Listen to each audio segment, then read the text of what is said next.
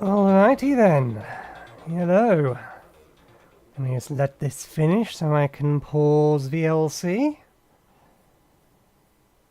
Bring the windows to the foreground that I need in the foreground. Let's come over to the client. We want to enable the special source. And we want to go to the main scene. The special source being I've re-enabled this, which isn't working. Why are you not working? Is it not left control? Why is mouse change screen not working? This used to work. It is left control, number pad 0, which is what we did. It is running, isn't it? It is. Does it need... Ah, my bad. It needs to be running in admin mode because OBS needs to be running in admin mode. So it can't issue a control to OBS because that's still not working. You used to work. Why are you broken? Why are you broken? I've not changed the commands. The commands still work. It's not giving me an error on the script. Left control number 0. If I do that from outside of the game window, no. Runs 10 times a second and monitors the mouse position on the screen. None of this should have changed, so all of this should work. The resolutions are all correct. And then it should send control, left control, number pad 2, left control, no, that's right, number pad 2 would send that.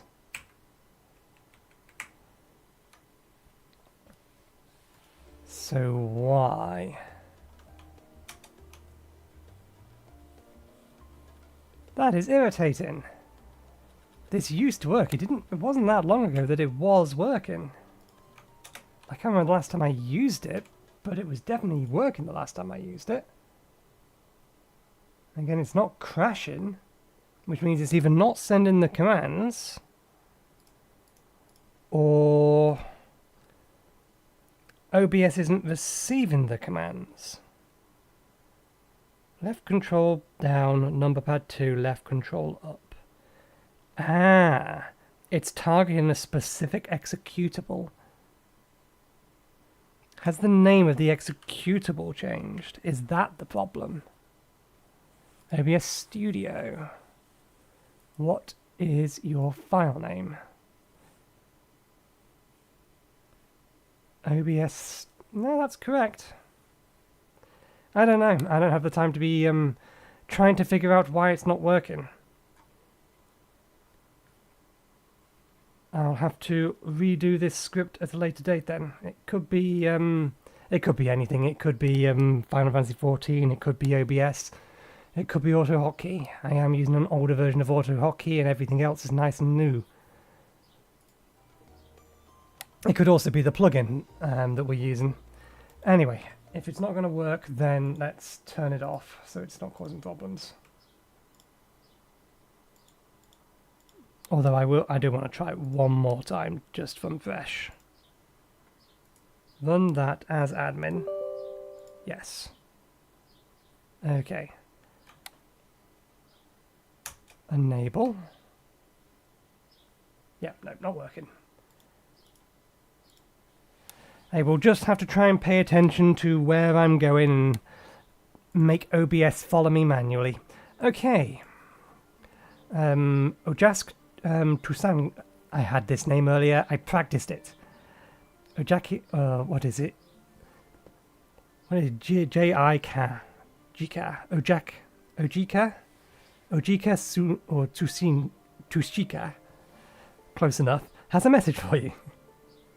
Welcome back, Nathan. I've just had word from Arnveld. It seems he's managed to secure passage to Turalia aboard a guild ship vessel. Why don't you wait in the main hall while I go and inform your travelling companions? It should take only a moment. That is quiet. Did I forget to bump the volume back up? I forgot to bump the volume back up. better, much better.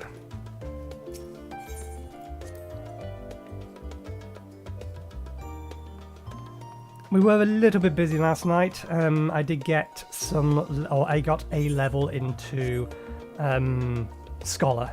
So Scholar's actually now level 91, which means our Viper level will increase pretty quickly, initially.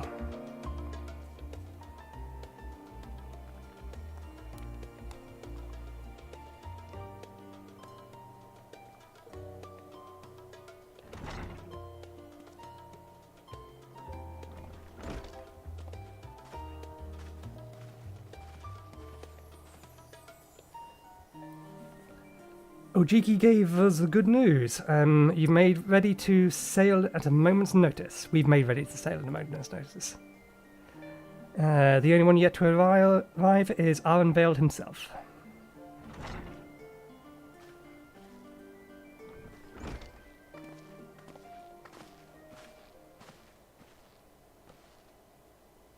Ah, you're all here.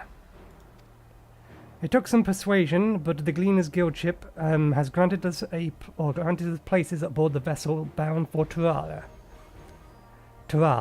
Why did I have struggled to say that for a second? It's not a hard word, it's Tural. There'll be other passengers, researchers and artisans and the like, so we need to share deck space.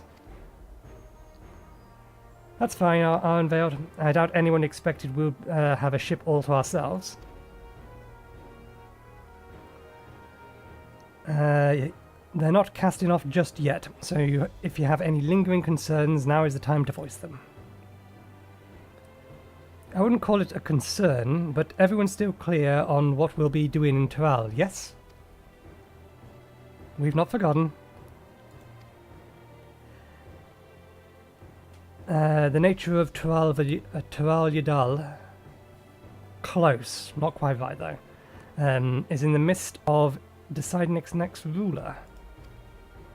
Turalia. I'm thinking of the wrong name.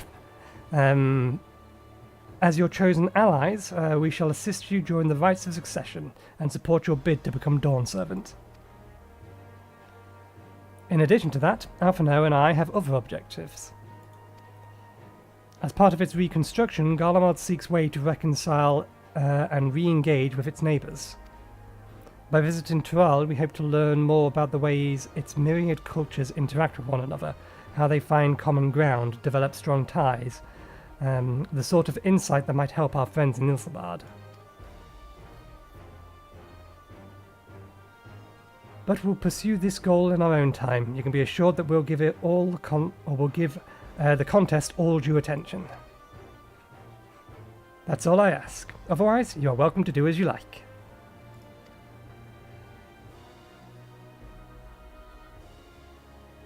You wanted to find out about your grandfather, right, Kryl? Yes, as far as we could determine from the old missives I found, he had been tasked with investigating the Golden City by your father, the Dawn Servant.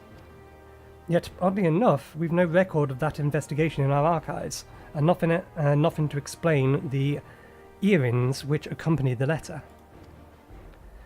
Thus, for reasons both official and personal, I shall very much like to get to the bottom of this mystery. I'm sure there'll be a chance to speak with Papa. You'll get your answers right from the source. I look forward to meeting him. In any case, you're not the only one with interest in the City of Gold. The Golden City is a children's bedtime story. I'm part of this expedition only because the Third Promise has commanded that I serve as guide. Still playing the part of stoic servant, I see. What of you? Don't you dare tell me you've changed your mind. Wouldn't dream of it. Hoist sails and let the wind take us as she pleases. We won't make you Dawn Servant by standing here talking about it. I go wherever adventure is to be found. All true statements. Which one do we want to use? I go wherever adventure is to be found. We won't make you Dawn Servant by standing here and talking about it. That's whatever we agreed to. So yeah. Let's just be direct.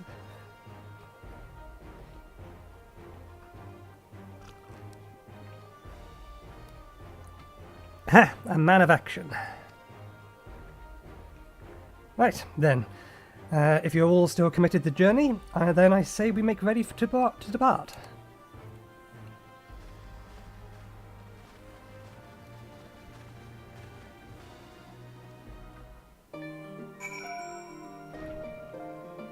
Alrighty. Nope, just standing right outside.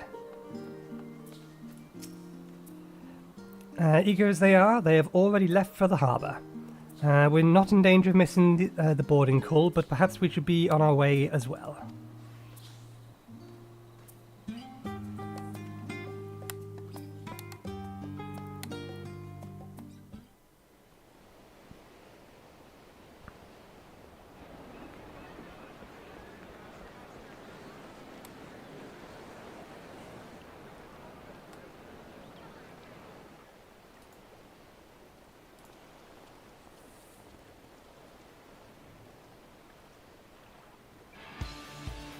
Savoring the moment? I can feel your excitement, your eagerness to explore the unknown.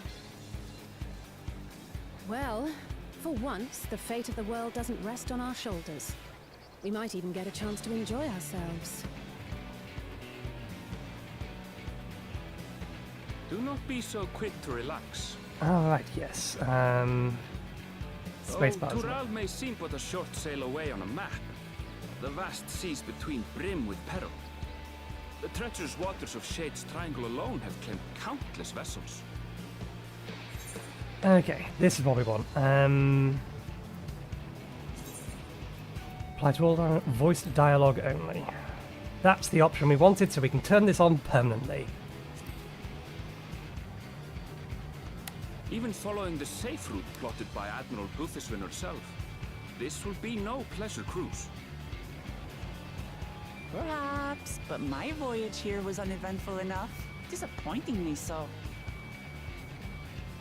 Either way, the two of you have first-hand experience, which will be of great comfort in the days ahead, I'm sure.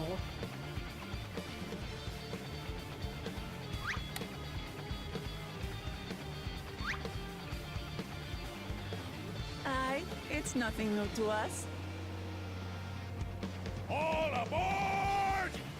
We're casting off! It's time. I trust you have everything you need? Naturally.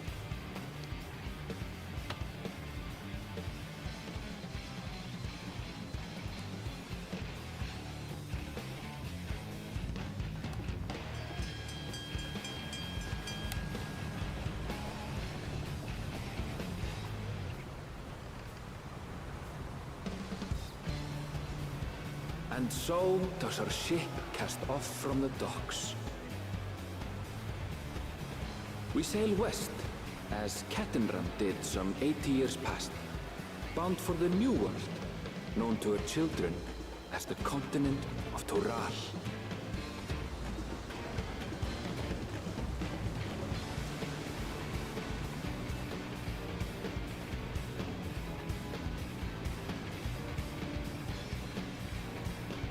Just wait, Papa. When this contest is said and done, it'll be your daughter who sits the throne. Me, Wuk Lamat.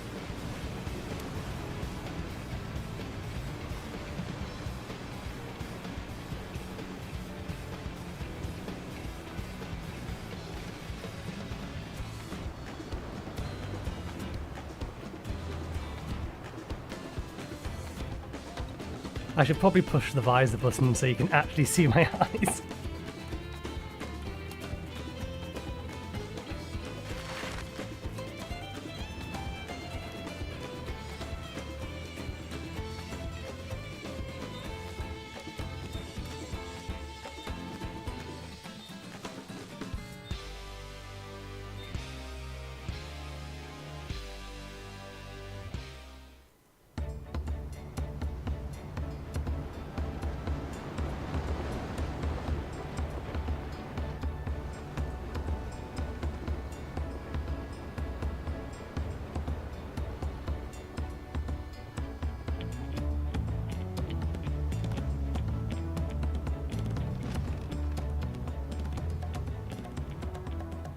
Smooth sailing so far?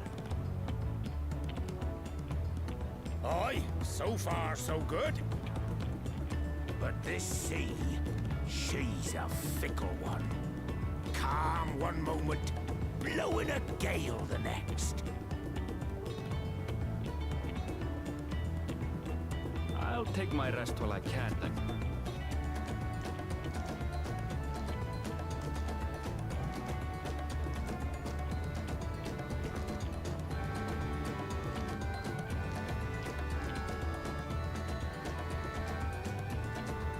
We left port what seems an age ago now, and we've seen naught but open water ahead. I knew Tural was far, but it's another thing to really know.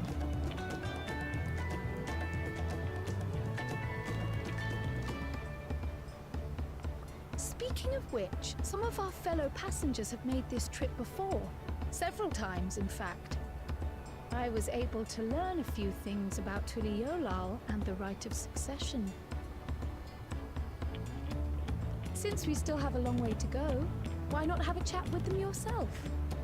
I'm sure you have questions of your own.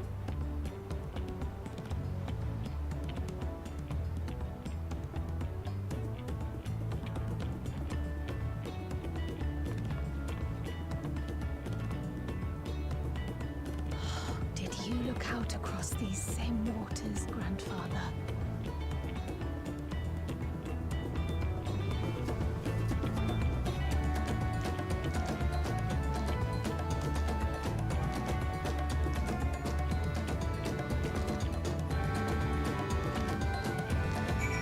Okay, let me just confirm. I'm very sure that's all the visor button does.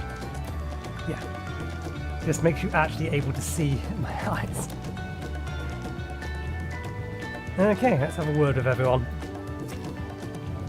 Deep breaths, deep breaths. Completely preoccupied, fair enough. I can feel my edge starting to dull in these long voyages. How about some light sparring later?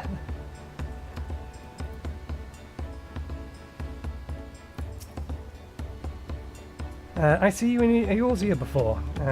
You great and formidable hero.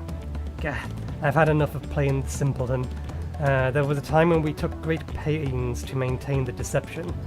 But with more of you Eorzeans coming to Tuliyollal, it becomes impractical.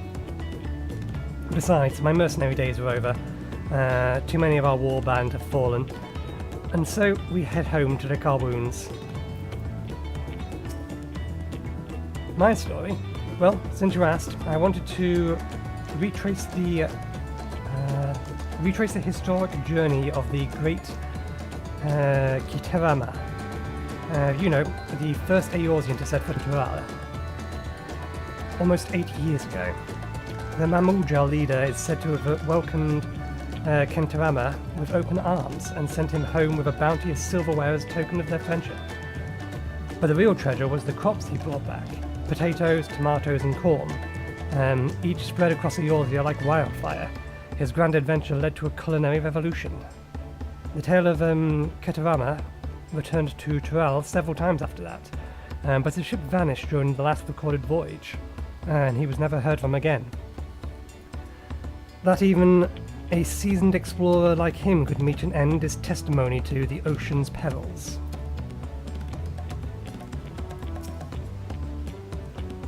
I heard Arenvel was looking for passage to Tuliyollal, so I managed to squeeze his party aboard one of our chartered vessels. As fortune would have it, we had just scheduled an expedition to Tural. Okay, we can go downstairs.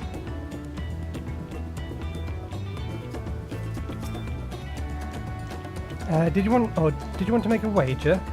We're taking bets on who will be sat next in the Dawntrail's shiny chair. There are 4 claimants in the Rite of Succession, young Wuk Lamat being one of them, of course. But from what the Mamujal bloke was telling us, the other 3 are all strong contenders. Not too many keen to risk their coin on the third promise.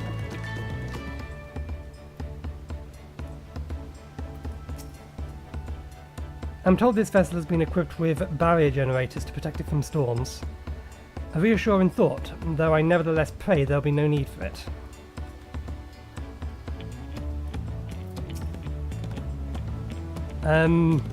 Oh, you're sitting on it. I thought you were phasing through it. An adventurer, I presume. I'm a merchant myself, based in Uldar. Speciality imports and exports, Eorzean and Tural both. If this is your first crossing the salt, as they say, I do remember that the society... I do remember that the social mores of Eorzea are not necessarily the same over yonder. Consider this. It is not uncommon for the various races to be referred to instead by names of certain clans. The Makote, I have no idea how to pronounce that. 2 H's. The Hietsua, the Hofgar, the Exbrea. Not because every member of the clan is of the same race, mind, but because many individuals of said race are associated with that clan. Fair assumption, in certain cases. But take care not to give offence. Arnvald, you down here? Oh, that's not. No, that's not. That's not what we meant to do. I wasn't expecting it to let me just go back to old Charlie like that.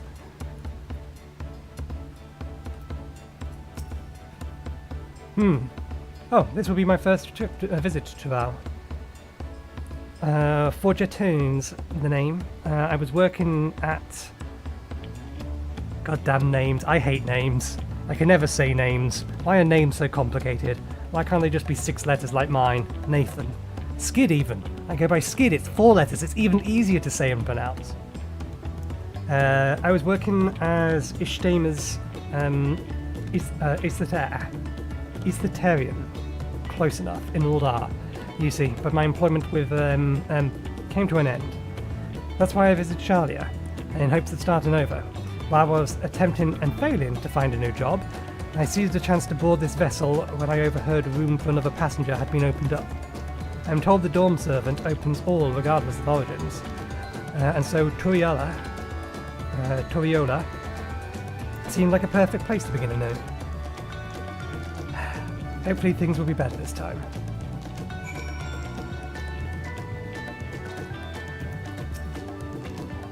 Did you learn anything of interest? Oh, I hadn't heard about the clan names. We should have Wuk Lamat and Arnveld teach us the ones we should know. Actually, it's getting a little chilly up here on deck. Let's gather in the cabin.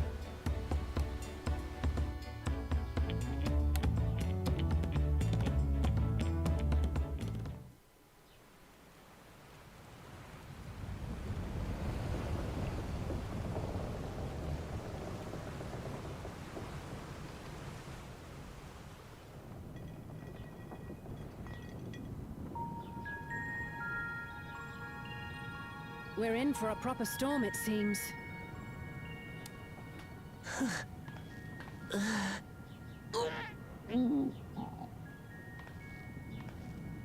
How's your stomach? Any better?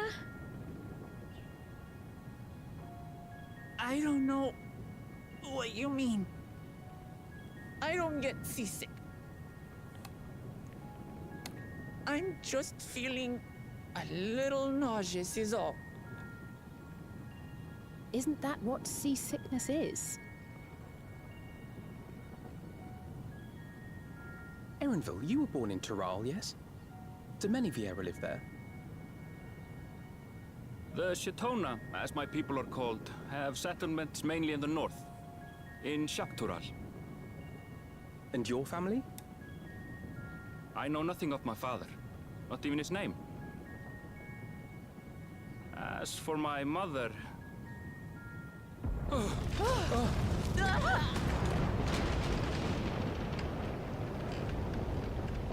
the teeth of the nomads? Reef that sail for the last snaps! Oh dear. Watch! This wind's too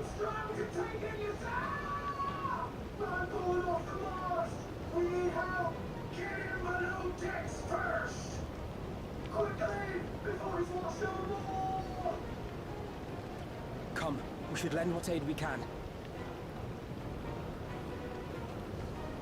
And here's me not as a healer.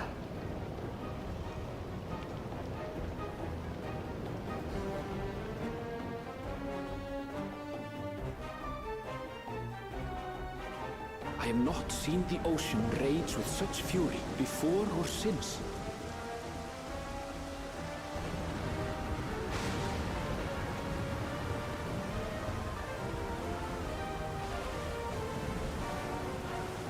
The heaving waves tossed our ship about like a toy, sending sailors tumbling. The dauntless Alizé, quick to the rescue, was almost lost to the sea herself.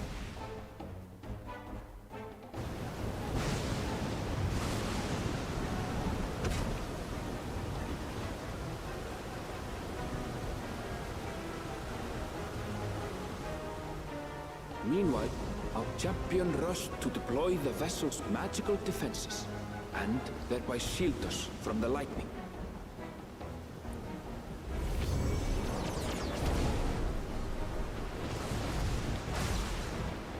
What an extraordinary life he must lead to be able to operate such a device with practiced ease.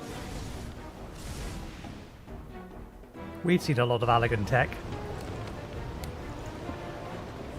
Wuk Lamat, too, threw herself into the rescue efforts, though one might have mistaken her for another soul in distress.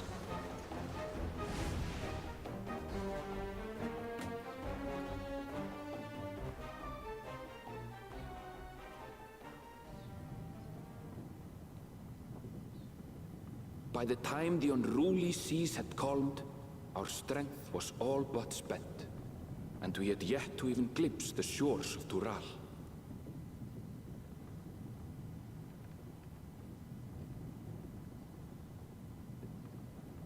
In retrospect, of course, that battle against the storm would prove a fitting prelude to the coming contest for the throne.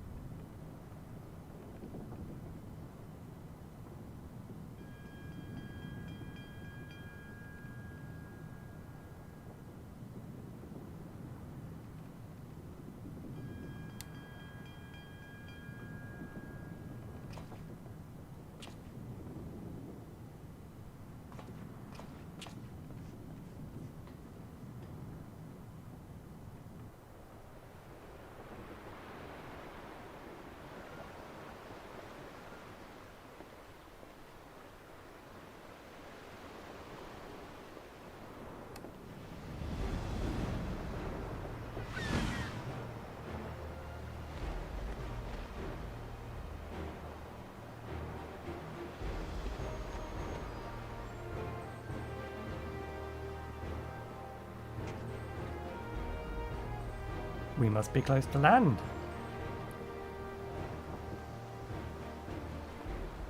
Morning. Joining us for some fresh air? Seems my belly has settled along with the weather, but I'll feel much better once we're on solid ground.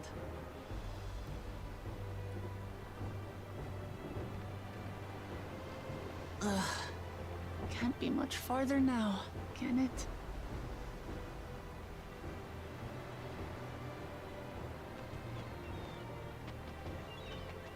Seabirds.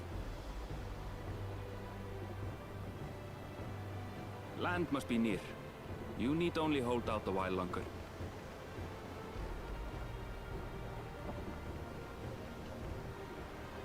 For a dark moment, I thought the ocean might swallow us. Glad to have my pessimism proven wrong. In other good news, I examined the sailor who took a fall, and he's faring well. I'm sure he'll make a full recovery. Good news indeed. If all's well, then we needn't delay in launching the landing boat. Ships have to lower anchors some way from shore. Too close, and they risk having their underbellies ripped open by the reefs that crowd Tuliyollal's coasts. Come.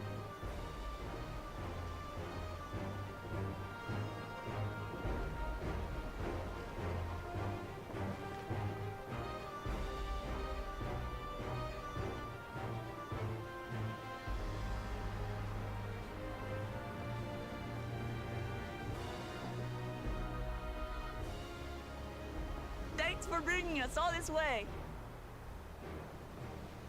Ha! We only did what we were paid to do. Couldn't hardly set you adrift halfway. If anything, it should be us thanking you for helping us through that beast of a storm. As a matter of fact, everyone's starting to fancy your chances in the contest. At this rate, we won't be able to lay wagers no more. Then I better not let you down. Oh. Easy, stomach. Easy.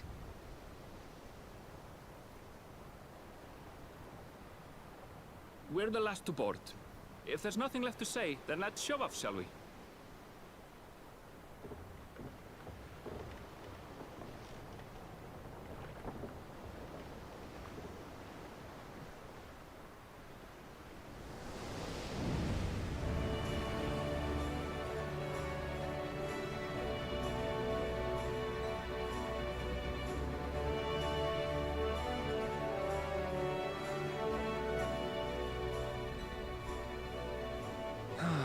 Blue seas, clear skies, and boundless possibilities. I dare say our destination will soon be in sight.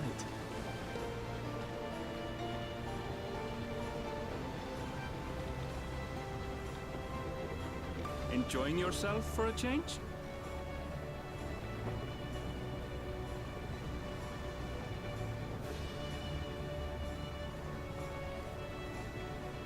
There, look, my friends. Behold the scene of our next great adventure.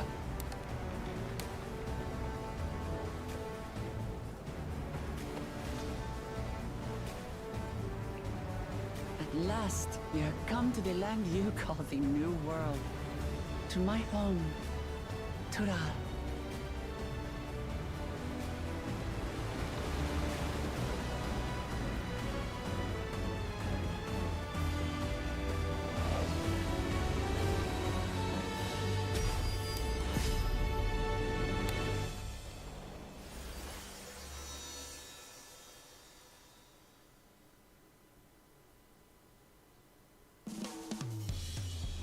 But what of the other scions?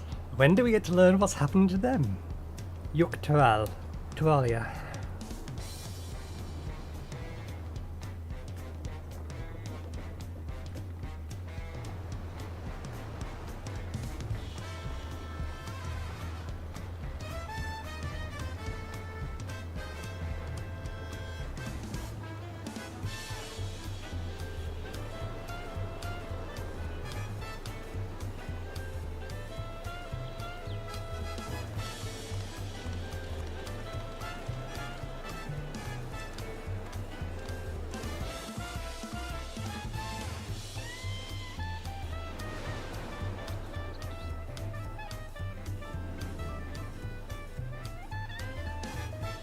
I see a climbing puzzle. We're not going to worry about that.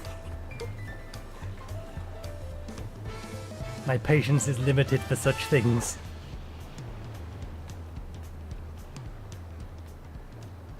Gods, I've seen cities with an impressive mix of cultures, but this is something else. Is that a... No. I've never seen Vanu feathers in that color before. You'll find much here you never knew existed. There may be a sea route now, but visitors to Tuliyollal are still few and far between. And as we don't build seafaring ships, only a handful of Turali ever venture abroad. Mamulja sellswords mostly. Those willing to play the fool sail with Lominsan merchants to secure employment in Eorzea. I suppose that makes us a rare sight in your country. Rare and currently undocumented. Were there some forms we should fill out, or...? Forms? Did you forget who you're traveling with?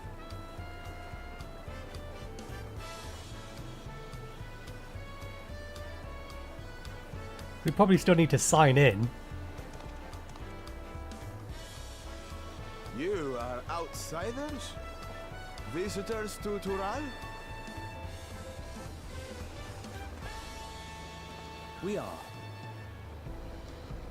Our nation is soon to hold a Rite of Succession to choose its next Dawn servant. We will not abide interference from foreign agents seeking to foment trouble. What brings you to Tuliyollal? I can answer that. These fine people are allies in my succession bid.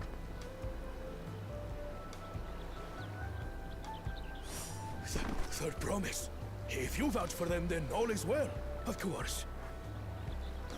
Please, accept our apologies. The double take. No need to bow and scrape. That our soldiers are so diligent in their duties fills me with pride.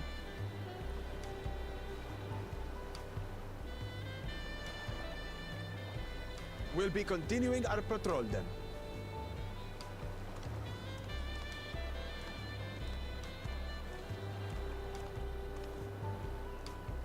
Well, well. You really are a figure of authority here. Are you suggesting I don't look the part? You don't act the part. Anyway, first things first.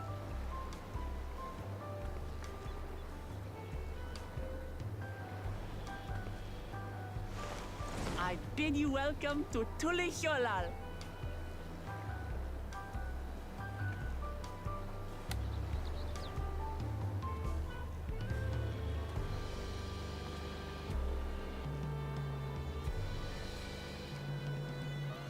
First things first, we need to go touch the shiny rock, and then all other smaller shiny rocks.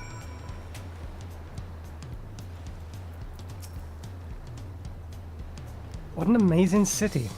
As lively as Uldar, and even more colourful. According to Arenveld, the Vanu I thought I saw belonged to a clan known as the Hanuhanu. It seems they share more than a physical resemblance. I wonder what kind of trouble these soldiers are expecting. It's so nice to feel the familiar breeze again. I wasn't sure my stomach would make it. I have no idea where that whistle came from. My apologies if that peaked the mic. It doesn't look like it totally peaked it, but I heard it. Well, despite the storm's effort to the contrary, we are here, safe and sound.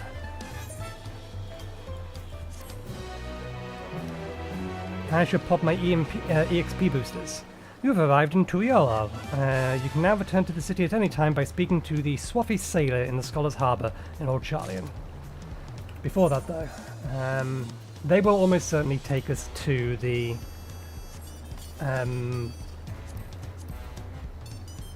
Aetherite, so I'm not going to worry about running up there and getting it first.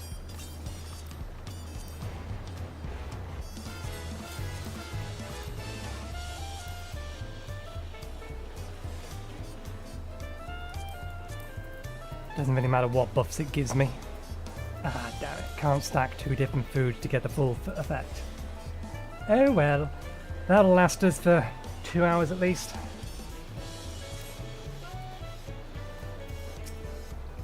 I would ask if the journey tired you, but I'm sure you've endured far worse.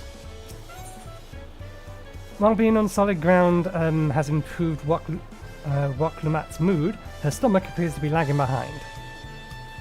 Ooh, new weapon. I wish I could see what's in, or the weapon in the chest before we open it. Our existing weapon, however, is 660, so... Right then, first things first.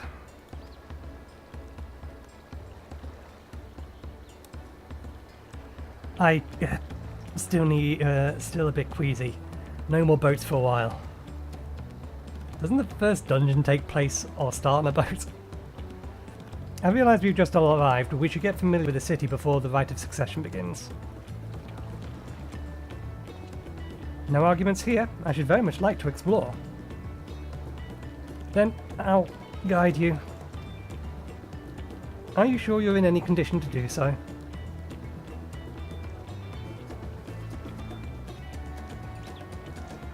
Aha!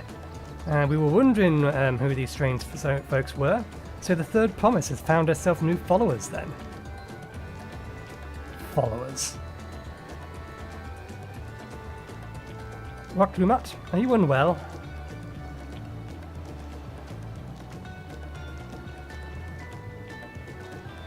No sir, not at all. Couldn't be better. The Third Promise does not get seasick. No sir.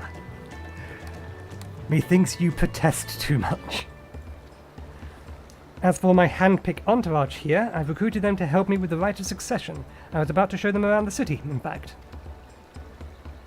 That sounds lovely. But a group of foreigners is going to attract attention, especially if they're in the company of the Third Promise. Everyone will be curious. We certainly were.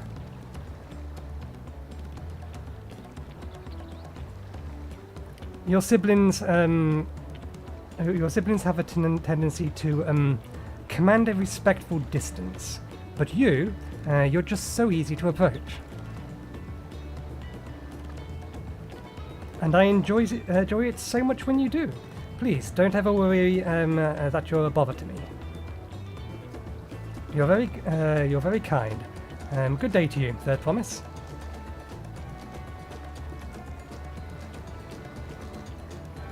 They did have a point. Wuk Lamat is technically royalty here, like it or not. A person of her station surrounded by this many outsiders is bound to draw a crowd. Wait, what do you mean technically? I suggest we move in two groups as to attract less attention. Just technically ignore me then.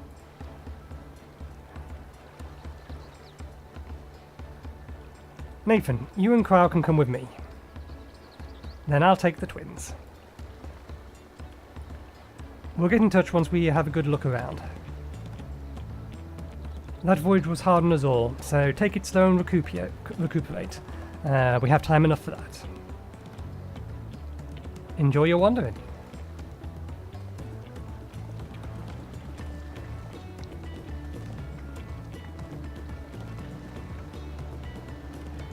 Perhaps we should wait a bit, at least until Wuk Lamat's nausea subsides.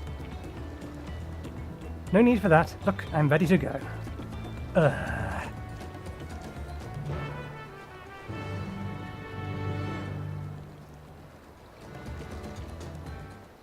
That's a good point. Kryle isn't playing a healer anymore.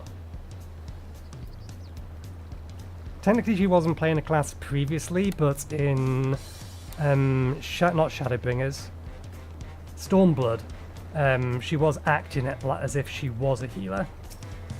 After all, she told my scholar self to stop gawping and heal. Tuliyollal isn't going anywhere. Let's give Wuk Lamat a little more time. I'm fine now, really. I can't stand around all day, feel sorry for myself. What with the contest looming and all. Now then, seeing as we're already here, might as well tell you about the harbour. I've already mentioned the reefs in our coastal waters, which explains why you don't see any big ships moored at the docks. Only vessels with shallow drafts can navigate the bay, mostly small fishing boats or barges ferrying cargo up and down the river from inland settlements.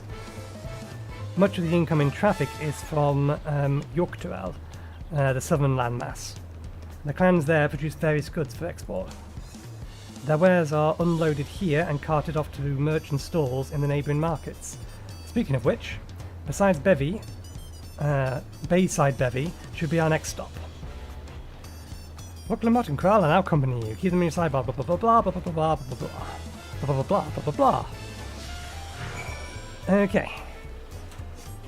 Map. Map usually has the special locations that you can visit on them. Those circular things. Let's have a quick look at the map. I'll drag it on screen rather than...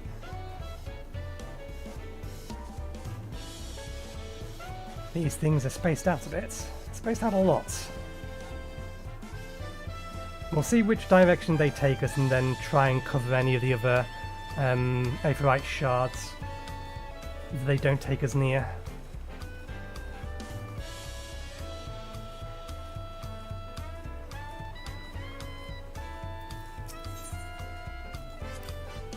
Wandering around this city is so exciting. Unfamiliar wonders everywhere we look. This is Bayside Berry, Tuliyoll's largest marketplace. Being right on the harbour, everything from fresh fish to imported wares goes directly to the shelves. Anything you want, they most likely have.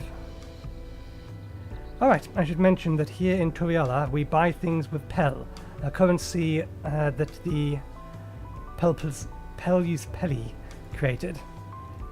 But don't worry, more and more trade is coming from Eorzea, so most shops are happy to accept your gil. Also, oh god, I know that this should be pronounced. It's Washumeki Meki. Other markets to the east of here, but can wait for another time. I have other places I want to show you first. Next, we can head back a bit, then northward up the stairs to a certain plaza. I can't wait to see the look in your faces. I mean, we could see it from the entrance. You're going to take us to the Aetheryte Plaza.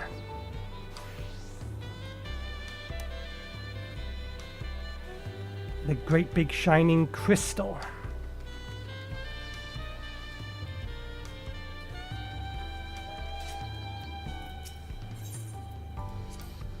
It is reassuring to know that we can use our gil for shopping here. What do you think of that, huh? Goodness me, you have an Aetheryte in Tuliyollal. I think I told you before, but my brother, Kona, spent 3 years studying in Sharia. He fell in love with the nation and its ways and brought back to us the knowledge of the Aetheryte construction. Papa warmed to the idea at once and had one built immediately. Did you do the attuning thing, or are you ready to continue? We'll head down then up the slope to the right, right at the top of the gates, which leads to I think that's just Ihuykatumu. Let's make a stop at Bright Plume's post on the way, though. That's the headquarters for the Landsguard. This is something we absolutely must not forget. Okay, one assumes we cannot summon a mount here. Yep. Where are you taking us?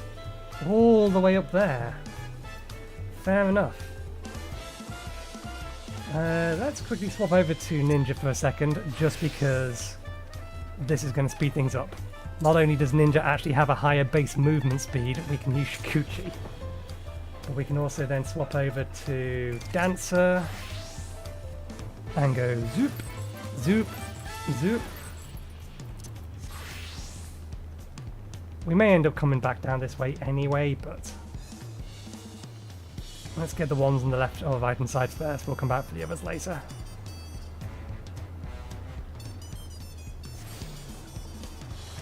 I think there's at least one other class I can technically switch to use a movement ability. I think it's Dragoon. You can use their backflip ability.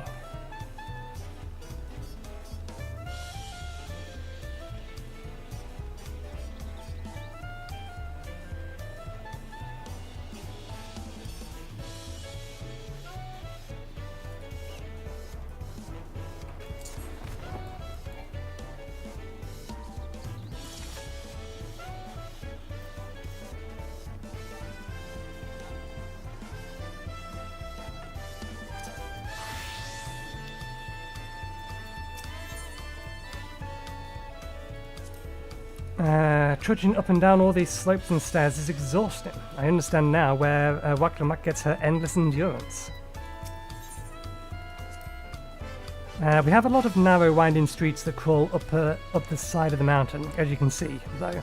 The builders have made sure the city's main thoroughfare were wide enough to accommodate wagons.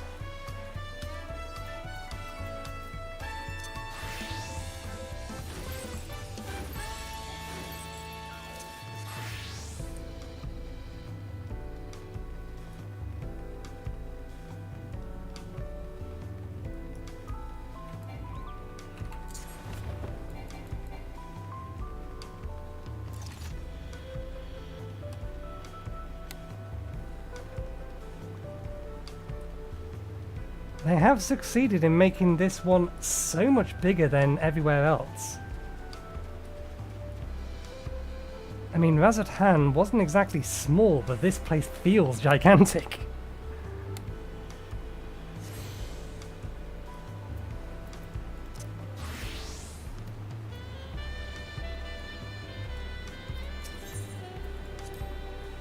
Thank God for Aetherites. Though I don't share Wuk Lamat's dislike of ships, I'm not especially eager to make that voyage again. Here we are, Bright Plume Post. The soldiers stationed here are responsible for defending Tuliyollal and preserving the peace. The Lands Guards are led by our nation's strongest warrior, so naturally Papa has commanded them since the beginning. At least until 3 years ago, when Zuralja took over as commander. The title is no empty honour. It means the first promise is considered equal to the Dawn Servant in martial strength. Meanwhile, I haven't even managed to... Well, I'll discuss my brother and their accomplishments later. Alphino and Alize should be around to hear it too. Come on, it's time I showed you the Skygate. It's right at the northern end of Talon March. So, again, it's up here. Not up here, up to here.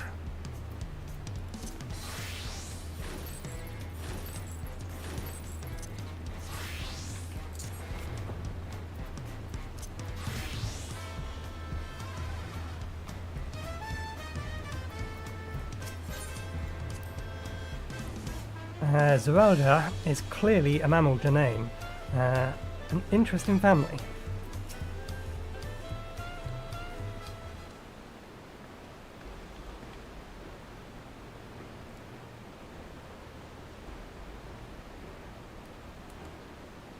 Massive, isn't it? And on the other side is an equally massive bridge to march. Both were constructed by races of giants. The Yokhua. Strictly speaking, Tuliyollal is actually two separate continents. Yoktural, the southern landmass of the mother, and Zaktural, the northern landmass of the father. I wonder if the Y and the X in those names is deliberate. Not just a coincidence of naming, i.e. its X and Y chromosome, which lies beyond the bridge. Legend says it used to be one giant landmass, but long, long ago the two gods fought a titanic battle. When one threw the other to the ground, the impact was so devastating it split the continents in twain. A familiar sounding tale. I'm put in mind of the conflict between Hydaelyn and Zodiac. But getting back to Zaktural, those lands are also part of the Tuliyollal nation, correct? That's right. Isn't my father incredible? He united peoples of two continents into a single nation. That many clans of Tural have been at war for generations. It was only when Papa travelled the lands and put a stop to their myriad conflicts that we finally had peace. And that's the main reason I want to win the throne, so that I can preserve the peace he built.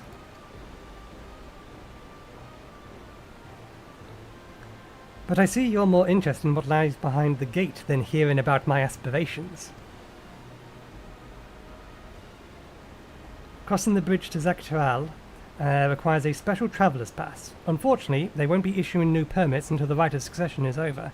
I promise to get you one when I'm Dawn Servant, but until then, you'll just have to wait. Then I'll make sure you win, mark my words. I wish we could go there now. I'll hold you to that. No, we'll make sure she wins. There is adventure behind that gate. We ain't about to ignore it. You really mean that? Woe to anyone who stands between you and adventure. Quite right.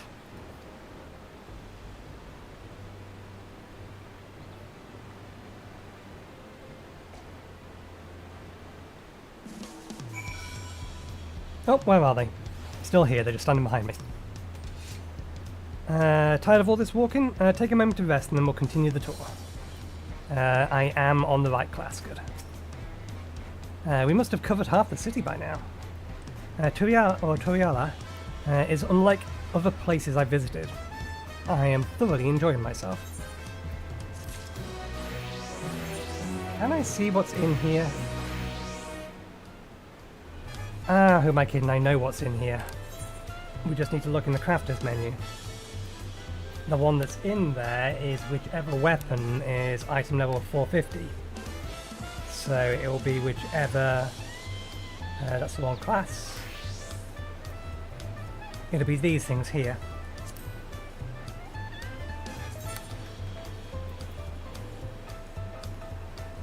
They actually don't look bad.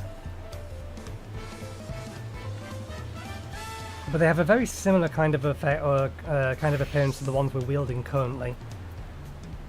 Generally speaking, what I end up doing is I usually end up saving. I know I put it in triple monitor view, that was deliberate. I end up saving saving these just to convert them later for what's it called? Desynthesis. Because I almost will always level a class using the capstone tome gear from the previous expansion, with the exception of well, we'll still pick up gear as we go that's higher level, but certainly I will always start leveling a class with that capstone gear, so anything less than 660 is of no use to me.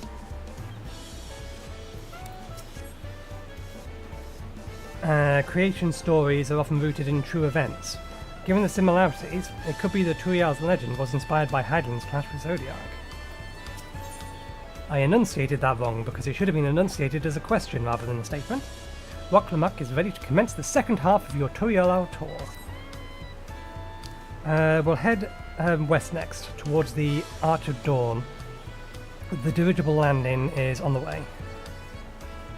You have dirigibles too? Tuliyollal certainly doesn't want for methods of travel. We get by. Now, if you've seen enough of this area, let me know when we're ready to continue. I imagine you still have the same thing to say. Yes. Okay. We should be able to use the Aetherite. Oh, damn it. We should be able to use the Aetherite, but the game doesn't want us to.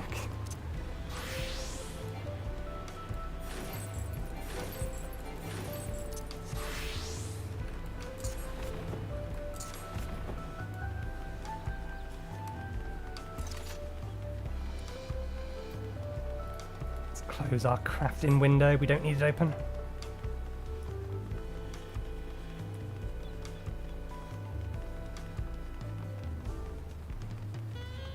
I do need to head back to the Aetherite Plaza at some point because I need to register it as one of my 3 locations. Where are my current 3 locations? I've always had Idashire as a free location. That's a half-price location. And we have 3 Half-Life locations. We can probably get rid of Rauga's Reach at this point.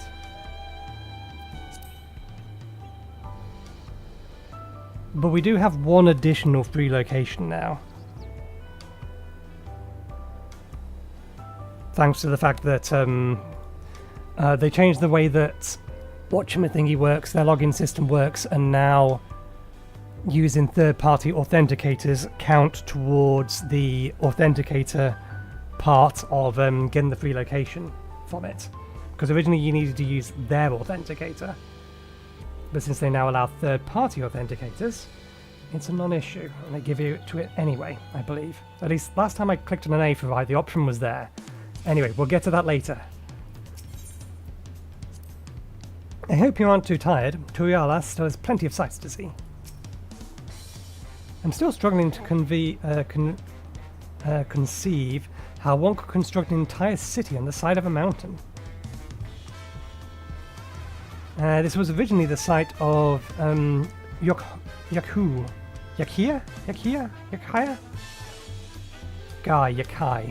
Temple. The giants built it when they were first making the bridge to Ihuykatumu to appease a god who slumbered in the great ocean trench. After Yakai withdrew, the temple stood empty for centuries. So when Papa was established in his new nation, he saw a structure he could refurbish into a palace, sitting practically at the centre of Tural. He gathered artisans to do the work, and the houses were built for themselves, and the houses they built for themselves became the foundation of the city you see today. Speaking of houses, we'll be passing through the Resplendent Quarter, the biggest residential district in Tuliyollal. We climbed these sets of stairs here, all the way up.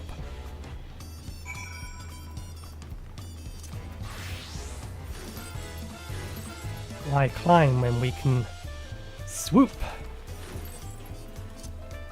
and teleport? Where are we heading to? Just a little bit ahead.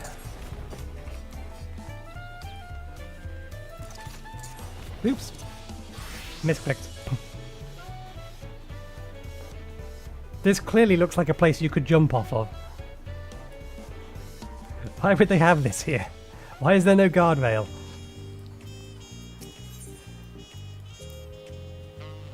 The sheer scale of the palace is incredible.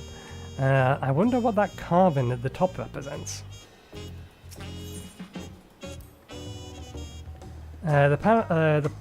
Papa's palace is called Volok Shuluna, which roughly translates to invincible resilience. You'll probably want to take a closer look, but we'll be coming back here later, so let's move on for now. It does look like the door is closed, and it looks like the Aetherite is on the other side of the door, so we shall continue down.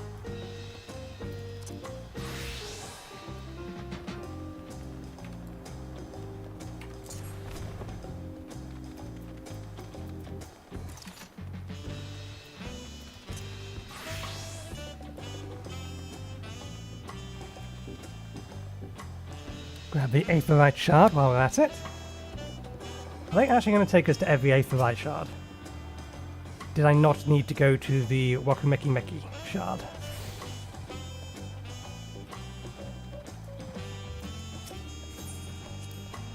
The stairs leading up to the peak can get pretty steep. Be careful you don't fall.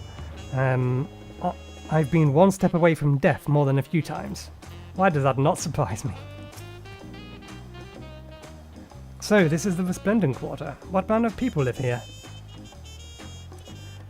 Oh, we have residents from all of Ihuykatumu's clans. Mamulja,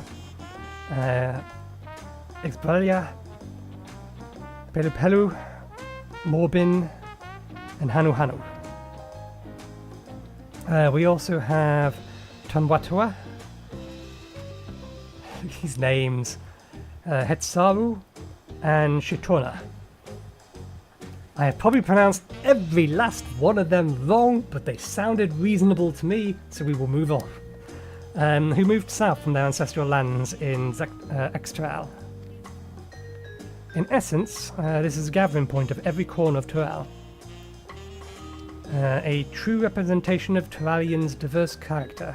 The adornments on each building contribute to the eclectic cultural aesthetic. It's also beautiful. I'm glad you think so. Come, we continue down the stairs. Indeed we do. We're heading over to the dirigible landing where there is yet another Aetherite. I didn't mean to pull that off. I didn't realise this wasn't locked. Try again.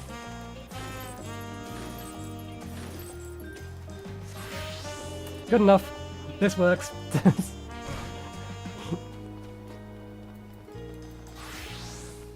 Was there actually a proper way down? Yeah, this looks like that was supposed to be a staircase there. Never mind. Jumping works.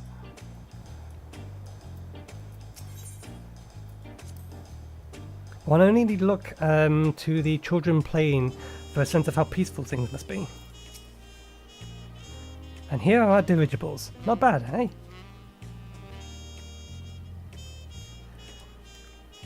I hear other nations use airships to sail the skies, but you'll only find balloons in Tuliyollal. We have them for the exact reason as the Aetherites. Konya brought back the plans from Sharlayan, and Papa thought them fantastic and commissioned their construction. This was around 3 years ago. Since that time, we've added flights to other settlements, trade with frontier communities.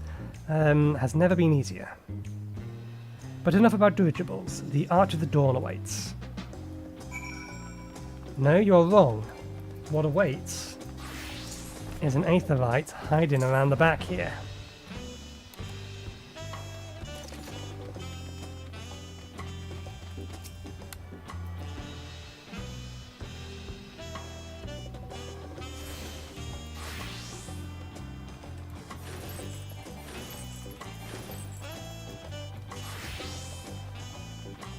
We should stay as Ninja, because Ninja has the...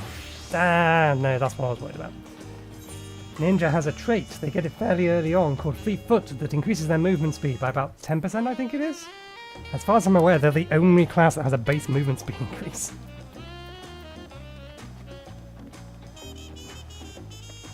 I suppose since we're passing by...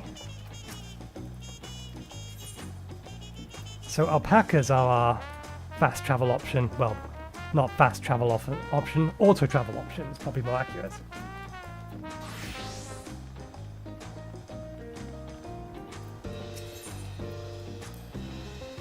Hearing about dirigibles reminded me of the Ixal and their flying vessels. But whereas their designs use several bladders, it seems Tuliyollal craft rely on one large envelope to lift them into the air.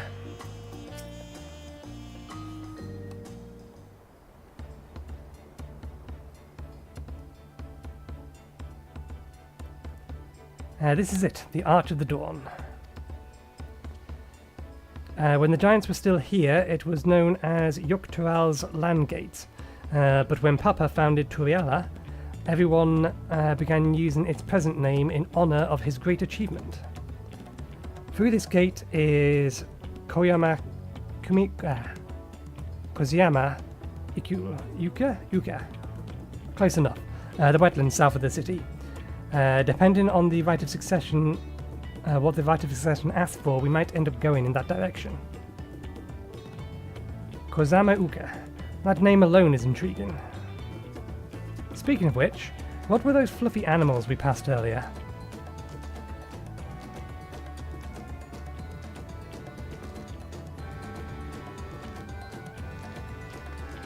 Ah, those are alpacas.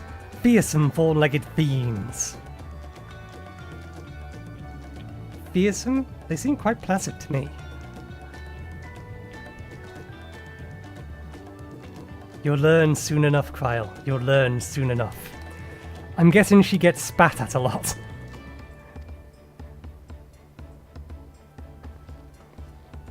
Yeah, but forget the alpacas. I have something far more important to show you. Come along.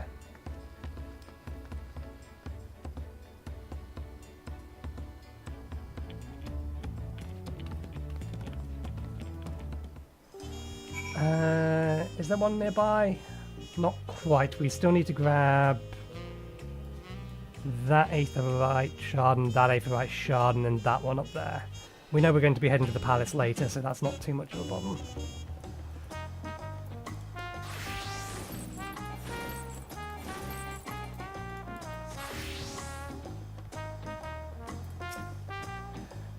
Are these pillars what Wuk Lamat wanted to show us?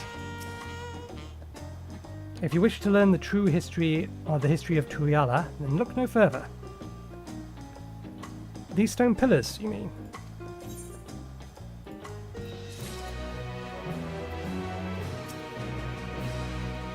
This spot captured Kryle's attention, good lord.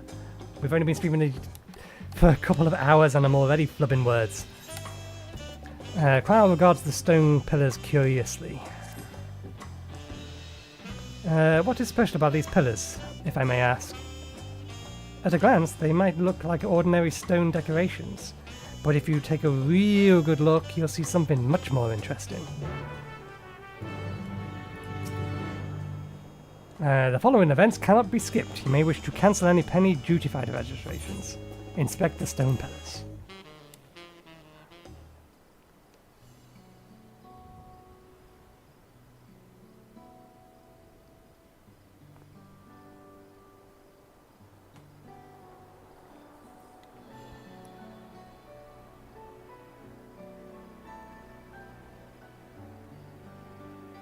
That one is blank.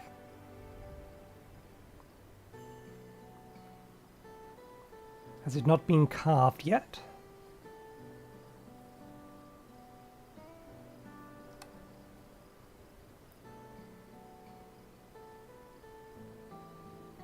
Pictures. Wait, no, these are glyphs. They seem to tell a story of a series of stories, many of them featuring a two-headed Mamulja. Oh, then this must be... That's right, it follows the exploits of my father, Galujada, and his journey to unite our lands. We call it Trial's Saga. Saga, Jesus Christ. Drink! That'll be a terrible drinking game to have. Have a shot every time I fumble my words. The deeds he performed and the bonds he forged, all immortalized in stone. There's no better way to learn of Tuliyollals, how Tuliyollal came to be. Study them as long as you like.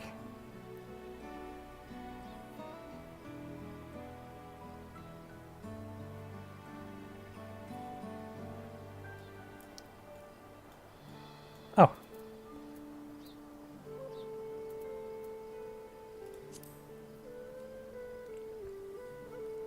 This pillar tells of the lay of the Brotherhoods. It depicts a scene where Papa granted an audience to the foreign explorer, Ket something, I can never remember the name. You mean Ketarama?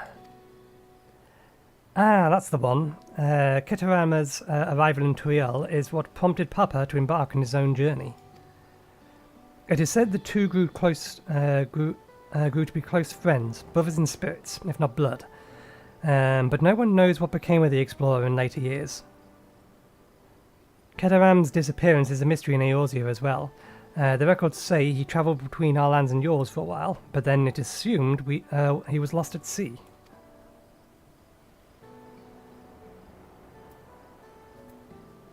Okay, good. There's a great giant tick when we have clicked one and read it. Here we have the Lay of Reeds. This is the story of when Papa visited the Hanuhanu in their village in Kozama'uka. The people Alphano almost mistook for Vanu, if not for the colourful plumage. He spent a fair amount of time among the Vanu in the Sea of Clouds, so it's no surprise he took an interest in your countrymen. I don't know how this is with your Vanu, but our Hanu are a bright and cheerful sort. They hold this one festival every year. Very famous and a lot of fun. That almost sounds like Chekhov's festival. If we do not get to witness this festival, then why mention it at all? This one recounts the Lay of Repas. As you can probably tell, the figure depicted here is of the... I'm sure they have said that out loud. I can't remember how it's pronounced. Brial, like me. For decades, the Brial and the Mamulja World War for control of the forest of Yaktil. The actions Papa took to end that conflict have since been hailed as the first steps in founding Tuliyollal. There is a clan of Hrothgar in Bosnia known as the Hellions. In their society, the women rule as queens, and the men serve as devoted subjects. Yet here in Tural, the Zabral men and women appear to be of equal stature. How dramatically culture can vary with location.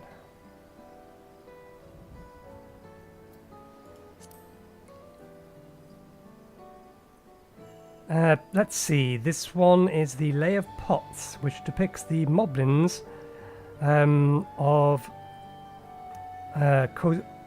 I've said this differently every single time, I keep doing that. Kozama'uka. There are way too many syllables in there. Never mind, moving on. They might wear odd masks and sound weirdly muffled when they talk, but the gold and silver work they sell is the best you'll find anywhere. Moblin goods are the standard when it comes to gift giving. Clearly the Vanal aren't the only people with distant Turalian counterparts. If you're done with the first half, we can move on to the second. I imagine clicking her is skip ahead. We'll leave the blank one till last. If I had to guess, we'll call it now. But this will be carved with whatever happens as the result of the first Rite of Succession.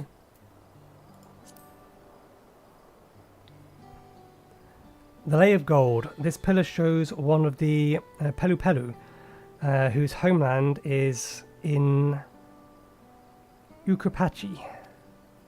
Having created our currency, the Pelu are rightfully known as the Merchant Clan. They oversee Tuliyolla's markets, and their travelling peddlers are a common sight no matter where you go in Tuliyollal. Do not let the size fool you. They might be mistaken as children, but beneath these masks they are clever and calculated traders.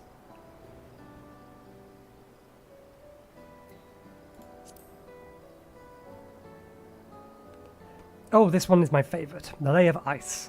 It depicts the battle with the legendary Tural Vidal, Vilagamalmada. Close. That is the boss of the first trial, but we said it wrong. I should explain. The Tural Vidal is a creature that has lived far beyond its usual lifespan and awakened to preternatural power. The Tataru, described in Far Eastern Auspice, Tataru. I did look to that, and I thought that looks like a lot like the name of our coin. What do they call a coin keeper? Yeah, it's Tataru. Tataru described the Far Eastern Auspice in a similar fashion. Could this be the same phenomenon? Velgamalda itself was dubbed the Sky Ruin, a name earned for the destruction and terror visited upon Tural every time it stirred from its slumber. But 8 years ago or so, its ruinous reign was brought to an end. After a great struggle, Papa and his comrades managed to overcome the raging Vidral and sealed it away in Urqopacha mountains. Despite his reputation, however, Velgamanda? It's close. It's wrong, but it's close. Valgamanda. Yeah. They'll say it eventually. Is also a symbol of power. That's why you will see its likeness on Tuliyollala's national emblem and adorning the banners at the palace. No mention of the Vipers. Seemed like an obvious place to insert the Vipers' history.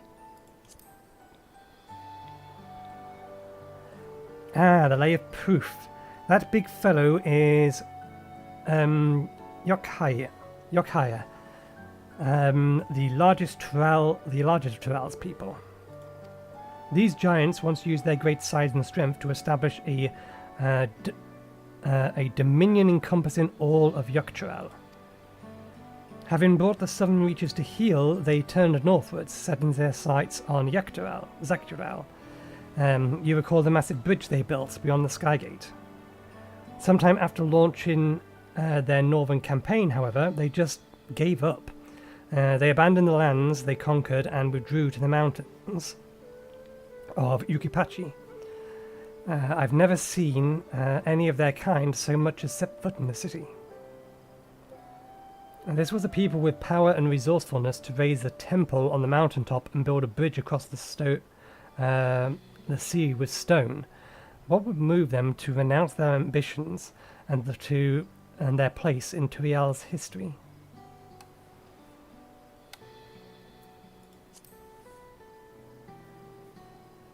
Oh, this one is unmarked.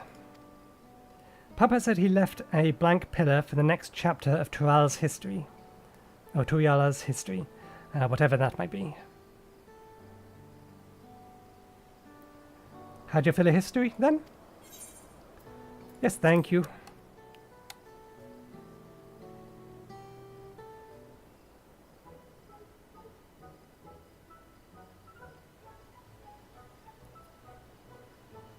Glad to hear it. You know, I feel awfully hungry all of a sudden. No surprise they're seeing. No surprises. They're seeing I couldn't get anything down for a while, but now that I think I'm ready to eat again. So let's go and have ourselves a bite of the local delicacy. Come, I'll take you to the best restaurant in the city. I like the sound of that.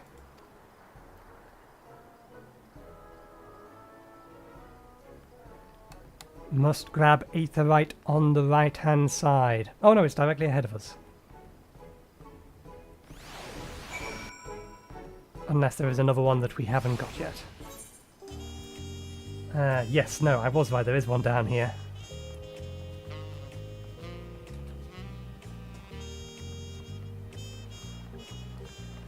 Well, given the number of people with cutscene markers, we're probably going to be coming down here at some point.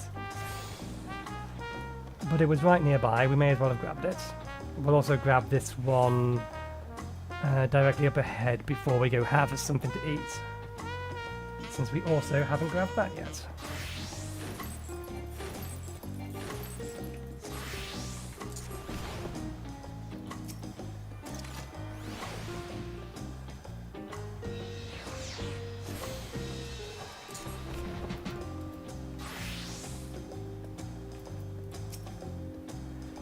What a lovely establishment. I'm reminded of the Bismarck in Limsa Minsa. Let me just have a look. Yeah, the only Aetherite shard remaining is the one near the palace. Have you ever eaten tacos? They're a Tuliyollal classic. You bake a crunchy shell made from corn flour and fill it with meats and salad. A lot of shops and stores sell them, but I like how they're made here at the... I'm not even going to attempt that. Best. And I need one right in front of me right now. Let's head downstairs and place an order with old Ihuykatumu. Yeah. Words. One moment, please. I need to be right back.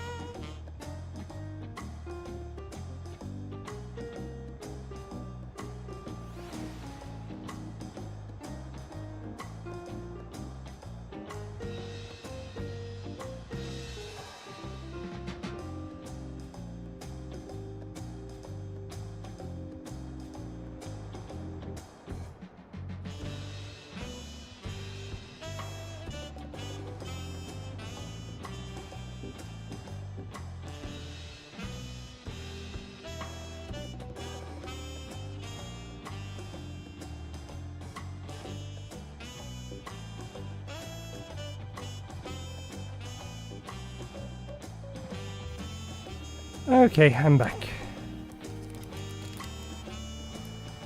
Apparently my Crohn's colitis is actually following its usual schedule today. Okay, where are they?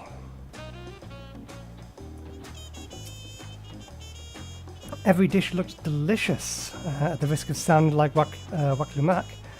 The mere sight of so much fine cuisine is making me ravenous.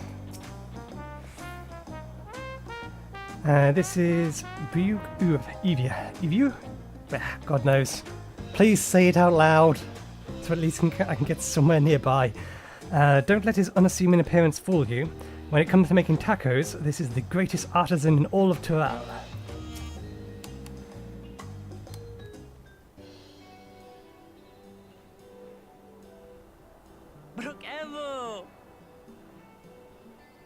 My companions must sample your heavenly tacos. One for each of us, please.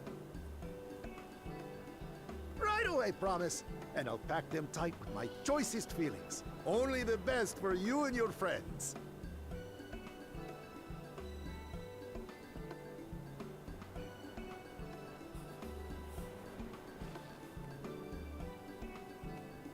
Did you hear the silver scares are back?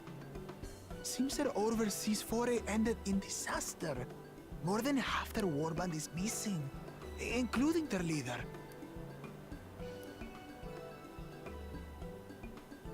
Aye. And now keen to rebuild their broken reputations, the survivors seek the Golden City.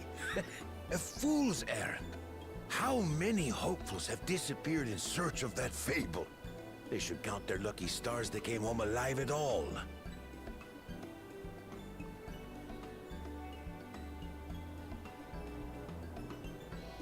The legend of the Golden City is well known here, I take it. It is, but as no one's ever seen it, many question if there is any truth to the tale.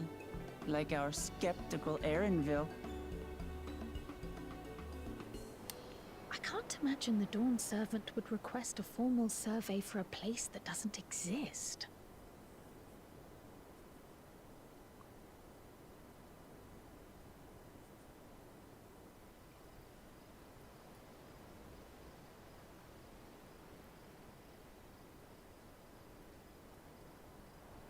Now to find a spot with a pleasant view to enjoy our crunchy spoils.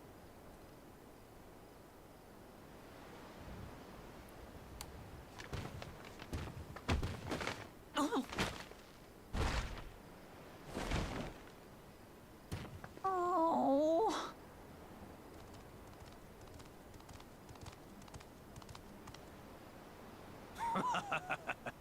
If it isn't the third promise. Oh, no.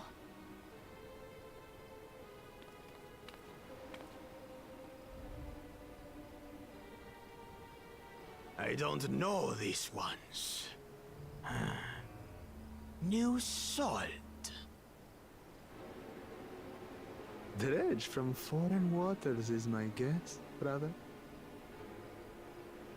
Of course, that's it.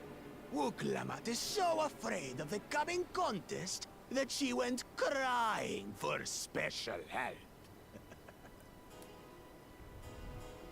Was there something you wanted, Bakul Jaja? The third promise remembers us! Such an honor! Glory on your name, brother.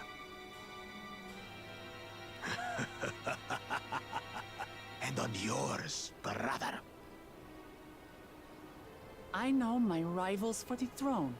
Nothing more. Another child of the Dawn Servant? No, this brute. We have no ties to their farce of a family. Unlike the sneevling housecut, we are blessed siblings, the ultimate chosen. We alone are fit to succeed Golul Jaja as Dawn Servant. All peoples are equal in Tuliyollal. Your heritage gives you no greater claim to the throne. Ha! Shall we test that idea here and now? See if your strength is equal to ours.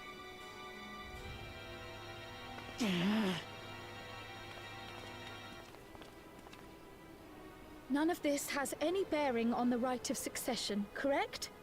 Best not waste your energies on pointless scuffles.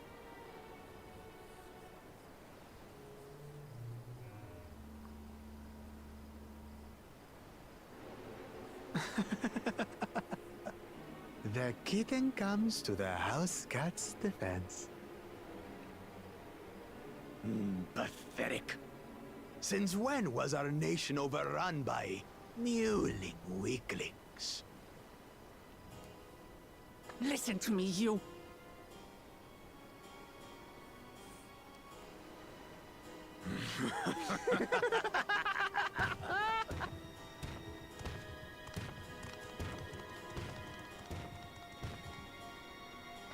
A two-headed Mamulja. I knew of them, but that's the first I've seen in the flesh. Some get it into their twin heads that they're destined to follow in my father's footsteps. So they travel to distant lands to hone their battlecraft. Those are likely the ones you've heard about. Are there other two-headed claimants? No, just Bakul Jaja. Even in Tural, his kind are far from common. The Mamulja people largely belong to one of three clans. The Hubigo, the Bunewa, and the Dopro. Every once in a great while, a two-headed offspring is born from a union between the brown-scaled Hubigo and the blue-scaled Bunewa. The child grows to possess immense strength, both physical and magical. Blessed siblings indeed.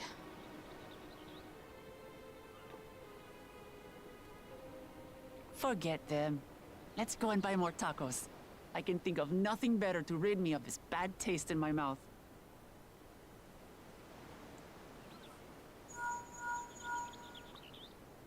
Enjoying your tour of the city, I trust. We've seen our share of notable sights and took a moment to rest. As such, we're ready to present ourselves at the palace for the Rite of Succession. Shall we meet you there? The palace it is. I'll let Wuk Lamat know. Destiny calls. Perhaps we can return for more tacos later? Why can't we get them to come here? So it goes. The six of us could have tacos.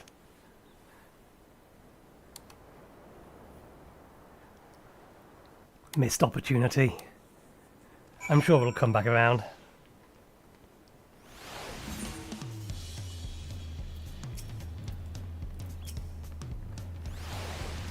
Book Evu, lovingly made tacos went to waste, and it's all that brutish Baku Jaja's fault.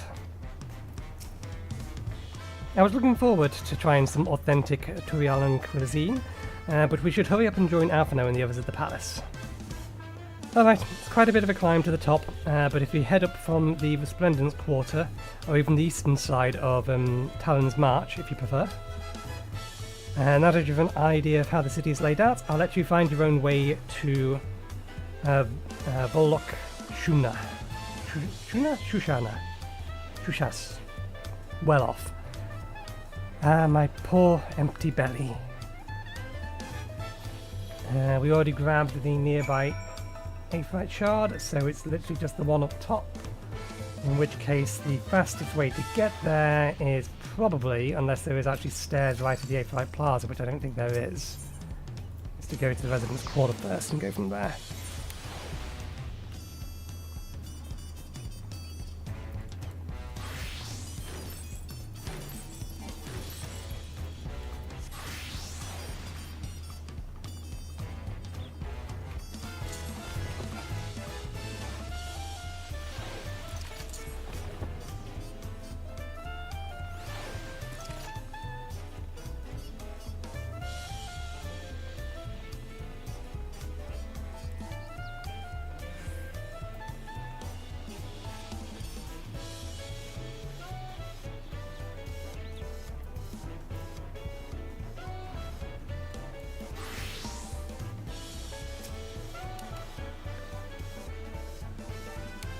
sure there's at least one other movement ability that we can use that doesn't share a cooldown. Excellent, we got them all.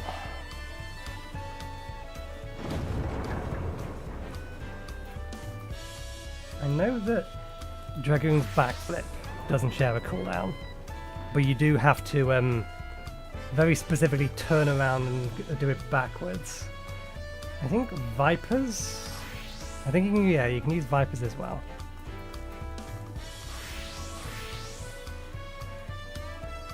Most of the others are gap closers.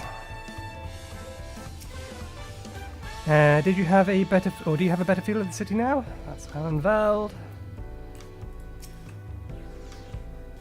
There are so many narrow, winding streets, but even if you get lost, all you have to do is keep heading up and you'll arrive at the palace eventually. The food is amazing. Passing Mamuja just let us try the food called Cherimoyan, and it was just sublime.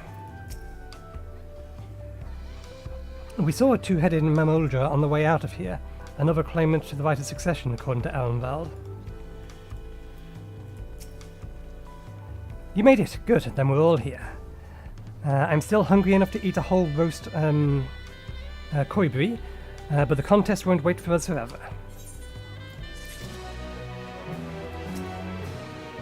Oh, I could ask Namiki to cook me up something afterwards. Upon speaking to Arenveld, several cutscenes will play in sequence. It is recommended that you set aside sufficient time to view these scenes in their entirety. Arenveld has been waiting patiently for your arrival.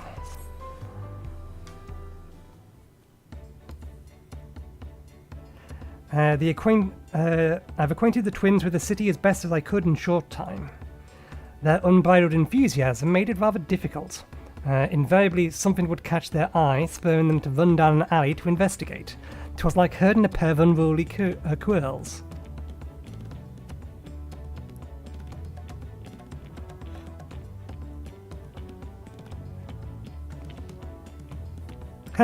I understand all too well. Charlian had the same effect on me. Right then. Now it's time that we saw the inside of the palace. Papa will want to know I'm home, and to meet the allies I've chosen. Given how impulsive he is, though, there's no telling what we might be in for.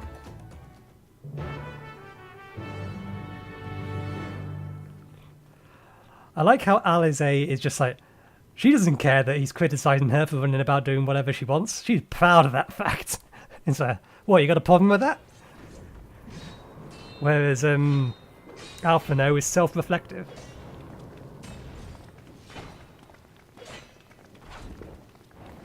It's Estinian!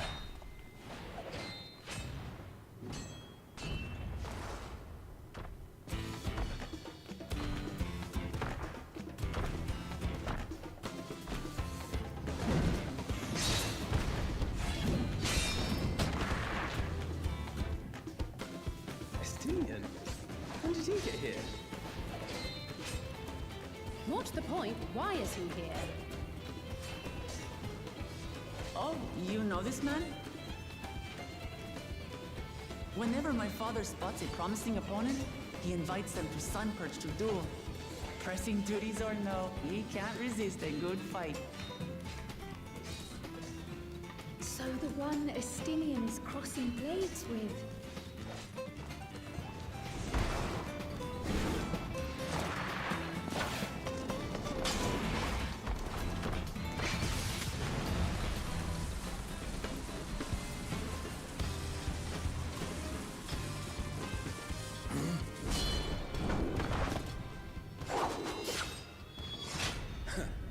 That will do, Spearman. I will receive my darling daughter.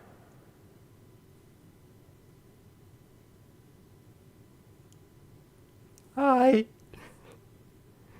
Know that you are the strongest I fought in many a moon, if not longer. It is the privilege of a life long lived to face such a formidable soul.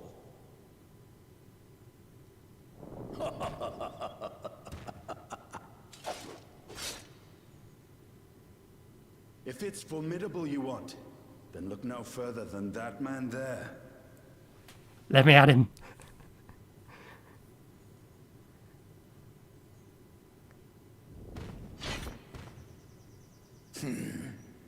I see you, warrior.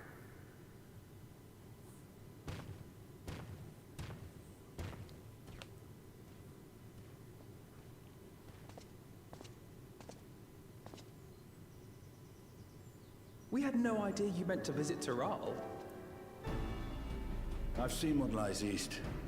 This time I chose west. And thus did our itinerant dragoon make his travel plans. You witnessed our bout. If you thought he was fearsome, that was with one head dozing. I'm not sure I understand.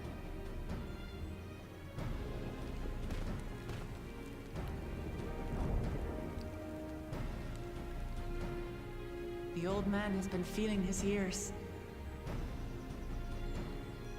The uncovered side is the head of resolve, and age has only deepened his love for combat. But the head of reason, wiser of the two, sleeps more and more these days. As I understand it, the veil helps with the restoration of his magical energies. Enough about me, Lamati. I want to hear of your adventures. Lamati.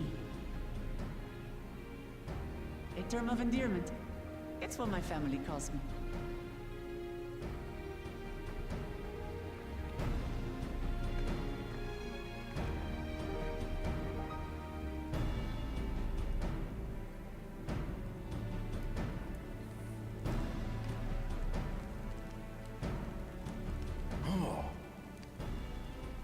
When last did we see you in the palace?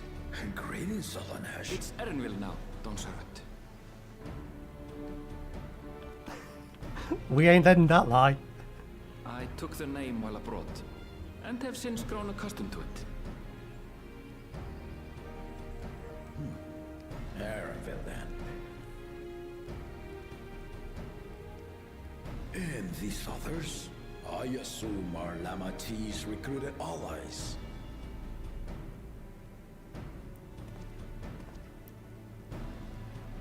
Ha! All tempered steel. Yet as much as I'd enjoy testing their metal, the hour of the right is at hand. I will summon the other claimants at once. Then I shall leave you to it. Good fortune, my friends.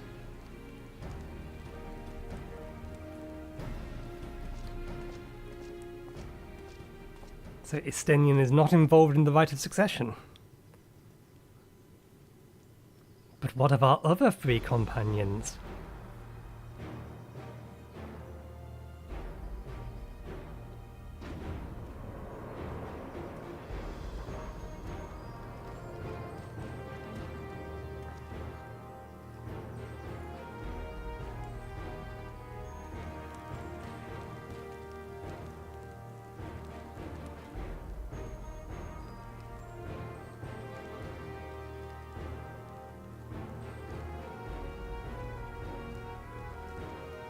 The claimants are assembled.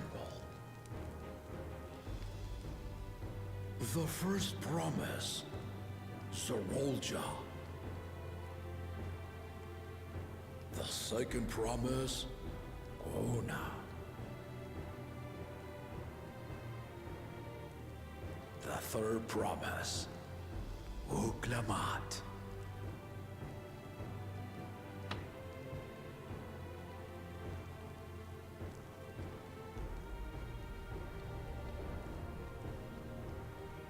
And lastly, the chosen of Mamuk, Bakunjaja.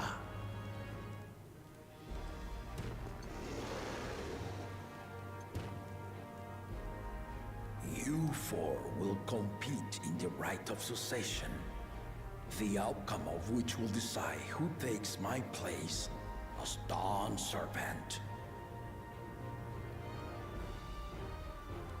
I am not the man I once was.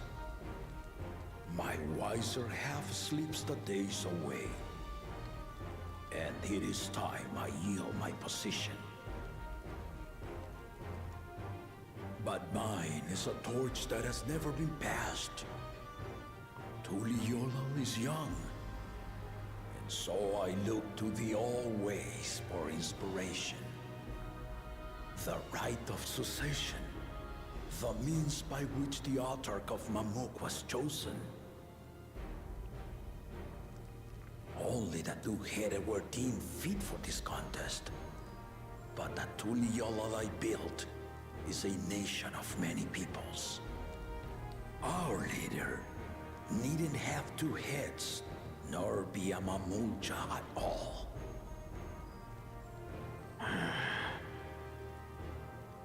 So I gave the right of claimant, not only to the son I sired, but to my adopted children as well. Yet the opportunity to rule was still not equal. That is why a recent tournament offered a place in the contest as the winning prize.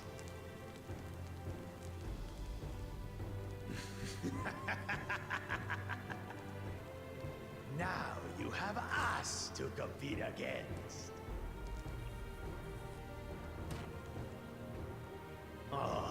Though it seems the one head was already too afraid to face us in the tournament.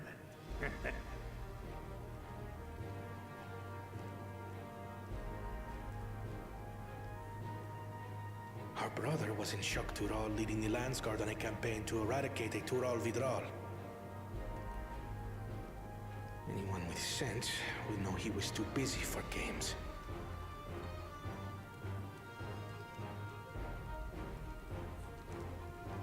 Now for the part you've been waiting to hear. The nature of the contest itself.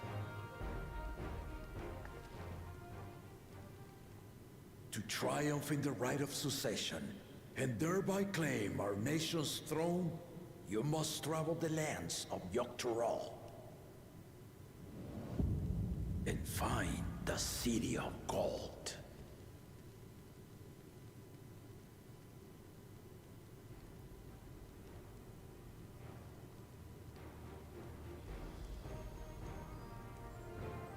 If I may, Father. Speak, Kona.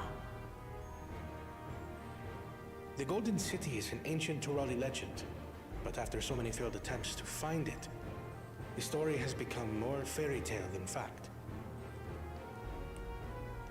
If you would charge us with such a quest, are we then to assume you have proof of the city's existence? I offer as proof my unbroken word, for I have seen it with my own 4 eyes.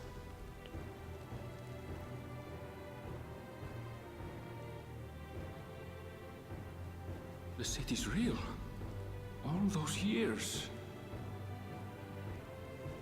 This was before the founding of Tuliyollal. I traveled the lands of Tural with my companions.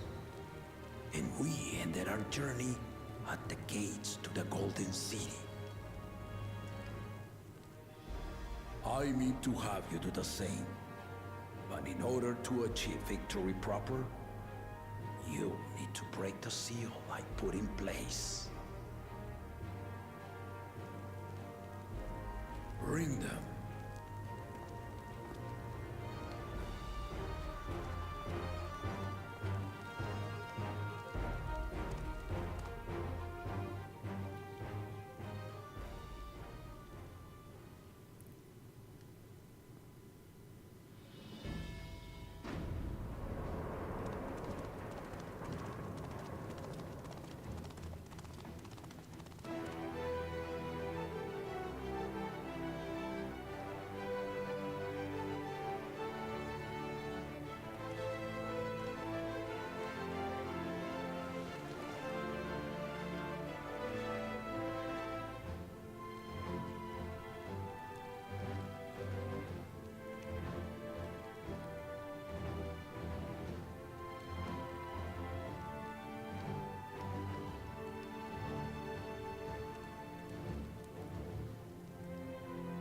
Tuliyollal saga.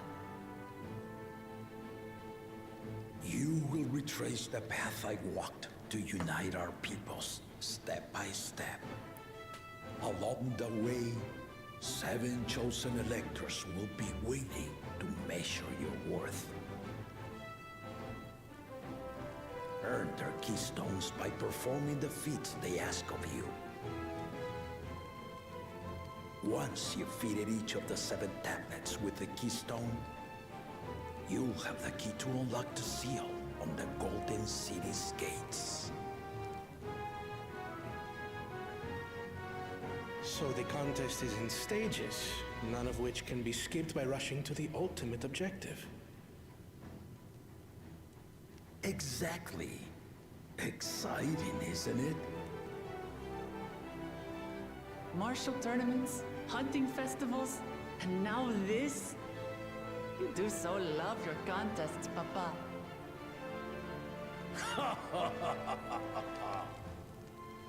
Were I a few years younger, I would have joined in myself, giving you a proper challenge. You may think the ride is tedious or nonsensical, or both, but I am yielding our nation's throne. Let me have this final indulgence. A waste of time. Just name Bakunja just successor and be done with it.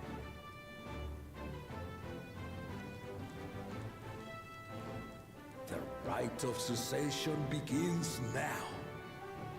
I'll be watching you progress with great interest.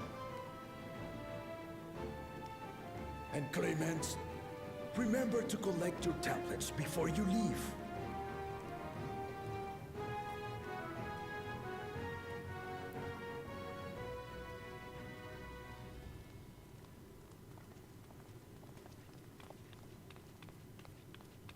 She would have words. You are one of Lamachi's allies. Speak freely. I am Cryle Baldessian, representative of the students of Baldessian. My name is perhaps familiar to you? Ah.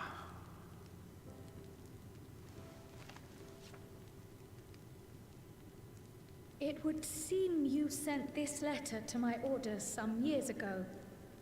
The ink has since faded and much of the writing is illegible. Even so, we managed to determine the essence of it. A request to investigate the Golden City, addressed to my grandfather, Galuf. Included with the correspondence was this earring. A fairy tale and a piece of jewelry were enough to convince my grandfather to sail halfway across the world. So there is surely some greater mystery at work here.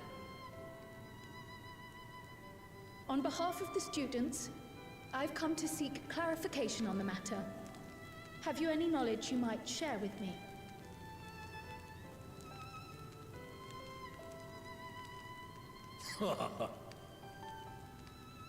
No, not at this time.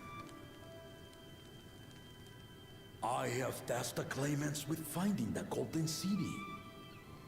To fulfill your request would afford one of them an unfair advantage in the Rite of Succession.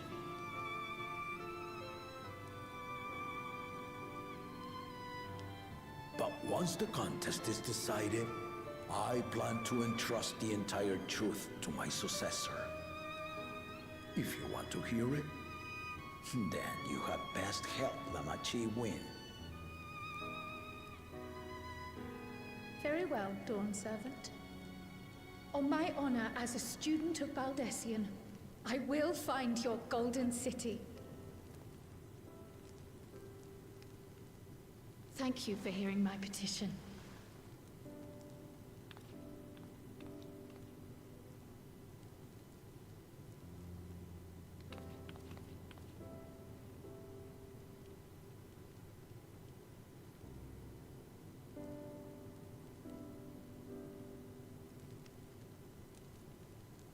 about that? She's grown into a remarkable young woman. You should be proud, Galov. So he does know a lot more than he's letting on.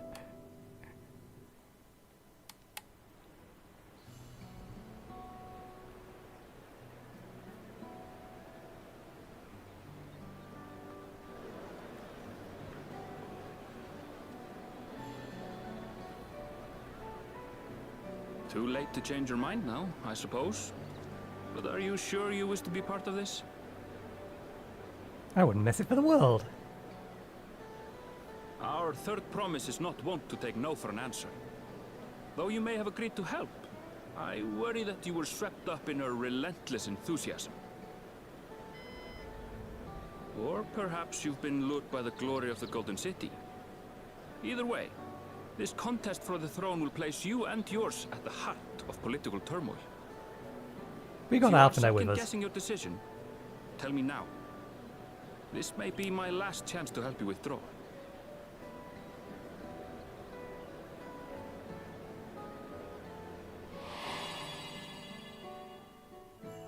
Life is a series of journeys, my friend, and there's no telling what awaits us on the long road.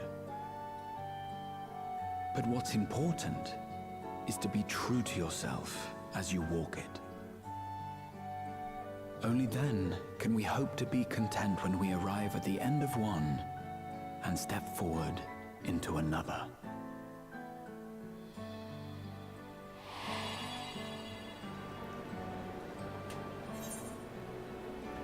I want to see where this journey leads. I've made my decision. I mean to see it through. No, we want to see where this journey leads.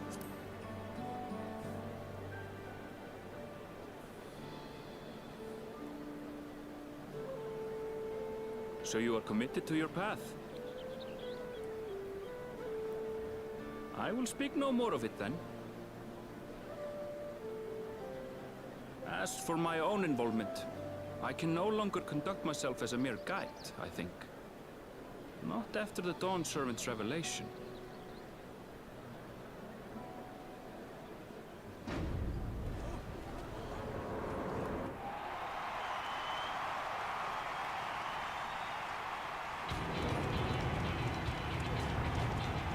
Here they come! It's Saralja! Such a fearsome mien. Make no mistake, there goes Tuliyollal's mightiest warrior. First promise, our village needs aid. The cold weather stunts our crops, and the children of our village go hungry. Once you ascend the throne, I beg of you, grant my people new lands, please! Saralja. Take heart, tiller of the soil. The resilient son, blood heir to the Dawn Servant, has heard your pleas.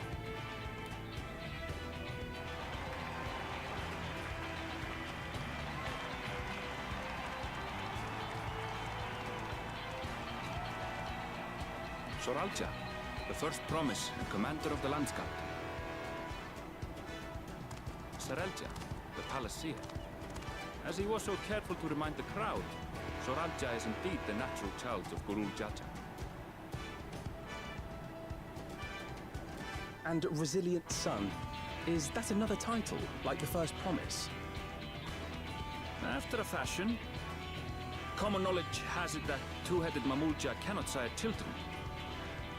Yet Saralja was born all the same, with the head of Isol's features and the head of Reason's scales. An extraordinary example of life's unyielding resilience. And a warrior's reticence. He says little, but the way he moves... I know a hardened soldier when I see one. He's a natural swordsman, a gift he inherited from his father. Some even say that the son has already surpassed the sire. Should he come to power, the first promise means to employ that martial prowess in the conquest of foreign lands. For this, he and his supporters have been labeled expansionists. This puts him in direct opposition to Wuk Lamat, who advocates for the preservation of peace. You may recall that she spoke of a claimant who cannot be allowed to rule. That is Soralja, the warmonger.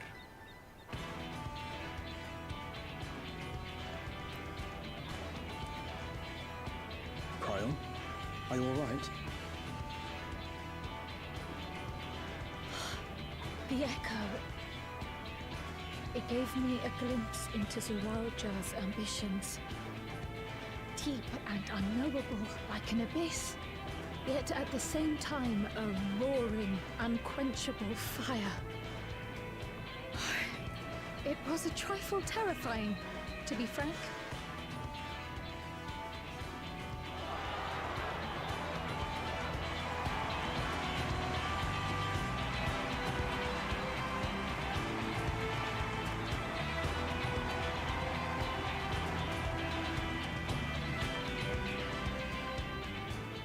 Second promise, you must bring us more marvelous conveniences. More dirigibles and trains and the like. We need you in charge to make trading easier.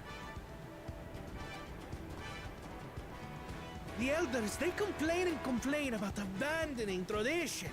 But we're not like them, afraid of everything foreign and new. You have our wholehearted support. With your ingenuity and knowledge, you're sure to win the contest. Forgive me, but the Rite of Succession is barely begun. I will hear your petitions if and when I am named Dawn Servant. If you will excuse me. Practical. Plain spoken, as always. That's Arcona. Practical to a fault.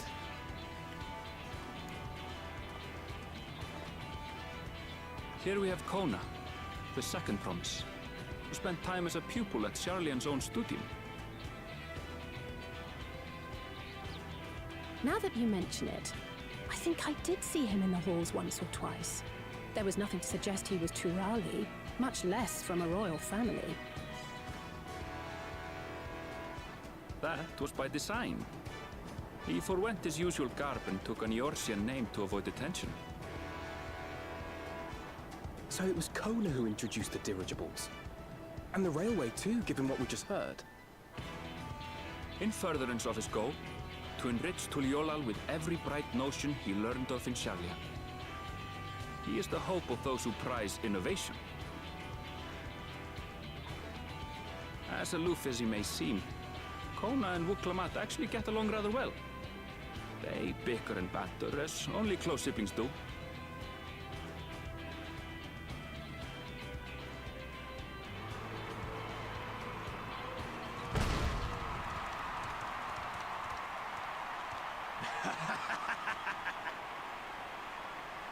How gracious of you all to cheer the lesser Glahons.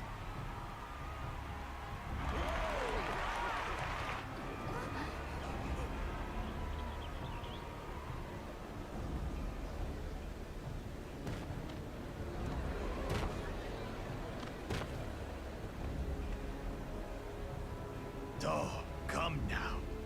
What are you afraid of? I'm no different from your Dawn servant. That my kind should reign is Mamulja tradition, and has been so since before there was a Tuliyollal. I'll brush aside your feeble contenders, and then you'll see who deserves your fealty.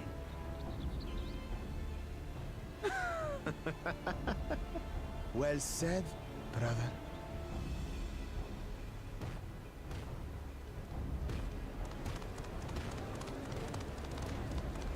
The Mamulja have finally found peace in Tuliyollal. I pity those fanatics are intent on keeping that tradition alive. The chosen of Mamuk, Bakuljaja, winner of the recent martial tournament, and the only claimant not of the Dawn's promise. His strength is undeniable, but you see how he is. A few devoted Mamulja are his only supporters. What would he do with the throne should he win it? Everyone else is leaving. His policies and so forth? I doubt he's thought much beyond winning the contest itself. But one thing seems certain. If he does become Dawn Servant, he will see the Mamulja exalted as the ruling class, and all others forced into subservience. Sounds like another that cannot be allowed to rule.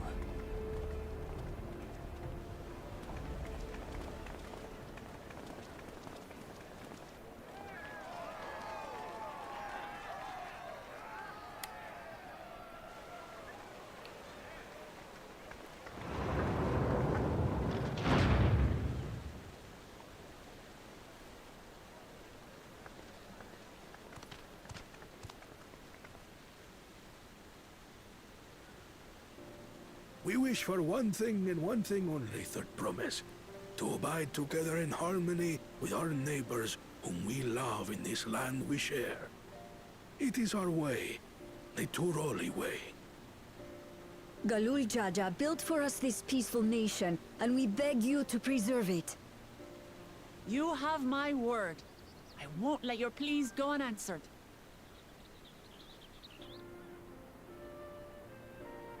Until Tuliyollal was founded some 80 years ago, this continent was ravaged by war.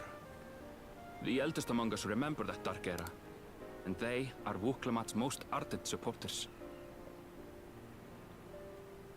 Apologies, it's hard to get away. This is Namika, my childhood nursemaid. She's been like a mother to me my whole life. I told her it wasn't necessary, but she insisted on seeing us off.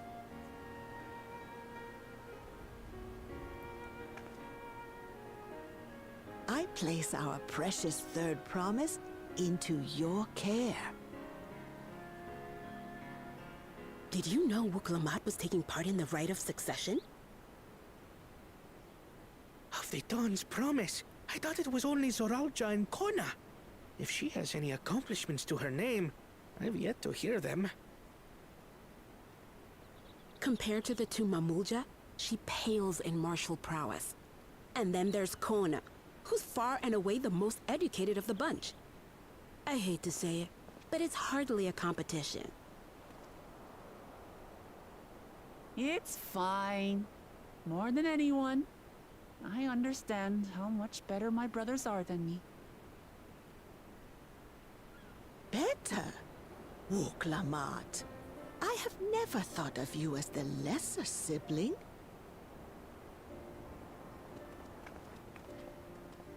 Your brothers may excel in their respective ways, but you boast qualities that both lack. A strength that is yours alone. Having cared for you for so long, I should know. Thank you, Namika.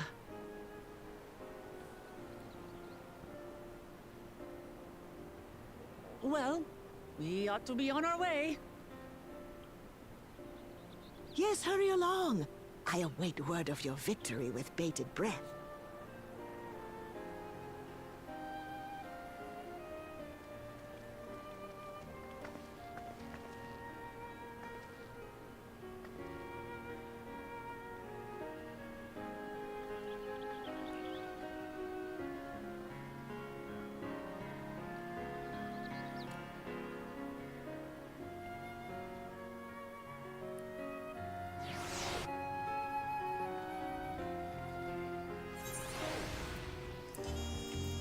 Okay, we have to use our voice again now. As you just witnessed, Wuk Lamat has no great army of supporters. Not yet, at least. I know not what drove Zoralja, but it engulfs him like an inferno.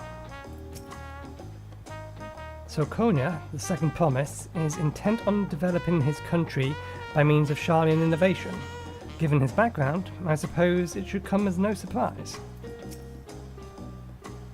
That two-headed claimant, Bukjaja, or Bukjaja, treats everyone around him as lesser beings. No doubt he'll try to elevate the Mamulja above the other races should he become Dawn Servant. Not unlike how the Garlean Empire afforded special status to pureblood Garleans. Well, so much for the brief reunion I had in mind. Papa is not one to waste time when he decides to act. I'm used to it by now, of course, but the others are often caught off guard. In any case, we should talk about how we're going to find the City of Gold.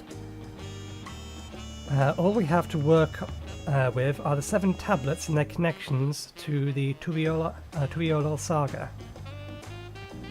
Might I suggest first comparing the tablets against the pillars? We should check for any discrepancy between them. Good idea. Let's go take a look.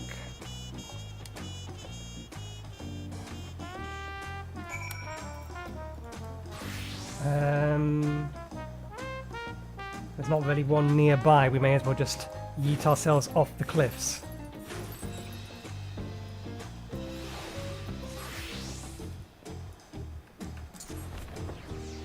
And hope we happen to find that the entire place is technically scalable.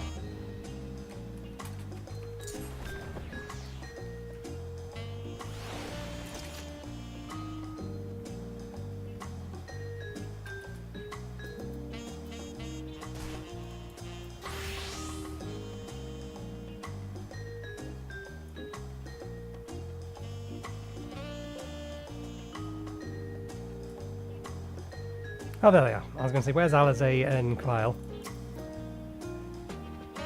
I won't give up until we find the Golden City, for Wuk Lamat as well as for myself. I wasn't expecting events to progress that quickly, but I won't complain.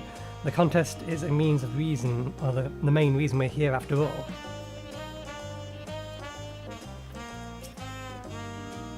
At a glance, they seem much the same. The preparations of integrally carved tablets for every claimant must have taken considerable effort and forethought. We should consider them weighty reminders that this contest is no light-hearted matter. That makes everyone. Wuk Lamat the tablets, if you would. Of course.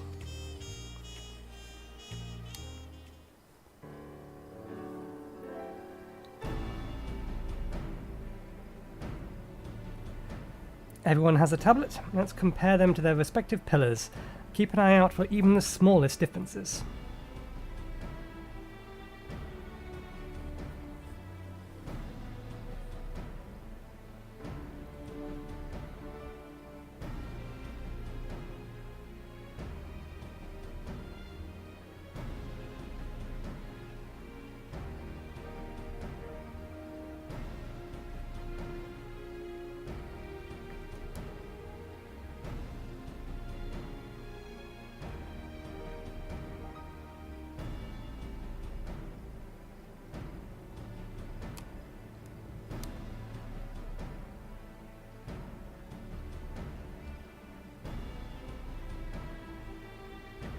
Unless I'm missing something, the glyphs appear to be identical. The only difference being that the tablets have a hollow where the keystones are to be fitted. So now that we've established that the scenes are the same, where do we go from here? The Dawn Servant said we were to retrace the path he walked in reuniting Tuliyoll's peoples, and that would encounter 7 electors along the way. Then we have to answer. Then we have the answer here in front of us. Papa's path is all laid out in the Tuliyollal Saga.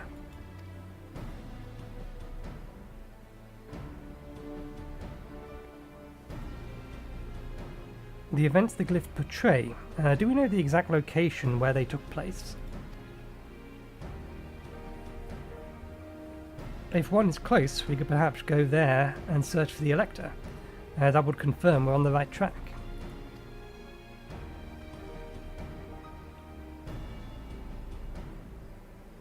Let me think.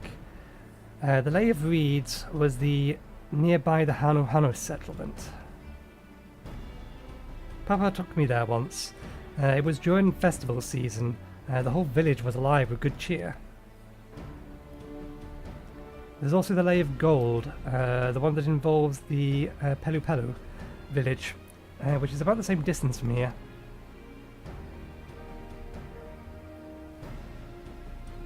Before going anywhere, we should ask around about the road ahead. I heard a lot of talk as we toured the city about the storm we passed through at sea. Apparently, it ravaged Urqopacha several days ago.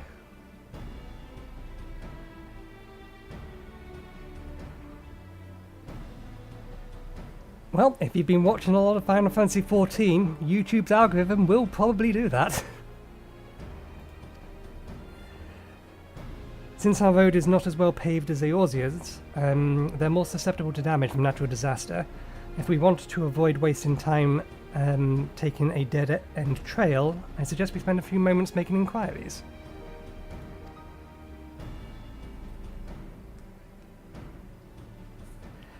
If it's information we need, just leave it to me. I'll bring the information to us.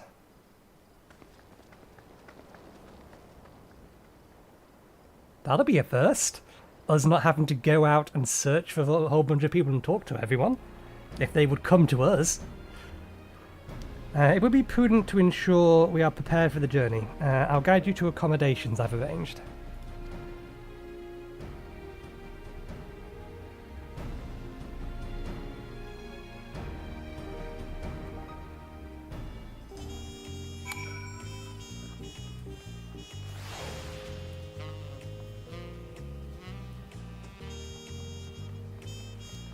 Oh, so this is why everyone is here.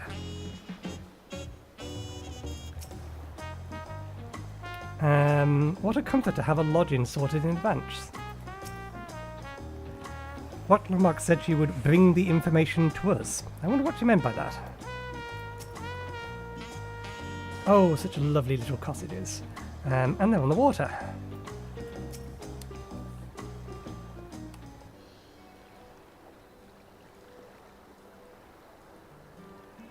That's right, the reservation is under Wuk Lamat's name. If you don't mind, I'll leave my companions to you. Certainly, sir. I'll go and track down the third promise. Once you've finished organising your gear, you can meet me outside... Oh, good lord. Ibalia's Tia.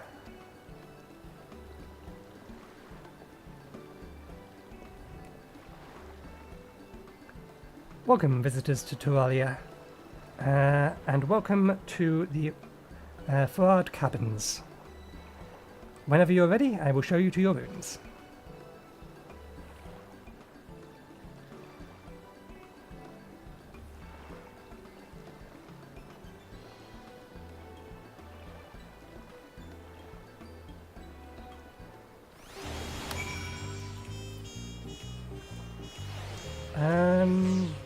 But the quest has me going all the way over there.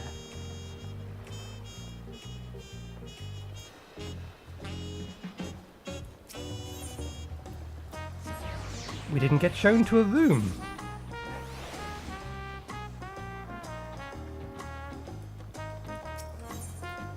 Await your companions and embark on the Rite of Succession. Yes. Although we are getting perilously close to lunchtime.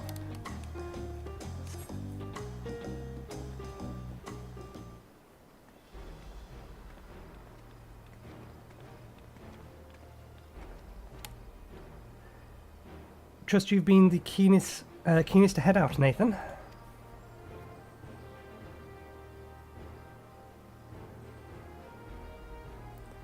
But where are Veld and Wuk Lamat, I wonder? Bring in the information. Oh good, you're all here. Who might your companions be? Seeing as we needed information, I thought who better to get it from than the locals.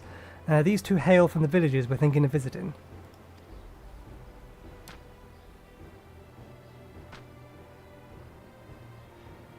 I give you credit for taking the initiative, at least. What do you mean, at least? I am honoured the third promise would seek my advice. I, too, am happy to answer your questions.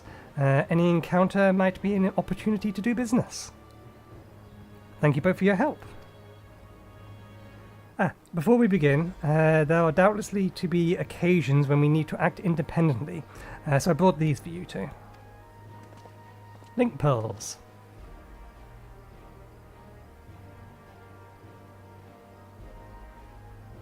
What is this? It is called a link pearl, a gemstone harvested from a special shell. When linked together, they allow people to communicate across great distances. Is that so? What a handy thing to have.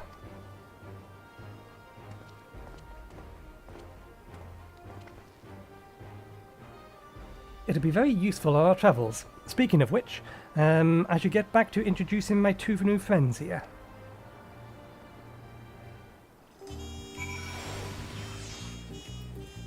Anything new to say? Is there a reason the Pelupelu all wear those masks? Who should we speak to first, do you think? This is a choose your first starting zone kind of deal. If the previous expansions are anything to go by. Even close up, the Hanu are remarkably similar to the Vanu, aside from those brilliant coloured feathers. Please, ask me anything, I'll be glad to tell you what I know. What a stroke of luck to forge this connection to the palace. May it be the beginning of a profitable partnership. Wuk Lamat is not to be as experienced or accomplished as her brothers, but she is an affable... Let me try that again. All of those words are wrong. Wuk Lamat may not be as experienced or as accomplished as her brothers, but she is she has an affinity for the people.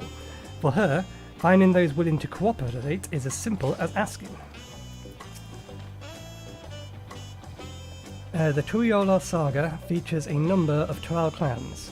Two of those, the Hanuhanu and the Pelupelu, have settlements relatively close to the city, so I brought a representative of each.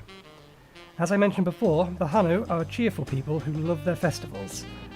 They make their appearance in the Lay of Reeds, and their home village, Urqopacha, is located in Kozama'uka.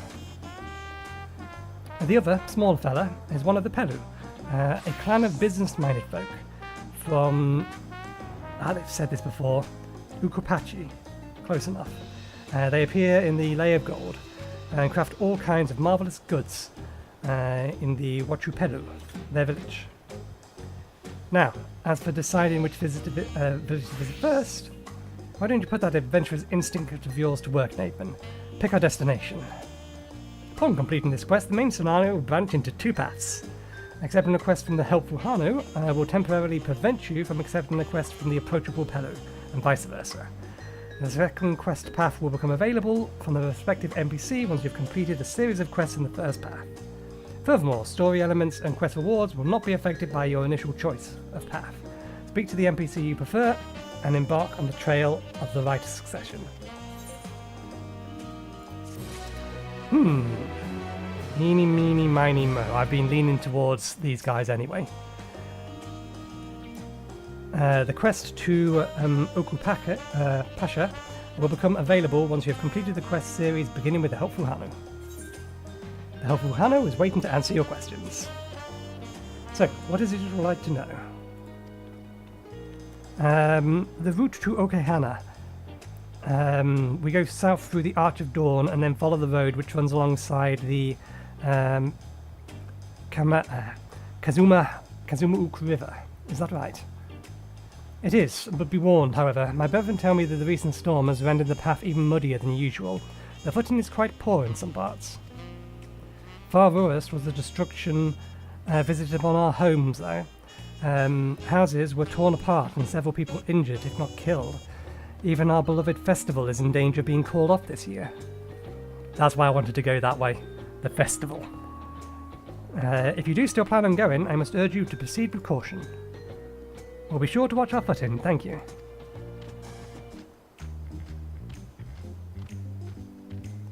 Now, I'm worried for the Hanu. It sounds like they were hit hard by that storm. Anyway, if we're bound for Kozama'uka, we should head over to the Arch. We'll be back to talk to you in good time, Master Merchant. Meanwhile, you can eat and drink your fill at... Oh god, we know the name of this. Why are these all... My brain can't process the collection of letters and split them up into sounds. It doesn't know how. Zabalia Tia. It has all been arranged.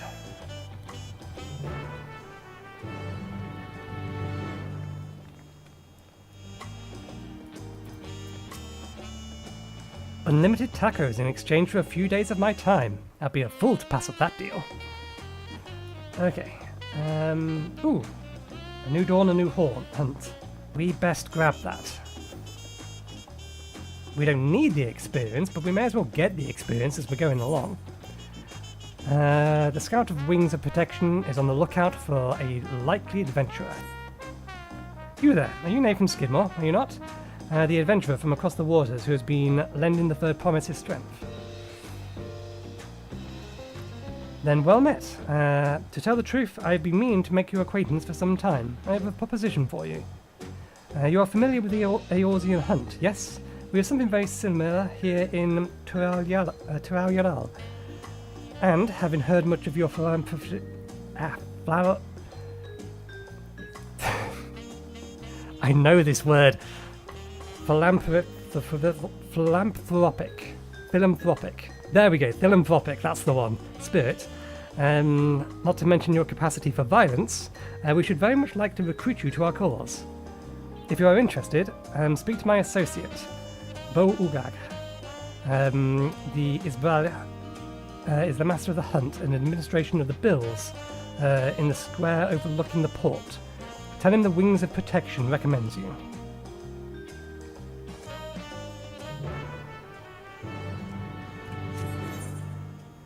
Oh, literally just over here.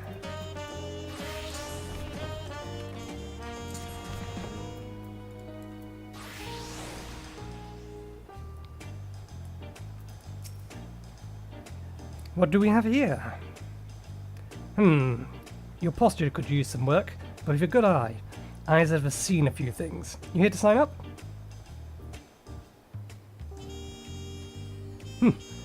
The Wings of Protection recommends you, do they? Well, we're always on the lookout for new hunters, and if you're good enough for Wuk Lamat, you're good enough for us. Pleasure to have you with us, Nathan. Suppose I better get down to the introductions. Or maybe I don't need to. This whole idea came from your side of the sea, after all. It was Conan who showed us your ways. Either way, I'll keep it brief. Our hunts work much the same way as they do in Eorzea. We put a bounty on these beasts that prove themselves to be an enemy of the people. You kill them and bring back the proof, you get a reward. While your reputation may precede you, rules are rules. And the rule is, I have to test every hopeful out on beginner bills. Can't have every youngling with nothing to his name but a plowshares and a dream, or dream of glory, skipping merrily away to his doom. Prove yourself in Tural, and I'll give you some bigger fish, bitier fish to fry.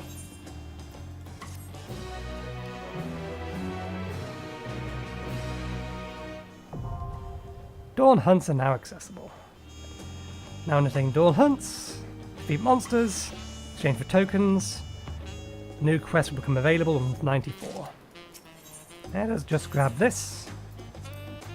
The contents of it is largely irrelevant. They will be marked when we get to the zones we're heading to. Out of curiosity though. Okay, so new high level material is 54. That's like 20 more than the current lot. We have Bardin, Minion, Music. There isn't a mountain here yet. There may be one eventually, but there isn't one here yet. Okay. Now it is slightly faster to teleport.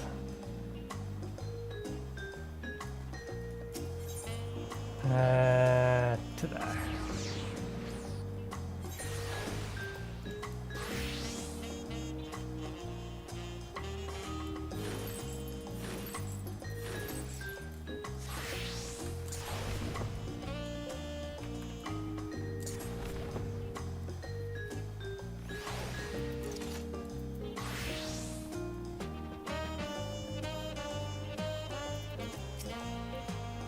The Hanuhanu are friendly folk who should welcome us with open arms, assuming they're not too preoccupied with the recent troubles, that is. Through this gate, and we'll be on our way to South Kozama'uka. I said that entirely differently than I have done every time previous to that. I swear that gates get bigger every time I see it. Considering the size of the Gulu Jaja, though, I suppose it's better to have better than having it be too small. I should have liked to observe the festival, but the Hanu are probably not in the mood to celebrate. Are we all ready to leave? Then onward to Kozama'uka. Open the way.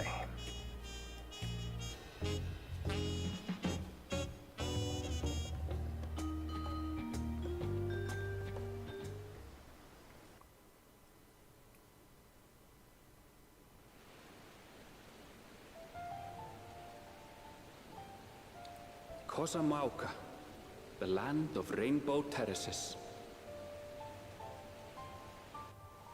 It commands the gaze of all who visit without fail.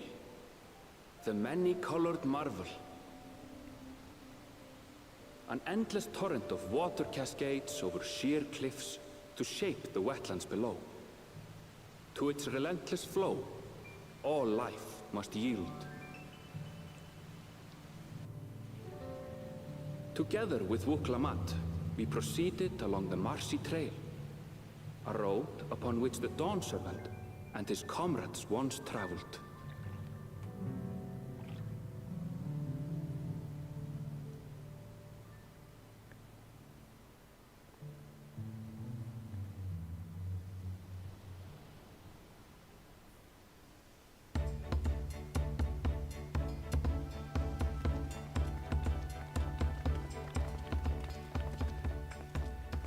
Look at those falls. Even from this distance, you can feel the weight of that water.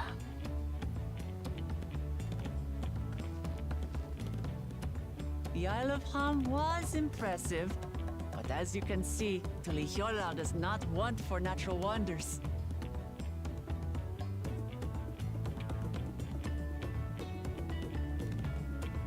The ground is swampy, so watch your step.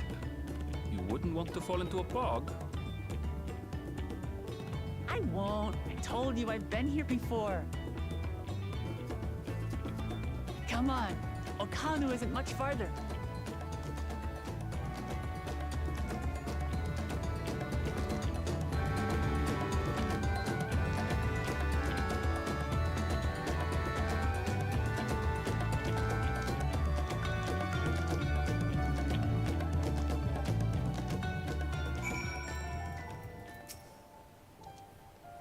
I'd love to stand at the bottom of those huge waterfalls and bask in the majesty of it all.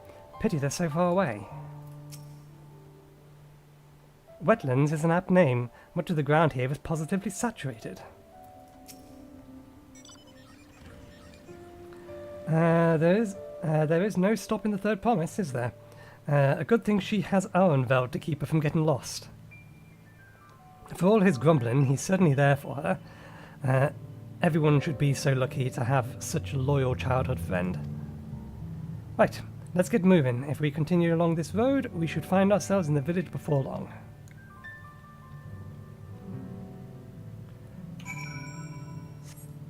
Alrighty, and we have a shortcut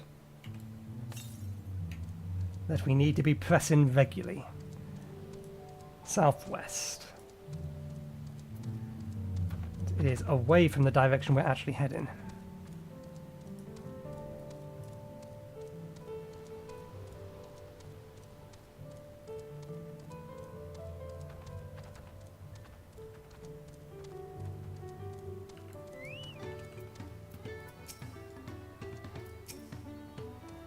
The water from the falls must flood the wetlands and flow all of these streams and rivers.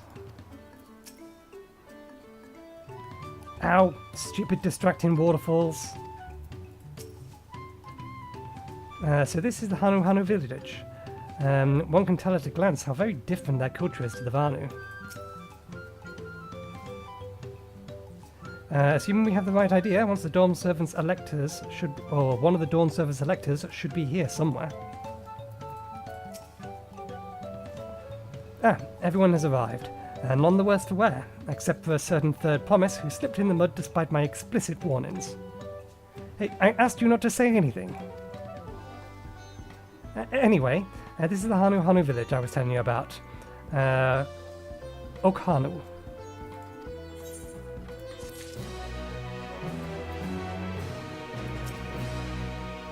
I agreed to serve as guide, not as nursemaid. Wuk Lamat wishes to seek out the Dawn Servant's elector.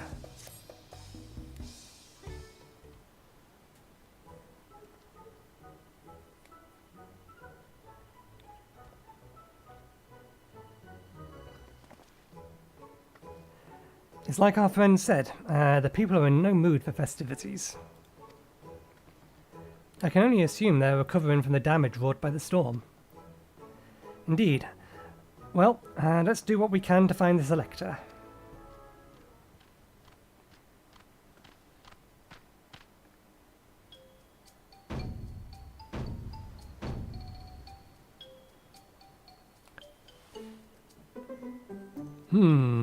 O'Kelly. I'll go with that.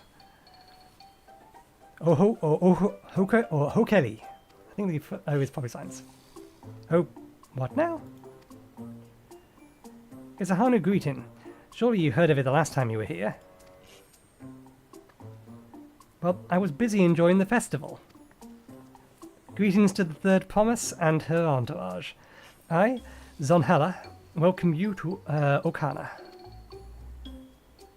As elder of my people, I shall also be fulfilling the duty of elector. I was wondering whether or not that was the elector walking right up to us. During the Rite of Succession. So our idea about the electors was correct. We just do as Papa said and retrace his path from the saga. I am ready. Give me the feet and test my worth. All in good time, all in good time. In fact, I came here to let you know that we are not quite ready to begin. For the moment, please enjoy the hospitality of our village.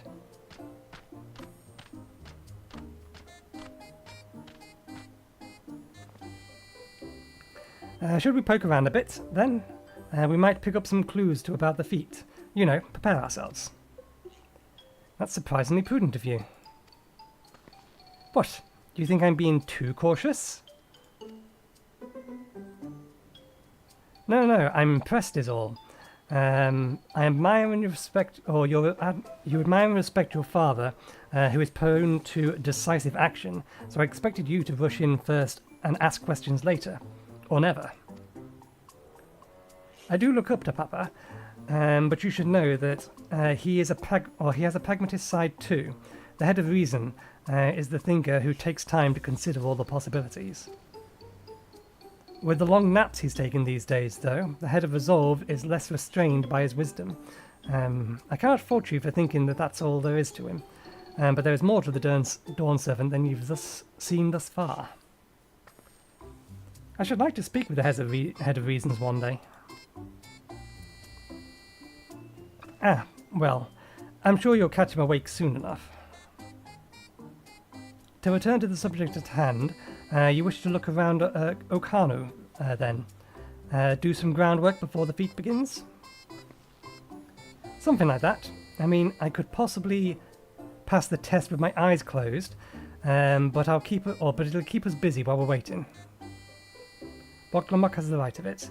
As Elder Zanuhalla is resident of this village, learning more about it can only improve our chances in the feat. Might I suggest a diversion of forces? For instance, Aranvald, Alazay and Kryl could concentrate in the southern half of the settlement. Meanwhile, Wuk Lamat, Nathan and myself will handle the northern half. Sounds good to me. Let's go attune to the etherite, and then I need to start cooking something to eat. And I'm not entirely sure that there's going to be anything we can poke around at in the meantime while I do that.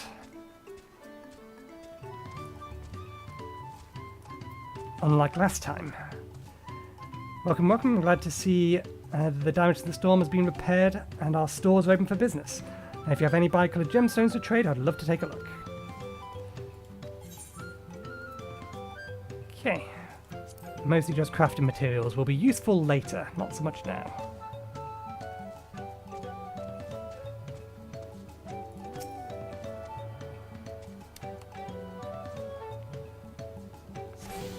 Alright, I better get some grub cooking.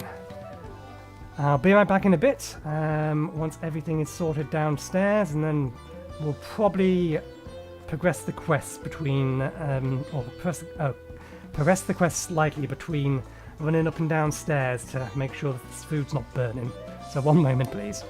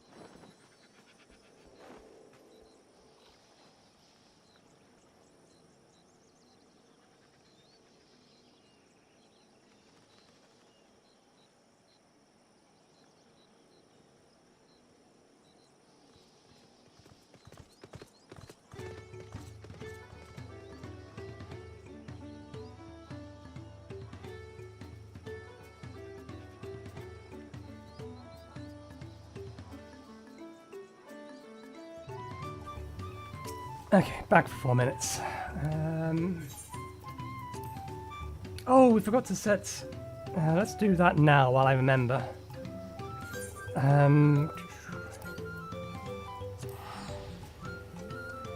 We forgot to set this as our free travel destination.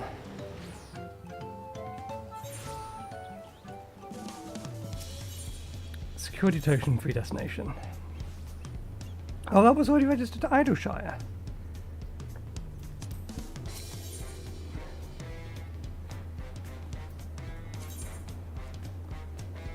To overwrite. August Reach.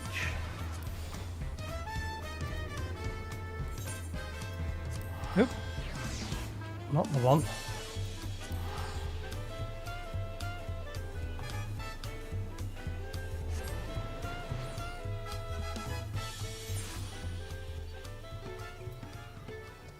Okay,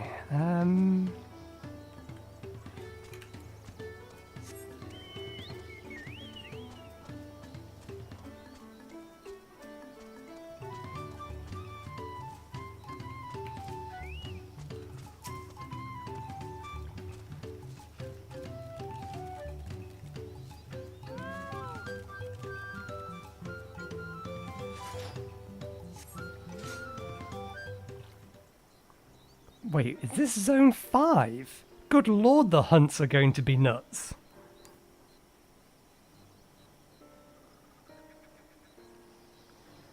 The gaping hole in the wall and the missing portion of the roof are clearly the work of the storm's powerful winds. Repair appears to be ongoing.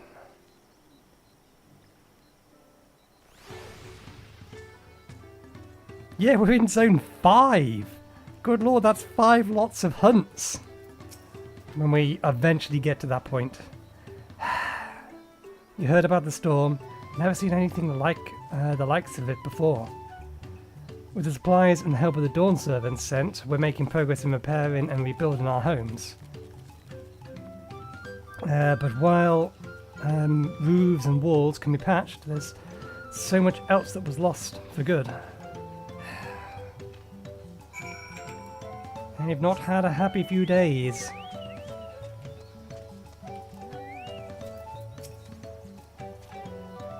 A lot of houses are still damaged, and the Hanu I've spoke to are not their usual cheery selves. The storm broke more than wood and reeds. There must be something I can do to help them. I'm going to look around a bit more.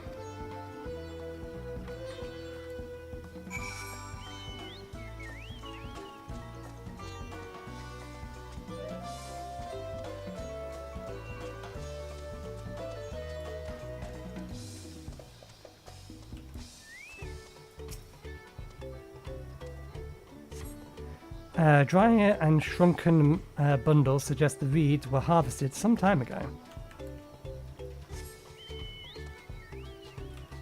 We can't fly, so we're going to have to run around. Don't suppose there's a... No, not in here.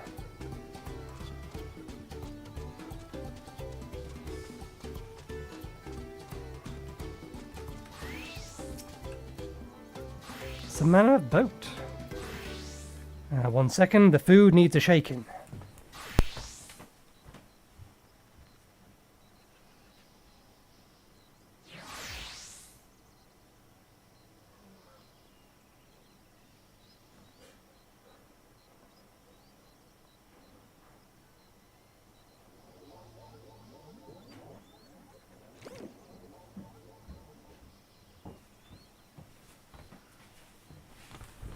Three to 4 minutes till the food needs a shaking again.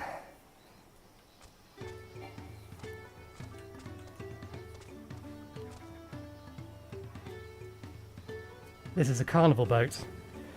The woven reed, this boat-like vessel is reminiscent of a bird, and the beak and feathers and tails, in particular, stand out. This must have been woven from the same reeds I've seen gathered in the bundles here and there. The plant holds both practical and cultural significance to the Hanu, then.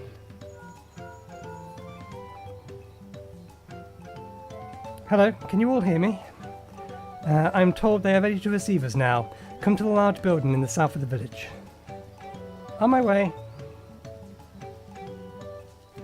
We ought to hurry over.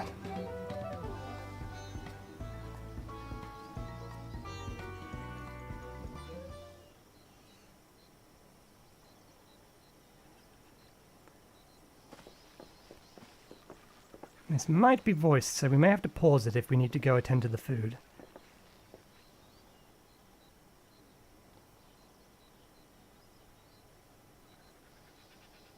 No sign of Zorolja, or that oversized lout.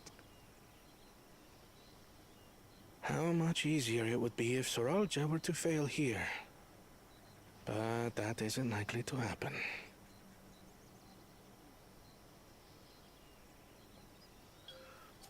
Honored guests, I am Zanuhali, Elder of the Hanu. I am also an elector, charged with judging which among you is worthy of ascending the throne. Without further ado, let us talk of the feat. Not so fast. Surely you couldn't begin without us.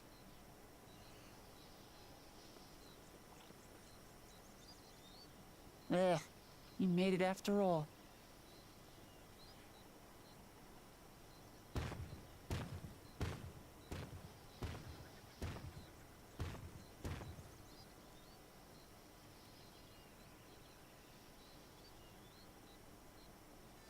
No need to fuss.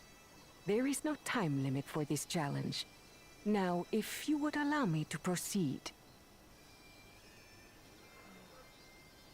It is here, in Urqopacha, where my people forged a bond with the Dawn Servant during our own chapter of the Tuliyollal Saga. In homage to those events, I have prepared for you the Feat of Reeds. Reeds seem to be of great importance to the Hanu. I wonder what this feat entails.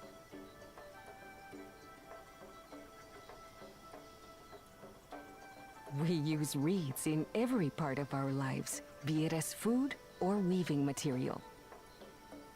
But look around the nearby paddies, and you will see that this season, our crops are failing. How fortunate, then, that my appointment to Elector coincided with this predicament.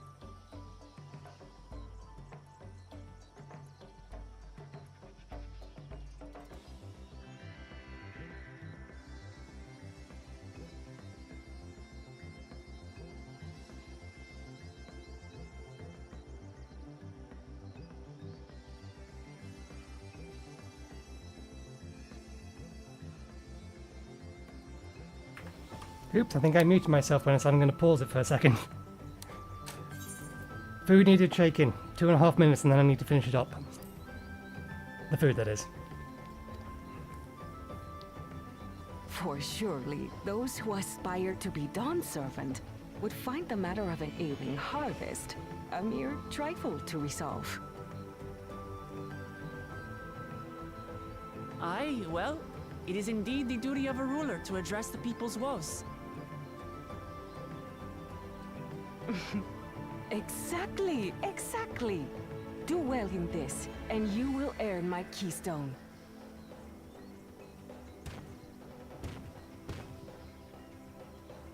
Why bother mucking about in the mud when we can take the stone by force?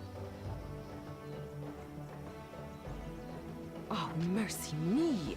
You are a hot-headed fellow, Bakul Jaja. Some electors may enjoy going toe-to-toe with scrappers like you, but I refuse to entertain your base instincts. Arrangements have been made.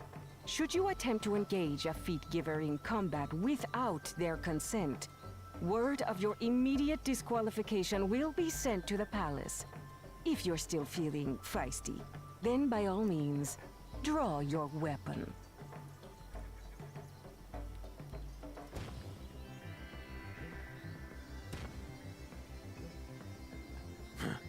This contest is presided over by cowards. There's no sport in fighting you. Then we can return to the business of earning my keystone. The Feat of Reeds is begun. Claimants, I wish you the best of luck.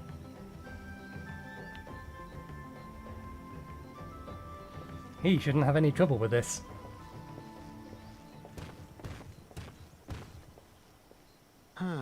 The clever kitty crossed the seas to study foreign novelties.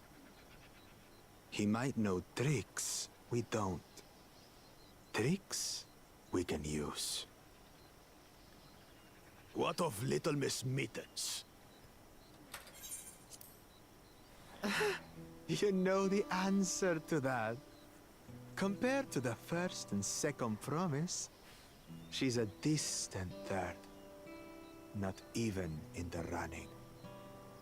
Okay, we need to finish up our food. One moment, please.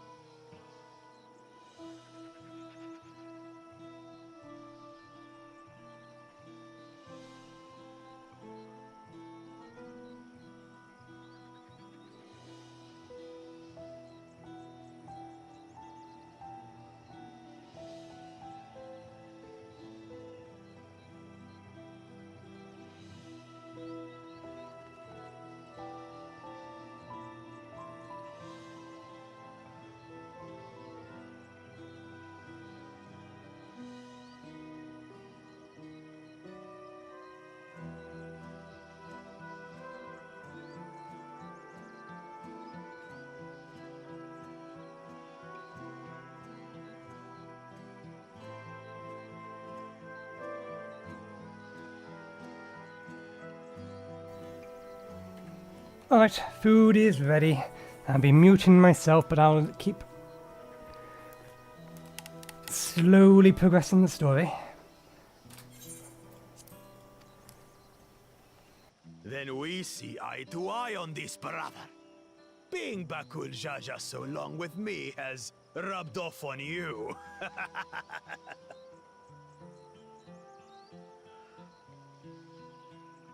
These allies of hers, though, they might be a problem.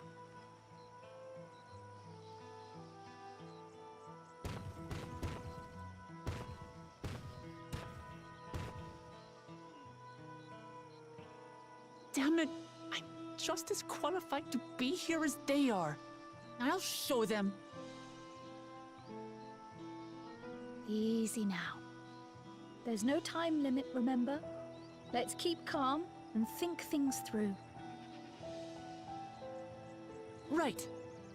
You're right. I won't win against that lumbering Vidrol by losing my head.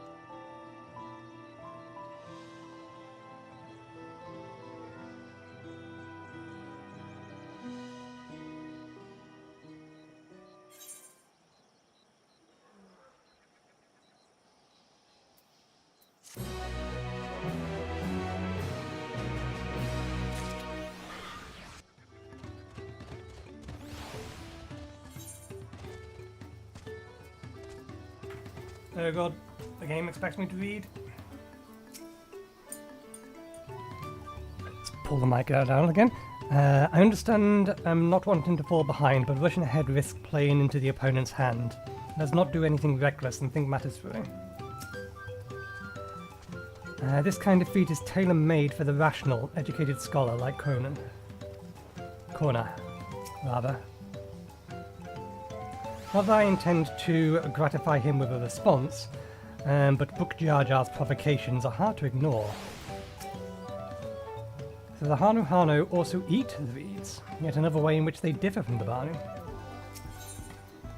Wuk Lamat is eager to solve the Hanuhanu's woes.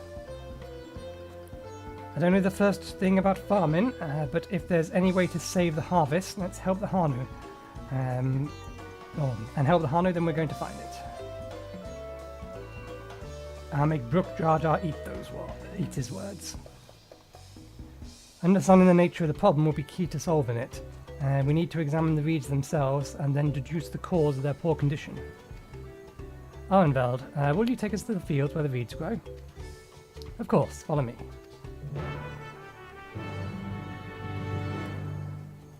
I think it's safer just to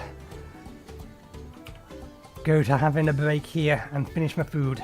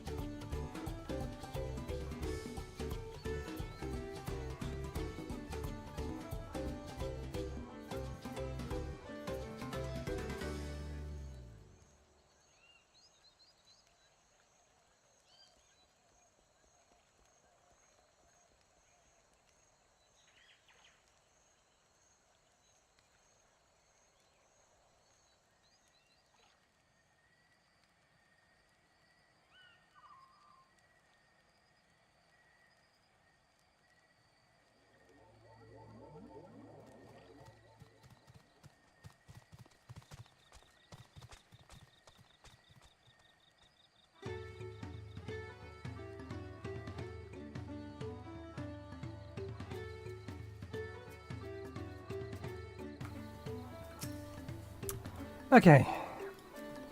We will do the dishes when we go make our cup of tea at 2 o'clock. So for the time being, let's head out in the direction it's asking us to.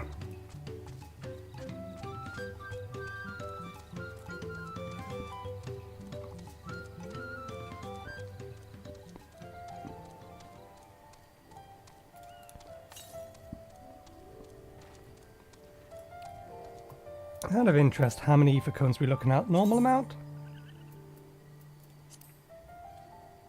There's no information to display because we haven't found any yet. Other question. They have fixed the speed in which Shared Fate window opens. Yes, that now takes barely 2 seconds.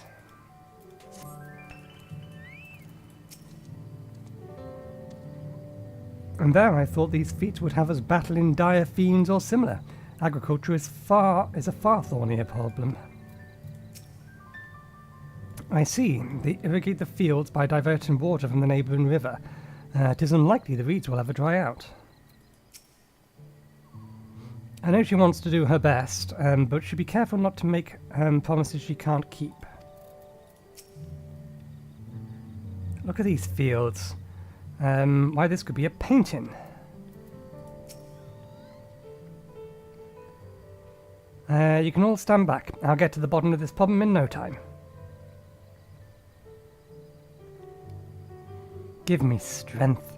Let's all scour the field and help our bold leader identify anything unusual.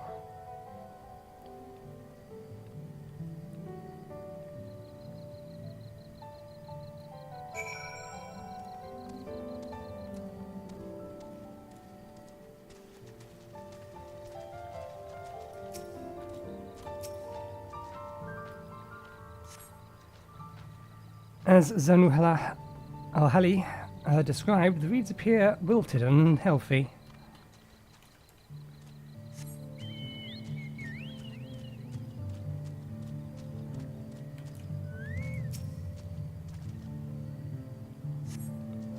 The water contains no obvious contaminant and looks fresh and clear at a cursory glance.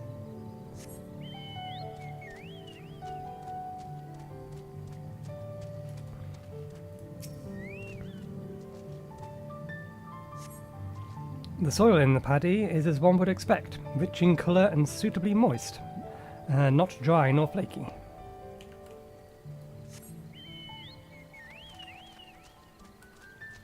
We'll head over there once we've had a word with Ease. Naught amiss with the paddies themselves, as far as I can tell. Oh, a water strider. A bit sluggish, though. More a water shambler.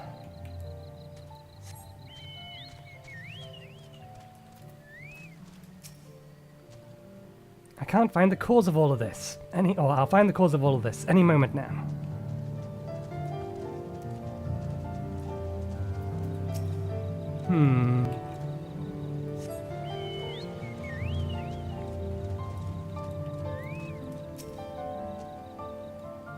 Any luck? Not yet. But there's one spot we haven't checked yet.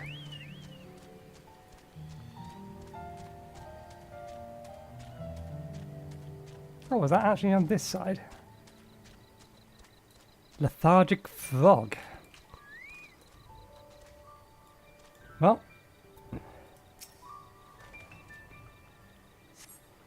A small frog catches your eyes, strangely lackadaisic. Or lackadaisically. It doesn't even bother to hop when it eventually scurries away.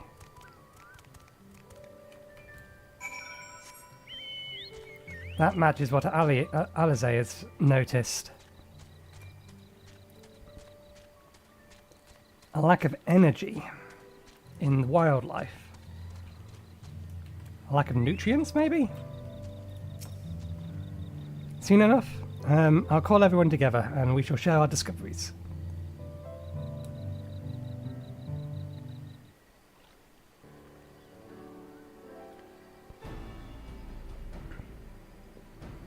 Well, what do we think? Any obvious problems?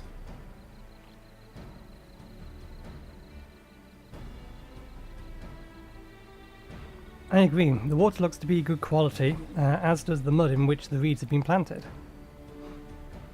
The frogs and insects are unusually torpid. This suggests a problem is affecting not only the reeds, but the creatures which live among them. Could something invisible to the naked eye be polluting the water?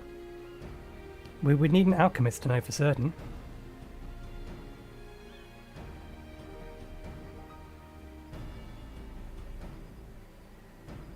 I don't have much to add about the fields, but something else occurs to me. When you were describing how the creatures seemed lifeless, I couldn't help but be reminded of all the listless villagers. They've suffered a terrible tragedy, I know, but is another reason for their flagging spirit? Is there another reason for their flagging spirits? I believe. Go on.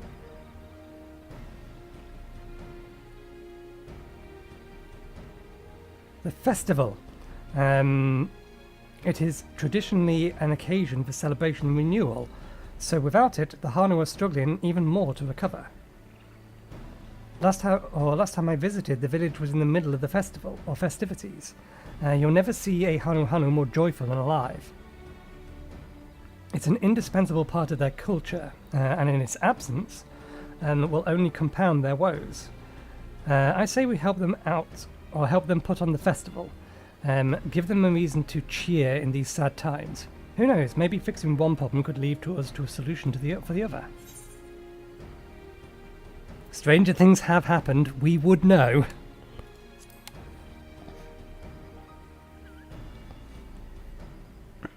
Right?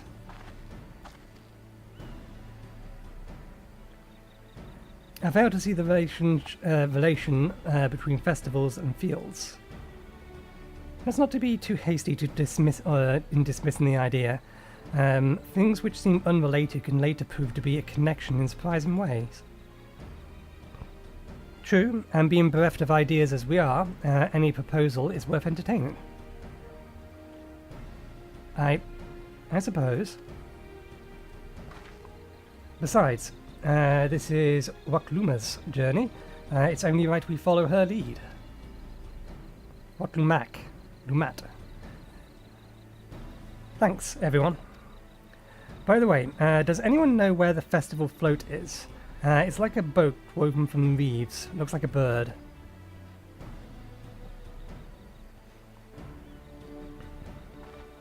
In the big building in the north. Let's go and see it.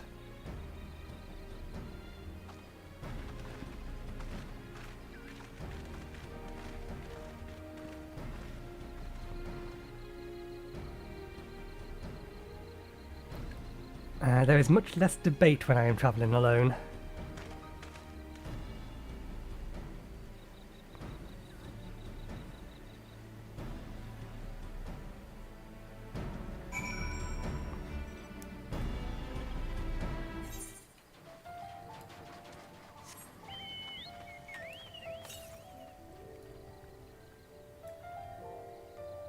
And it's too far away. It is fairly typical that the game will take you close by all the ether currents as part of the main story quest. But they may have changed that. It didn't used to be the way in Heaven's Ward, but it was in the following 3 expansions. But you weren't necessarily always right next to it, but you were near enough that you could see them.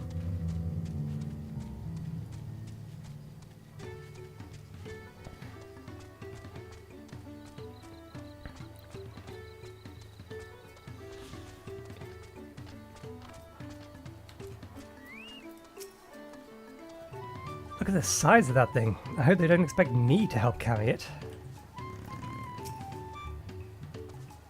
The handles gave me pause before, but now I understand their purpose. I've never been here during the festival season, so it's all new to me too.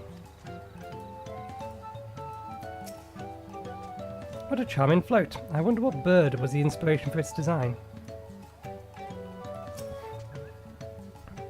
Yes, this is the float I remember. It does not appear to be damaged to you. Should we take a closer look? Inspect the festival float. You may move the camera around. They introduced this system. They are bloody well going to get their uses out of it. It's missing an eye.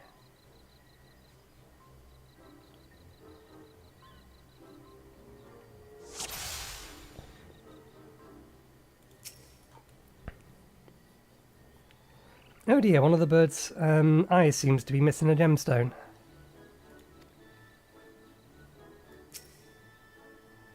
Not what I was trying to click. That's broken. Oh, that's definitely broken. How will they lift this great vessel without the carrying pole intact?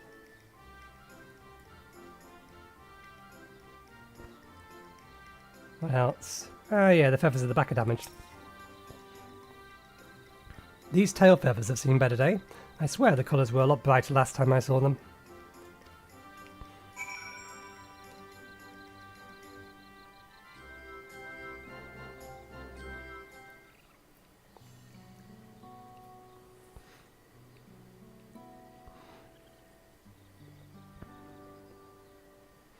Well, I think we can all agree that this bird boat is in dire need of repairs.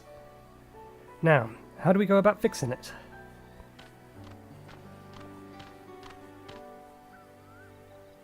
Brisk Hanu, what's going on here? We're admiring your festival float. 'Tis a shame it's in such a poor state, due to the recent storm, I gather? Yes, we had to leave it exposed while we ushered our people to safety. With the float in this condition, there can be no lifting of wings, no Ihuykatumu. Ihuykatumu, that's what the festival was called. I want to help you hold it. Have you not seen our village? Homes are ruined, we're struggling to make repairs, and you want us to hold a harvest festival? I know how it sounds, but giving into misery never improves anyone's situation. A celebration of life and growth may give you the strength to work through this tragedy. The role of festival leader is mine this year, and there is nothing I would like more than to lift everyone's spirits. But we don't even have enough materials to repair the float. We need a box for its missing eye, Yeepu wood for the poles, and feathers from the winds chosen to adorn the tail. 2 of these I know. Abrox is a type of precious stone used in arcane equipment, and Yeepu wood is essential for crafting ceremonial instruments. These chosen feathers, however. The winds chosen is a victor of a competition in which the contestant sees who can blow a feather the furthest using wind magic. And that's something of a problem right now. We Hanuhanu are gifted at employing such airy sorceries, but expend a great deal of mana when doing so. We are so exhausted by the effort, and having no reeds to eat will only make it harder. I think I understand. Your vibrant reeds grow quickly and vigorously, so much so that they stifle the development of nearby plants. They must be a potent source of energy. They must be a potent source of energy you naturally lack. They are indeed. Owing to the poor harvest this year, we have been left enervated? That's not right. I'm not sure of that word. And we cannot gather the correct materials as dictated by custom. We cannot repair the festival float. Oddly enough, we may just have stumbled upon our solution. The wind's chosen would, by necessity, have a natural gift for manipulating magical energies, which means any feather taken from the victor should be high in ethereal conductivity. The float's construction also requires a stone used in arcane equipment, as well as a timber favoured for ceremonial tools. The demand for such specific materials must have an underlying reason. The float must also function as an arcane device. and the weight of the float is actually a secret weapon for smiting the Hanu's foes. Pray, continue, Alpha. No, we know enough about magic to be able to understand what he's getting at. Precisely what I was thinking. The boat of reeds is in fact an arcane focus of some kind. A focus? For what? Oh, Hanuhanu is a harvest festival, isn't it? That must mean the float was made to encourage healthy crops. So, if we repair the boat and hold the festival, its arcane powers might fix what's wrong with the reeds. We won't know until we try. But 'tis a sound theory. Celebration, prayer, rituals, ceremonies, all of these have been known to elicit miraculous effects. Wait. The float? A tool for magic? This is the first I'm hearing of it. In the beginning, it may not have been. After a good harvest year, there would be no reason to charge it. But when the harvest was poor, new adornments were likely added. Those who performed the labour may have imbued their work with inherent hopes for a brighter future. Through years in trial and error, the Hanu would have refined their festival floats into a focus for harvesting or for harvest prayers. Incredible. I know you're practically fainting from hunger, but reviving Ihana really does sound like a solution to all your woes, and I promise we'll do everything in our power to help you. I'm still not convinced about this focus business, but I accept your aid nonetheless. I will introduce you to the shipwright who has been maintaining the float for these last few years. He's replaced both eyes and the poles before, so he should know where and how to procure what we need. Then allow Alizé and I to acquire the feathers. We will encourage the people of Urqopacha to gather and vie for the title of Winds Chosen by sharing with them our own reserves of mana. I'll go with you. I carry some arcane brews that may afford the same effect.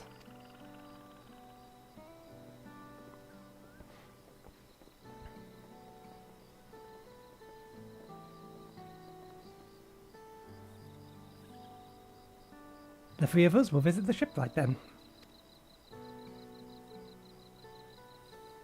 Not without me. I've worked hard to fix the float as best I can, and the responsibility is mine, after all. I've not introduced myself, have I? My name is Hanuhanu. Nice to meet you, Hanuhanu. And certainly, let's all go together.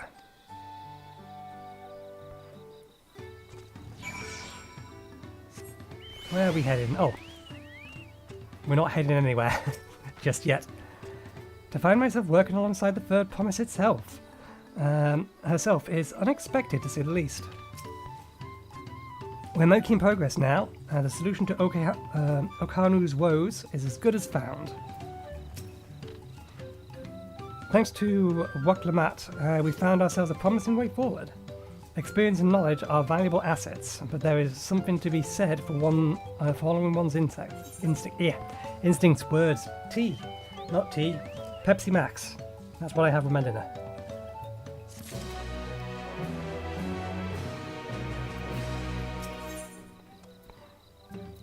Hanuhanu wishes to take you to the shipwright. And the shipwright's name is Wakuivi. Iu. Waku Iu. He is a Zabal who only moved to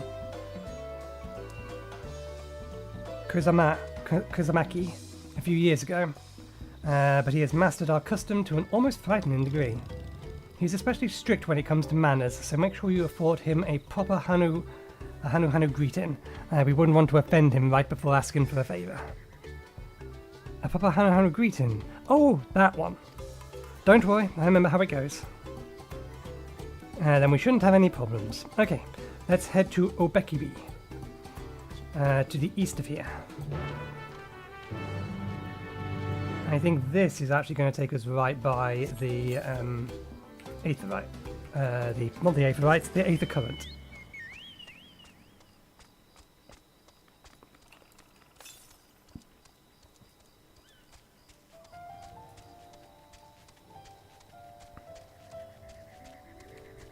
We also need to get, I think, 6 fates done so we can buy ourselves a riding map. But I've not seen any fates yet. Our weapons have yet to be drawn.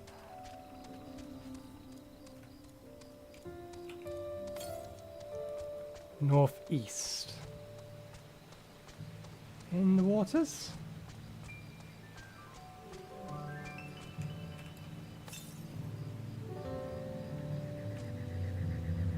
Puts it over there somewhere.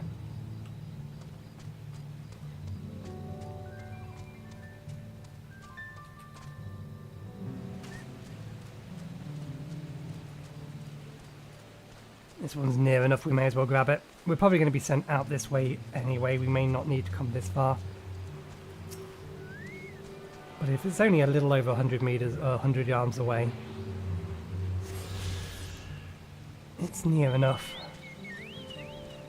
Plus that will allow us to answer the question of... Yeah, that looks like the same. 10 about in the wild, or 9, is that 9? No, it is. 10 about in the wild and 5 from quests.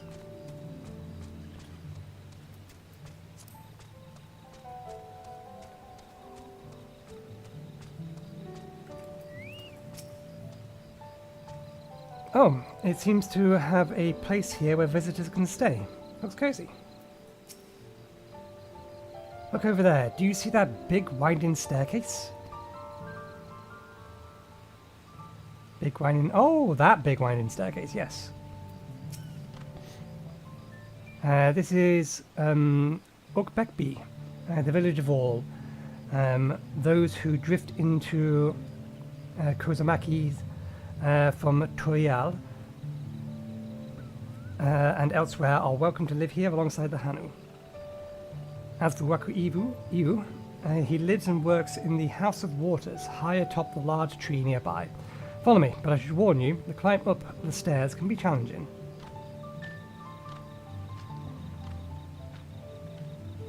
Yeah, so it was going to take us over nearby anyway. Where's the next nearest one? Probably a ways away, yeah.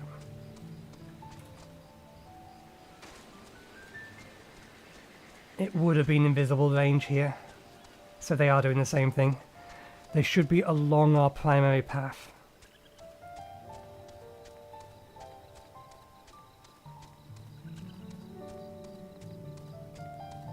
The claws of my chocobo are going to be absolutely ruining this staircase.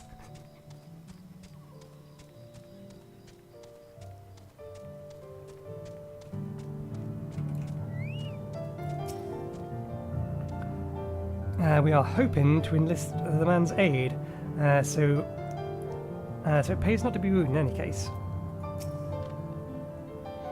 I should mention that Ihu isn't only a stickler for etiquette, he is also... Well, you'll find out soon enough. Hukili.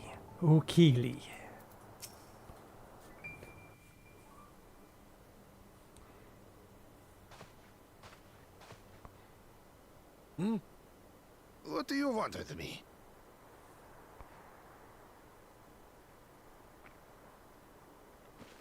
Right. The greeting.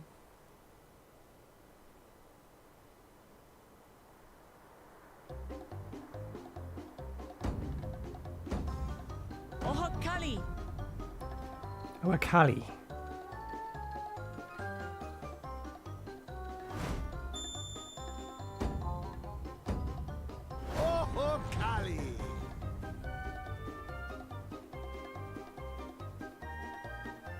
She doesn't know what to do after this.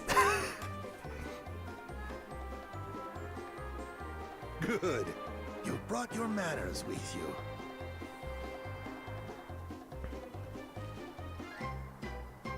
When you know Kanu, do as the Hanu do. For a country as diverse as ours, the preservation of harmony demands that we respect the cultures of all peoples who call it home. Well, that explains your familiarity with Hanu customs. And you speak truth, of course. To live together means to learn about each other. Ah, I appreciate an open mind. In In fact, I get the sense we've met before.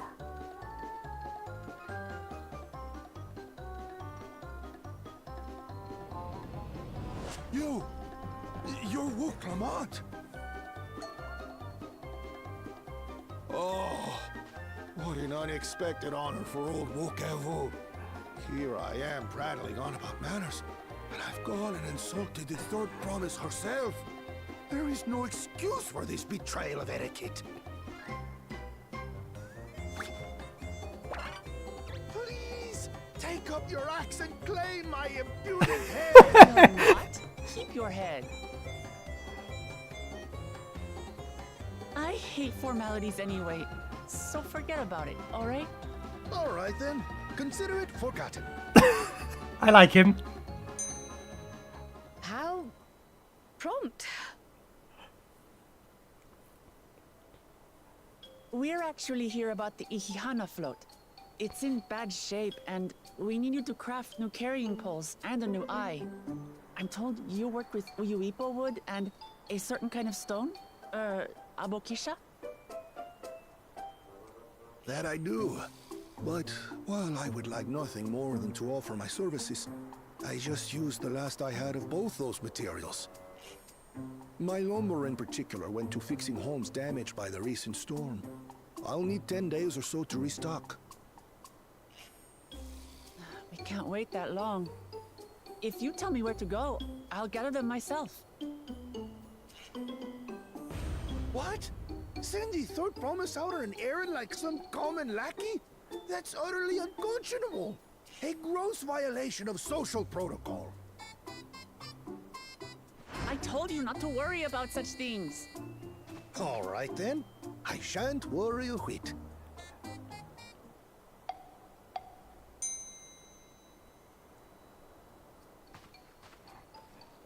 What's with your Hanu friend there? I am festival leader this season, and have come along to oversee the float's repair. As strange as it may sound, Wuk Lamat and her friends believe the float is an arcane focus, meant to encourage the growth of our struggling reeds. Too many Hanu have forgotten, it seems. But that is indeed the true purpose of the lifting of wings. Your education is impressive, Third Promise.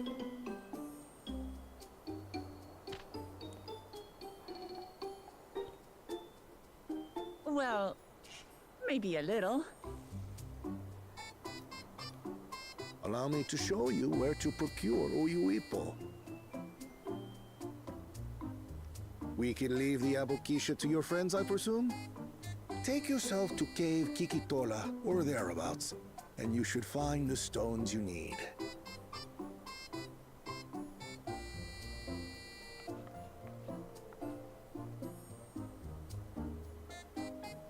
I've been there once or twice. I can guide you.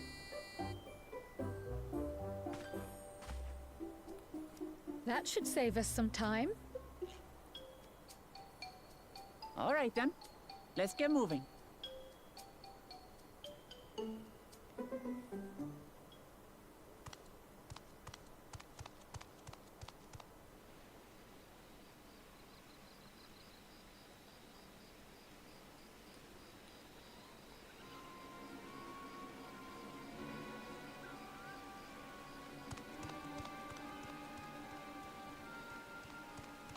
Chosen one of your rivals is making progress.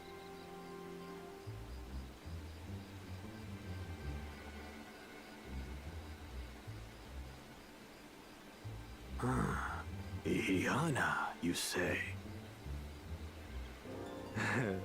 Should our first choice fail to deliver, it might be wise to let this play out.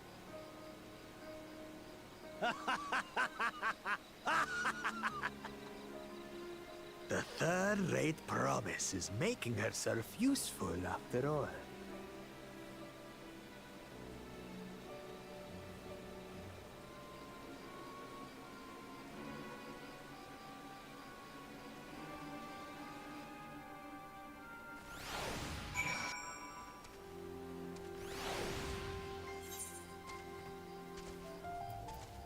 Right, we'll quickly talk to these, and then I will go get the washing done and get myself a cup of tea, because it's almost 2 o'clock. Rather eccentric fellow, but I do feel his heart is in the right place. Cave Kikitola is southwest of Ohano. We can return to the village first, and then head on foot. That being the case, we may as well just teleport back to the village. Okay, one moment please, while I go do the dishes and get a fresh cup of tea. Be right back.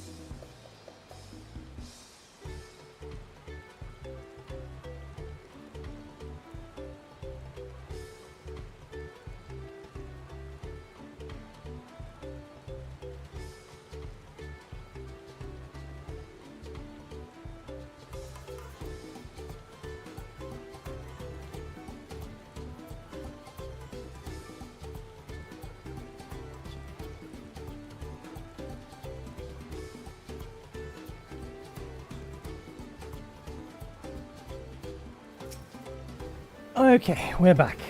Dishes are done and everything. Now, shouldn't have any distractions until, well, unless we have a call of nature, until 5 o'clock when it's time for tea.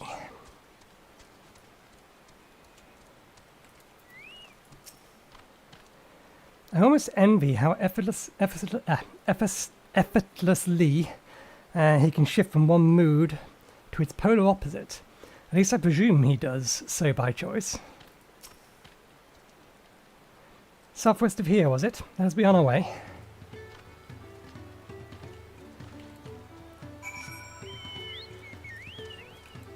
We are heading towards... Yes. Hello, we need you.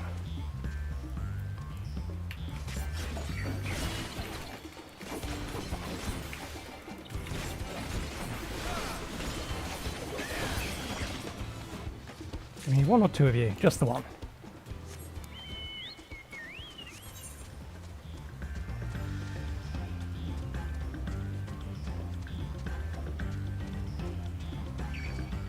Why, hello there.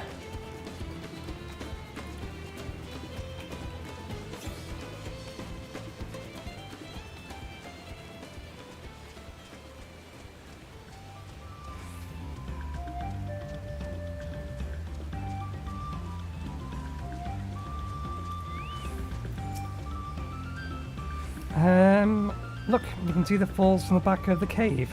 These hollows must have been carved out by the constant deluge of water from above. The cave Kikitora, as promised. Home to many deadly creatures. Venture inside if you feel confident. I will conduct my own search out here. You can spot a box 6 by its green-hued glimmer, bringing anything matching that description to me. I shall help scour the inside of the cave, then. You take the west half, I'll take the east.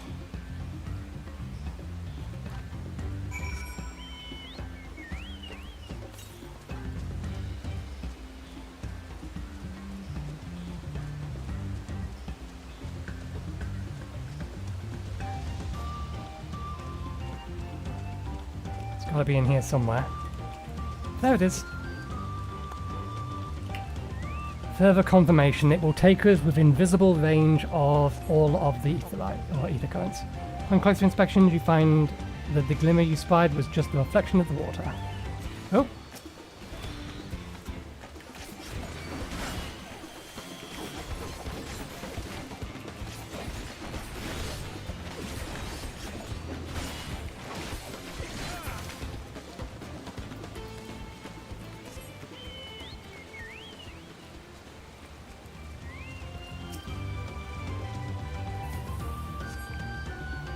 You find a chunk of stone glowing a distinct shade of green. It seems like this is the exact kind of material Hanuhanu was looking for.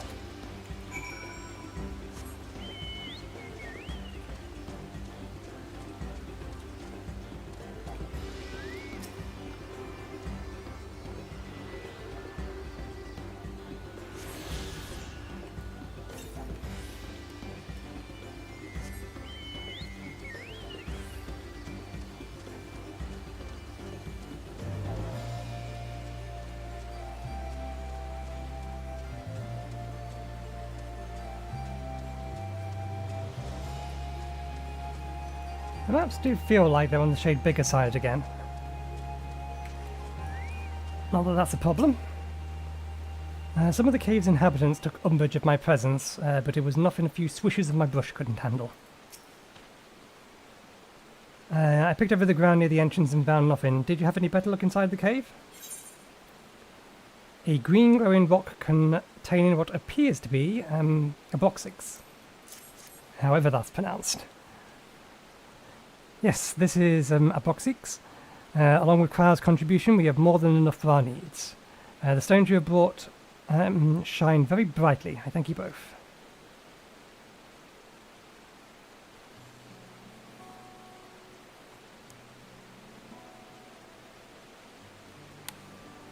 He would have been happy to know that we were putting things right. Truth be told, a good friend of mine was meant to be the festival leader for this year's Inihana.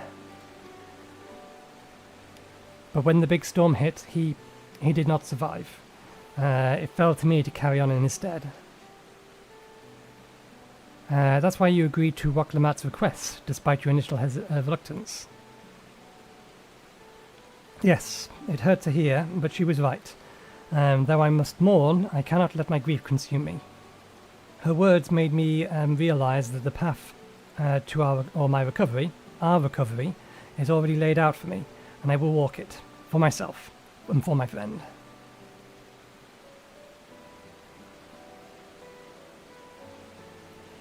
Thank you for sharing your story with us. Please, rest assured that we have taken your plight to heart. I'm certain our companions are procuring the other materials as we speak. Everything will come together, and the Hanu shall host a splendid, uplifting festival. That we shall.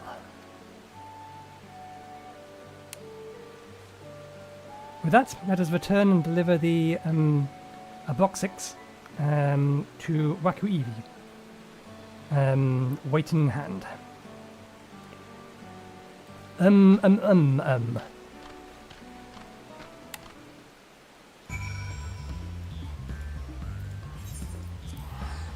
I see a fate. Must go to fate. We need to do 6 of them, so we can speed up our movement speed.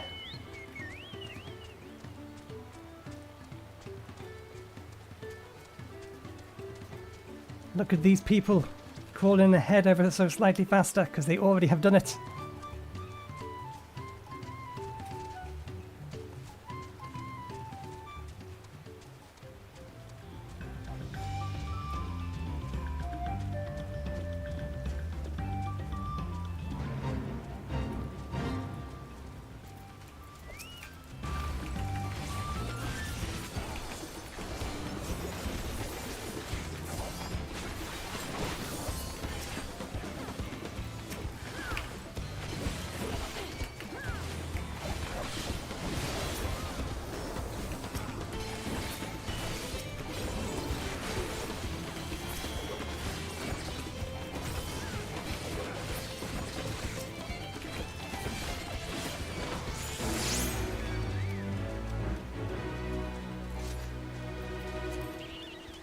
Okay.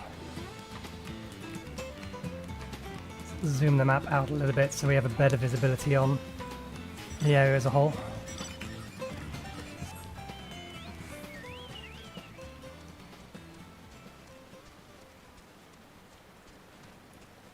That at the very least should have given us access to, yes, page 3 of Shared Fates.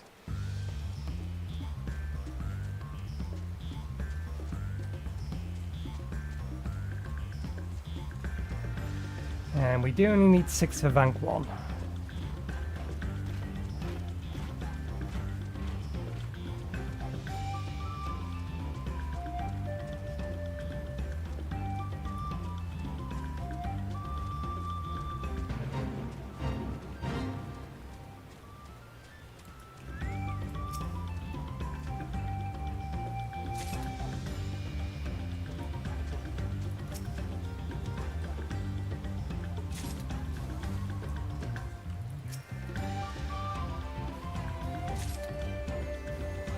You didn't think that through very well, Mr.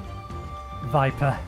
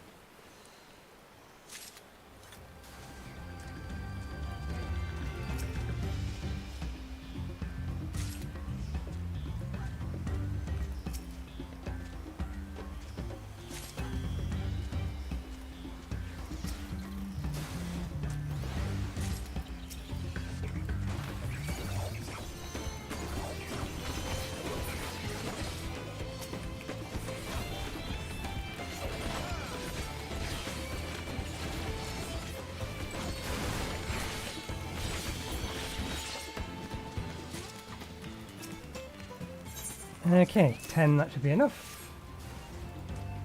Okay, and given how much that added to their list, I don't need to hang around.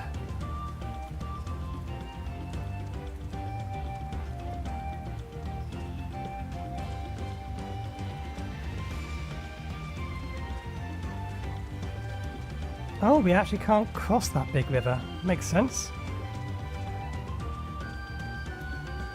That's where the other half of the map is. Is there actually a way across? There's not a way across here, but there might be elsewhere. Looking at the map.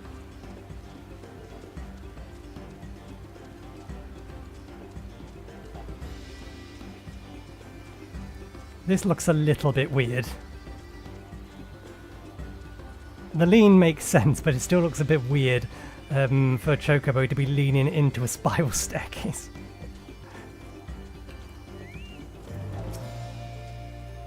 I hope Wuk Lamat's foray was as productive as ours. We've come too far to stop now. The lifting wings must go on. We just got back ourselves. Did you find the stone we need? Thanks to the third promise and her mighty swings, we've collected some suitable logs of Ihuykatumu. What are the books?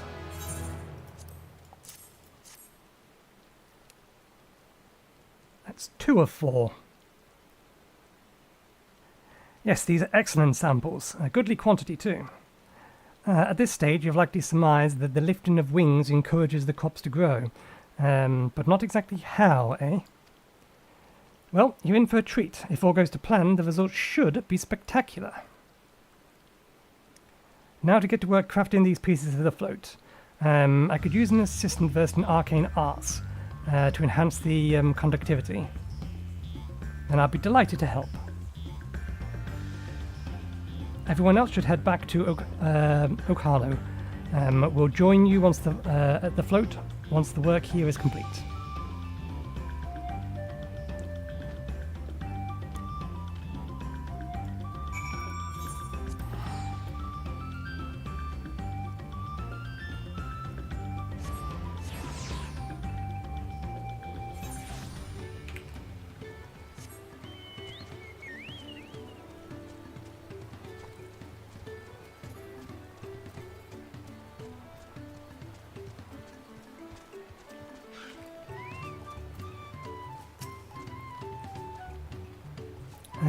As Wakui said, the festival really is spectacular to behold. Gathering the Upu was a trial in and of itself. At first, Wakivi criticised everything I did, then he suddenly yelled, "I've spoken ill of the third promise, and I must punish myself," and proceeded to slam his head upon the tree.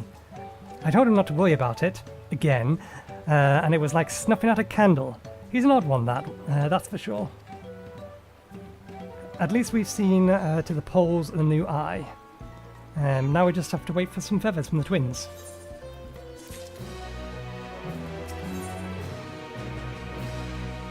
Wuk Lamat settles down to rest before the festival gets underway.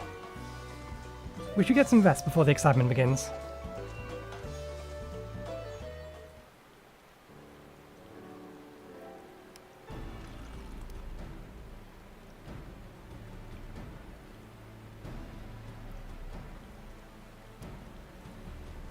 Over there, by the float.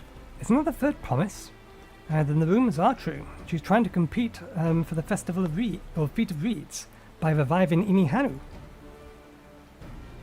The festival is a prayer for healthy crops, but does she honestly believe it'll be enough to save a harvest? The second promise, meanwhile, barely glanced at the fields before leaving Hanuhanu altogether. Maybe we ask too much of our young claimants.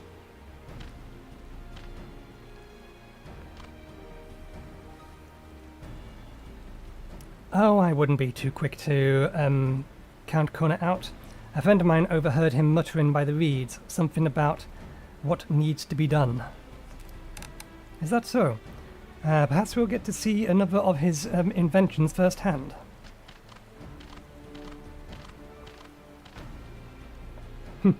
That sounds like our Kona. One look at the reeds was all he needed to think up a solution. Be that as it may, our own solution is nearly ready. Indeed, as soon as the others get back, our long-awaited festival can begin.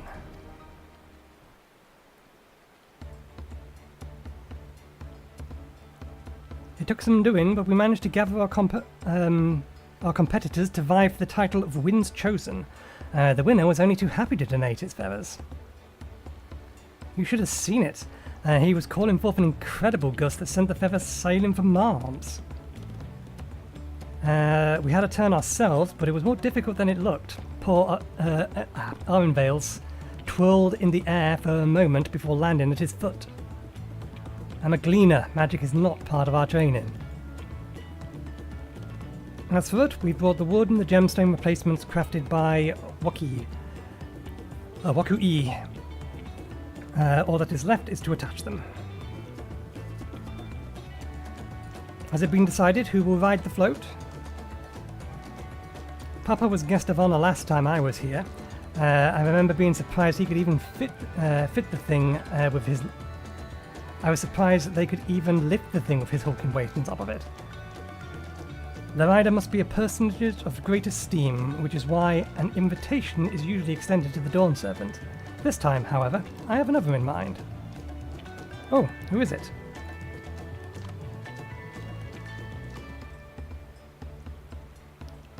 Our beloved Ihana, the lifting of wings, is only being held because you and your companions. Thus do I nominate you, Wuk Lamat, as our guest of honor. Huh? Me?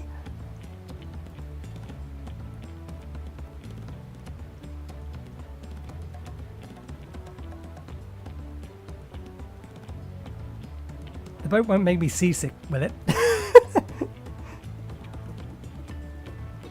I don't think so.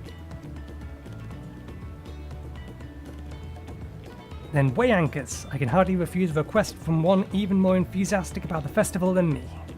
It would be a delight to ride your float. Thank you, Wuk Lamat. I have roles for the rest of you as well. We'll be carrying the festival float in a slow procession towards Kozama'uka, where the sacred likeness of Ixalian is ensconced. What I'd like you to do is clear the path of dangerous wildlife so that the procession can move along unimpeded. Consider it done. You expect me to sit still until Waku is finished with the float? Let me come along and help with the clearing. As you know, I'm not much for fighting. I'll stay behind with Waku with the repairs. If you aren't sure where you need to go, the path I spoke of begins at the south of the village and branches off to the east. That will lead you across the bridge to the Stride of Sun. Then we shall see to clearing it end to end.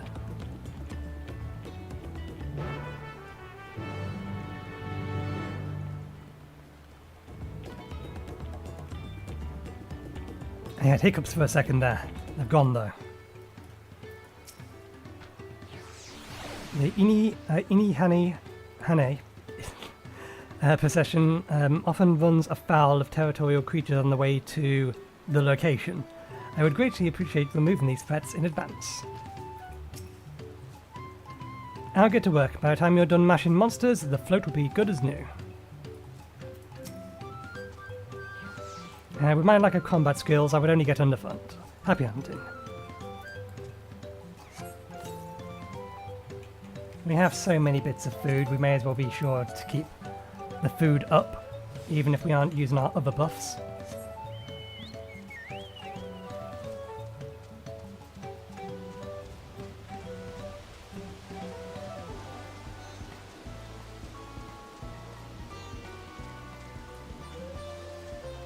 Ah, there you are. Let me get rid of that great big exclamation point from above your head. It must be heavy.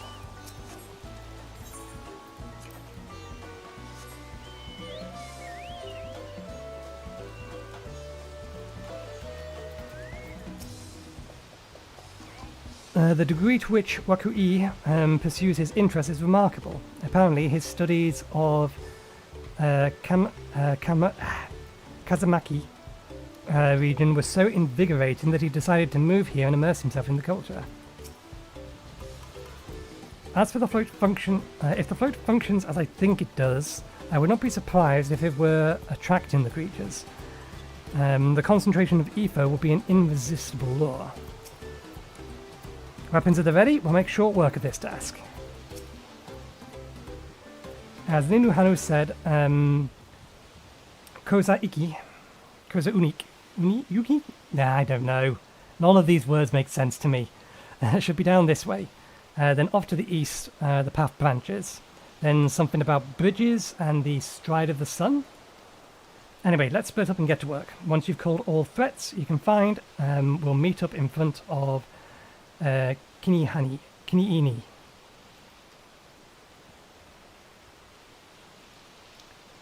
Where are thou? Oh, you're on the other side of the map. I'm afraid I cannot help you, dead person.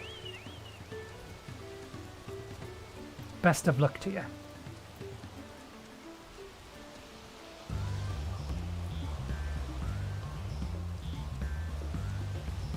There's 2 different sets of music for different parts of this map. I'm sure of it.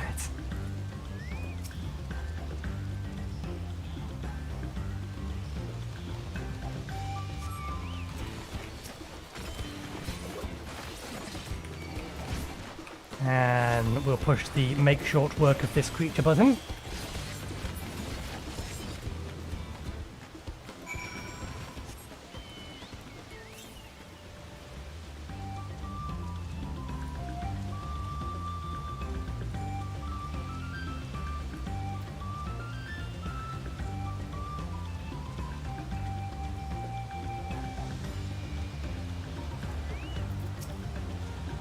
Told you, you don't need to watch over me anymore.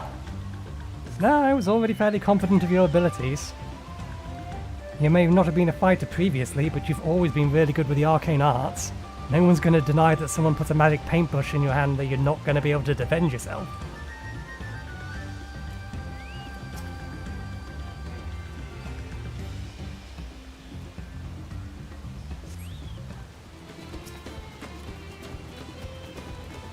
Now, if you could come to me, that'll make things slightly easier.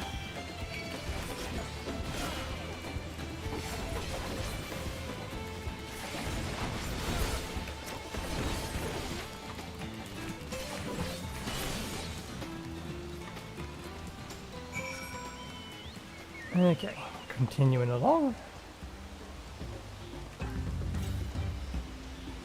Oh, we're looking northeast. It's a little off the way.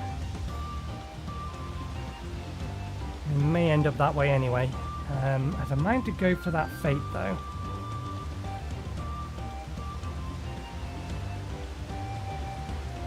Let's have words while we're nearby. Ha! That's how it's. That's one down.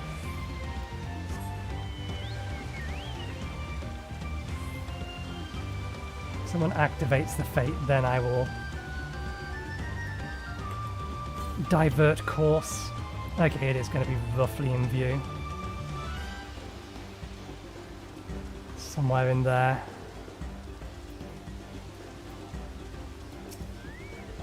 At this rate, we'll soon have the route to the location secure. Okay, it's a defense mission. Or defense one. Let's go up to it. Where is that?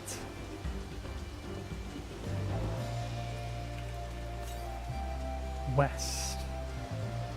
Okay, it's over there. We'll get on the way back.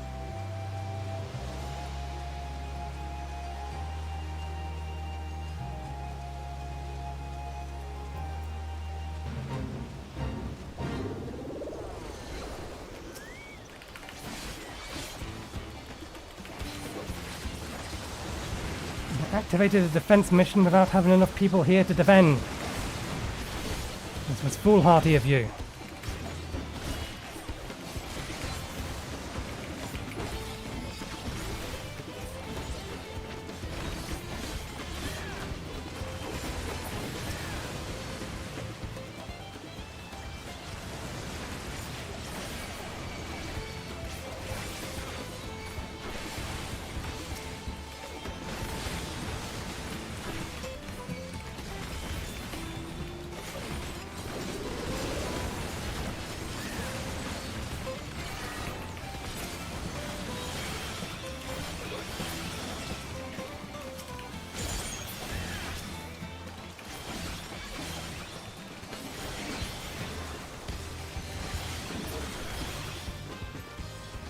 Okay, we've got a tank here now. You can gather them up, please.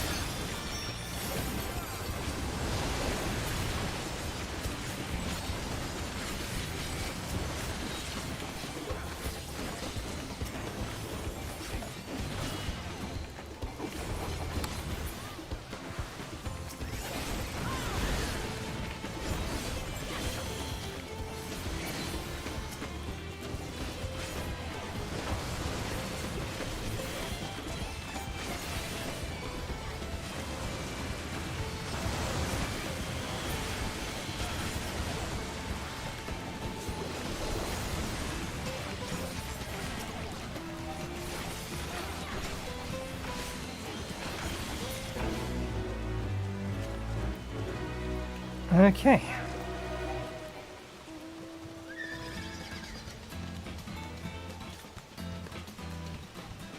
Let's go get that Aether Current we missed. Oh, there's another fate down there. That'll make number 4. I'll get the Aether Current on our way to it. Hasn't been started yet. Good, good.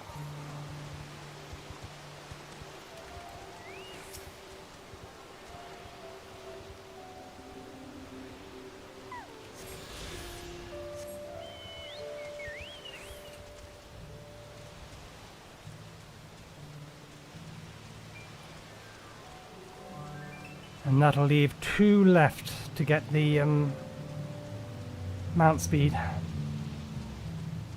Which isn't as fast as flying, but it's a very noticeable improvement.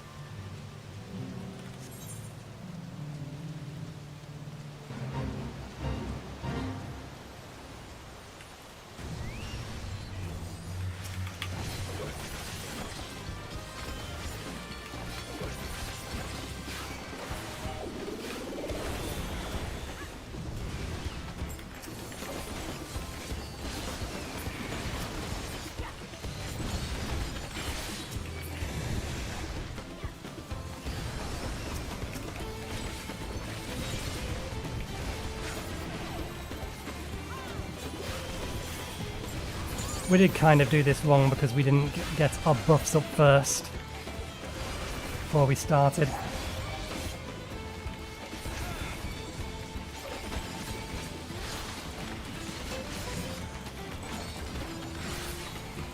What kind of AoE are those attacks?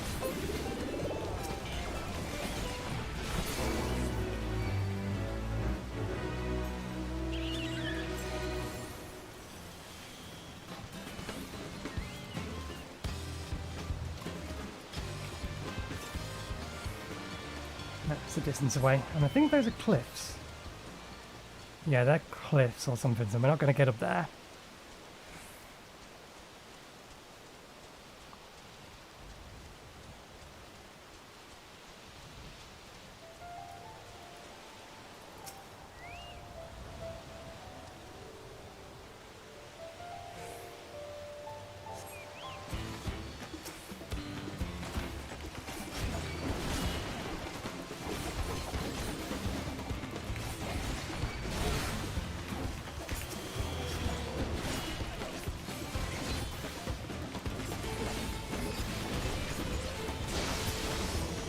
I beg your pardon.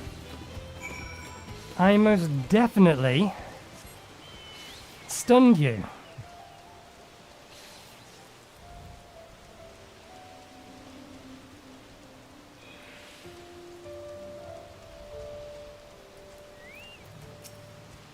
Now this is my kind of busy work.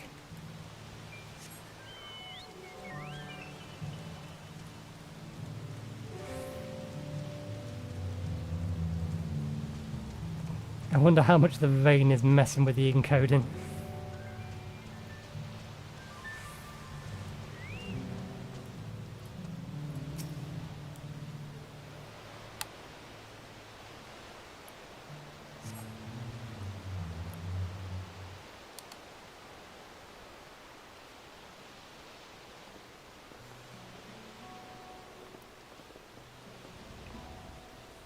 Ah, you are a step ahead of us.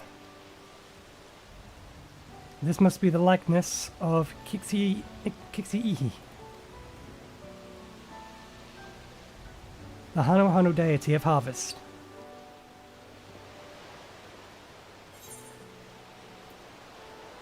Even their sacred images are woven with the reeds. It reminds me of something I saw in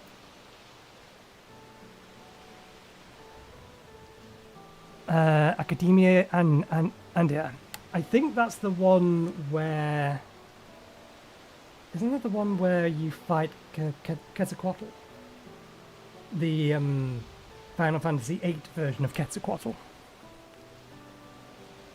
I was half expecting a flying whale.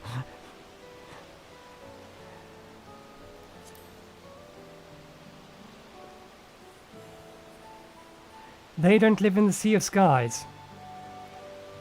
Makes you appreciate how much their culture revolves around the reed harvest, doesn't it? It is said that Kixahii was worshipped on another continent. This faith was then brought to Tural by the first Hanuhanu. The Hanu migrated here from another continent. Mayhap the two do share a common ancestor. It's all very fascinating, but shouldn't we be getting back to Lunahanu? He'll want to know the path is safe for the procession. Right, and I need to ride the float. I'll run ahead and tell him that we're done here.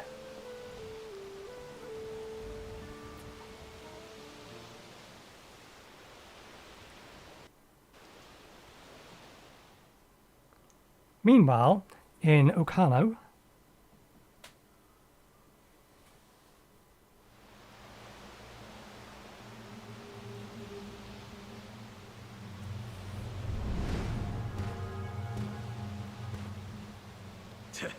Not sure we heard you right, old man. Why don't you say that again? As many times as you'd like. The third promise tasked me with repairing this float, and I'll not relinquish it to an uncultured brute like you. Much less one that can't even manage a simple greeting. We wanted to handle this in a civilized way, but we're more than willing to kill you.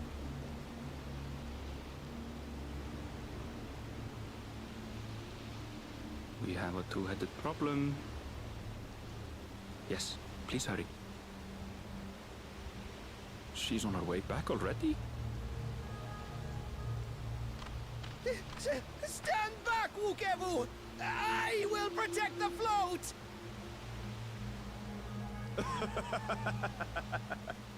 Are you trying to be brave, little bird?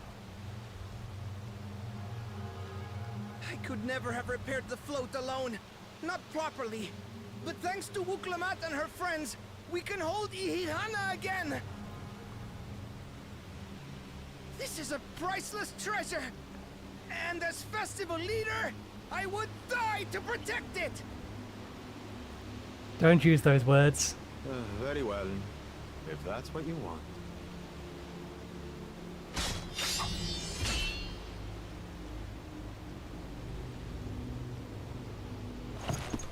Urqopacha!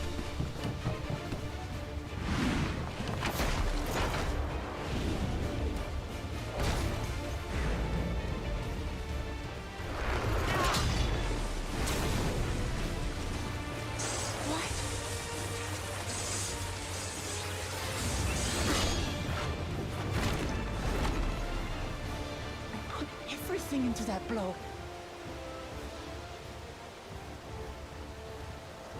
Good. The better for you to understand that gulf between us. But you need more lessons. We'll carve them into your mangy hide until you cry and beg forgiveness.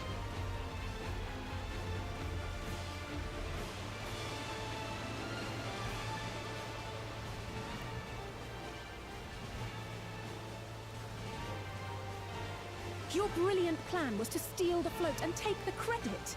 The so-called blessed siblings are nothing but cheats.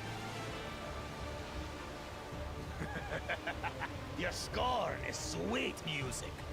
Come, weaklings. We'll crush you each in turn. Or all together, if you like.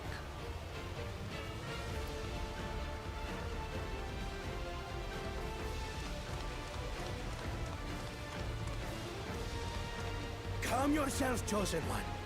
If you fight in earnest, this will end in a massacre.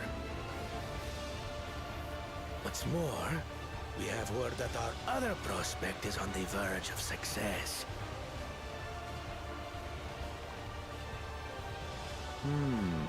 Then it would be foolish to expend effort sweating nuts.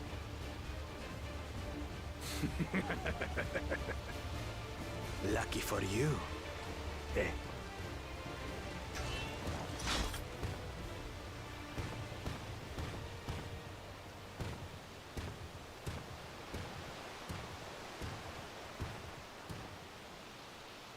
Ugh, two heads. I see Mamuk still clings to that loathsome hope.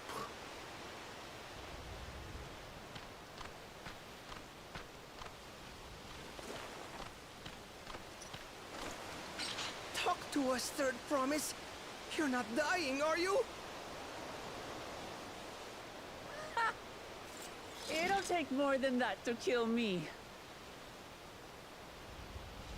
So, are we having this festival or not?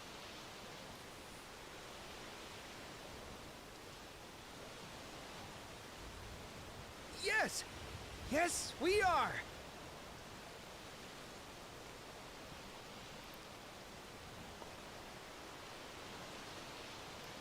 It would be nice if the rain could stop, though.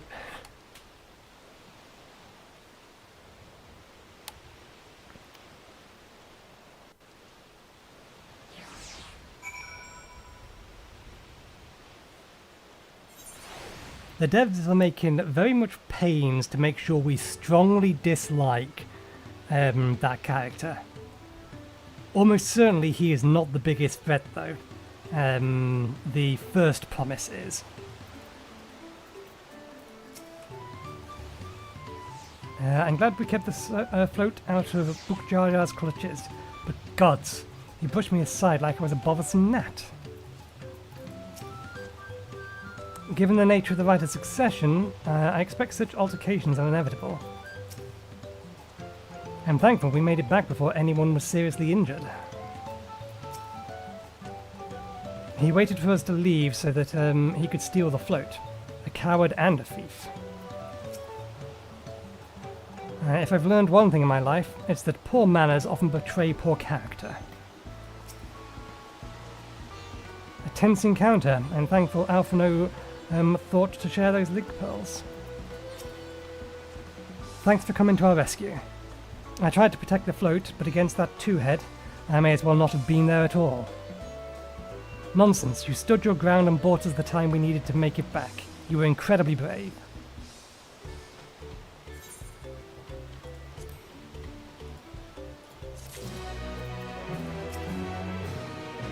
I was so afraid Wuk Lamat would come to harm. Hanuhanu has seen enough death.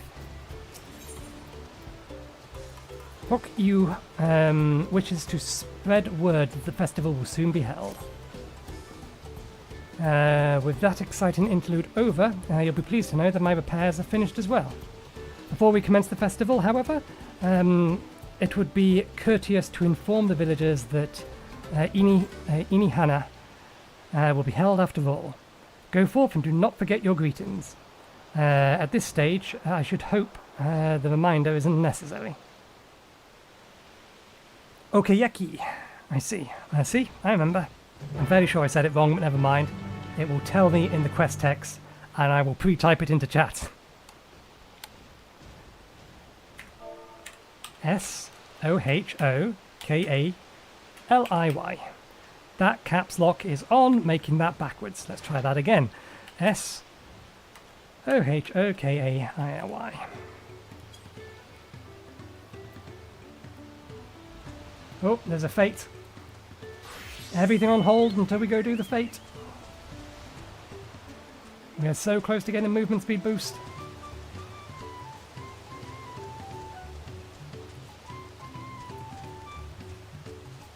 cannot be allowed to wait. Even if we are almost done here, I'd rather get it done and ready now than have to worry about it later.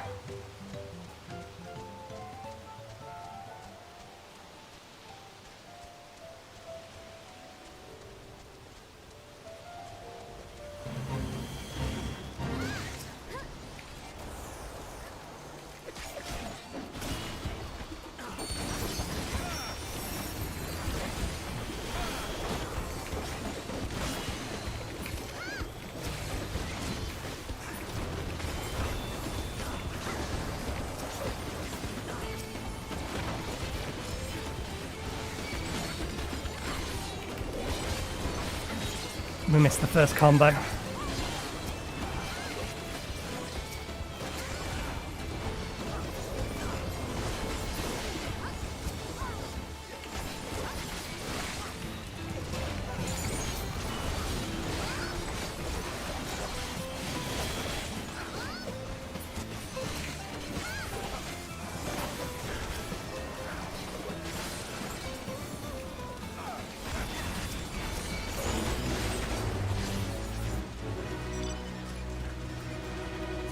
Okay. Oh, there's one more over there, but we can't get to it. I don't think. Actually, is that in the cave? That's 92. If it's 92, in theory, it's a place that we can get to. But it's so far away now. We're waiting until another one spawns nearby. We only need one more.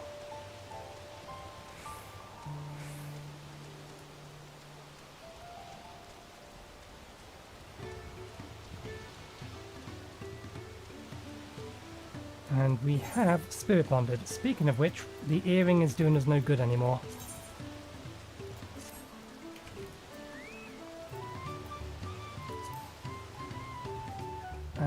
Extract materia.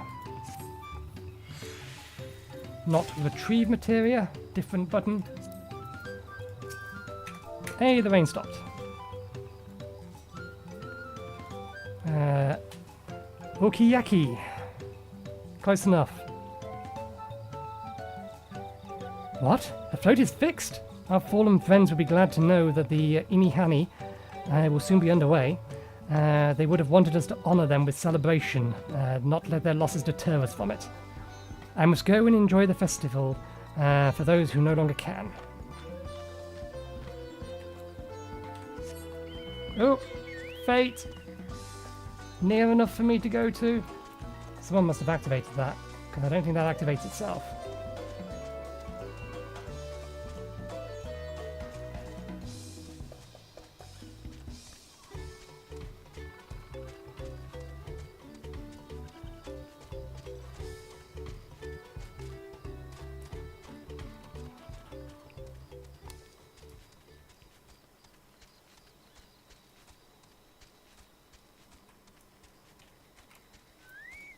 Sorry, but you're sacrificial lamb this time.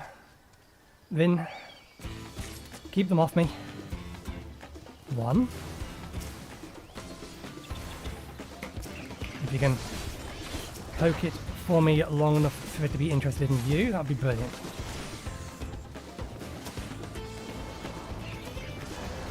Three, four.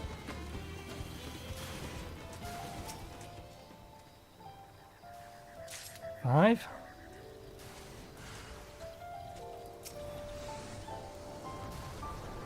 6.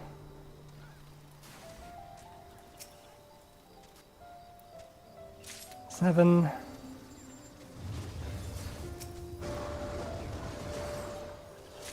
8.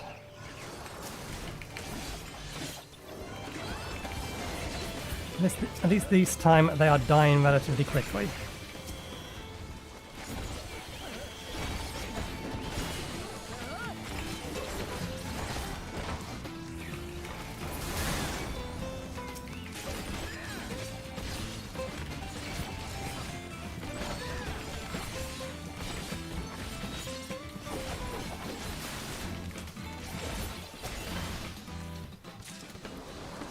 Okay, that's sufficient.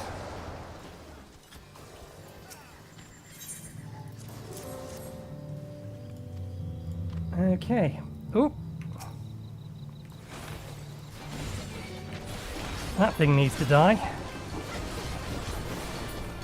There we go. Now we can leave. And then once that's completed, which 60 seconds from now, we can go to the gemstone trader and get our mount speed increase.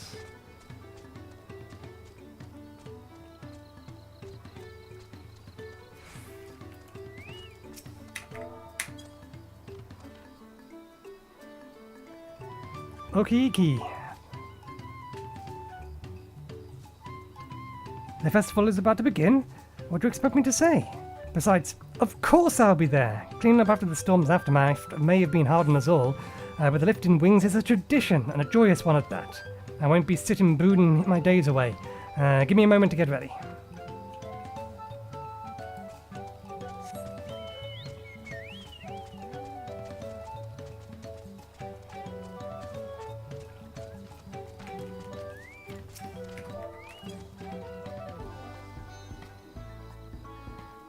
Ukakiki.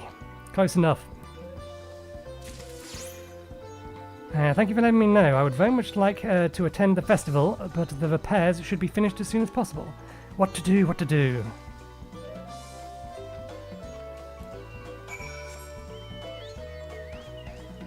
Okay. Now we come to you, and we get that. What a difference a piece of paper makes. We actually have to use the piece of paper.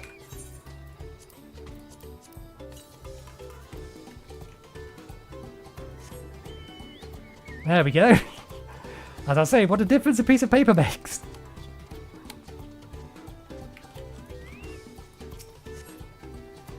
The Hanu were pleased to hear their festival was going ahead, I imagine. That is well. Once your friends return, the lifting wings can begin at last.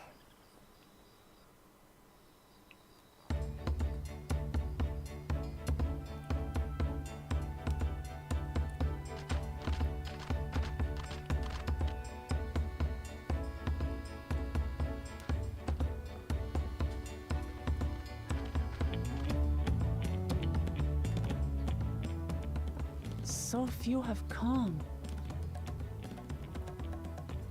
Patience.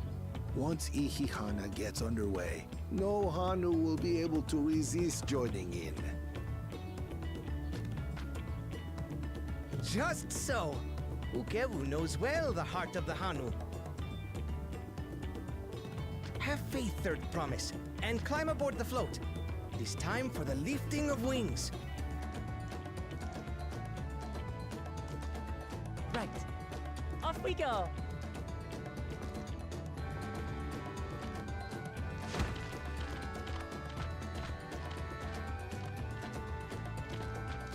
Ihihana is a prayer for bountiful harvest. But this is not its only meaning.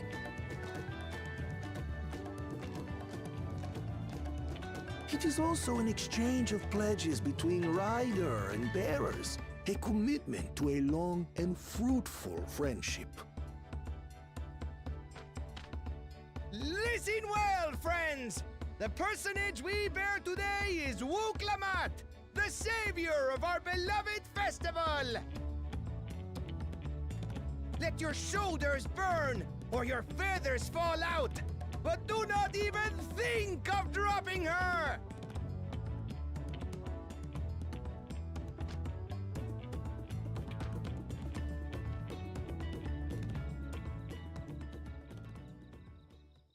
Ready and...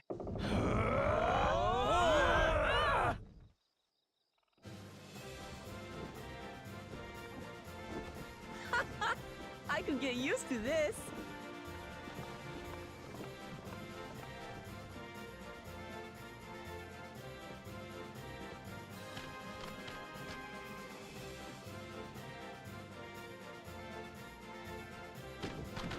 Will empty bellies stop you from joining in the fun?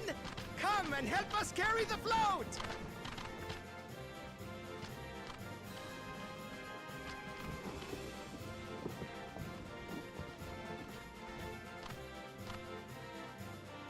Well, well, well. To see the day that Dawn's promise would ride our boat again. We've not had the honor since you were here, Golol Jaja.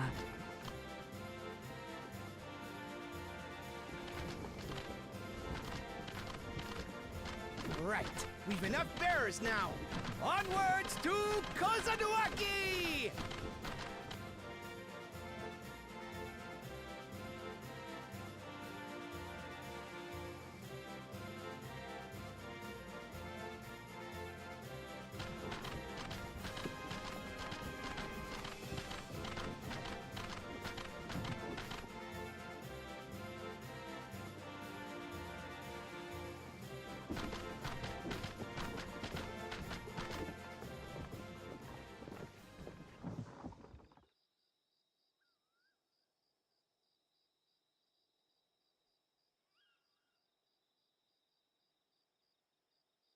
Watch well, for you are about to bear witness to the true glory of Ihuykatumu.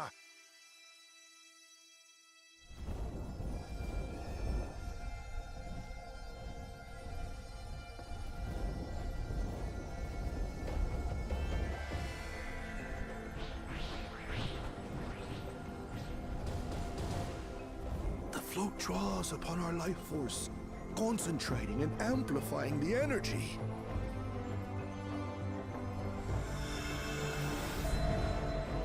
Kishaihi then receives that energy and expels it in a great burst, where it showers down upon the land to replenish its vital currents.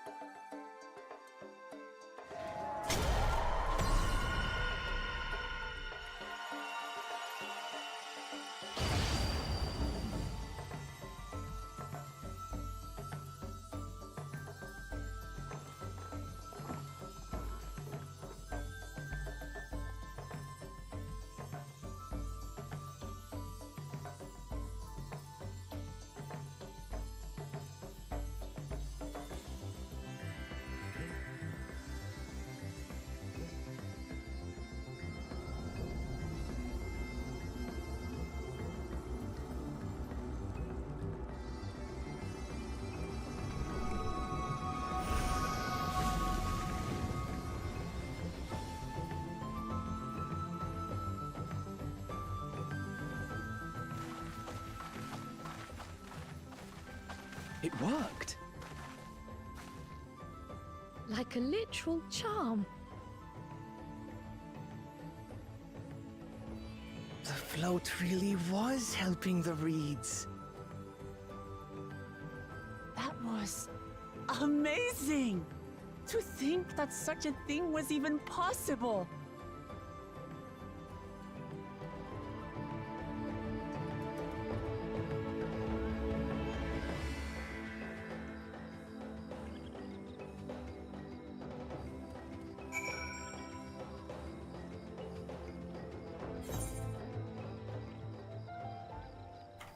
One second, I need to make a quick note. My mum rang in the middle of that cutscene. Location. Time.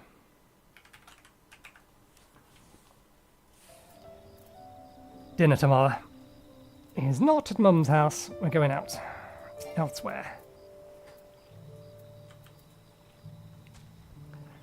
I'd like to take a turn riding the... Oh, I'd like to take a turn riding the float. What? It does look like fun. Don't pretend the thought didn't cross your mind. The fields are rejuvenated. The Hanuhanu too might have finally replenished their flagging reserves of ether.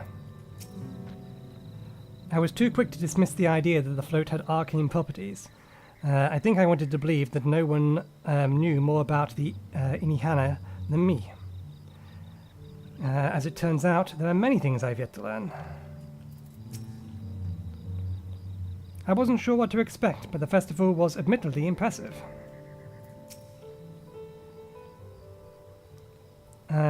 Even deprived of their usual sustenance, the Hanu seem invigorated the moment the festival began.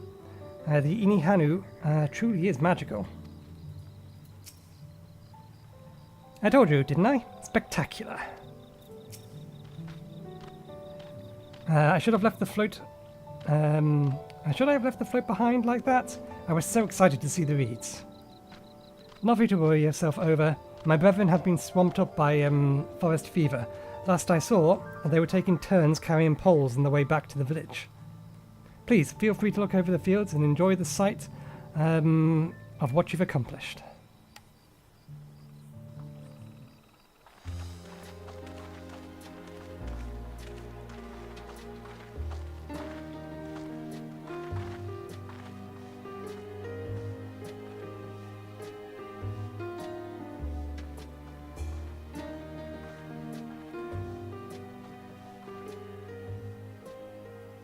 Some of them still look a bit sickly. I imagine even the harvest magic has its limits. If the Hanu continue their festival tradition year after year, though, the entire field should eventually recover.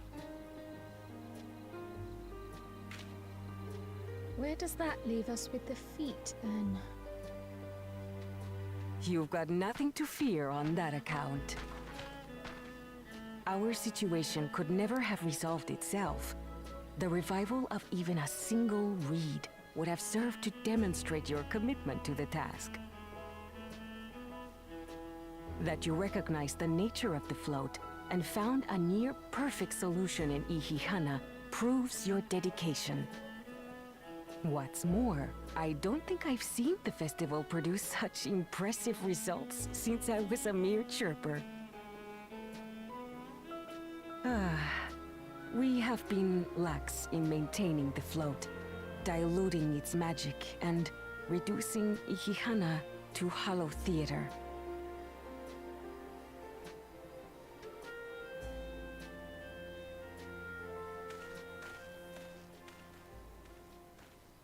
Connor!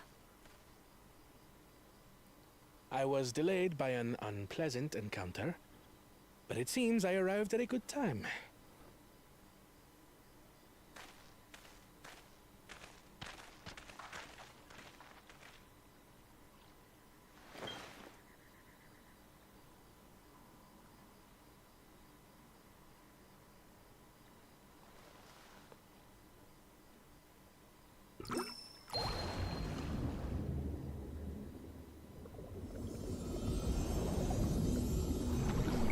Same thing, but in liquid form.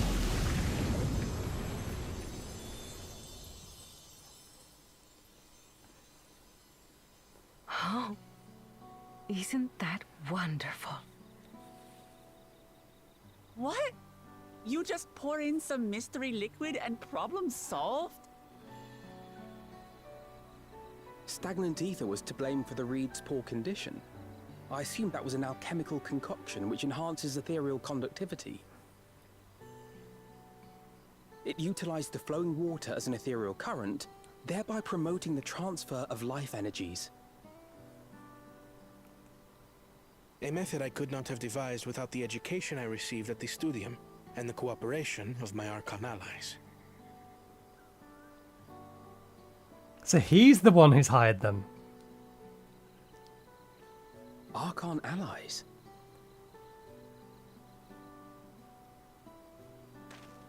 You see, Lamachi, this is why we need to embrace foreign knowledge and technology. Employed appropriately, they make light work of what would otherwise be arduous labor. There's no need to lug around heavy floats.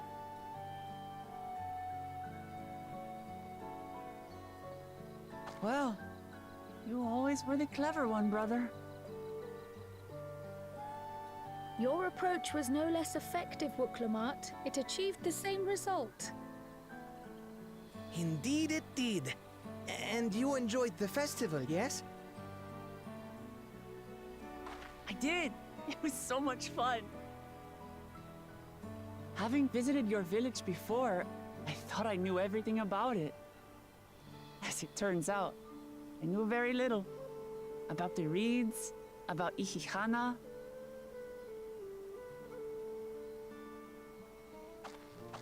With all I've learned this time, I feel as though I've really come to know the Hanu.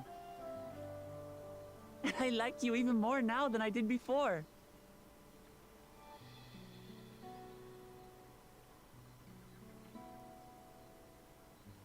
The feeling is mutual. And it's not just you who had a lot to learn either. I'll never look at our float the same way again. The two of you have exceeded expectations. Come forth and claim your stones.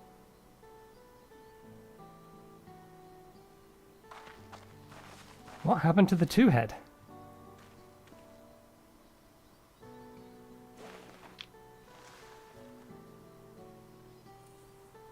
So this is what they look like. Go on, set it in the tablet.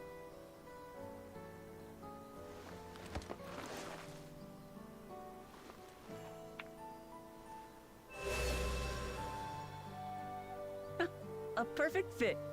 That leaves 6 more. And on to the next.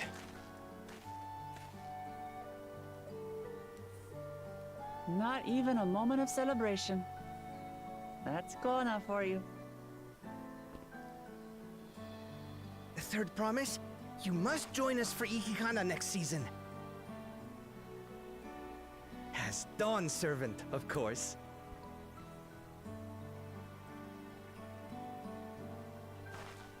Right. It's back to Tuliyollal for now. Thank you for having us. I look forward to seeing you all again.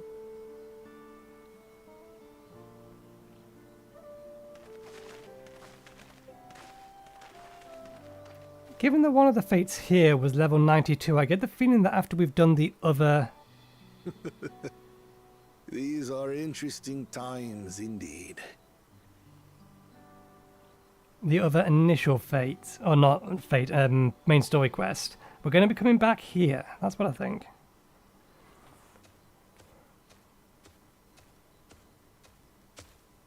The concoction was brewed by Kona himself. It's a test vial, but it should contain the same reagents.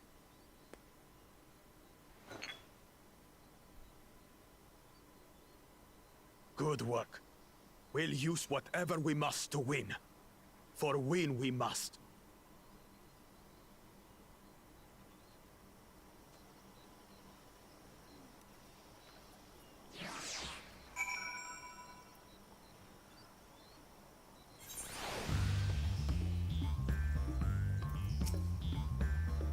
While Kona seems a decent sort, he strikes me as a man who likes to keep others at a distance. Two-headed troubles aside, Wuk Lamat completed the feat and earned a keystone. That's all that matters. I'm curious as to who these Archons, the second promise mention, could possibly be. Where has Book Jar Jar gone, I wonder? And what did his fellow mean by their other prospect?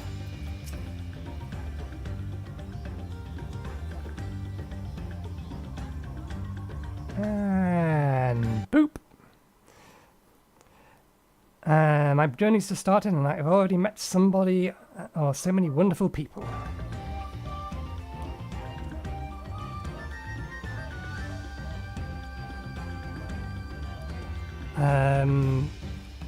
Waku, for one, he's a bit eccentric, but everyone could stand to be as respectful of other cultures as he.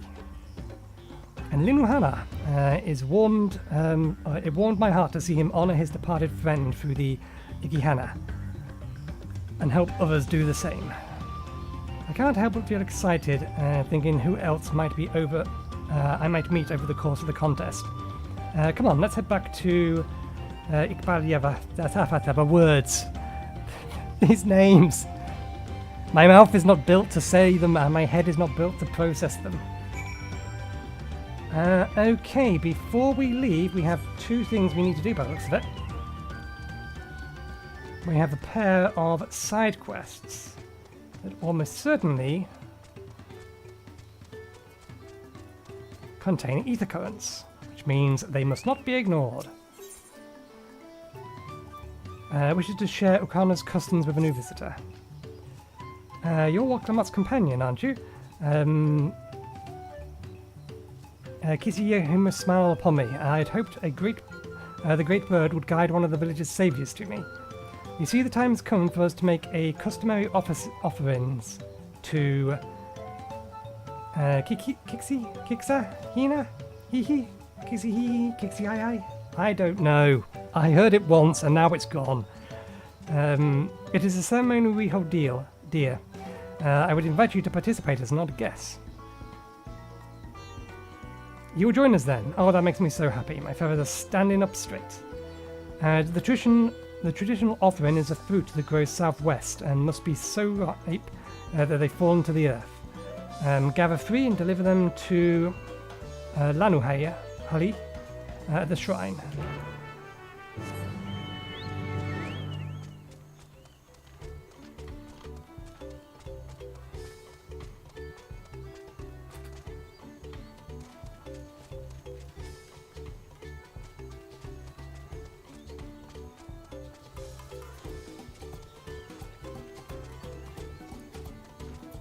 Oh, you are at the entrance. I could have just run around the outside. Needs help performing an honoured tradition. Nathan, of course I know your name. Who isn't familiar with Wuk Lamat's companions? And not to mention your friends can't seem to go a moment without mentioning you. I'm Lunahanu. Lenuhanu. And I have the honour of being the wind's chosen. It is my feathers which adorn the festival float. I feel the wind has guided you to me for a reason. As a visitor to our village, who has fast become an honoured friend, I would offer you a chance to strengthen our bonds.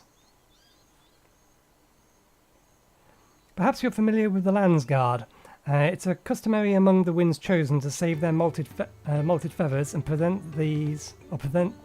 present them to these brave protectors as gifts every few years. At this very moment, one of their number is making their way to Hanuhanu to receive our offering. There is much more to it than just a simple delivery, and I think you'd be interested in taking part. It will deepen your understanding of our ways, and perhaps you and this member of the Landsguard will become fast friends. I would start with a small task, if you're willing. Nahanshe is the name of our guest, and he was due to arrive some time ago. I fear he may be lost. Could you search for him on the road? I'll stay behind in case he arrives here after all.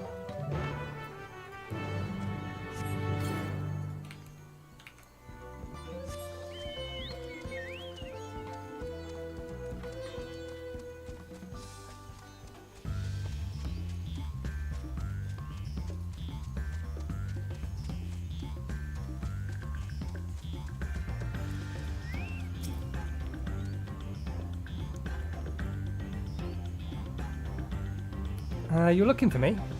You're not the Hanuhanu, unless you're molting something awful.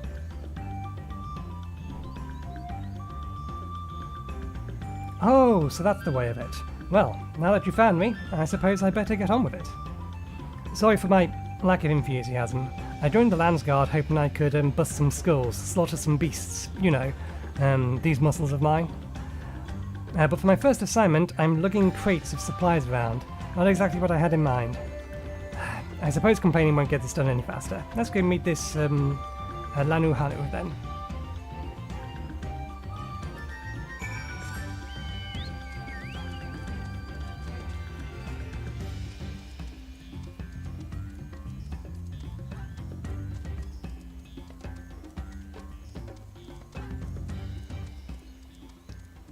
I feel the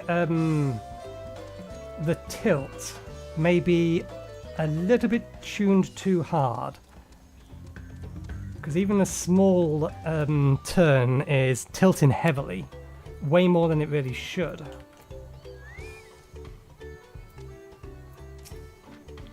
You found him. Now we can begin. Before the gift of feathers is to be bestowed, there are proper steps that must be taken. Firstly, I bid the warmest of welcomes to Nashi. It's Nathan. It's Nathan, but without the T. Nahanshe. As the wind chosen, it is my solemn duty to show you what sights our humble visit has to offer.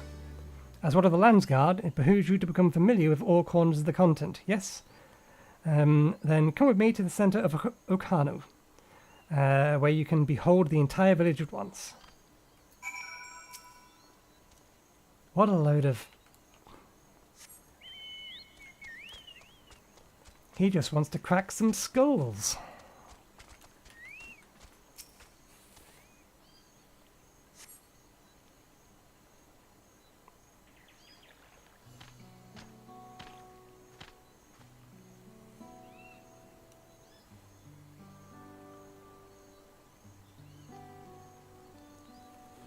Take it all in. This is Urqopacha. As you can see, our homes are made from wood and reeds, both of which the forest blesses with an abundance. But nature's blessings are to be treated with care, for dried reeds can easily catch flame, and if they do, we risk our entire village alight. Building waterways through Urqopacha is a way to protect us from such accidents, but aquatic beasts can travel them as well. When these beasts become too great in number, we beseech the Landsguard to kill them. Do you now? I always thought hunting duty was just a way to keep us sharp. While I'm here, I'll make sure nothing troubles your homes. All of Urqopacha will thank you. And now for the reason you came. The feathers of the winds chosen. They are used to adorn the equipment worn by the Landsguard. The design invokes imagery of Kieks'ia, the great bird revered by all of Hanuhanu. The feathers give it a touch of authority that makes the soldiers appear all the more fiercer. Every soldier's outfit is designed according to their profession, and each feather must undergo an elaborate process of drying and oiling to meet the Landsguard's varying needs. So without further ado, let us begin. I first ask that you come meet me at the gates of the southeast. Fine. I should warn you, I'm not known for my delicate hands.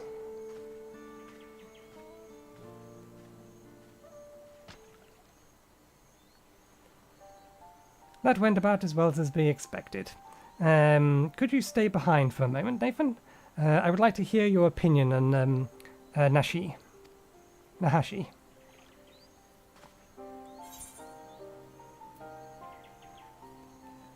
He really doesn't want to be here. He's not the most motivated person.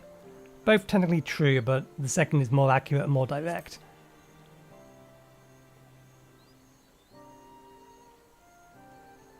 I have the same impression. Truth be told, his attitude is the same as every Landsguard troop who comes to receive this gift, and we're meant to fix it.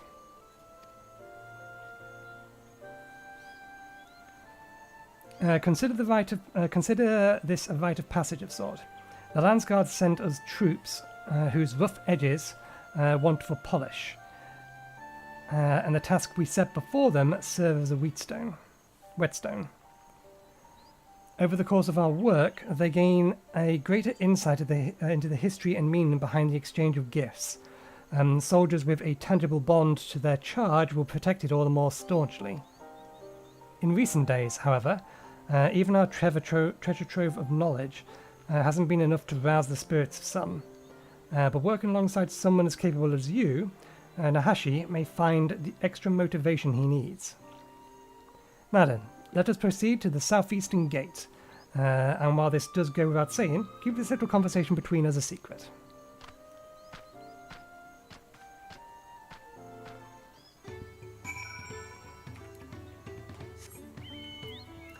At the very least, it doesn't look like we've lost connection to YouTube yet today. The counters for both YouTube and Twitch are showing more or less the same time.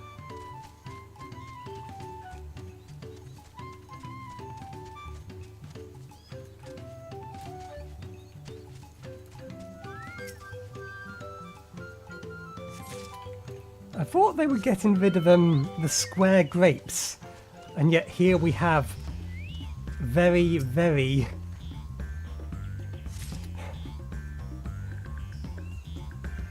I don't know, maybe dodecahedron? They're not quite the right proportion for dodecahedrons.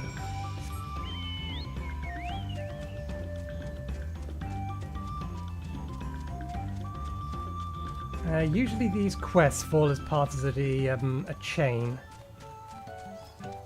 Typically speaking, I do the entire chain, just because they tend to be more interesting, these ones. The feathers we sent to the Landsguard are for decorative purposes, and since they can lay untouched for quite some time, they aren't fit for use on the float. What did I do to deserve this? Now I know why my superiors were snickering behind my back as I departed. The Hanuhanu might think this bird's god is worth all this trouble, but I just want to get it over with.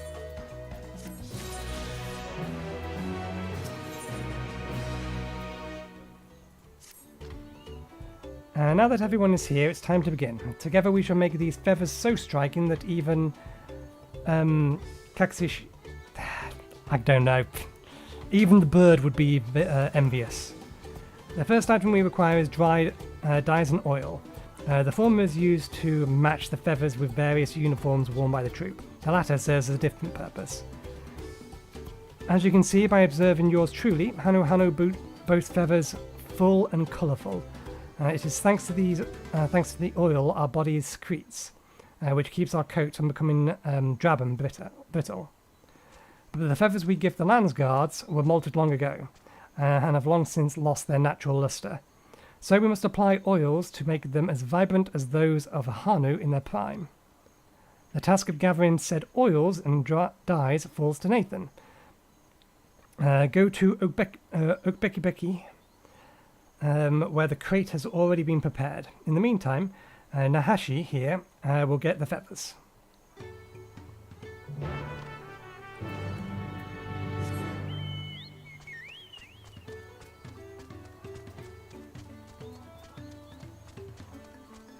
I am glad I got my mount speed boost before we started this, because this is going to take some wandering.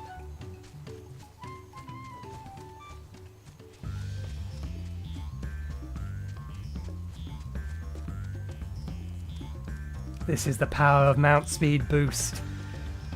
Look how we outstrip them.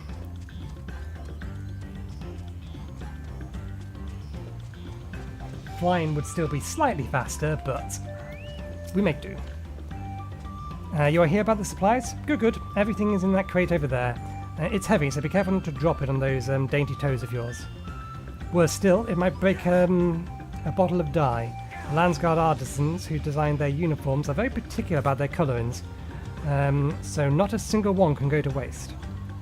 There's nothing a soldier loves more than their equipment, so every detail has to be just right. Tread as carefully as you can back to there. Okay. Mount speed boost is going to account for absolutely nothing for this.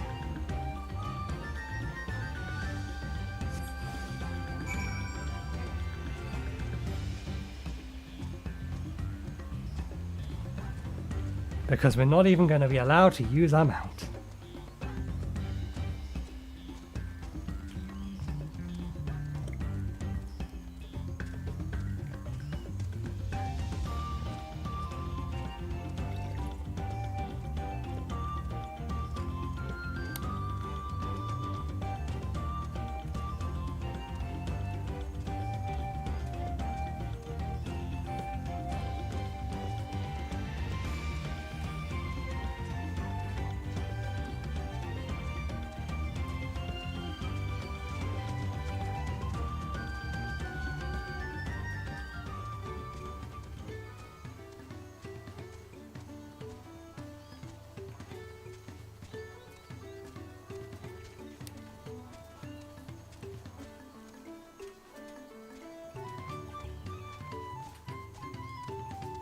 This expansion is going to take a while to get through, it seems.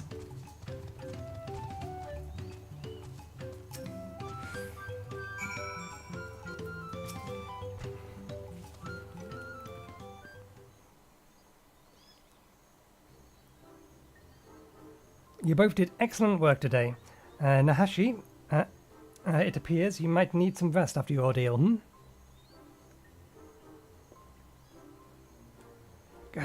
How many feathers did you pack into that crate? Are you sure you didn't send me to get the dyes and oil?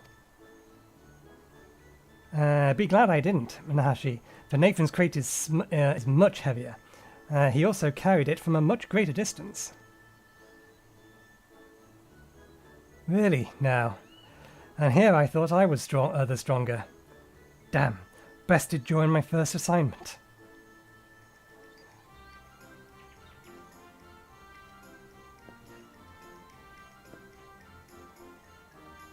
But that won't happen again. I've had enough rest. Let's get on with it. If you insist, Nahanshe, and let us proceed to the heart of the matter. First we must dye each feather one by one, but be careful, each colour is needed in different quantities. The equipment used to attack is adorned with black feathers, while equipment used for defence is adorned with feathers of their original green. For those we must carefully...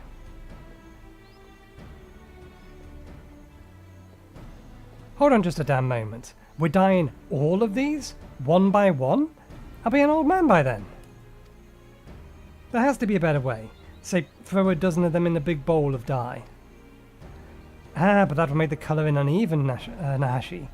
As I was saying, we must be carefully apply the oil to the feathers to bring out the original colour, or they'll quickly become brittle. I see.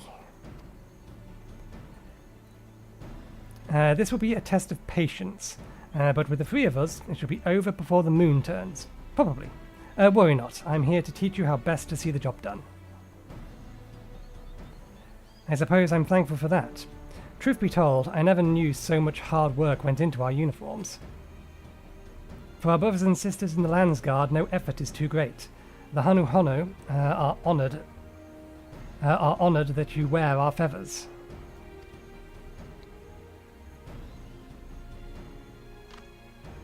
You are surprised? As the wind's chosen, seeing my feathers become a symbol of the great bird fills me with a joy unequalled in this world. And to have them adore the Landsguard armour makes my joy all the sweeter. Few in Turell can claim such an honour, so there can be no mistakes. There really is more to this than I thought.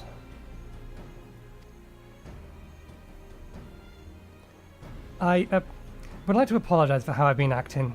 I see now that things are done a certain way for a reason.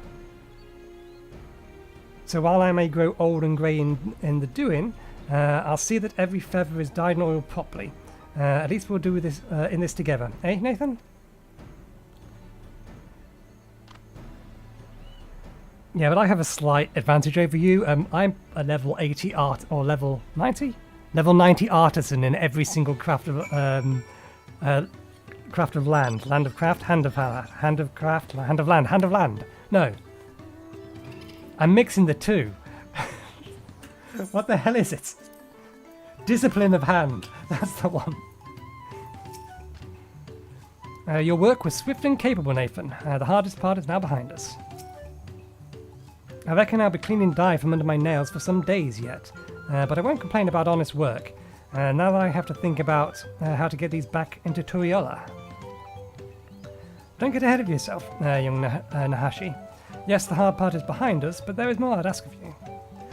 As I've said before, the bird is held in reverence by the Hanuhanu, and we must pay due respect to the use of its likeness. As such, there are time-honoured rituals that must be followed before we give this offering to the Landsguard. Time-honoured, eh? As long as it isn't time-consuming. Is eager to see his feathers blessed.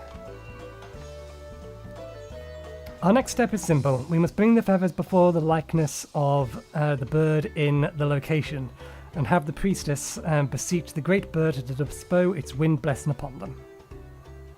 More lugging that crate around, huh? I can do it, but if we're going any further than last time, I might need a couple of breaks. Do not worry, Nahanshe. I will carry the feathers. I have something different in mind for both of you. A friend of mine awaits you on the road to the place. Speak with him, and do exactly as he instructs.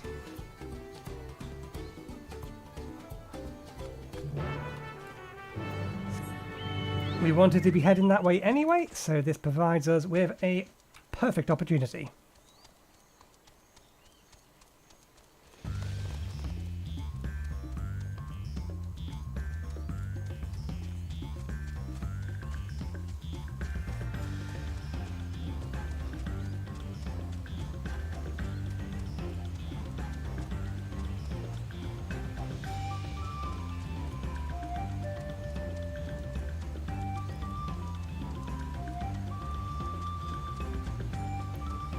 It's hard to get a proper feel of scale when it's been so long since I last explored the other areas.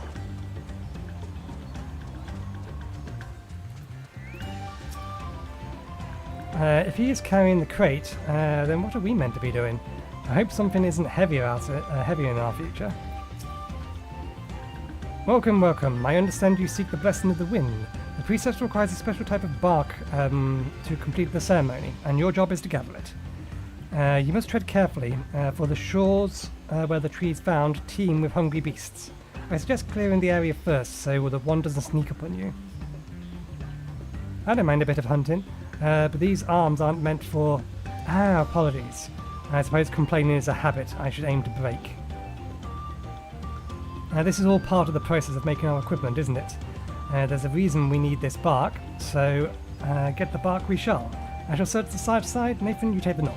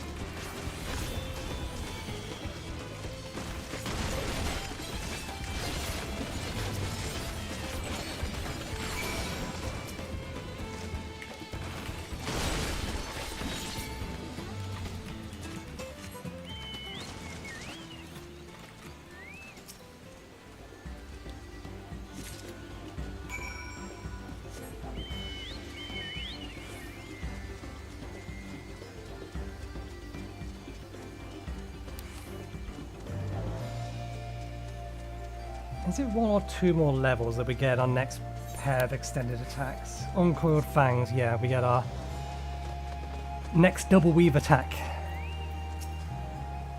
Why do I get the feeling the story is coming? Well done, you two. You brought exactly what I asked, but I suppose you're still curious as to why the bark has to be from those specific trees. The answer lies in the legend of the bird. You see, our ancestors hailed from a different land and were guided here by the great bird. Upon their arrival, they found perilous woodlands overrun by hungry fiends.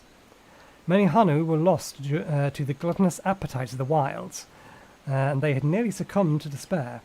But the bird let out a mighty screech, and it echoed through the land, setting trees aglow. Taking this as divine guidance, our beleaguered ancestors took the bark from the trunks and burned it. The smoke wafted through the airs, and the beast found it so repugnant they were forced to flee, one and all. Since that day, warriors have burnt incense before battle in the hopes that it would ward them from the harm. Thus we bless the Landsguard with feathers in the same way that they, too, might bask in the bird's protection. Now, take the bark to the place, and on the way, I'd be glad if you would offer your sincerest prayers to the great bird.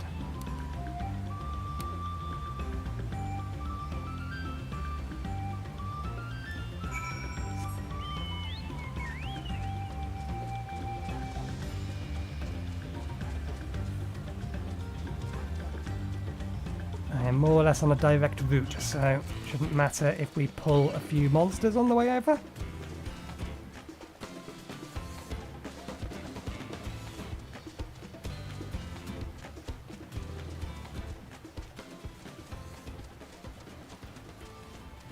Ocelot, eh? No, that's a quirl. That is most definitely a quirl.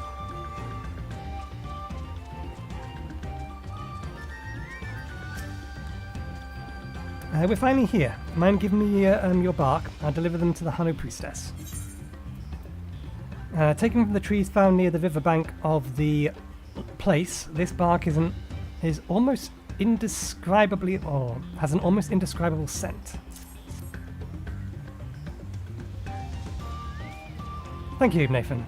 Once I'm finished, let's offer our prayers. Wouldn't want to disappoint our hosts after all.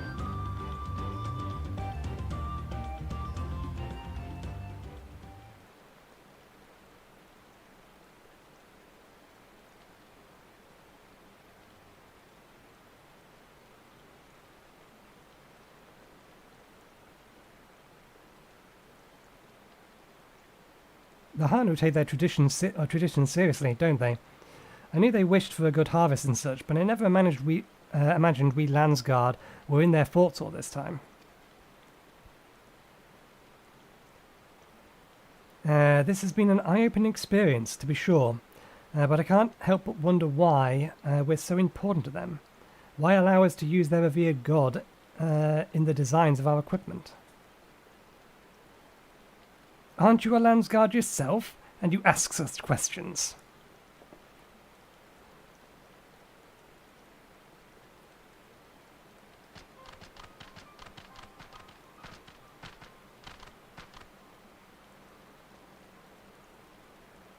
You're Nathan, aren't you? I'm Zulahali. I know we have you to thank for the Ihuykatumu's success, but even so, I must ask that you stand aside.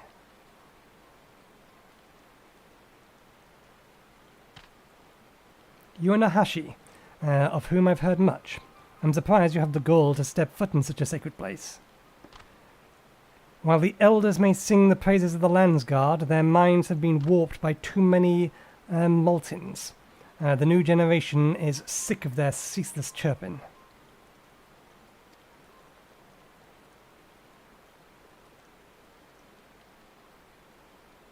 You have to say your line. Remember how we practiced? Oh, yes, I understand. We heard you complain when you took the feathers. We saw the disdain in your eyes. Someone with such disrespect for our history doesn't deserve to bask in the bird's graces. What? But I...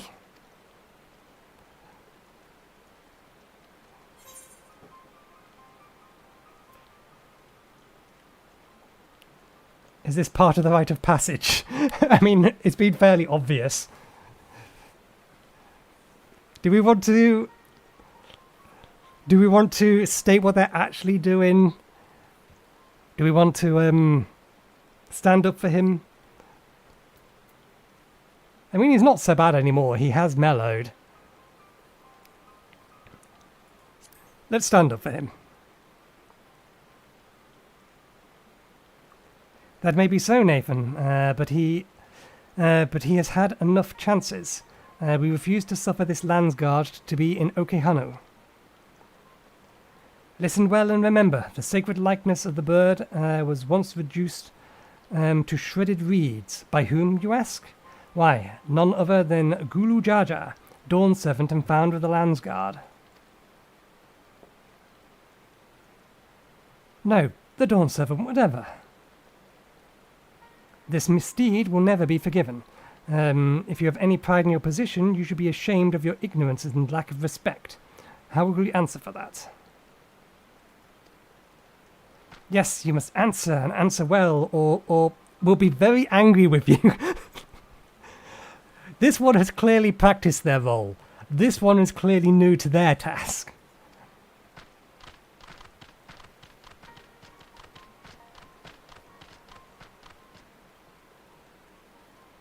I had no idea about this history of conflict. Why did Hanuhanu say anything? And why am I taking the blame for the past? In any case, we can't stay here. I have to think about this.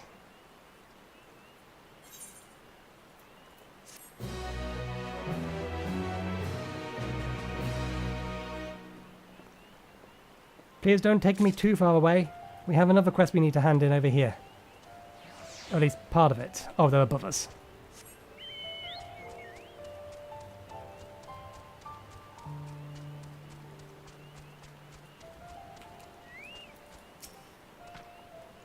Oh, hello. To what do I owe the honor? Or this honor? This ripe bluish fruit is said to be a favorite of the bird.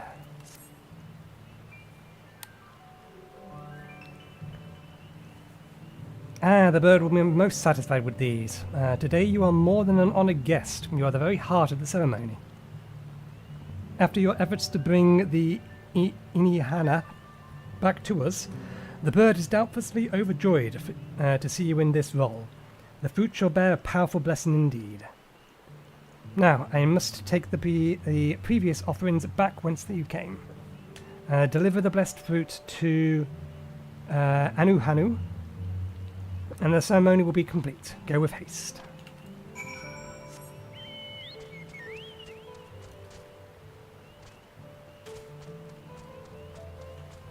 I wonder if that one's going to be a quest chain as well. Ah, this will be the end of the chain then. I don't see why Zulahali would lie, but how I have never heard of the Dawn Servant's affront to the Hanuhanu. And why would Lunahanu act so proud to have his feathers adorn in our equipment? I'm no good with numbers, but even I can tell something doesn't add up here. We'll have to find the truth ourselves. We should learn more about their history.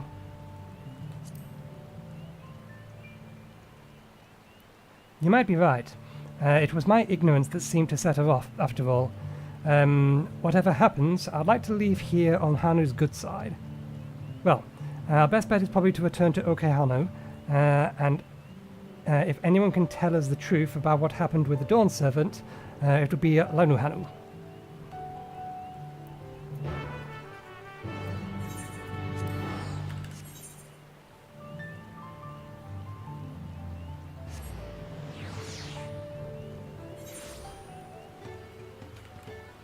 Let's turn in the other quest first and see whether or not it goes to a chain.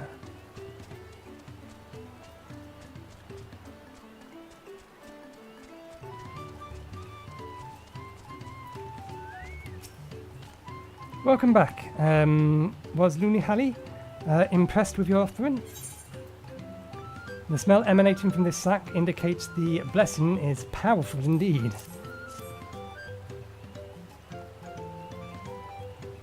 Yes, I can feel the grace emanating from these. Thus, the ceremony is complete. The younger Hanuhanu clamour to participate in this rite, you know.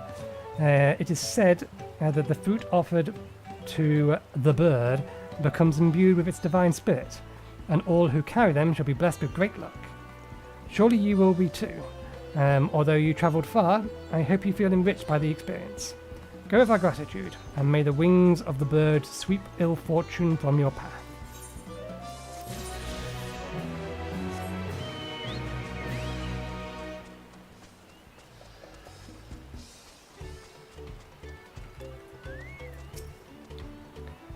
I don't see him, but the crate's not here either.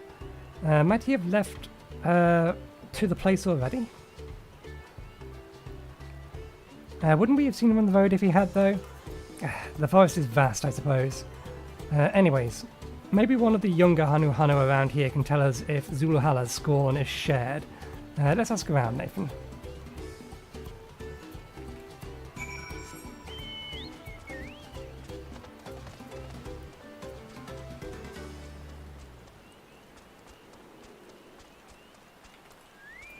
The layout of this place reminds me a little bit of oh, what's it called? The place in Raktisha Great Woods where the Viera live.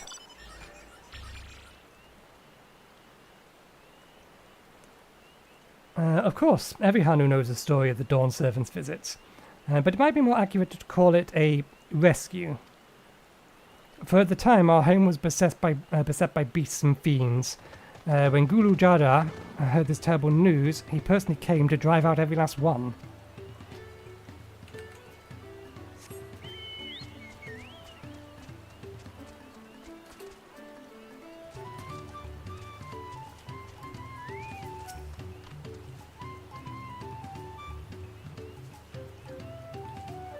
Zulihali said all that. Well, I do remember hearing when our ancestors beheld the ruined figure. Some of them viewed it as a terrible insult, even though they were saved. Could that grudge still could that grudge have been inherited by their children and grandchildren? I can't speak on such matters. Perhaps Hanuhanu can. He is wise in our ways, and makes an effort to befriend everyone he can.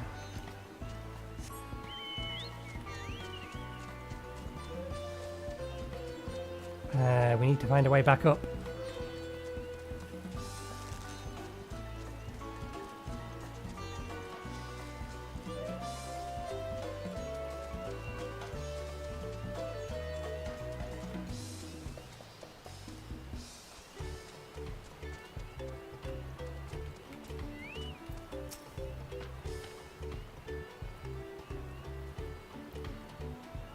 The likeness of the bird? My father actually worked to repair it. He told me that the Dawn servants slaughtered the beasts was swift and brutal, but he left many of our shrines and homes damaged in its wake. But what choice did he have? The fiends were at our doors. My father and his friends agreed that they would be better to be alive. At least they could rebuild.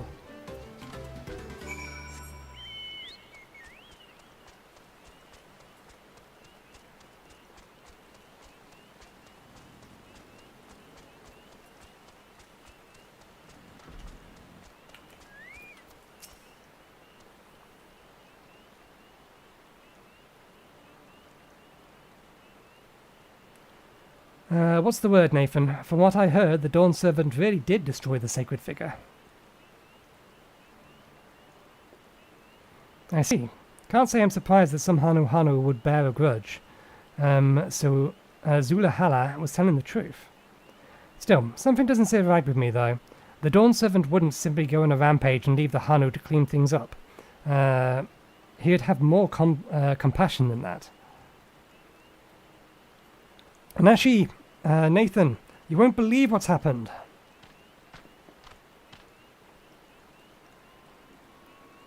I was surrounded by Zuhala and her cronies while on my way to the shrine. They stole the crate of feathers from my claws, saying no Landsguard could have it until Nahanshe gave his answer. I assume you know what they're talking about. They say if you ignore their demand, they'll burn every last feather. What? Have they gone mad? Gods be good. I'm sorry, but can you still go store them for a while? There's something I must go look into first.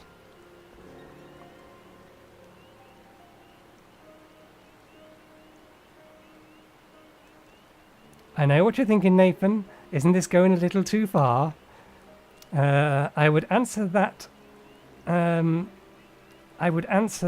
result shall speak for itself. Now we simply wait and see what Nahanshe brings us. Zuluhala and the others are waiting south of the shrine. Let's go there and stall them, as Nahanshe has requested.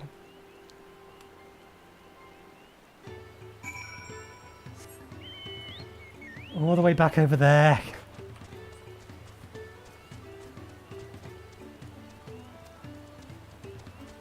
If this wasn't giving me good lore, I would be annoyed.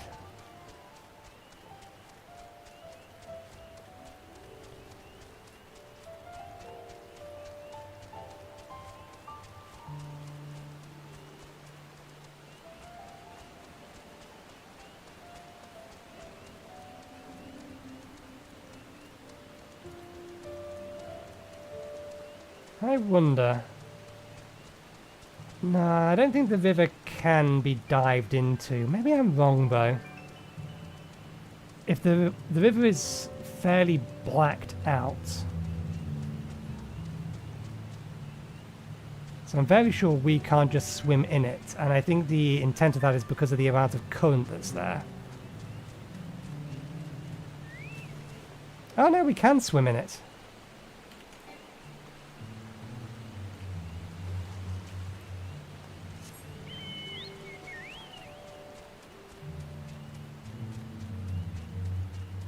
So it can just be directly crossed.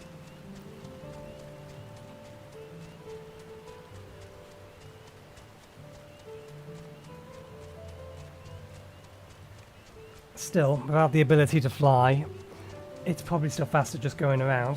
Unless we're literally up at Bigby. Nahanshe should be here soon. We were lucky to have you to spur him into action. Did I just see a fly?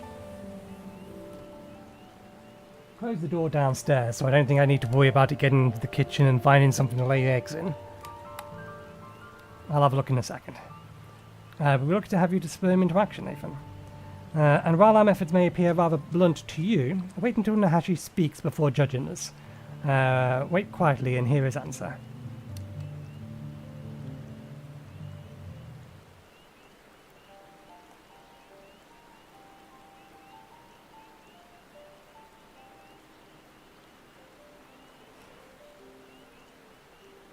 I don't know why you made us wait so long, Nahanshe, but I hope whatever you found was worth it. I spoke with the eldest Hanu in your village. He told me the story of the Dawn Servant's visit and the destruction of the bird's likeness. The whole story.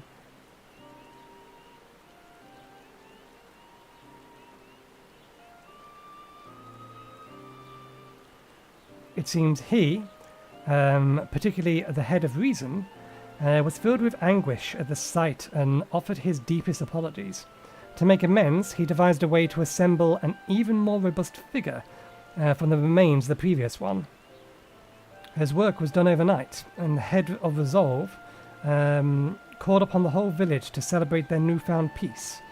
For the first time in a long while, Ihuykatumu commenced, and the Dawn Servant was chosen to ride the sacred float. After the festivities, the Dawn Servant said that when he finally established a unified nation of Tural, he wanted a Muffet. Musfit? A Muffet? No, it's not quite right. My enunciation is off. Mofit? Close enough. Representing the bird to be among them. To mean among those used in his soldier's uniform.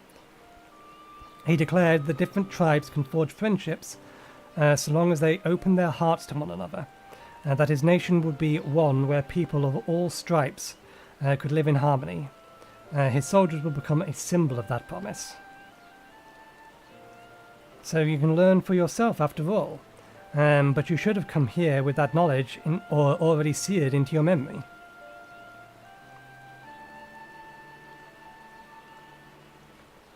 I know. I have no excuse for my ignorance, and the petulance born from it. This experience has taught me so many things. And now, with full knowledge of this history, I am filled with a much greater sense of purpose than before. I feel more keenly than ever that my duty as a Landsguard is to serve every corner of Tural. But to fulfill that duty, we must have our equipment, so please, I beg of you, entrust the feathers to me in good faith.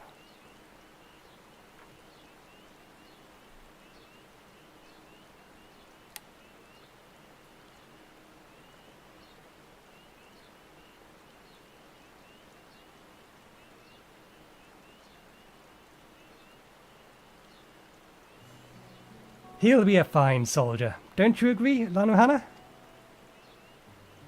What?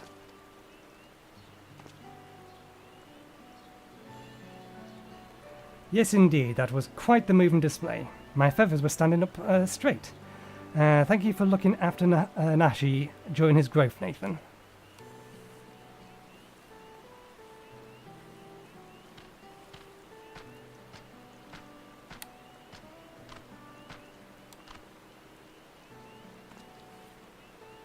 My growth? What are you talking about? Why, this was all performance. A performance to guide you along the path to becoming a worthy Landsguard. Your rite of passage is complete.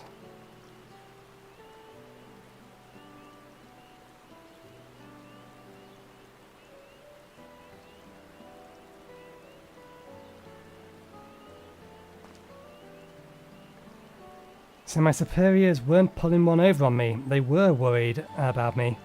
I didn't realize my conduct was so concerning. Tell them what you told us, and their concerns will vanish. You'll be welcomed back with open arms. But before you do that, aren't there more places to visit? More materials to collect? We Hanu aren't the only people who love teaching lessons. Please, I don't want to think about that now. I was worried sick enough imagining what would happen if I couldn't get the feathers.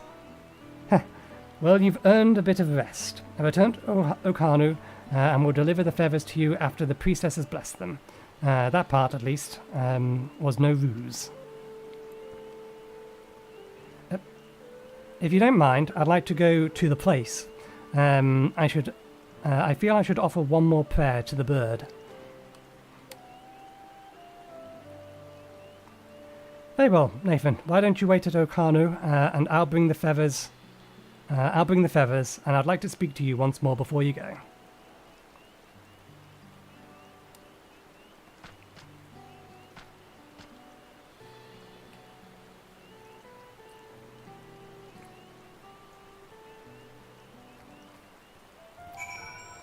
Okay, let me just make sure that fly hasn't gone downstairs and found its way into the kitchen.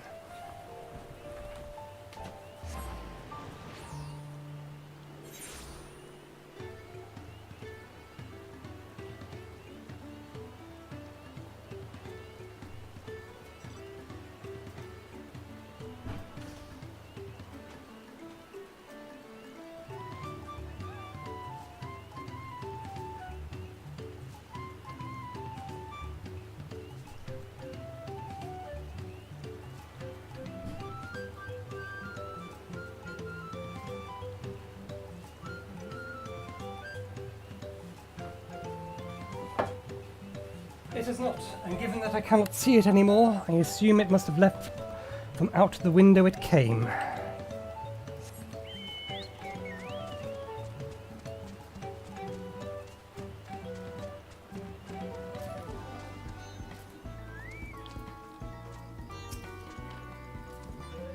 Now that our rite of passage is behind us, allow me to offer my thanks to your help. I would also offer my apologies for making you party to our little deception. I would have told you everything, but I don't think the ending would have been quite so effective if I did. I agree, and I'm grateful things went the way they did. The lessons I learned The lessons I learned here will guide me as I become acquainted with all of Tural's peoples. Speaking of which, my next leg of the journey awaits. May we meet again. I wonder if we're going to meet them on a future map. Rin! No! We forgot to feed you! My apologies. I will fix this as soon as possible. I think I probably have better food than this.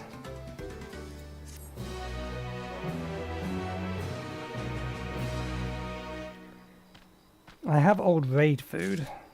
Like this burger, Arkham burger. 580. It is a fair few patches behind, so their food is probably better although this may have more stats on it. It has 3 stats rather than just the 2. Okay, we are all done here. Let us return to Tuliyollal.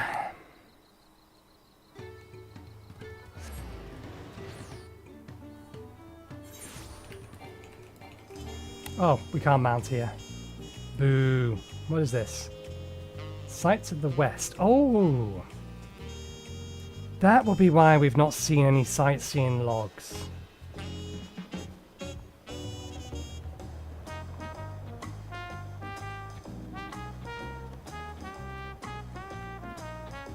It's above us.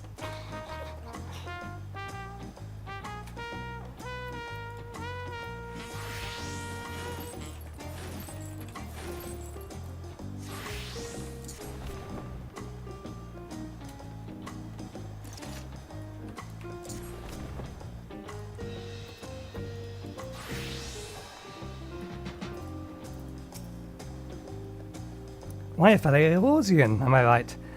Do you fancy yourself much of a sightseer? I have a few logs. I've not filled them out entirely. Dear old Milith gave you her journal. My, what a small world it is. It just so happens that I'm her cousin. Elsby. Ironheart at your service. Well, if you've met my cousin Milith, I'm sure you can guess why I crossed the salt, as they say. This continent is positively brimming with sights unseen by Eorzean eyes, and I'm here to discover them all. My twin sister and I, that is. You see, I had more interest in York while she was drawn to the vistas of Zak. So it was that we parted way at the bridge. Each of us tore in half a Tural. So give me your sightseeing log then.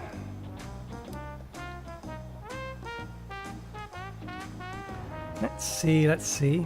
Oh, how beautiful. I should like to see these places someday myself someday. Sorry, I was just going to scribble down my notes on Yuk Tural.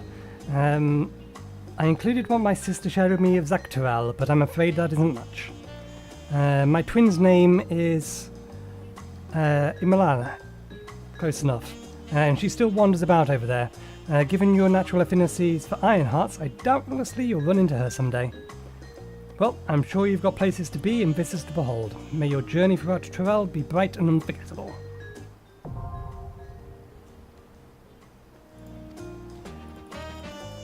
We don't need to be told about vistas, we are well aware of what they are and how they work.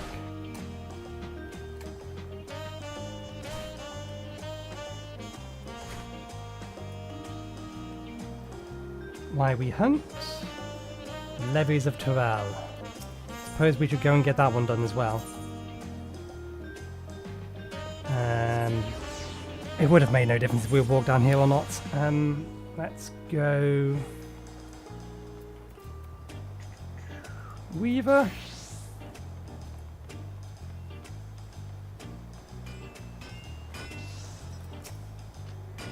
Excuse me, sir, are you a tradesman by chance?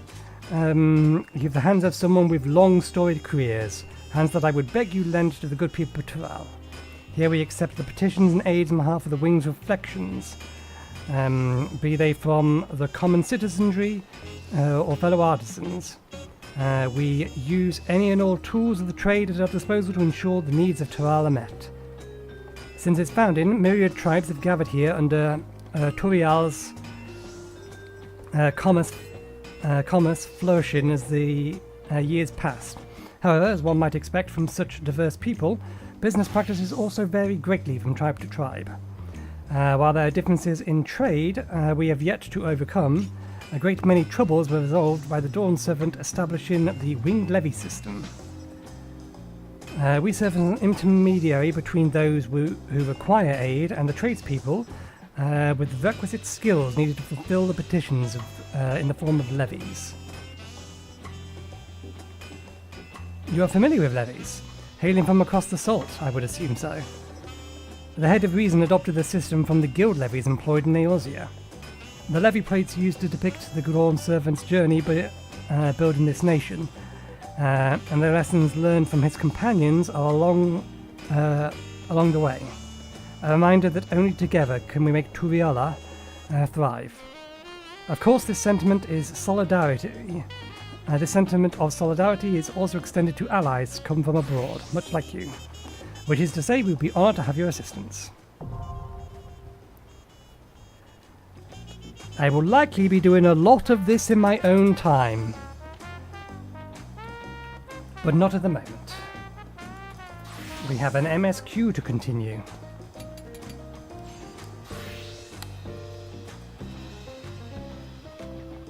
We're probably not going to start leveling crafters and gatherers until we've got to... or until we've unlocked the Washumeki Meki. I probably won't cross paths with Bruk Jar Jar in the next feat. Notice Cyril Jar was not at the Hanu village. The Hanu festival must be as central to their tradition as the Sundrop dance is to the Vanu.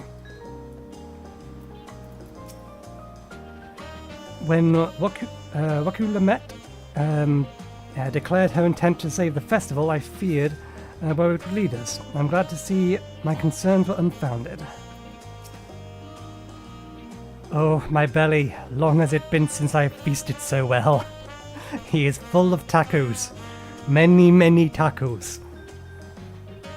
And just like that, we found an elector who and won our first keystone. I knew I was right to trust your instincts. Come on, let's keep things moving and march onward to Urqopacha. Chances are good we'll find an elector there as well. Before we do anything, however, we should see what your opportunistic Palu friend has to say.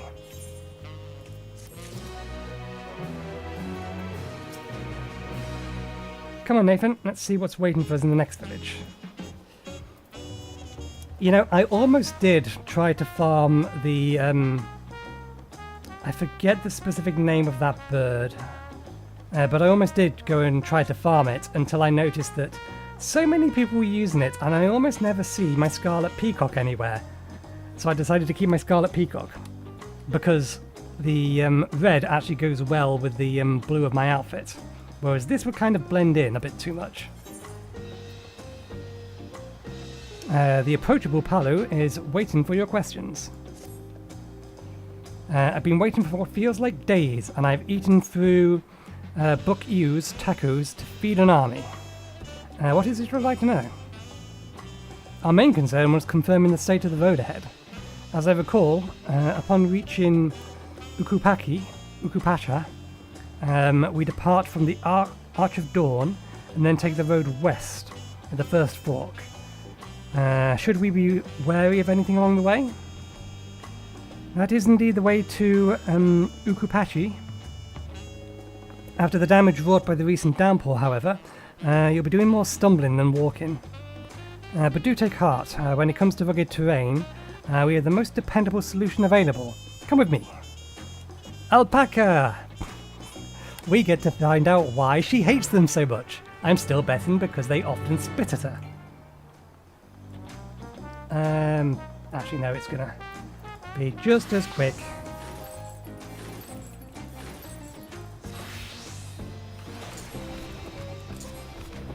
Doing that.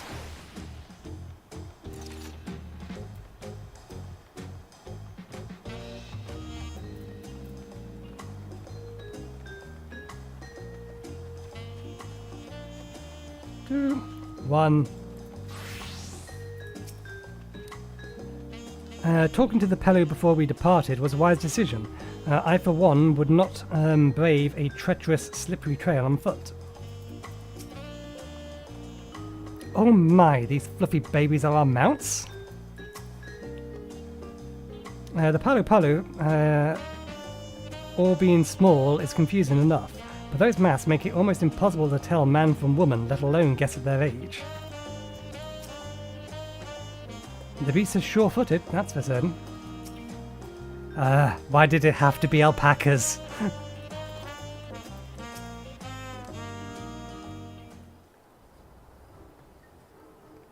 May I introduce you to our most dependable companions, the alpaca.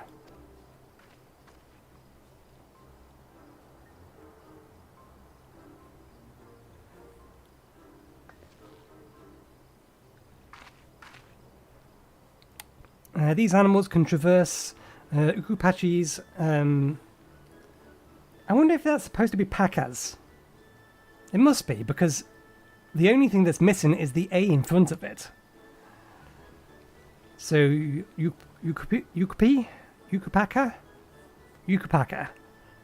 Urqopacha's steep mountain trails, as if they were gentle fields, and all the while carrying heavy loads. Our merchants would be lost without them.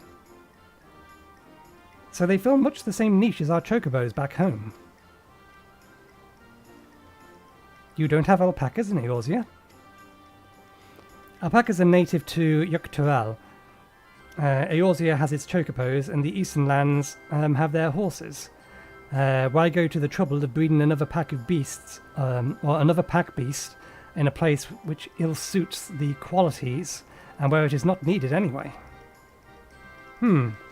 But must we ride these little monsters? I get the impression you're not fond of alpacas.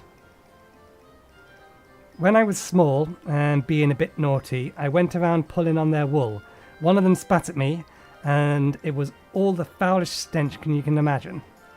Haha, I see. What do they like to ride?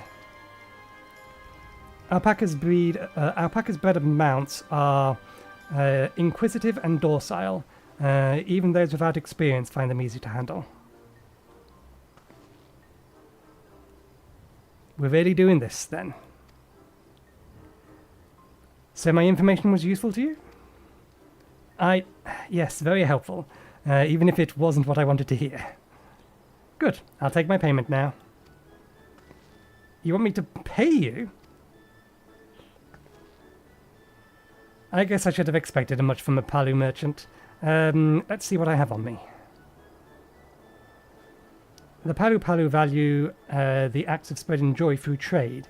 As you should know, they take pride in making deals that benefit both parties.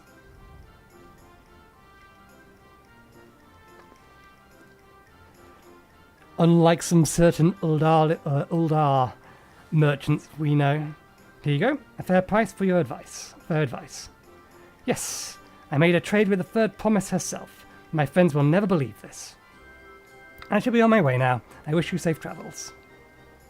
Off you go then, and thank you.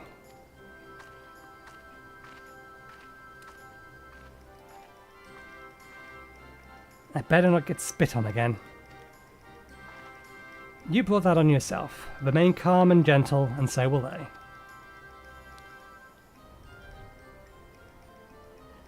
I'm still not happy about this, but if we need to ride alpacas to reach Urqopacha, then that's what we'll do. Urqopacha?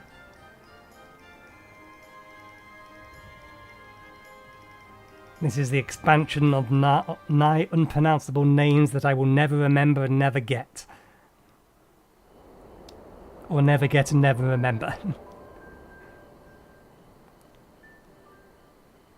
Turali poets of yore sang of a mountain that would stand tall, even should all other lands sink beneath the sea. Indomitable and eternal, it arises from Urqopacha, the 100 peaks of time. Urqopacha. Of all the beasts which crawl and fly, only the legendary Valigarmanda could hope to disturb the summit's serene majesty. I was close. Yet, with that flying calamity imprisoned by the Dawn Serpent, what great feat remains for those who would claim the throne?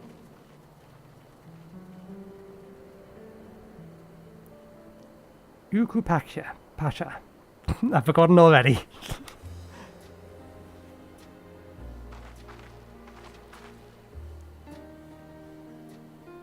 So this is Urqopacha. I've never actually been here before. Urqopacha. The air is so crisp and clear. Mountains everywhere you look. That one massive peak in particular has quite the presence. It puts me in mind of Som-Al. That is Urqopacha, the tallest mountain in Tural. Its sheer height makes it an imposing climb. But there are other reasons the ambitious keep their distance.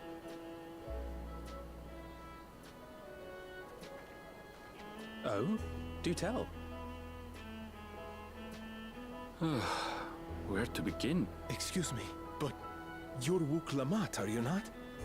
I hadn't thought to encounter one of the Dawn's promise here, of all places.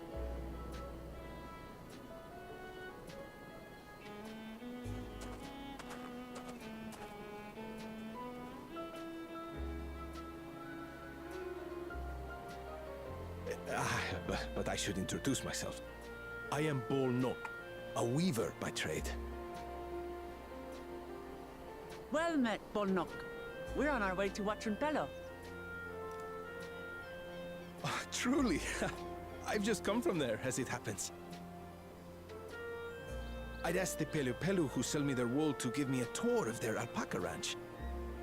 The head rancher and I shared a bottle of mezcal while he explained the finer points of wool production. Mezcal? Is that a local beverage? It's an Urqopacha specialty. A spirit made from distilled agave heart juice. Yes, and it must have done wonders for my mood, for I tripled my usual order of alpaca wool. They did offer me a discount, though, so it wasn't a bad deal in the end. But listen to me, boring you with my tedious stories. I will leave you before you are lulled to sleep. Goodbye, and safe travels.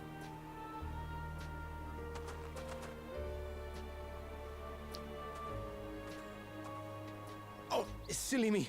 I almost forgot to say the thing I actually wanted to say. Peace for Tural. I agree with your vision, Third Promise. You have my support in your bid for the throne.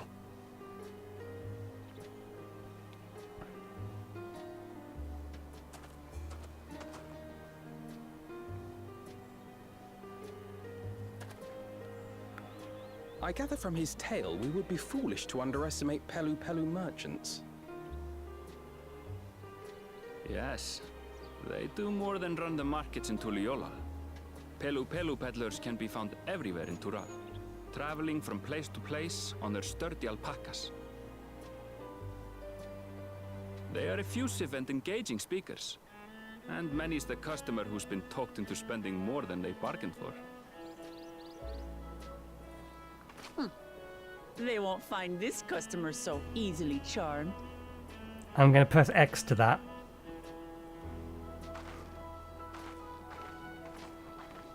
Watchun Pelo's down the path! Off the main road! Don't get lost! It's right there!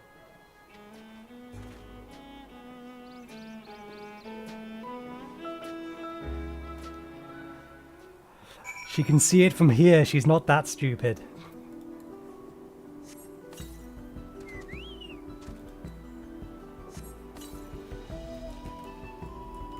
Okay, let's get going. Oh no. Slow speed again. No fate nearby. Nothing to do but go slowly. The palace crowds were more supportive of her brothers. But Wuk Lamat's peaceful politics do have their quiet adherents, I see. I feel a change in altitude most keenly. While mayhaps not the same degree as the Sea of Clouds, the air is decisively thin here. I could see more buildings down the path. I've already forgotten the name. Bonuk was taken. I wonder what's over that way.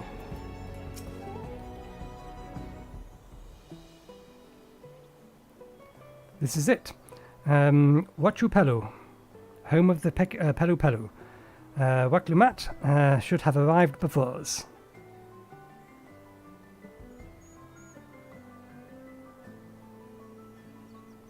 That's not good.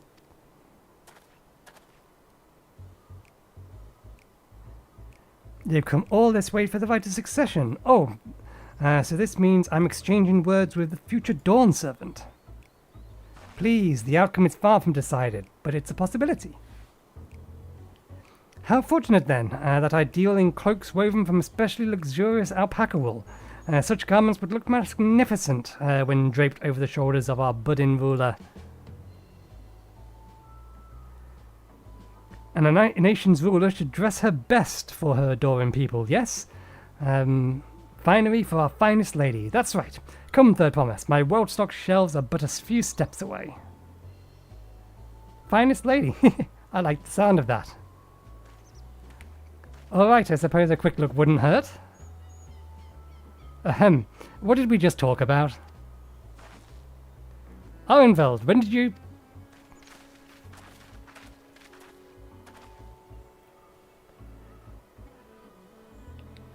Ah, Shostola from far off Sanak's Tural.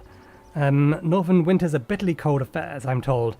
I cannot imagine how you survive without them lovely warm cloaks of quality alpaca wool. No, thank you. I'm not in need of new clothes at the moment, and neither is the Third Promise. Perhaps another time. Of course, my door is always open.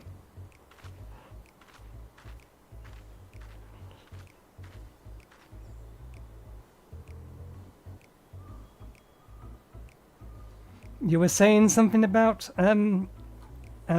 easily charmed? I would just... As I mentioned previously, the Pelo people live for bringing happiness through trade. They won't cheat you or sell you defective goods. They will, however, disarm you with their daft turns of phrase, and unwitting customers like Wuk Lamat fall prey to this affable approach time and time again. Your only recourse is a clear and firm refusal. They won't pursue the matter should you make your disinterest plain. A valuable insight into the mind of the Pelupelu. Let's all take Elrenveld's words of caution to heart.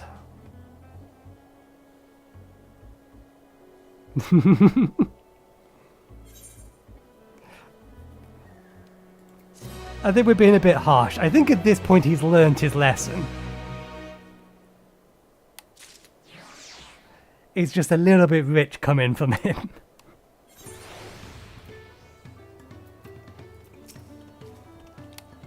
Wuk Lamat is lucky to have Elrenveld.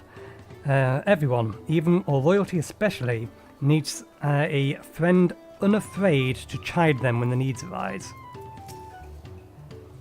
All these houses and buildings made the Pelupelu's size and mine too, come to think of it. Let me read that again because I think I've read that one.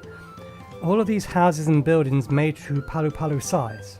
And mine too, come to think of it. I said the words right, I enunciated them wrong. 'Twould seem the Pelupelu are partial to coffee. I swear, I let her out of my sight for one moment. Wuk Lamat is ready to search out the Dawn Servant's Elector. Not my finest moment, I'll admit.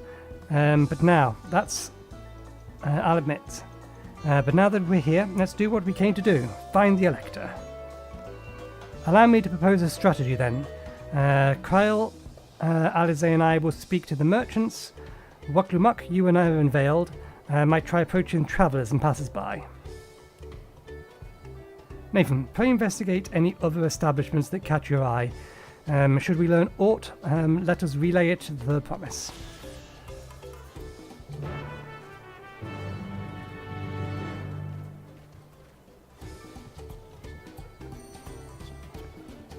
Okay. Oh, that's why he noticed that they were drinking coffee. First things first. The big, shiny, crystal-like thingy needs clicking.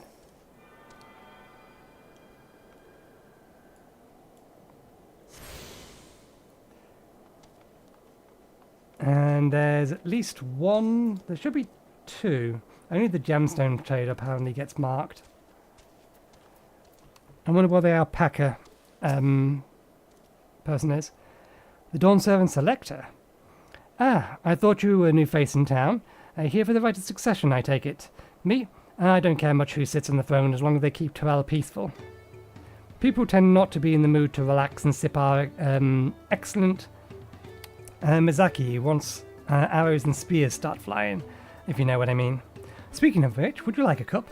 A joy shared is a joy double, I say. Not at the moment. Ah, right, yes, you were asking about the Elector business.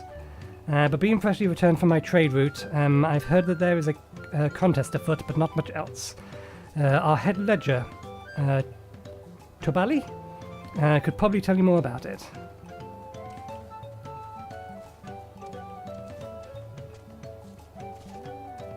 Oh, that's a... is that a player's chocobo? Yeah, that's one of the player's chocobo that's sitting there. I was just looking at it. Wait a second, they use alpacas for pack horses. What the hell is a chocobo doing standing next to a cart? Ah, there they are. You're the alpaca keep. Get rid of these exclamation points. These ones in particular must be made to disappear.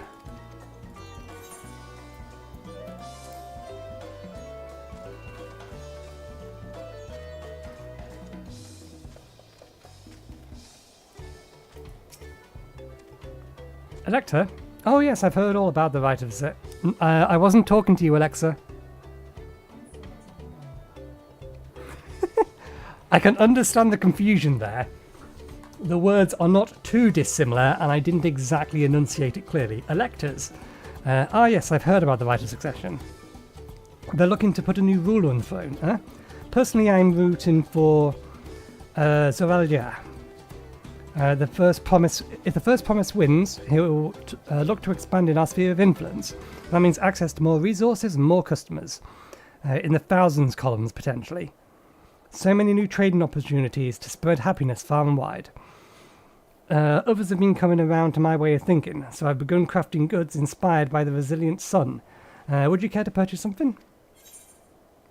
Please just answer my question. No, I would not. Very well. You said you wanted to know about the Elector. I could help you, but I won't. I can tell you're no supporter of Zuralja or his policies.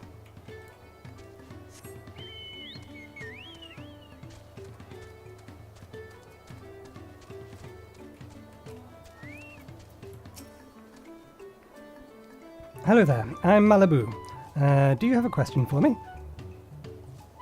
Why are you pink? Sorry, I don't know about any electors. You should take a moment to see how prized our pack is before you leave, though. Oh, be sure to admire them from a respectable distance. Get too close, and our nervous darlings may be tempted to spit on you. And that stuff stinks. It happened to a visiting buyer not long ago. Tobali, that's the head of the ranchers, was so mad at me for not giving proper warning. No one makes a mistake without Tobali noticing, and he knows everything that happens in this ranch. Well, that answers our question of who we need to talk to, but look.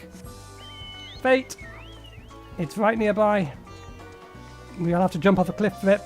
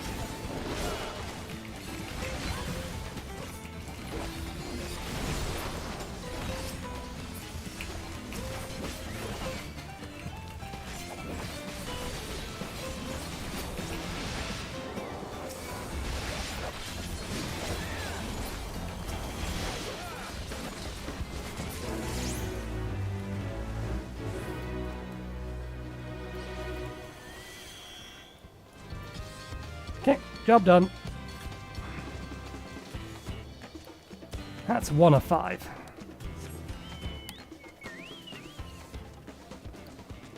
Good to get the first one out of the way nice and early.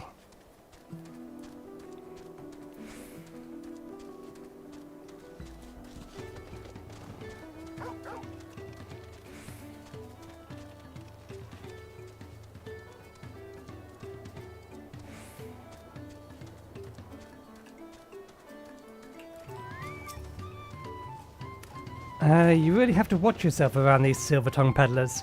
I almost bought a bottle of Mazakal and a stack of blankets, and then there was this enchanting ornament. Anyway, I did manage to learn that Tobili is the man to talk to about the contest. Now, if only they would share where this head ledger of theirs is to be found. Really? He's also the head rancher. Well, the alpaca ranch is not far from here. I say we put a visit before the others return.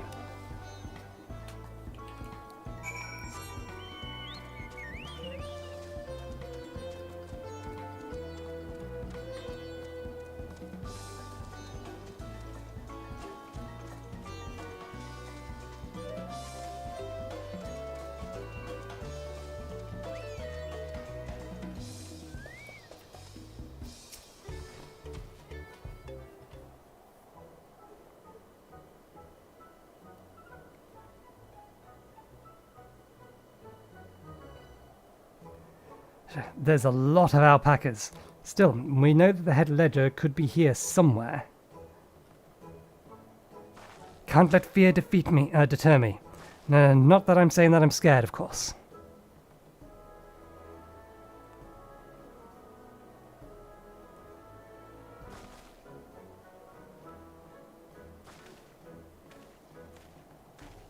Excuse me. Is one of those workers Tabali? Tabali? Oh yes, he likes to mingle with the ranch hands and keep an eye on things. Can't tell you which one he is, though. You can't? Is this part of the contest? All I can say is Tabali often mentions his favourite pungent subject. He also can't resist a profitable trade, though who among us could. Am I right? Still, if you bring him a very good deal, he might well let his identity slip. So it's like a game. Easy enough. All I have to do is offer Tabal a deal he can't ignore. No problem at all. Well, maybe one problem. I don't think my purse is deep enough to pay anyone we think might be Tabali. Let's have some questions first to narrow down the field. Great, we can meet back here and share our impressions. We are looking for someone who talks a lot about alpaca spit.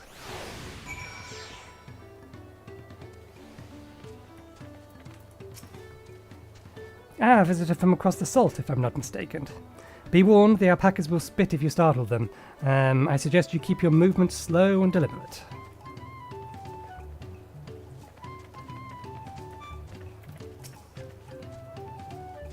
You think I might be Tabali? Haha, well, maybe I am. All I can say is that this village, in this village, none have reared more alpaca than I. Am I Tabali? Yes, that's me. Excellent work, the third promise in her entourage. Sharp intuition. Shall we commence the Rite of Succession, then? I'll sniff out the head ledger in a heartbeat, you'll see.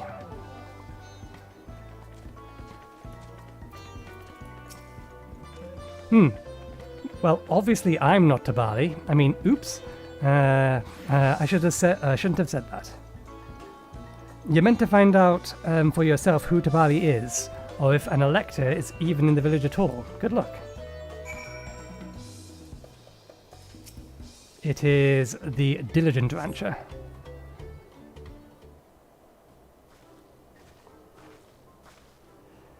I see we're both done with our interrogations. Who do you think it is? I have my suspicions, but let's hear your pick. The diligent ranchhand.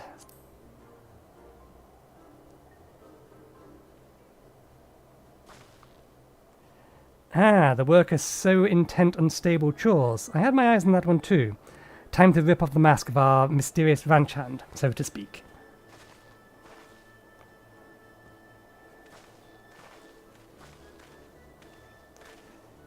We know it's you, Tabali, and to prove it, I propose a deal, a generous sum of coin for the confirmation of your trident entity.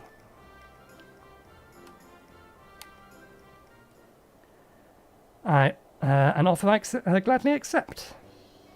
And you have correctly guessed. I am the Tabali, head ledger of Wachupalu, and head rancher of the family ranch. I am also one of Gulu Jaja's chosen electors. Aha! In a place featured in the Tuliyollal Saga, just as we thought. I was right to trust in your intuition, and I wager this won't be the last time.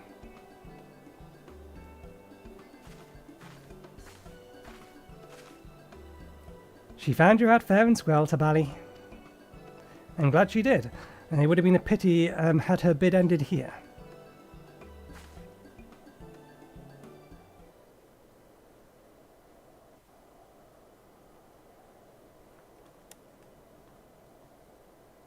Deducing the Dawnservant's elector was the first step of the feat. Too simple a task for this aspiring ruler, eh? Right. Not hard at all.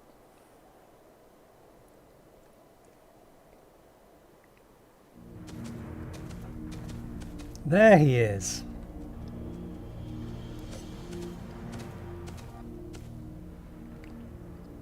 Zorolcha.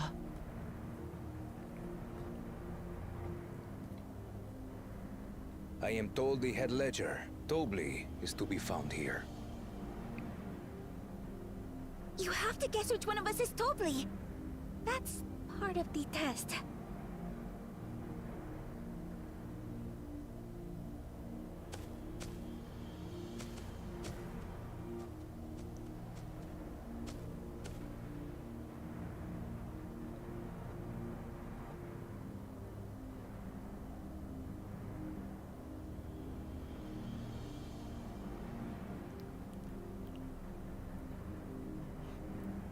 He works it out by fear. You're Tobli. Without even asking a single question. Very impressive indeed. With that amusing prologue out of the way, we can proceed to the actual challenge. Per the Dawn Servant's instructions, I was free to devise any manner of feat. I considered the number of possibilities in the 10th column. But I think I have a good one.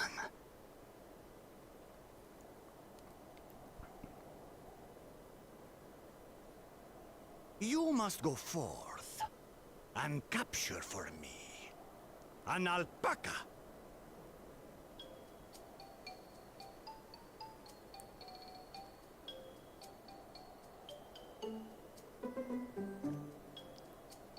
While I've not had the best experiences with alpacas, aren't they generally docile creatures? That doesn't sound like much of a challenge.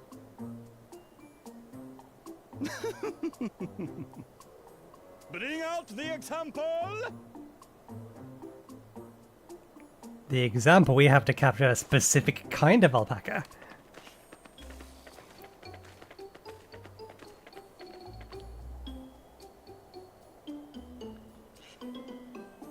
This is a special kind of alpaca. Would you please approach the animal, Third Promise? Who? Me? Well, it should stay calm if I stay calm, right? That's what Erinville said.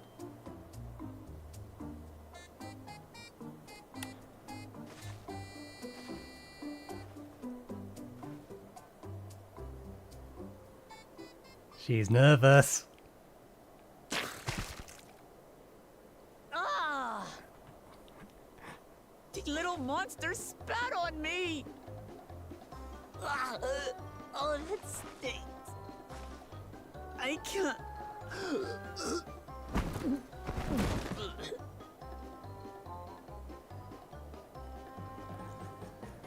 That's unusual. Alpacas are paradoxical creatures, being both extremely curious and extremely cowardly.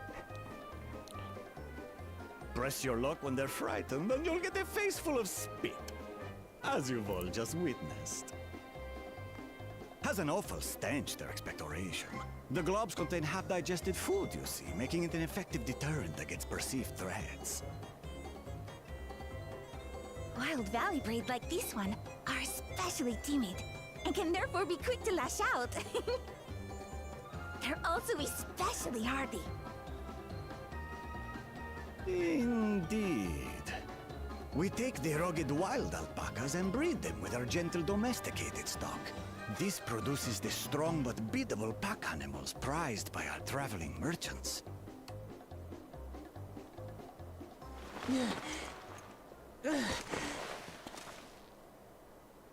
That's all well and good, but did I need to bathe an alpaca spit for you to make your point? So, the task is to catch a wild alpaca. That is correct. But be warned that it is a feat easier said than done. I suggest you prepare well before you enter the valley where the creatures dwell. And by you, I mean the claimants only. Allies are not permitted to assist with the catching. The alpacas will help me judge which of you is worthy of receiving a keystone.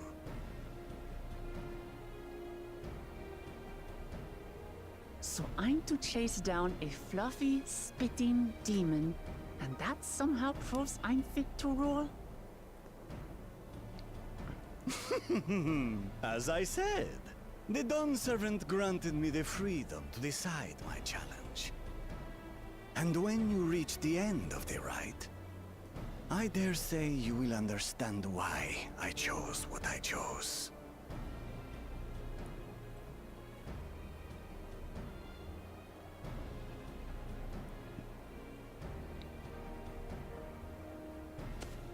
Very well. This won't take long. Wait! Didn't I warn you this was easier said than done? There are preparations to be made, factors to consider. A beast is a beast. All yield to strength.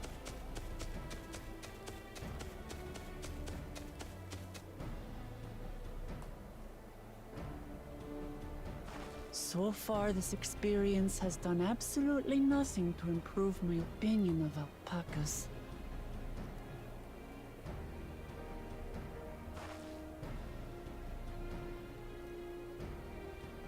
But that doesn't mean I can't do this. Revolting spit aside, they're just another animal.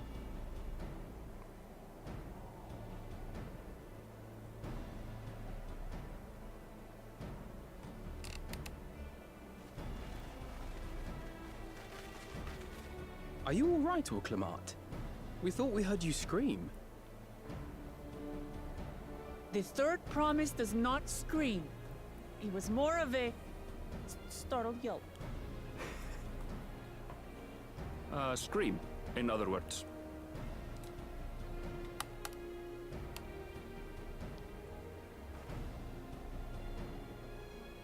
Did you find the Elector? Oh, we certainly did.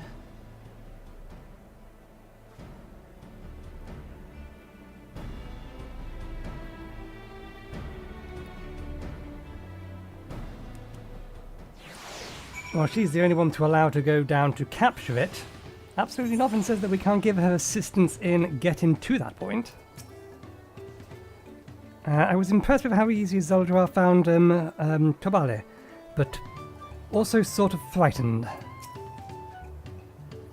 I've done my duty and assigned the claims to their feet. The rest is up to them. Can you not stand on top of them, please, Rin? It's annoying to other people. Thank you. Judging by the volume of Wuk Lamat's scream, the alpaca excretions must have a particularly nasty odour indeed. I'm content to remain ignorant of the smell. Zoljal puts me in mind of Garlemald's own exalted son. Of the two, though, Zenus was undeniably more arrogant. So this is our sought-after Elector. I did say remaining calm was key, but the same rules don't apply to wild alpacas. I have to go and wash this nasty stuff off my face. I think I got it. I think I got all of it. But would you mind taking a sniff of me, just to make sure the stench hasn't ruined my sense of smell? Hey, I saw that look.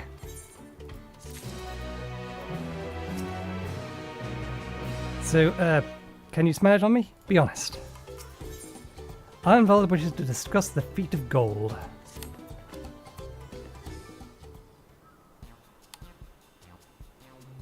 As Wuk Lamat helped demonstrate, the valley's alpacas are wary of people. Getting close enough to catch one will not be an easy task. You might have warned me about that earlier. I've had enough trouble with tame alpacas. How do you expect me to wrangle a wild one?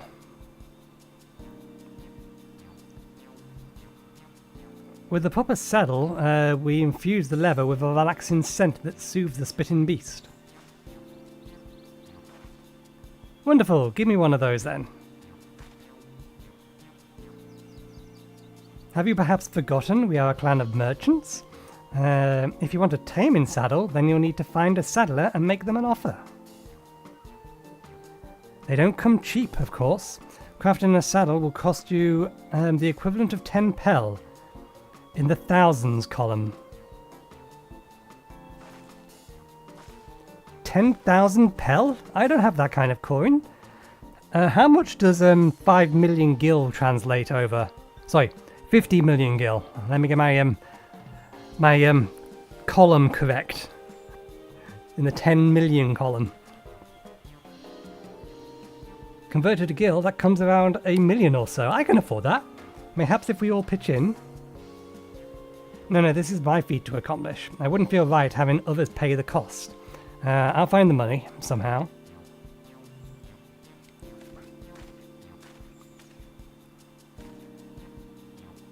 In that case...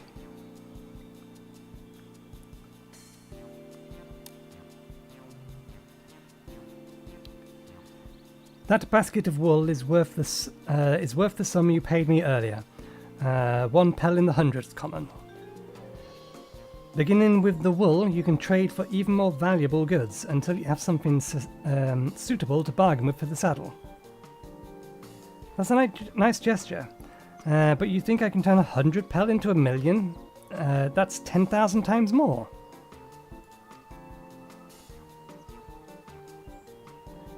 We need 10,000 pel, not 1 million. So we're looking at 100 times more. Oh, right, I panicked and got confused with Hanuhanu's million gil.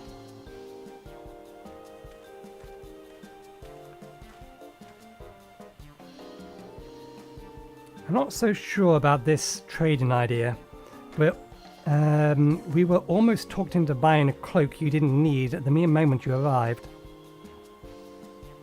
But I hate it when you're right. Then let me help you with your deal making. Oh, hello again, Mablu.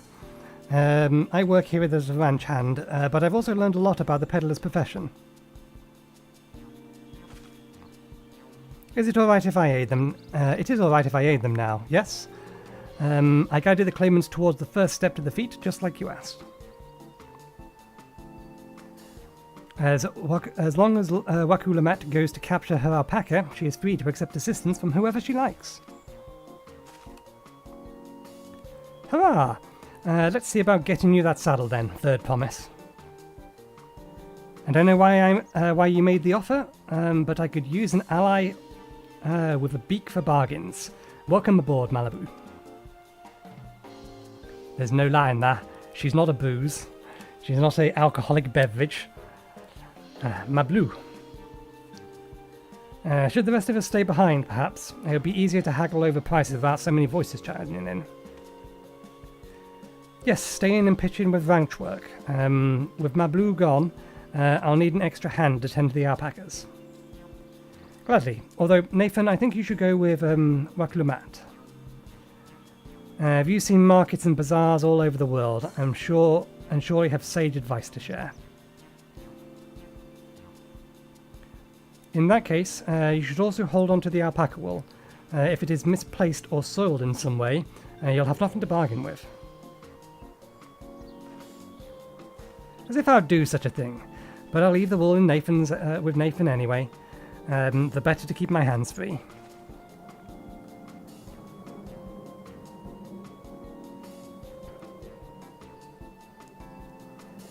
To begin with, I suggest we try trading wool to Havali, the saddler. He won't agree to the deal, of course, but it'll give us an idea of how much he'll accept for his wares.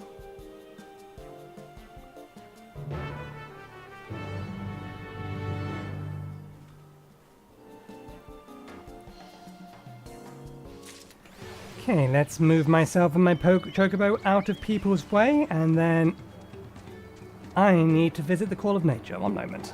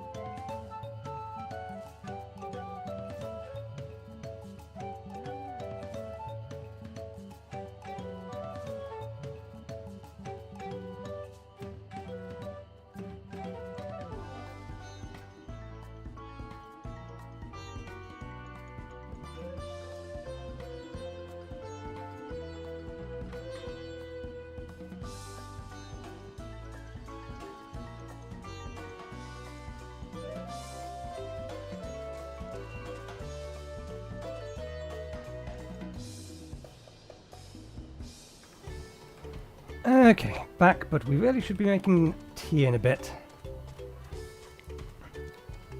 And my throat is starting to dry out from all the talking.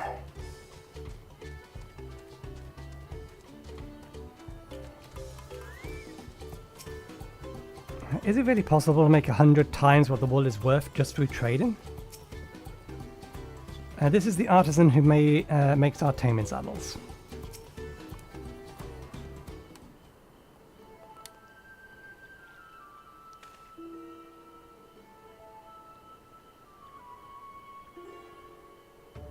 Something I can do for you?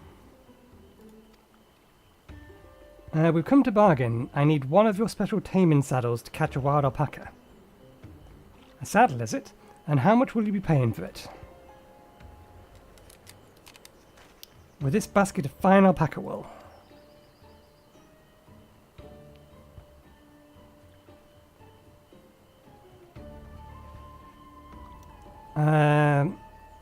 What use does the saddle maker have for wool? Besides, this would barely cover the cost of a single strap buckle. Offer me something I actually want.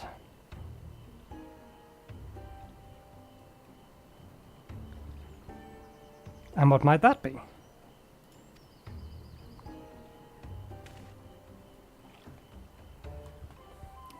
Mizikal. Mizaki? They did say it. Mizakal. Mizakal. I'll go with Mizakal. I'd like to nurse a cup at the end of the day while I inspect my finished work. Bring me a jug of quality stuff and you've got yourself a deal. This bodes well for us, third promise. Such Makal can be had for only 5 pel, or 5,000, or 5 pel in the 1,000 column. Why do they say it that way?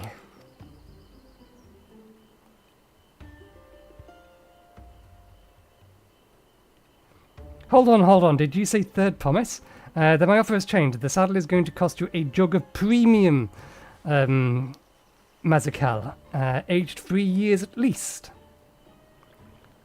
3 years? That stuff is valued at 10,000 pel or more. Why have you doubled your price?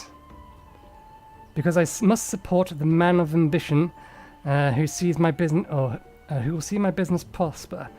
Zuraljal will go to war. And his cavalry will need saddles. Lots of saddles. It's nothing personal, third promise, but I won't sell you my craft for anything less than my asking price.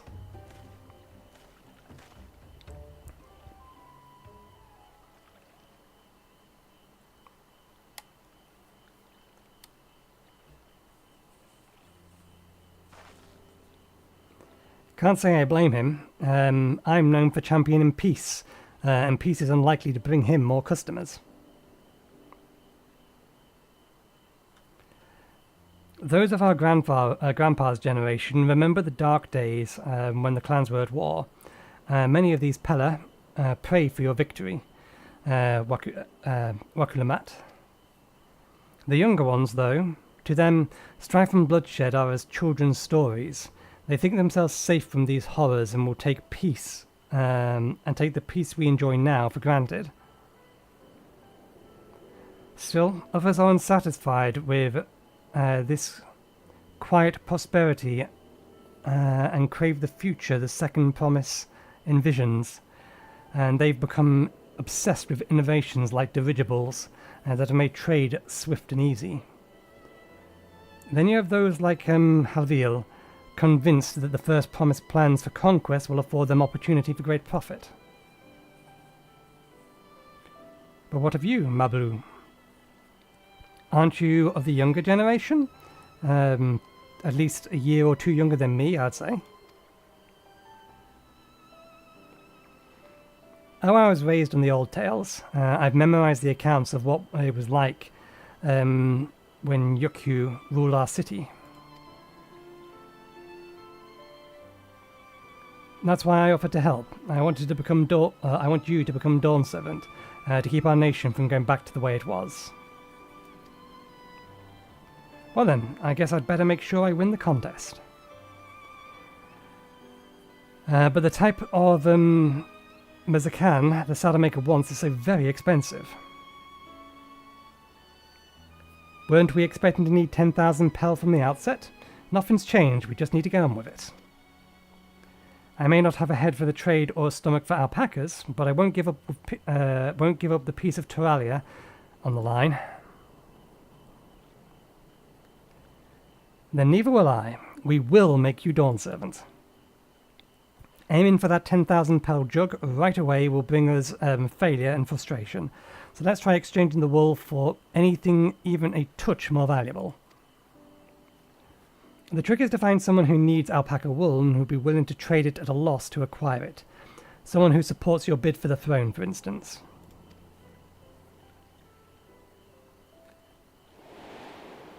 That's who I was thinking of. He went up and out the other way.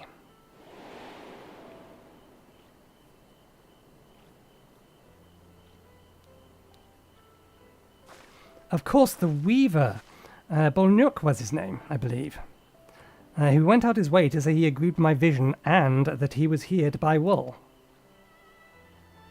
I think I remember the direction he was going, but for now, let's head back to the road we first met him.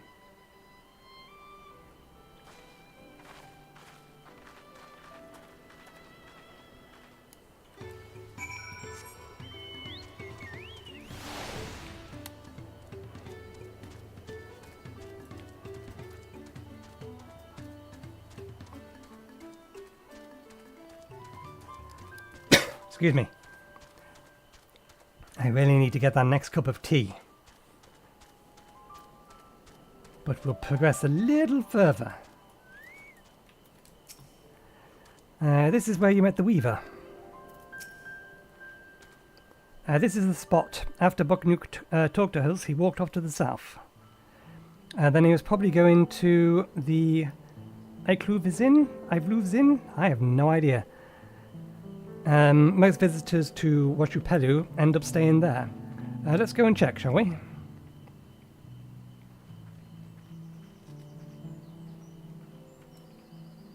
There is a fate that way, but there's probably zero chance we make it there. Not with our slow chocobo. We would need something a little bit faster. Or to see the fate spawn. That said, it's not exactly ticking over quickly. We may be able to make it. Assuming we don't get ourselves stuck in here.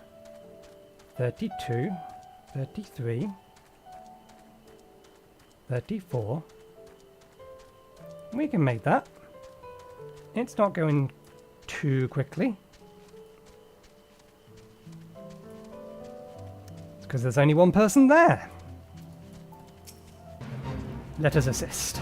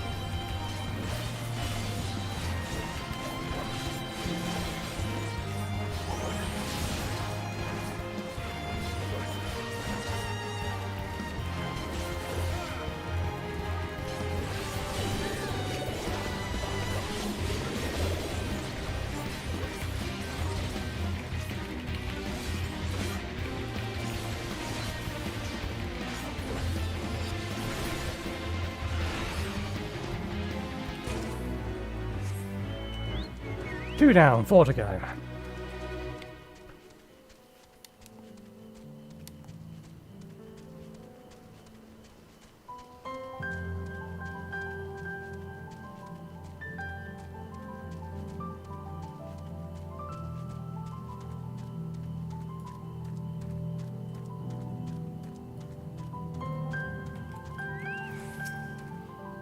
Ah, we meet again. But wait.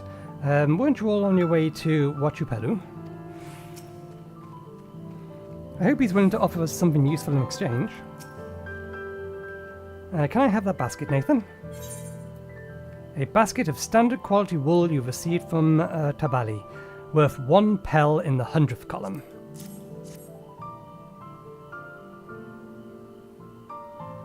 Thanks. Now let's see if we can turn it into a profit.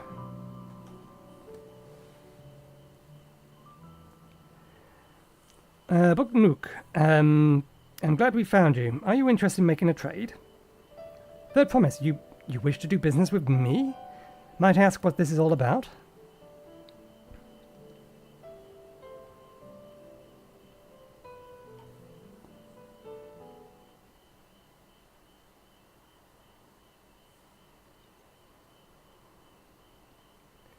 I see. So the goal is to turn that basket of wool into a jug of 3,000-year-old premium Mizukala. Then allow me to invest in your efforts.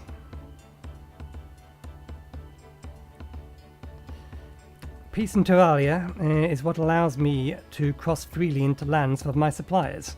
Naturally, I would prefer that one pledged to preserve the peace wins the throne. Thus do I humbly offer you this wool poncho, a small token that I pray contributes to your victory.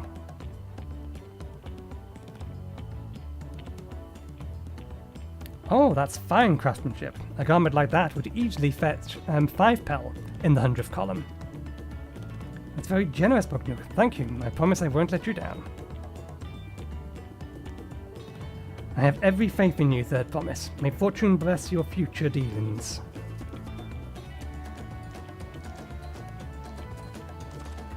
For a moment there, I thought I hadn't unmuted myself. I can't believe you quintupled your investment with your first deal. We're off to a spectacular start. Only because Nathan remembered our weaver friend. All I did was hand over the wool. That's not true. The connections you build with people are vital. This is one of the most fundamental principles of trading. One which you've instinctively mastered. You think so? I know so. Now, let's take our 500 pel poncho and trade it for something even more valuable. Here, Nathan, you take the poncho. If I lose it somehow, Arenveld would never let me hear the end of it.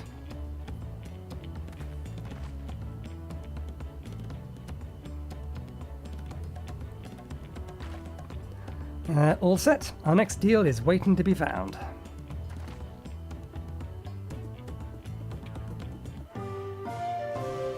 Excellent trade.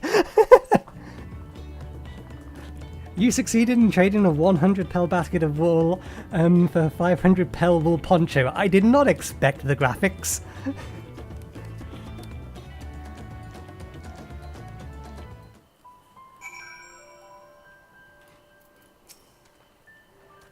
We turned 100 pel into 500. I know it's only 5 times more, but I feel like I 500, or it feels that. But it feels like 500 times more.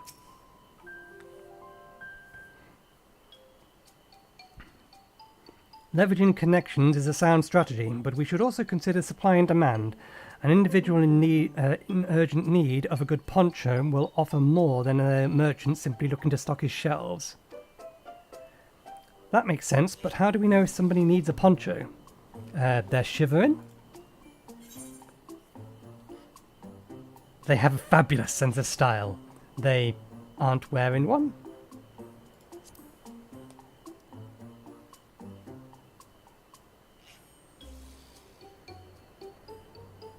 That's the obvious answer, isn't it? We look for people without ponchos and hope they are eager to buy ours. Yes, there you go. We'll find the demand for our supply. So where should we begin our search for prospective buyers? There are any number of places, but we could do worse than starting right here at the inn. There might be an interesting traveller.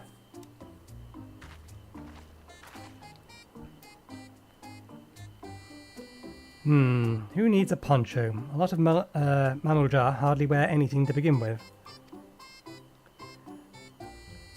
Those are probably Landsguards or sellswords. Mamuljar who soldier for a living prefer not to wear much above their waist. It hampers their movement. Even so, if they've bare shoulders, Mamuljar carrying arms can be struck off the list.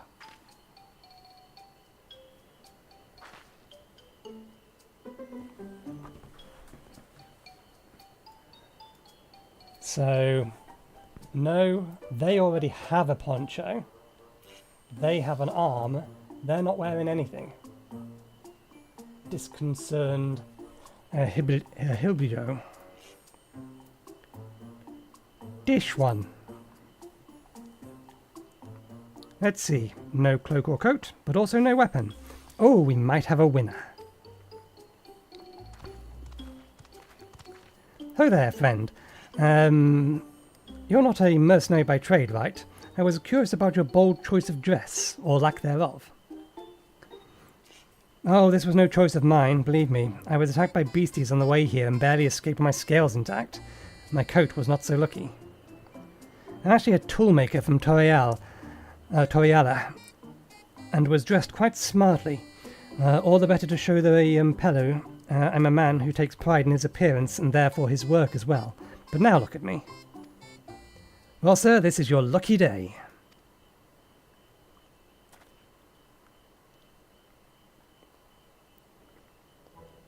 What a splendid poncho. This would be a perfect replacement for the coat I lost.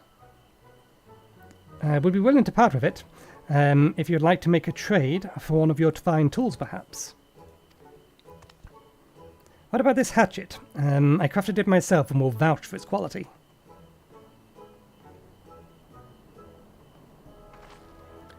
The blade looks sharp, the heft is well made. I'd value it at 1 pel in the 1,000 columns.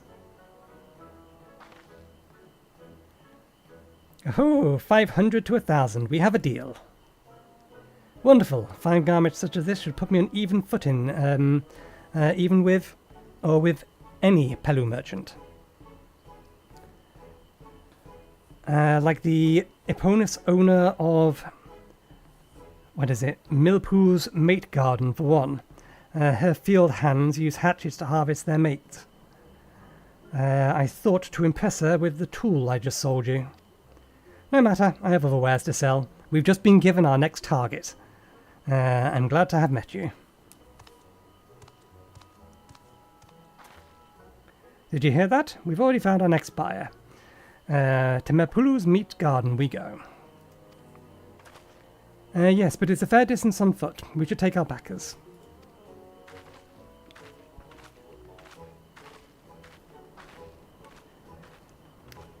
These ones will be the calm type, right?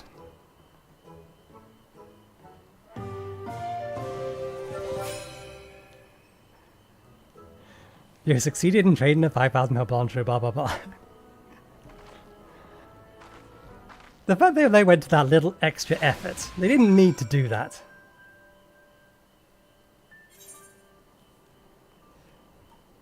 Okay, I need to get tea, or more specifically a drink of tea, but while we're at it we also need to get some food, so let me set about that task. I will be right back.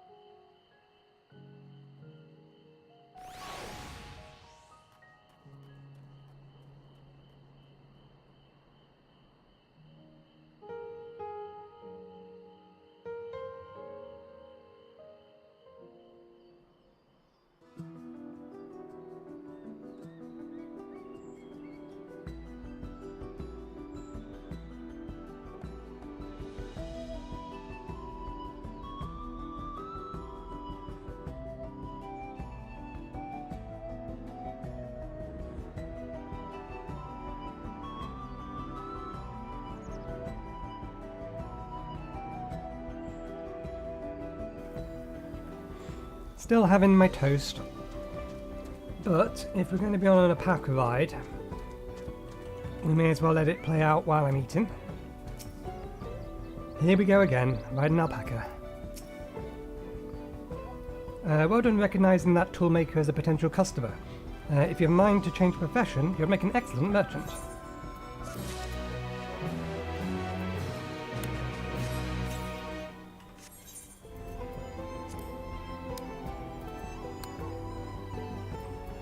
Okay.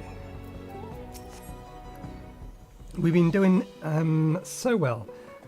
Even Tubali would agree. Wuk Lamat steals herself a ride to find your next trading partner. Before we get moving, you should be the one to hold this.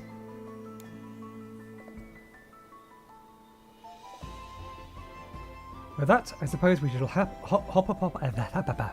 we should hop on the alpacas Mablu has kindly provided.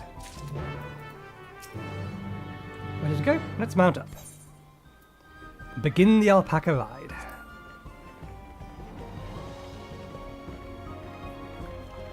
And it's off to the mate we go. Please don't spit, please don't spit. You'll be fine, these ones are accustomed to a people. I still don't trust them. You'll have to read the rest on your own, I'm eating toast.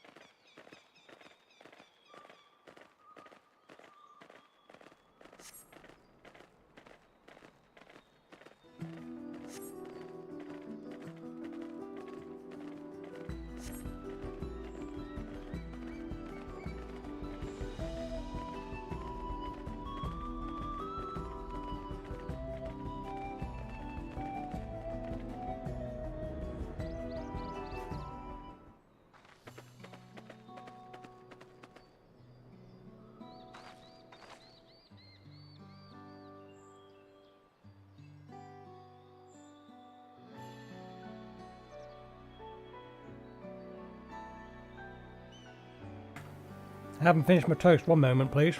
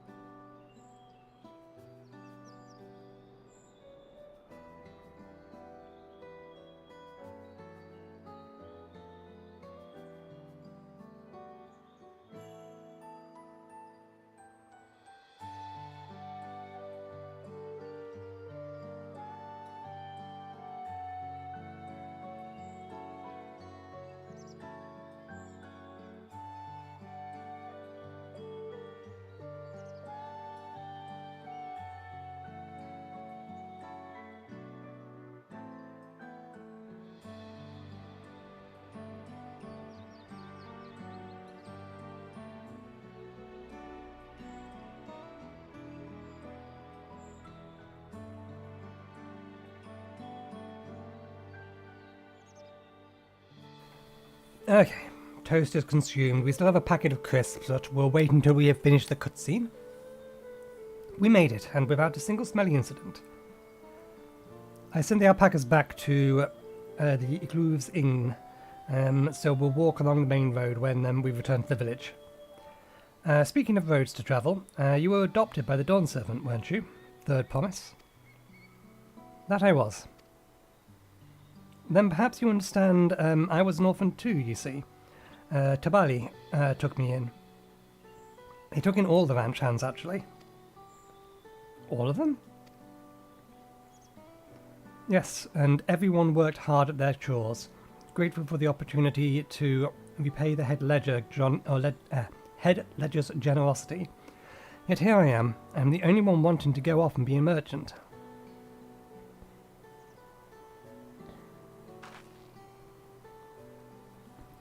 I'm sorry, I don't know why I'm telling you this. We need to keep trading things for your saddle. If you're too prepared for... keep trading things for if you're too prepared for this feat of gold. If you're too prepared for this feat of gold. As it's mate harvesting season, they can't have too many quality hatchets. Add that Wuk Lamat's way with people, and we should have no trouble making a favourable deal. That's Mipula, herself over there. Pass the hatchet to the third promise, and let's get to bargaining.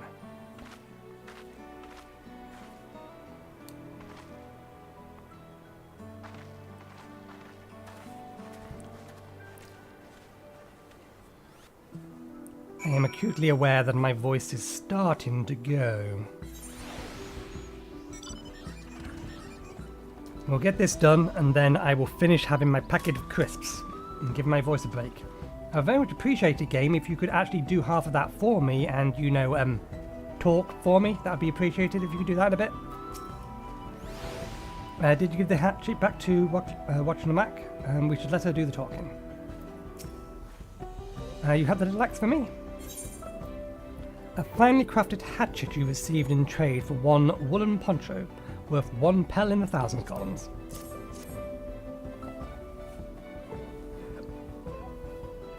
Thanks. Now let's see what we can get for it.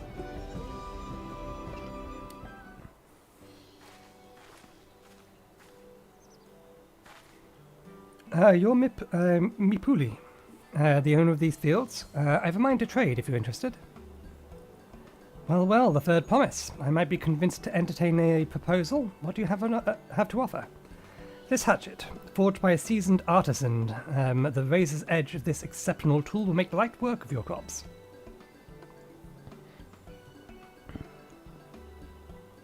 The quality is acceptable, I suppose. You offer a large sack of mate leaves in exchange. I offer you a large sack of mate leaves in exchange. The sack of mate leaves is valued at 1 pel in 1,000 column, the same price as the hatchet. This deal would bring us no closer to the Mezekule. If I may, Mistress Mipule. It's harvesting season, is it not? Does not the demand for hatchet afford them a higher value? It is indeed the season, which is why I procured an ample batch of tools well in advance. We missed the window for the demand. In that case, we have to fall back on connections.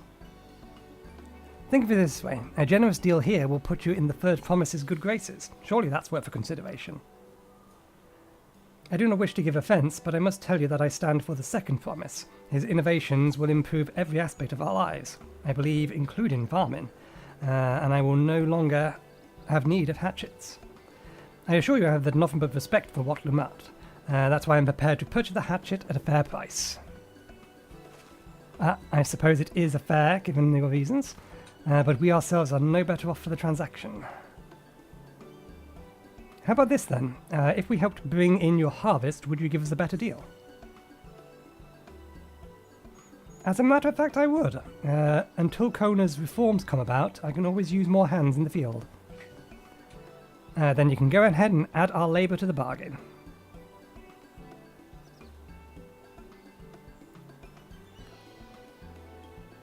added value to tip the scales. How could I have forgotten one of the most basic rules of trading? You can rest here if you like, Mablu. Nathan and I have met together. Oh no, I'm helping too. Off to the fields then, and mind you pick up the healthy leaves. I'll take 5 good bundles from each of you.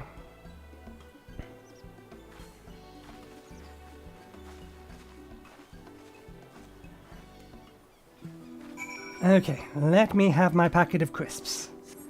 And a few more sips of tea. One moment, please.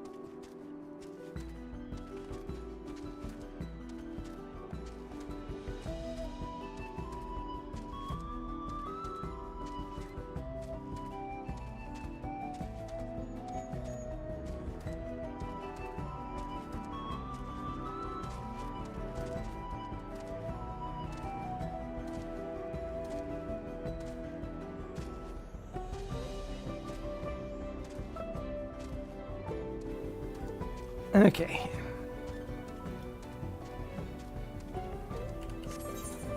I see a fate nearby. Let's run over to that first. I'm going to probably be a little bit quieter for a while, just to give my voice a break, unless I need to say or speak for our NPCs and what they're saying.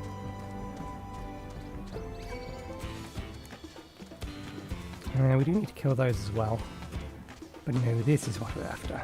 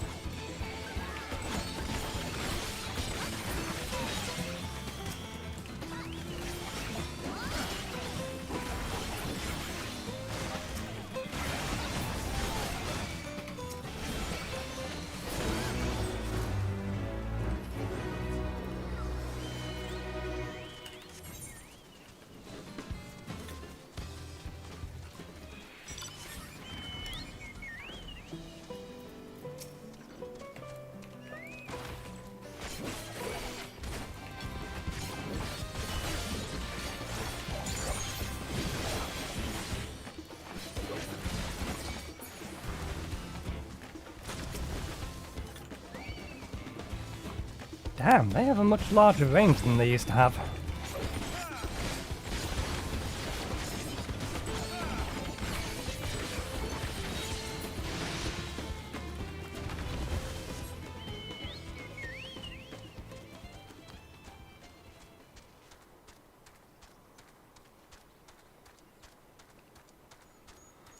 We never actually looked at those hunt bills.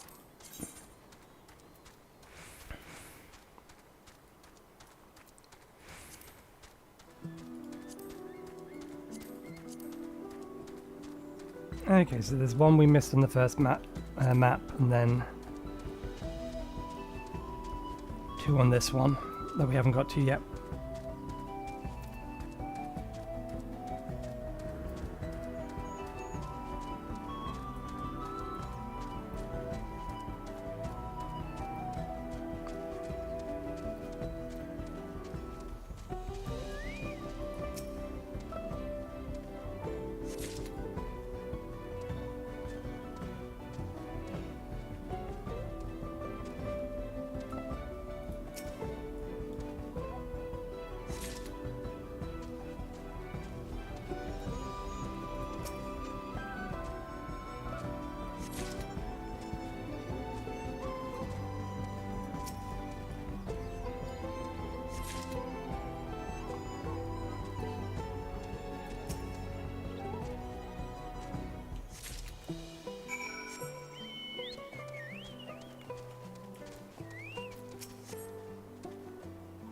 I wasn't sure Pelupelu would bite, but it goes to show that you never know until you try.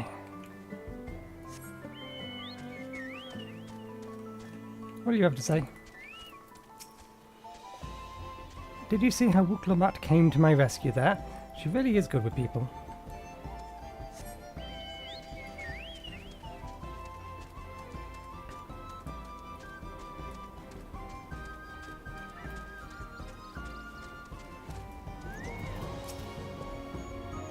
You brought me some leaves then? A sizable pile of freshly harvested mate leaves.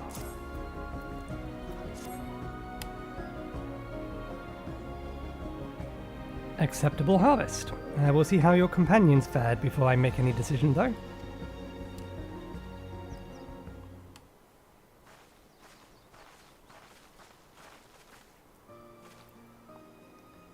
Yep, we brought our share as well.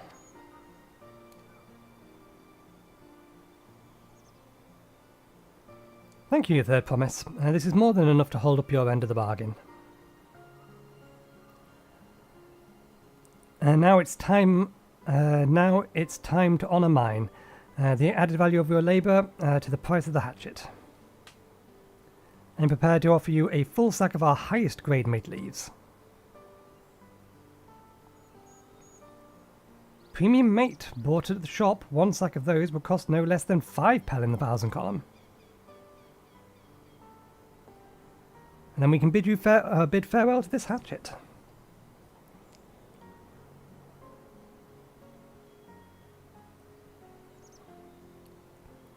I'll give it a good home. Talk of the contest aside, I'm glad we can come to a mutually agreeable trade. As am I. All the best to the rest of your harvest.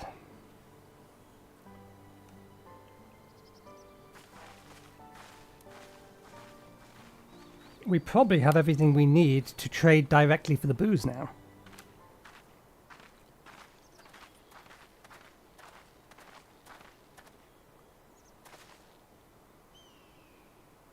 Mablu, what's wrong?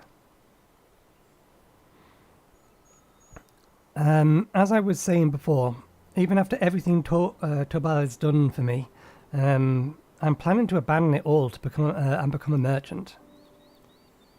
But then I needed your help after forgetting the basic rules of trade. How can I expect Tobai to accept my decision then?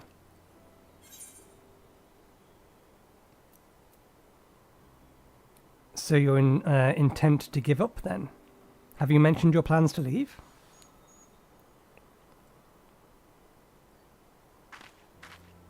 Not exactly. I wanted to prove I could succeed as a peddler before I declared my intentions. I get the feeling he probably already knows. I seek to follow in my father's footsteps, but not because he expects it of me. I want to preserve Tural's peace and become Dawn Servant, and becoming Dawn Servant happens to be the best way to do it. You should live a life of your own choosing. I would be surprised if Tural... I wouldn't be surprised if Tural held the same opinion, so talk to him.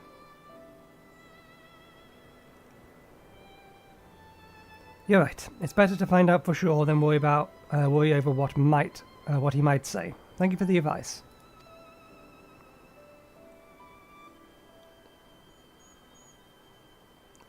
But first, we have a saddle to buy. I want that success under my belt so that I can be sure of my decision. What's next then?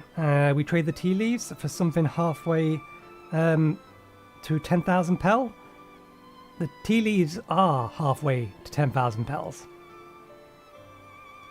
No, I think we're close enough now. I say we go straight for the premium Mazaka. Bargain our way into double the value, eh? Think you can do it? Trust me, I will make this trade work. I admire you, Third Promise. That you're holding your own against such strong competition for the throne is inspiring. Am I really holding my own against Cohen and Zoralja?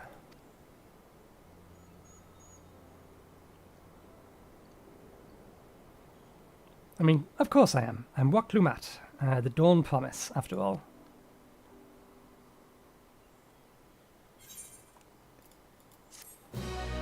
You could say that with a little bit more conviction, and next time we might believe it. Excellent trade.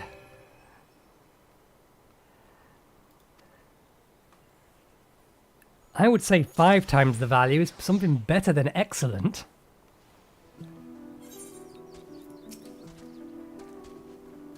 I've never been one to take it slow. Once I have a goal in mind, it's full speed ahead. That's who I am. Wuk Lamat has her eyes on a jug of premium booze. Before we go, let me give you the Maitleys. Don't want to risk proving Arenveld's point.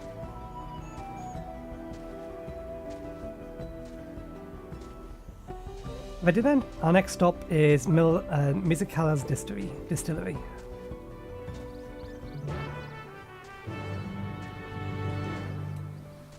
We still need 3 more fates. Where are we heading? All the way back. I've half a mind to hoof it just in case a fate spawns, but we've basically uncovered almost the last bit of this area. I think we just need to keep an eye out for when fates are there.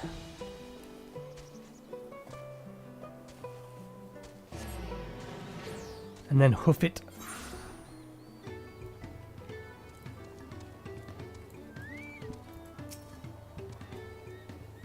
Oof, the smell of Mizikal is overpowering. The fumes alone are making me dizzy. We want to speak to a man by the name of Gobel. Even among his fellow distillers, he's regarded as a master of the craft.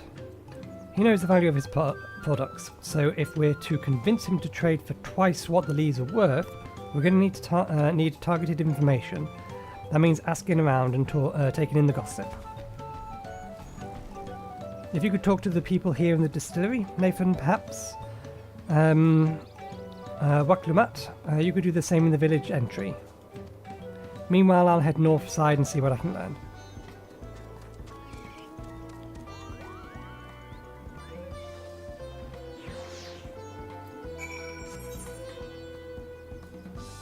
I might need to change how...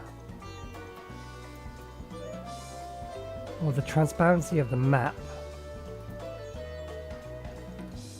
Where is the option for that? I know I can set the transparency of the map.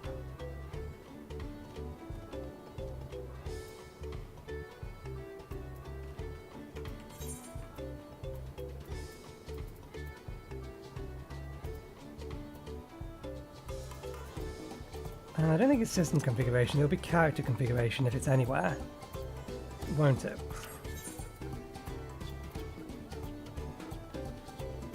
Control settings. UI settings. Map font size, map transparency. It's only actually at 65, but it seems... Oh, right. That's a backwards transparency. It's transparency rather than opaqueness. That's why 65 seems so light. There we go. Now I should be able to see if faint spawns. Me? I'm Chief from Tuliyollal. I often come here to buy Gobel's Mizukala, the finest in Tural, according to my customers. He always brings out a jug during our dealings, but I cannot handle the stuff too well myself. I take small sips, not wanting to be impolite, you understand, but still end up so addled as to agree to whatever price he quotes me. It'd be nice to have less potent refreshment during such conversations, else I might have to seriously reconsider our arrangements.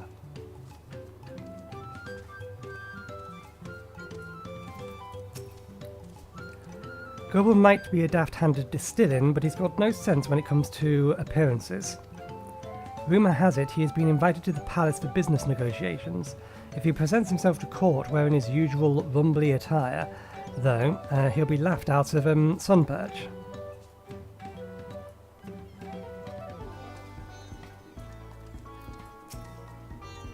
There's not much I can say about Gobel, but I can tell you what Gobel's been saying.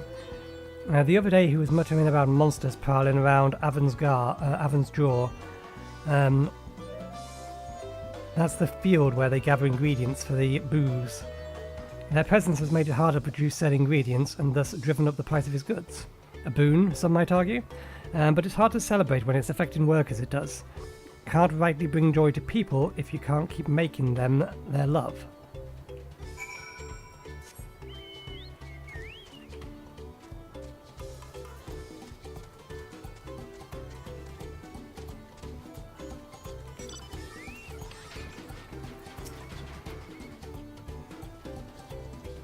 So, what did you find out? Oh, we can make use of all of these tidbits. The deal's as good as sealed. As for me, I found out what Gobel's is where he is working. There's a millstone on the top of the slope behind the distillery. Going ahead, I'll bring Wuk Lamat.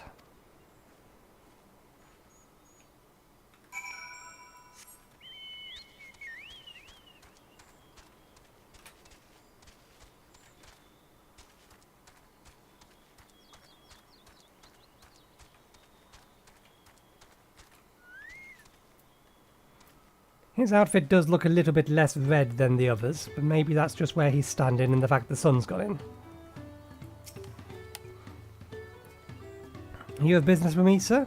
Why don't we talk down below, so as not to distract the alpaca from his work?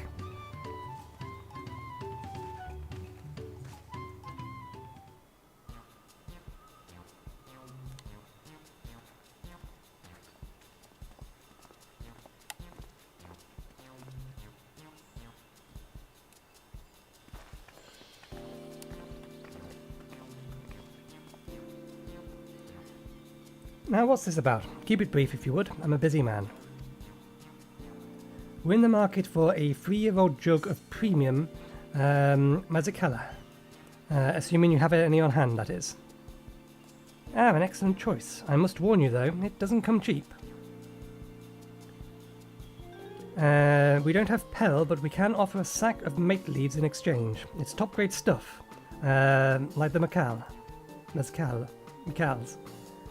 No deal. Mate leaves are well and good, but I don't have any use for them.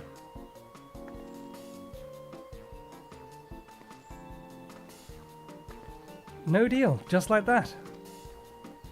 Still, I'll hate to send you away empty-handed. Why don't we sit down and chat a while over a cup of mezcal? Now the real bargaining begins. Which of our cards do you want to play first?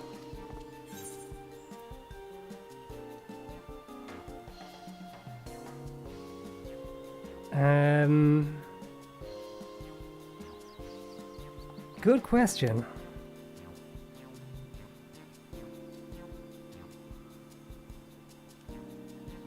Let's start with the invitation to the palace.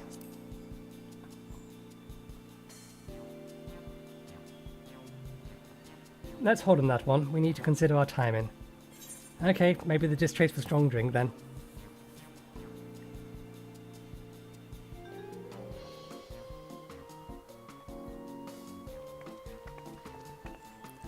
I appreciate your hospitality, but I'm afraid I can't hold my drink. I've heard one of your regular customers, a Hobidu chief, is the same. Seeing as not everyone can enjoy the music, I wonder if you might benefit from having another refreshment to offer. Something like mate tea, for instance, and brewed from the finest leaves, of course. Ah, you're right. Absolutely right. I had noticed a growing reluctance on the part of my Hippigo friend, but I did not realize myself I did not realize I myself was to blame. I must endeavor to be a better host. Still, even with that added value in mind, no sack of leaves is worth the booze you're after.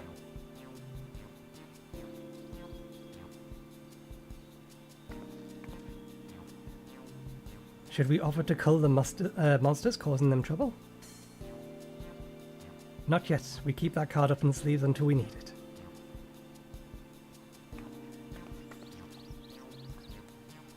As I expect you're aware, the Rite of Succession is currently taking place. That's why the third promise has graced us with her presence. When the contest is decided, the subsequent ascendancy ceremony and banquet will be a prestigious affair. If your mezcal were to be served there, it would bring your distillery immeasurable fame. Wait, could it be that your rumoured invitation to the palace is to discuss that very possibility? As a matter of fact, yes, I must admit, I'm still reeling from the absurdness of it all. It would be a great honour and opportunity if I can secure the deal. Then I should think your exceptional Mizkala would speak for itself. That said, there's no such thing as being too prepared, and first impressions last. You'll want to be wearing your very best when you walk into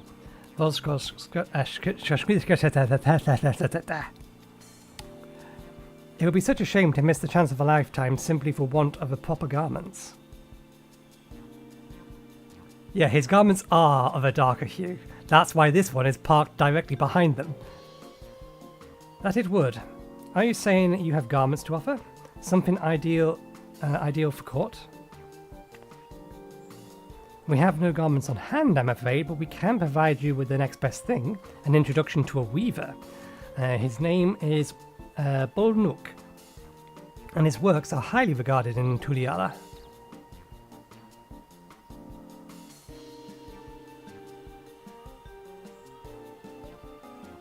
As a supporter of Wuk Lamat and a keen observer of the palace politics, he would doubtless be happy to help guide you in the selection of an outfit to fit this golden occasion. That certainly is a tempting proposal, and one which I should like to take full advantage of, but the scales aren't quite balancing.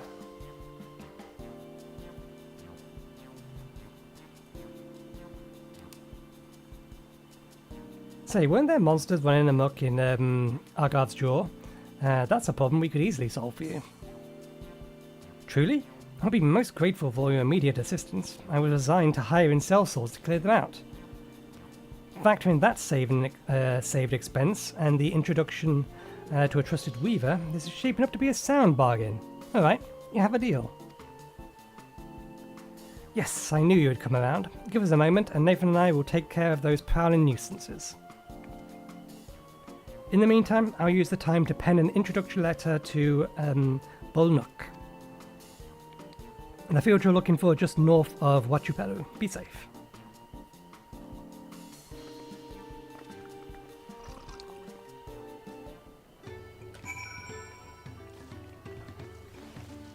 Must drink tea sparingly.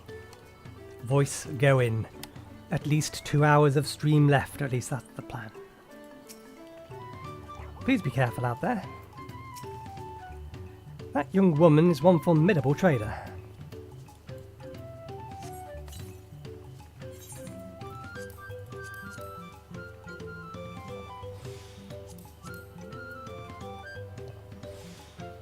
Okay. Off to kill beasties we go. There is a boss to the south. I don't know if I can make it there in time. There, no. There, yes.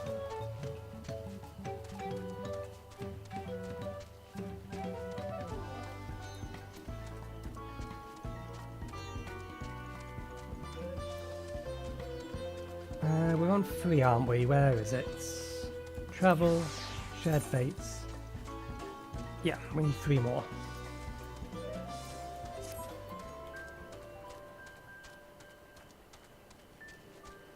Let's pick away of these. They really do have a larger detection radius.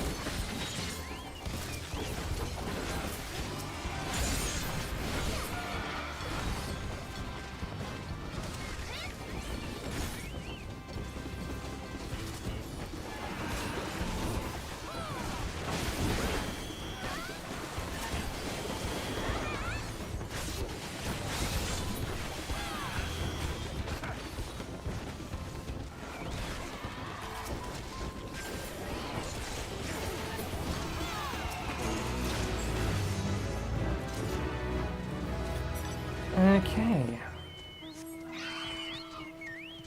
Back to what we were doing. 2 left.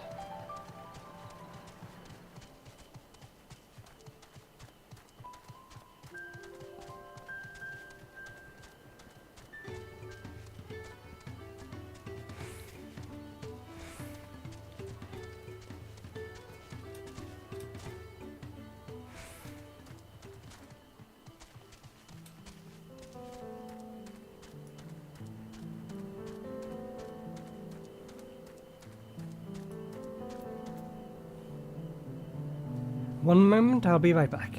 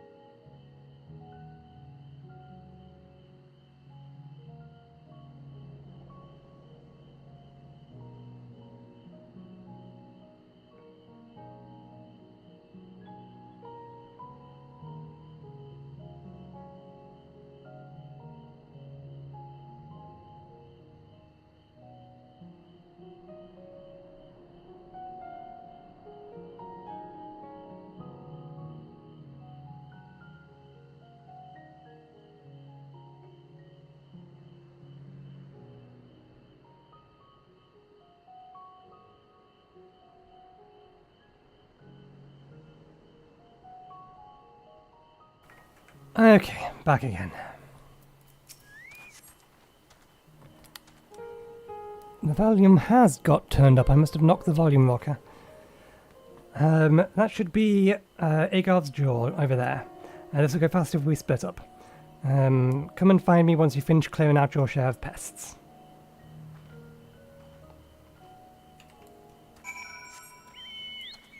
I see a fate.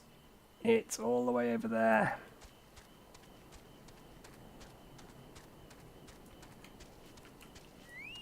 Too far away.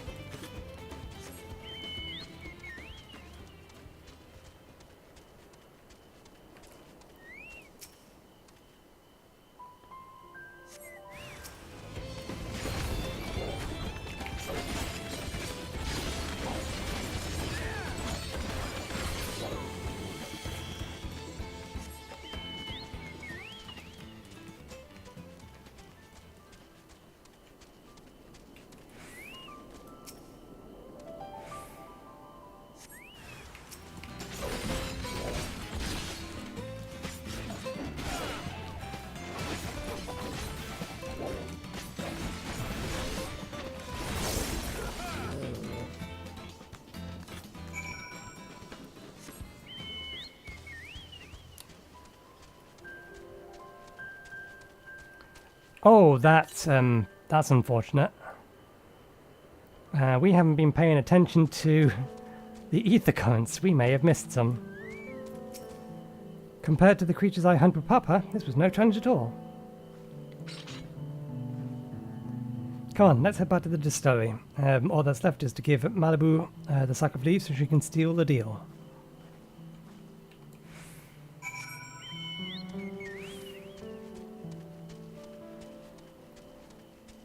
There was absolutely going to be a aether current over on the left-hand side of this map that we've missed.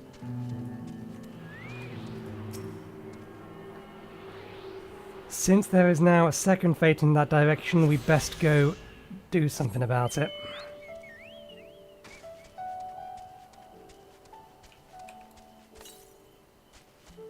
The nearest one is directly south. There's one down here we've missed as well. I'm usually more diligent than this one as far as these are concerned. Never mind.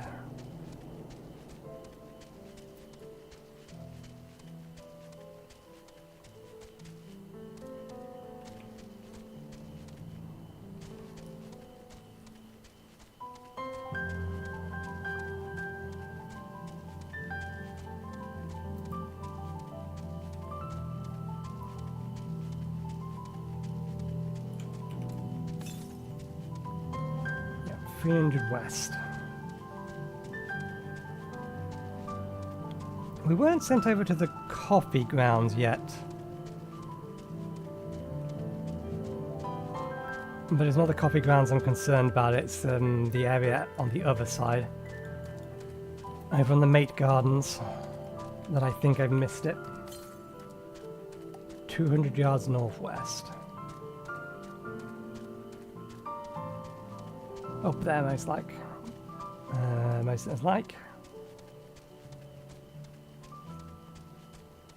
This looks like a defense mission.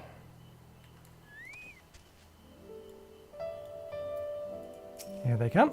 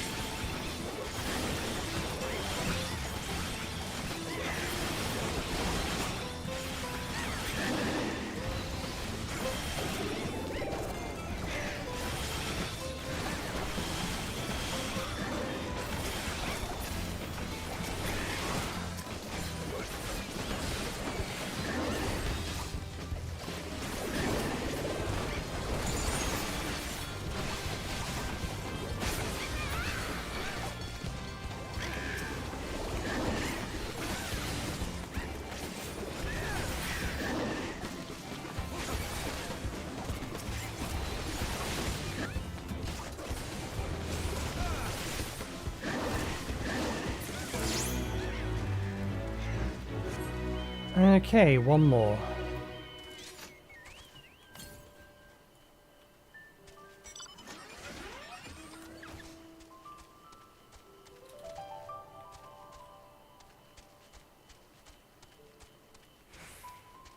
Yeah, I'd be shocked if he wasn't going to be sent here as part of the quest at some point. Or as the part of the MSQ at some point. Up here or up there? We can't get up there, so it's got to be up here.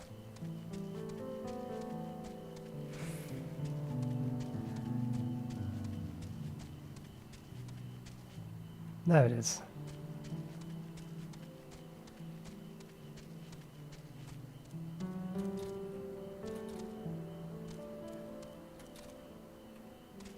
There must be a proper way up. This isn't it.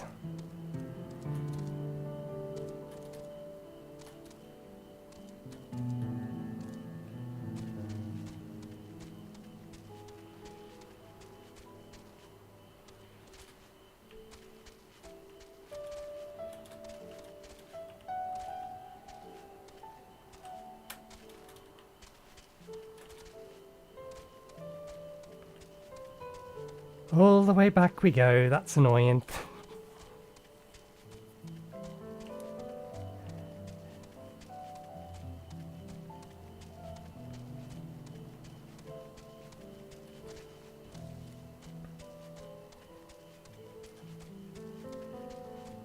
And then we need to double check that we didn't miss one in Mate Garden.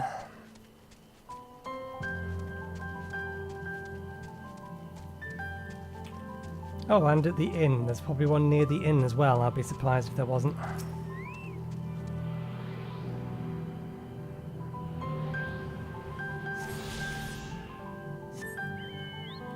Let's just confirm we do only need the one more fate. Yes, we need the one more fate.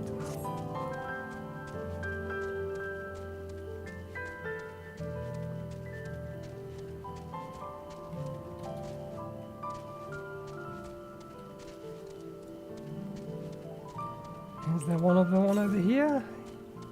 Yep.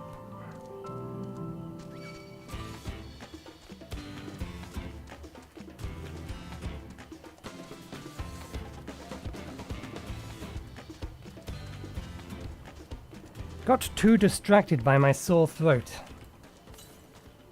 that I entirely missed the Urqopacha sitting right in front of us.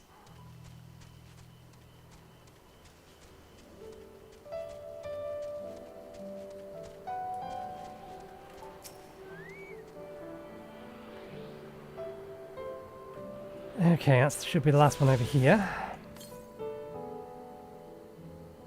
Southeast, which would put it presumably over here somewhere, unless... we better double check, there may actually be one more in this area.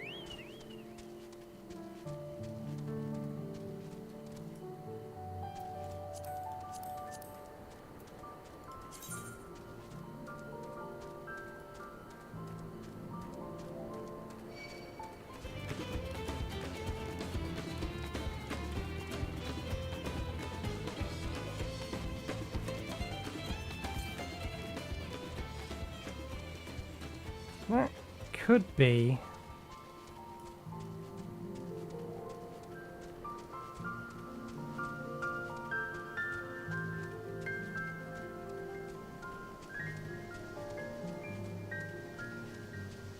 Okay, so there are some that are nowhere near the quest path again.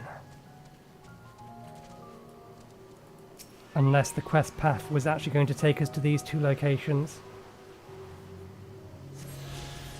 Next nearest one is probably, again, south. Yeah, that's the location we cannot get to.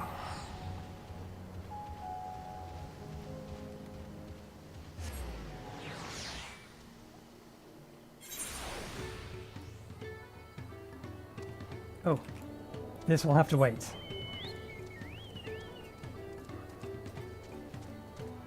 There is a fate to the south. That said, one just spawned to the north as well, but I think everyone is running to the one to the south.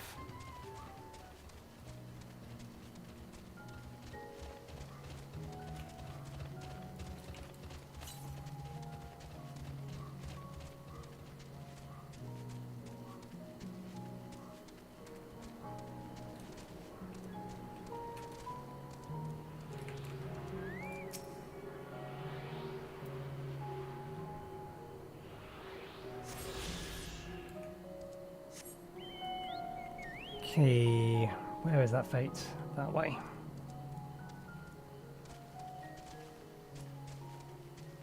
They haven't started doing that one yet, but they also haven't popped that one. We can teleport to that one if we need to.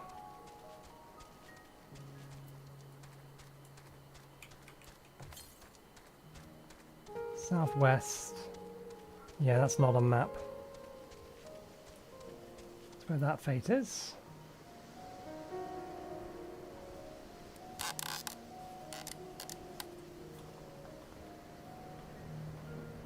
No progress is being made in that one. I imagine they're all at this boss. The big storm coming.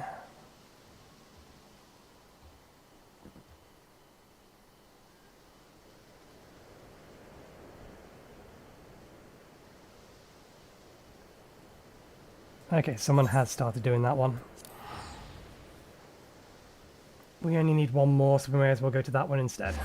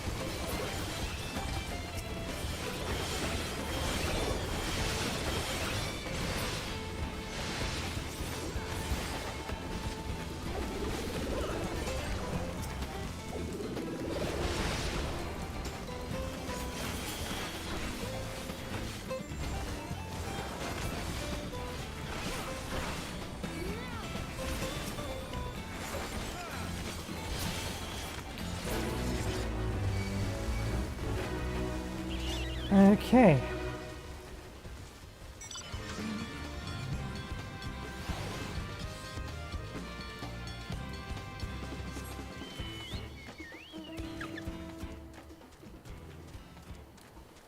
That'll get us on outspeed.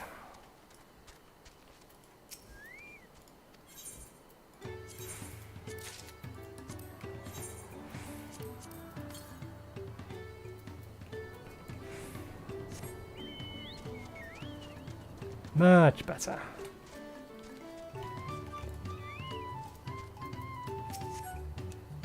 Go on, give Mablu the stack of leaves so that she can seal the deal. Finished already? Even hardened mercenary would have taken longer. Those monsters were no trouble for you, it seems. Now, if we can just have the sack of leaves. A sack of premium make leaves you received in trade for a fine hatchet and an instrument of labour, or investment of labour, worth 5 pel in the 1,000 column.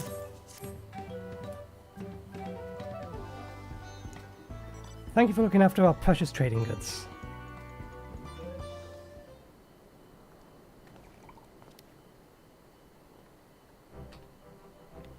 Your monster problem has been resolved, Master Gobi. Here are the mate leaves and a written introduction to Bolnusk, as agreed.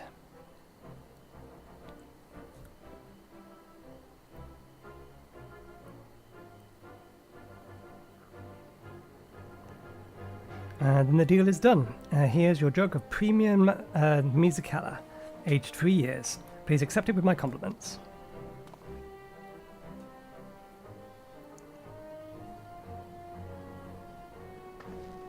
Yes, we finally have the Mizukala. Great work, especially you, Mablu.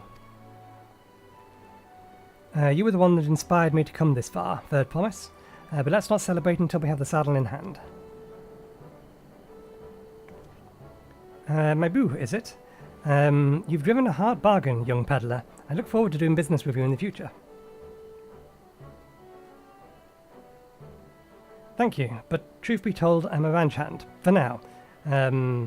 Should I ever become a proper merchant, though, I'll be back to strike more deals with you.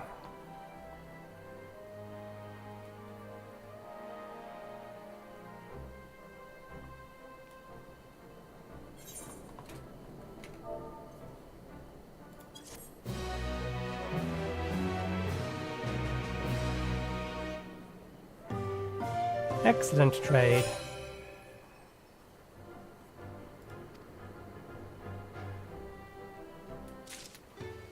Why do I get the feeling we're going to see this interface again? Master Goebbels praised me. Praise makes me confident I can be a peddler after all. Well, a bit more confident than before, at least. I'm satisfied with our trade, and I trust you are too. Should you have need of more booze, you know who to come to. Wuk Lamat is ready to return to Havali.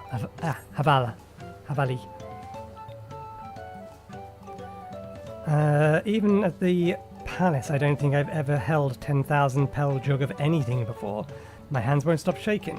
Here, you better hold on to it until we get to the saddle maker.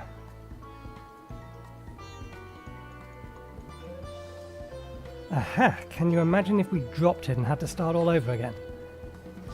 Luckily, Hal's place is not far. We just need to head across the plaza.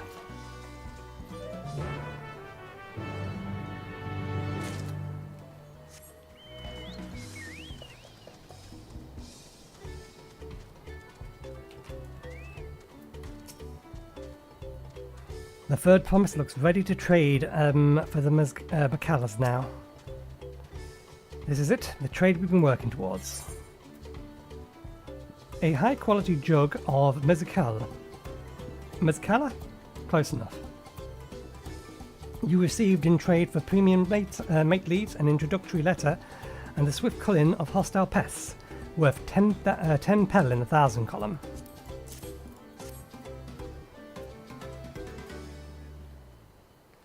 Phew, still in one piece. Right, time to make our deal.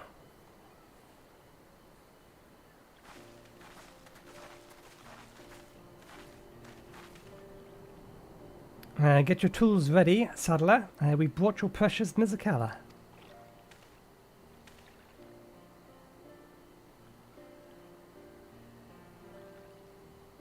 Wait, you actually got your hands on a jug? But you had nothing. A few measly lumps of wool. What we had was an inspiring trade with a gift for negotiation.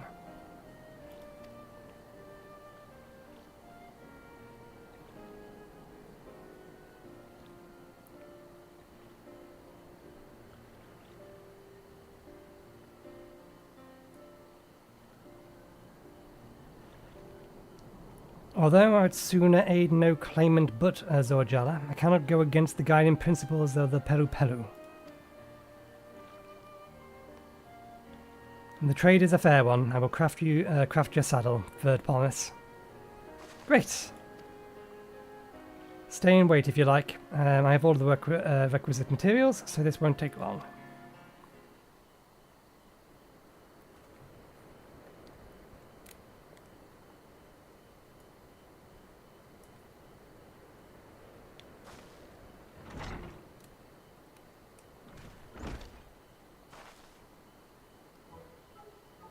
Your commission is ready. Catching a wild alpaca is never a simple affair, but you'll have an easier time of it with one of my saddles.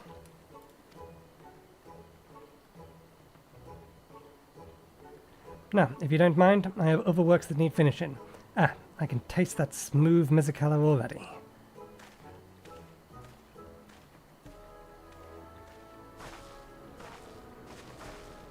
We did it! The saddle is ours! And to think we started out with only 100 pel basket of alpaca wool. Mablu, you're going to be an incredible merchant. Thank you. It makes me so glad to hear you say that, third promise. We got what we came for, so let's return to the ranch. The others will be waiting. Feat accomplished.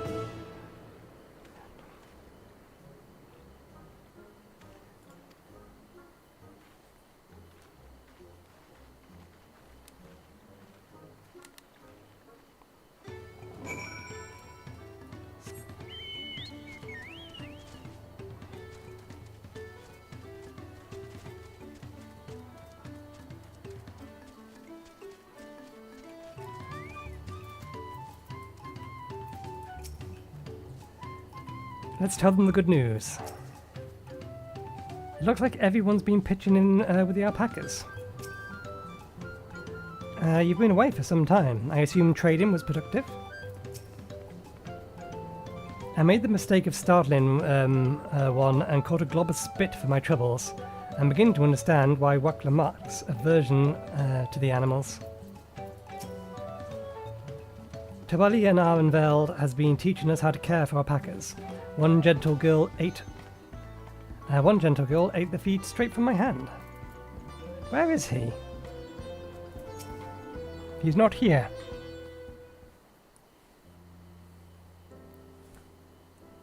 You've acquired the saddle then? Yes, thanks in no small part to Mablu. Before you rush off chasing up an alpaca, though, let me teach you how to saddle one. I'll bring one of our wild-born friends so you can practice.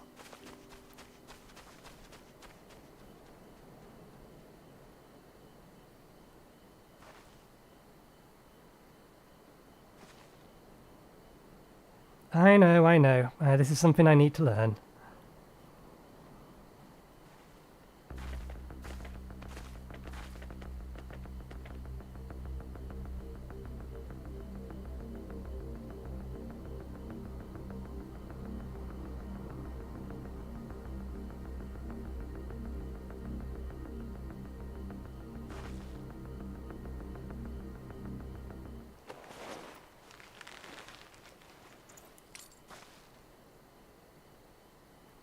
Great sunken gods, I did it!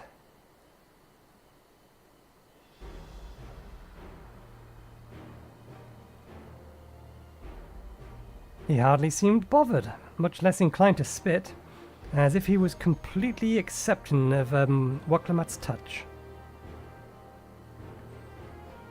That is because of the singular scent with which the saddle has been coated. Alpacas find it very soothing.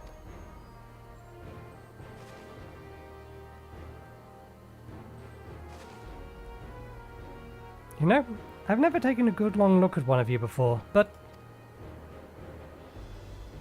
you're actually kind of cute. Haha, now you're only noticing that now?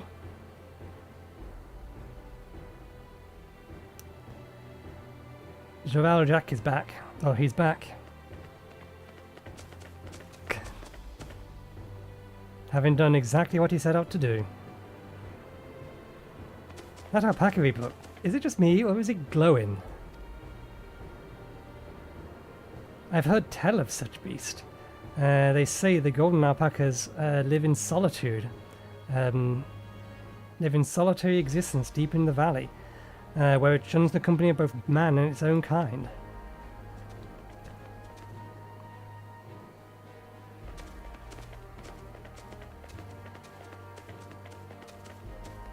How did he manage to snare a prize like that? A beast knows it's better. Faced with overwhelming strength, it will yield rather than risk death. An apt illustration of how greatly the power of the first promises exceeds yours, Wuk Lamat. Strength alone won't win our father's throne. I'll be the one to find the Golden City, and then Tural can remain at peace. An everlasting desire for peace can only be forged in the fires of war.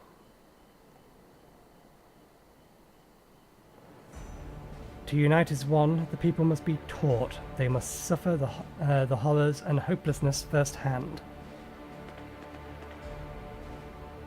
Exhaustion from prolonged conflict, and the wages of war's merciless nature.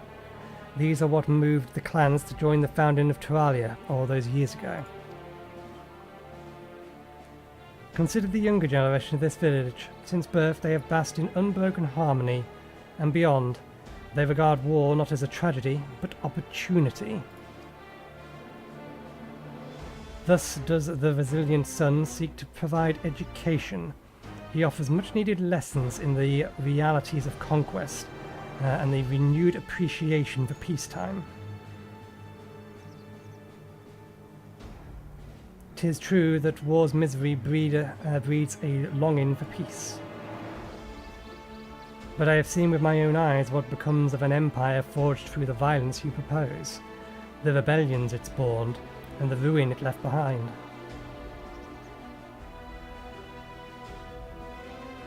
The Garlean Empire was a contingency of simpletons.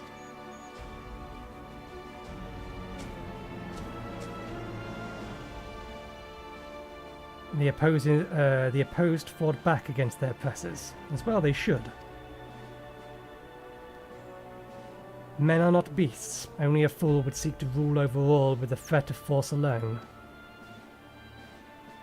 That is why Gulu Jaja did not elevate the Mamulja, why he treats all clans with equal respect. However, the First Promise has has his gaze fixed upon more distant horizons. He would unite not only Tuliyollal, but the star in its entirety. But why? I need not explain myself to you.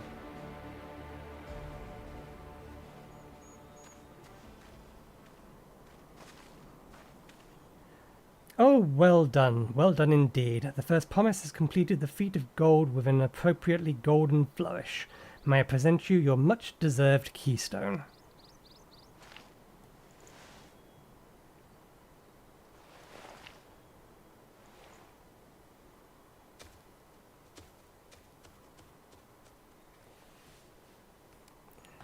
He ain't evil. What was I going to finish that sentence with? He ain't evil. But he's sure not going to win any friends. That wasn't the direction I was taking it, but it's accurate. He's always been like that, never sharing his innermost thoughts with me or even Kona. It's like we're not even family.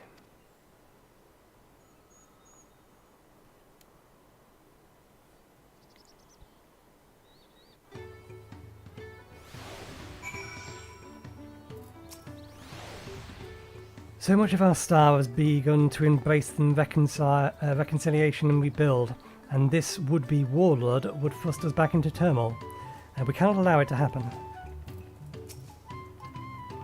Sir Al-Jal is willing to go to war for his twisted vision of peace, but should he achieve this peace, then what? What kind of idiot thinks that the war can be united with war? Even most Garleans have since realised their conquests were a mistake. A golden alpaca in the flesh, like the Golden City. I thought them children's tales. I can never agree with Zoolja. I want Tuliyollal to be a land of peace, now and always. I ponder if Zoolja and his I'll ponder Zoolja and his mysteries later. Right now, I need to think about finishing the feat of gold. I have my saddle, I've practiced how to use it, so lead on to where wild alpacas roam. The valley of Kanka is southwest of here.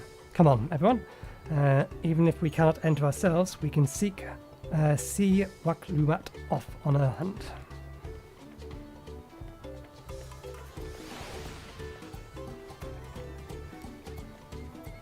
Game, please talk for me. Sometime in the near future. The tea is not enough. You don't want a Brit telling you the tea is not enough.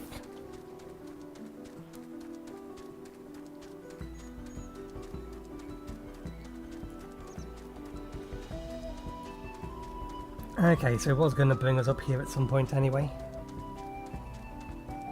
It makes me wonder if I missed any in the previous map that were technically in range. I'll go figure that out in my own time when I'm watching some YouTube of my own. Wrong button. Mablu's right. Right. At least we can do is let her know we're cheering for her.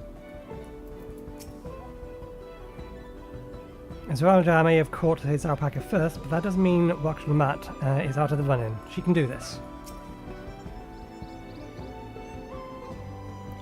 Urqopacha is a steep and treacherous place, so only those with the head ledger's blessings are permitted to go there. I've never set foot beyond this point. The valley is said to be home to fiends far more ferocious than spitting alpacas. How deep do you think the valley is? I glanced over the edge on the way here, but the mist was too thick to even speculate.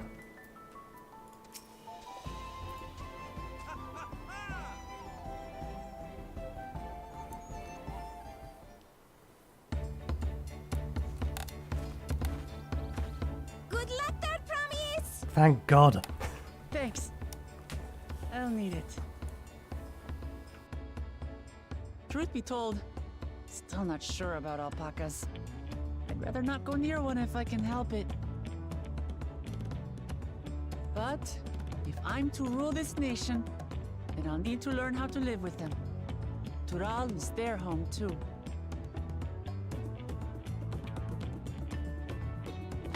Right. I'm off.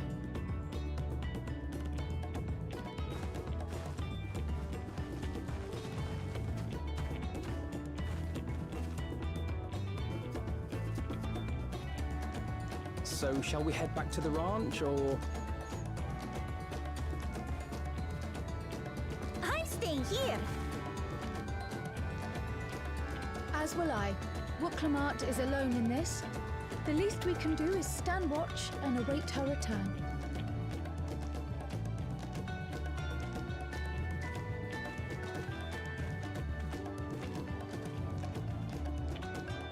It may be a while yet. Help me pitch the tent.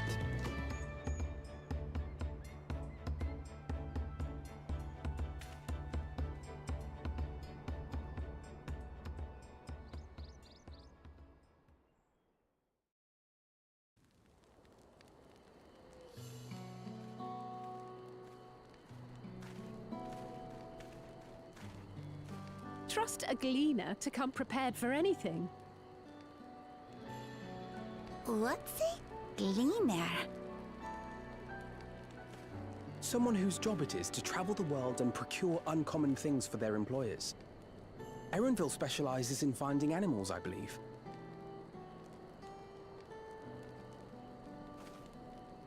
But aren't you a Shaitana from Tural? Why did you cross the salt?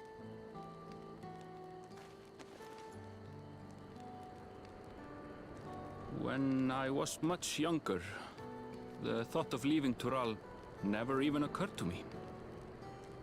But then, some years ago, my mentor tasked me with a difficult hunt. Something I could never find, she said, so long as I clung to the familiar. She suggested that I leave home, leave Tural, and join the Gleaners of Sharlian. As one of their number, I could experience the world, immerse myself in myriad cultures and customs, see the many faces of nature. And once I had learned what is truly important, I would find that which I seek.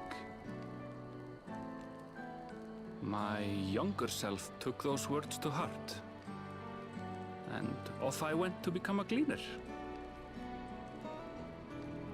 Her words alone moved you to leave behind everything you'd ever known? You must have great respect for your mentor. As it happens, gleaner work was much to my liking. And I all but forgot why I had pursued it in the first place. Yet, events conspired to put me back on the trail I'd abandoned. Wait, are you saying you were tasked with finding the City of Gold? I was. And though my hunt is now entangled with the Rite of Succession, I mean to see it through.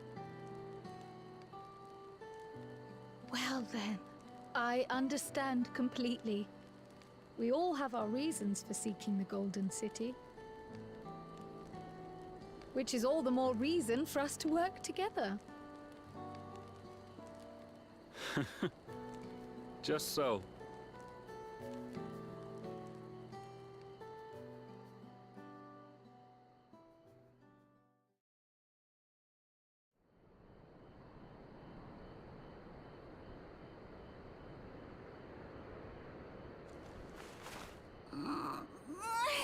She should have been back by now. What if something's happened to her? We need to tell Tobli and arrange a search party. Wait. Do you hear that?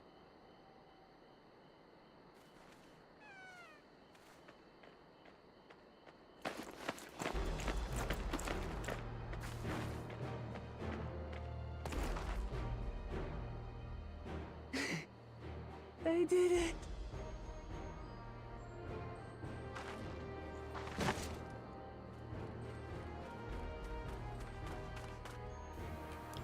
I wonder how many times she got spit on. You're utterly spent. And small wonder.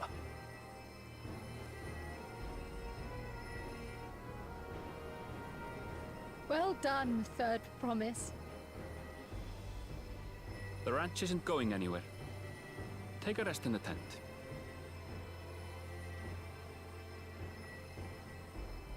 I think I will.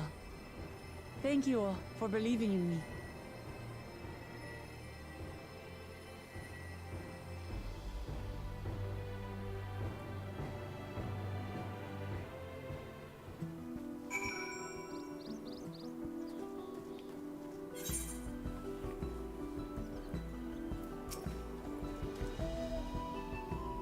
We were out here for quite some time, but I'm glad Wuk Lamat was able to catch her alpaca. And Arnveld choosing to share his story with us was a welcome surprise. Alphino was quick to lend a hand with dismantling the tent. Is this to be his new obsession now that he has mastered collecting firewood? Thanks to Alphino and his healing hands, I can actually stand again, maybe even walk. Wuk Lamat has no serious injuries to speak of. However, she has clearly been pushed to the very limit of her endurance. I spoke too much. If Wuk Lamat is up to it, we should head back to Tobela.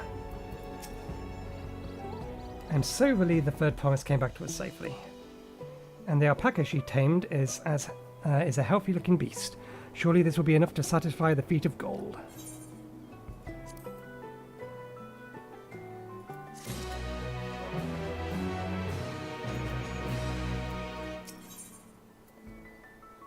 Mablu is minded to rush ahead to the village. Wuk Lamat still seems a bit unsteady on her feet, hardly surprising after she spent the night chasing alpacas. You know what will melt away fatigue like magic though? Meat tea. I'll run to the ranch and get a pot brewing. That way you can take your time and the tea will be ready when you arrive.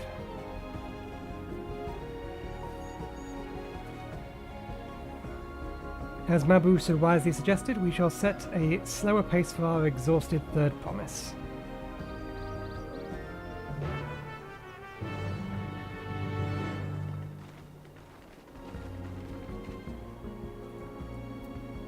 And we can just teleport to where we're going.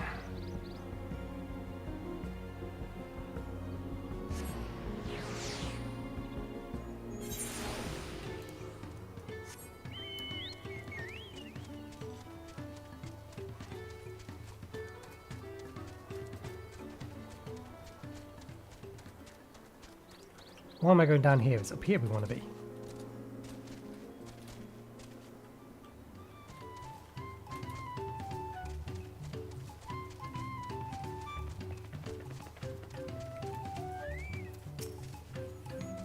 Came back ahead of the others, did you? I should hurry along with the tea then. Wuk Lamat can't be that far behind.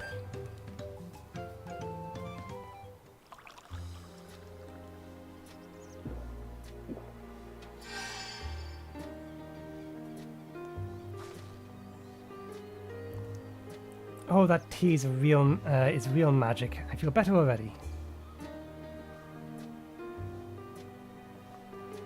I see you've become more comfortable around our fuzzy friends. Watching this one taught me a lot about alpacas. What grasses and fruit they eat, what sounds they react to, their adorable little quirks. I guess I've grown quite fond of them.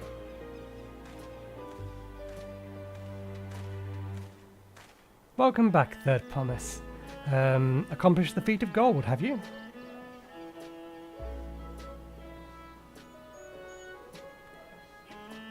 Yes, there's no mistaking a valley alpaca.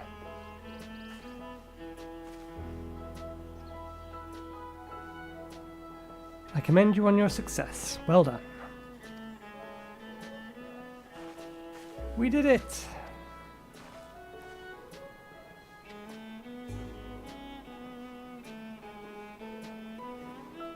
Although I couldn't find a shiny one like Zuralja did. I'd be surprised if you had. Golden alpacas are born but once every few decades. They are elusive, solitary creatures that are rarely seen, much less captured, thanks to their innate physical and magical gifts. Only a single other person is known to have caught one before, that being Gul Jaja himself. Papa was chasing alpacas too. So my grandfather's stories say.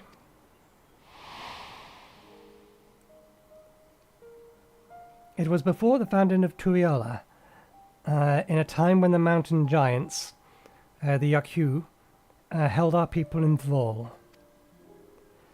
Compelled by their overlords, our forebears would ride their alpaca mounts to the highlands to deliver gifts of food and other tributes. Those were wretched days, to hear grandfather tell it. Then came the young Gul Jaja, yet unburdened by the mantle of Dawn Servant.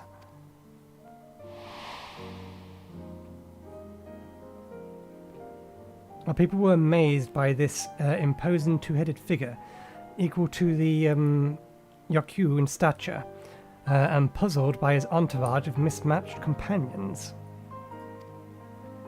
Some trembled in fear, believing new conquerors had come. Yet Gul Jaja showed no such inclinations. He sat and spoke with us, sipping from cups of mate tea we offered him, and grew sombre when he learned of our plight.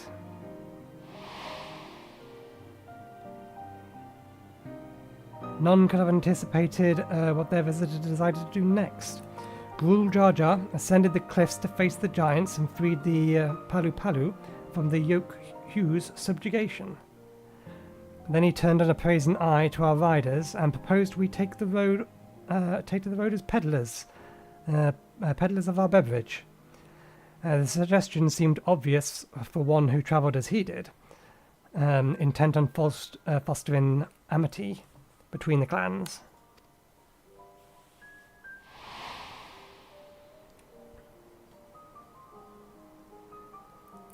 So it was that a few words from Gul Jaja transformed us into a clan of itinerant merchants.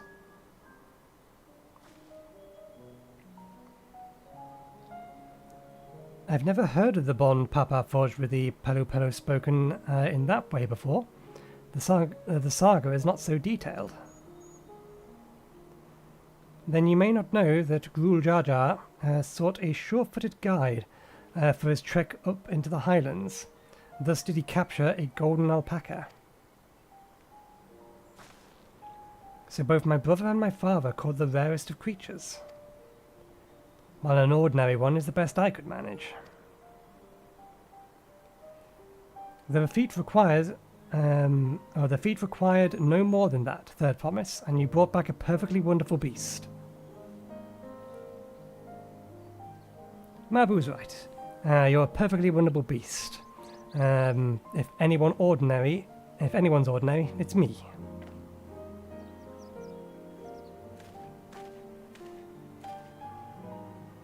Not only did you accomplish the feat of gold, you also made many trades and brought joy to many people in true Pelupelu fashion. I sorely doubt your sibling could have achieved the same result. You should be proud of the accomplishments which earned you your keystone. Is that alpaca that she captured going off to spit at the gold one to make it run away?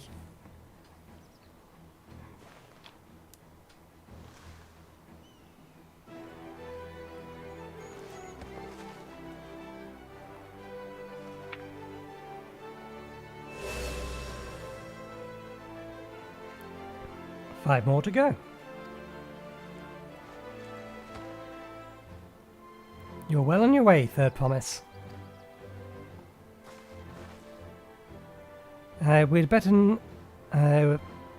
We'd have been lost without you, Mablu. Thanks to you, I learned so much about the Palu people and your customs. It might seem obvious, but I've come to realize the importance of properly knowing something. It was because I didn't understand alpacas that I was uncomfortable around them. I'm thankful to you as well, Wuk Lamat. You gave me the courage to say that I wasn't sure, say what I wasn't sure I could ever say.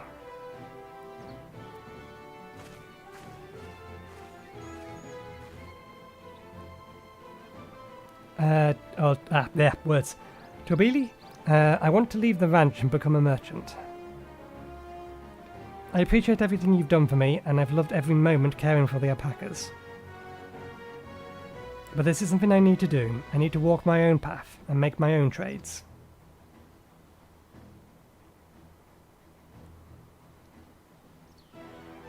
As your parent, allow me to say one thing.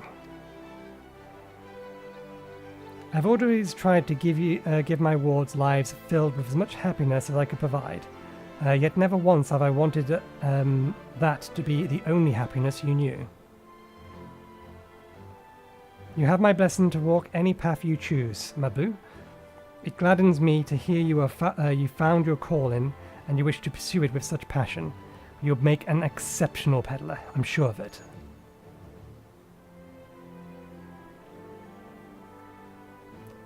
Thank you, Tobili. What did I tell you, Mablu?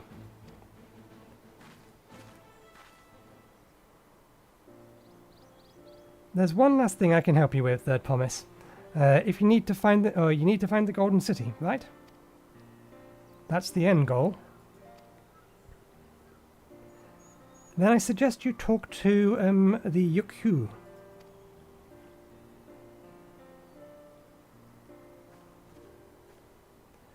They once ruled over far more than Urqopacha and the Pelupelu. 1,000 years ago, they were overlords over Yuk-Tural and all of its people. During that era, the Pelupelu were commanded to search for the City of Gold. They scoured every corner of the continent, but never found any trace of that fabled place. But if they didn't find anything, why could the Yukhu, what could the Yukhu have to tell us? They may not have found it, but the fact that they were looking for it at all makes me curious. Perhaps there's value into delving into how the legends originated.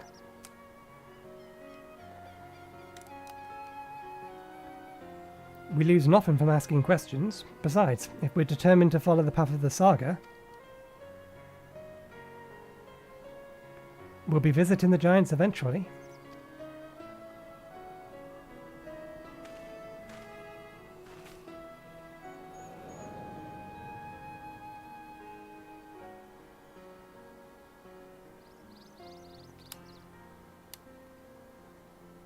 Oh, Crow, I have a question I've been meaning to ask. And since we finished with the feet, where did you acquire that earring? My earring? Do you recognize it? Yes. Pieces just like it first became fashionable in Yuk-Tural around 20 years ago. Since then, it's become common to wear one as a charm for safe travels. 20 years ago. Right about the time my grandfather made his journey. Yet the Dawn Servant implied the earring was connected to the Golden City in some way. Surely there was more to its significance than simple fashion. If you want to know how it first came to be crafted, I could try to find out. Seeing as it's a regular seller for many merchants, I'm curious to learn about it myself. I'd appreciate that very much, thank you. Jumping feet first into the peddler business, eh, Mablu?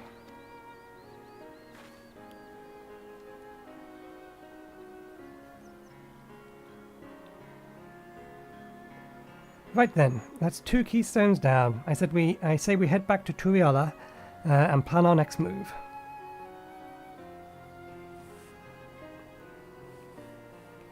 Farewell for now, and thank you for all the help, all your help. I will become Dawn Servant, so make sure you set aside your best Mizakala for the occasion.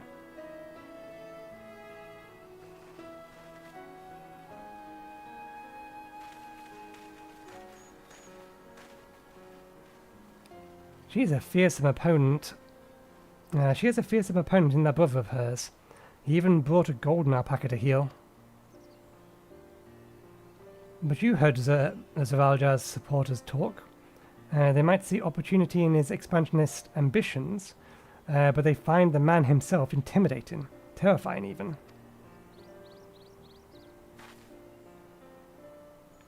Whereas I've grown to love Wuk Lamat. Everyone she meets will come to love her too, and I'm sure that's why she'll win the throne. You might be right, Mablu. You might be right.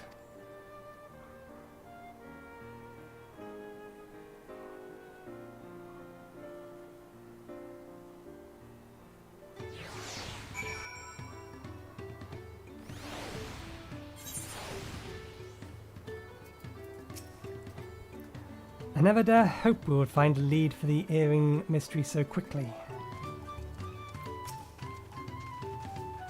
That makes 2 out of 7 keystones. So far so good. The Yaku once ruled the entire of Urqopacha. I'm curious to see what has become of them.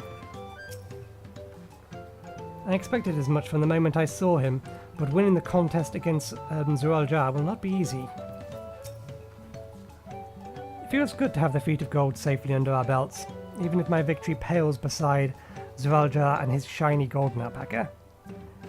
I know I shouldn't let it bother me, and gods know you've all been so supportive, but I want to be strong, or wise, like my brother, to be a promise that the people respect. Which is not likely if I stand here carrying on and on about things. Let's move on. Back to Baliatia with us. The contest has hardly begun. Okay. And there are side quests, 2 of, to do.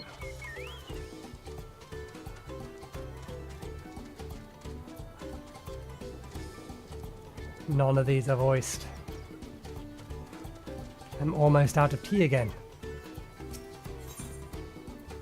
And this one's a quest chain. No, please, rubbing his hands together.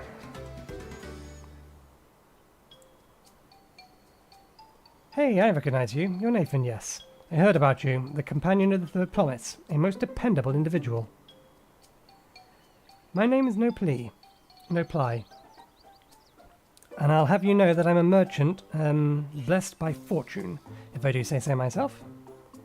Indeed, I believe our meeting today is no chance encounter. By the hands of fate have guided us to one singular purpose, the exchange of invaluable items at an unbelievable price.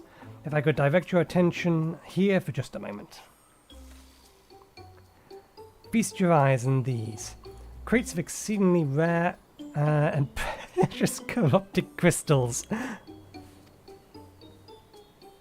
Beautiful, aren't they? They're extracted from a remote region of Egliosia. They shine brilliant orange hues, quite unlike your run-of-the-mill crystals, no? For you, I'm willing to offer them for the low price of 1 pel. In the millionth column. It's a nigh highway robbery at this valuation, but anything for a friend of the Third Promise. I'm sorry, I clearly I misheard you. It almost sounded like you said 1 million. They're not worth even a fraction of that price.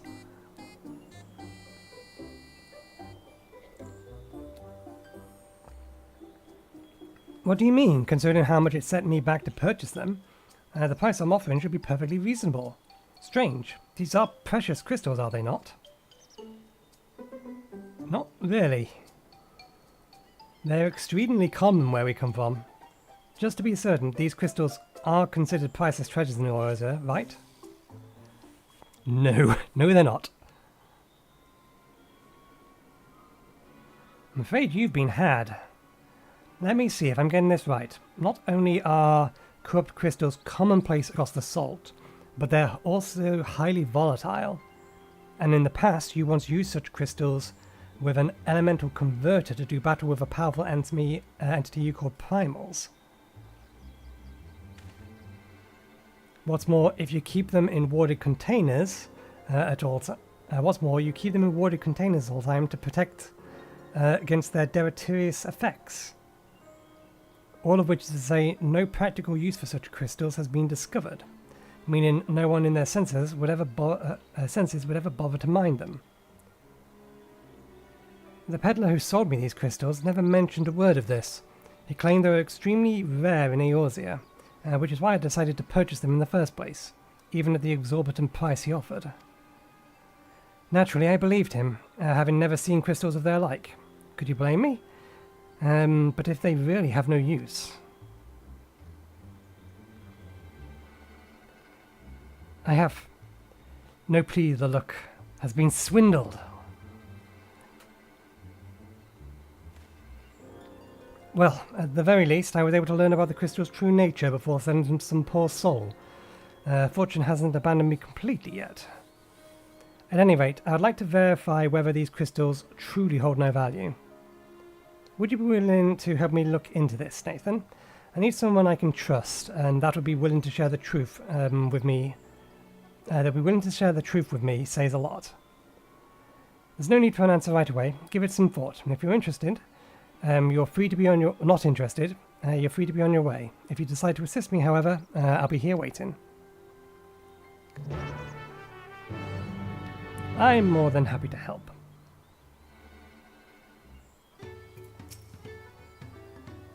You're willing to help then? Wonderful. You truly are a kind-hearted soul.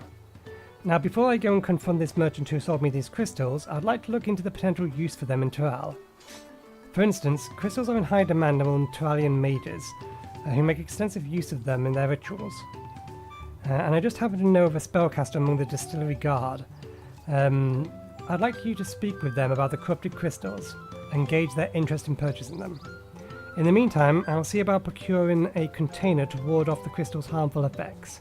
Per your explanation, preparing an elemental converter with my skill is likely impossible, but finding the requisite materials for a warding vessel should be well within my ability.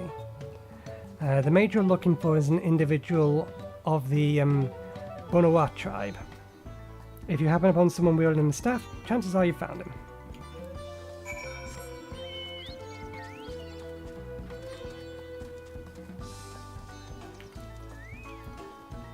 Sell sword wielding or sword wielding guard. That's not what we're looking for. Bow wielding guard.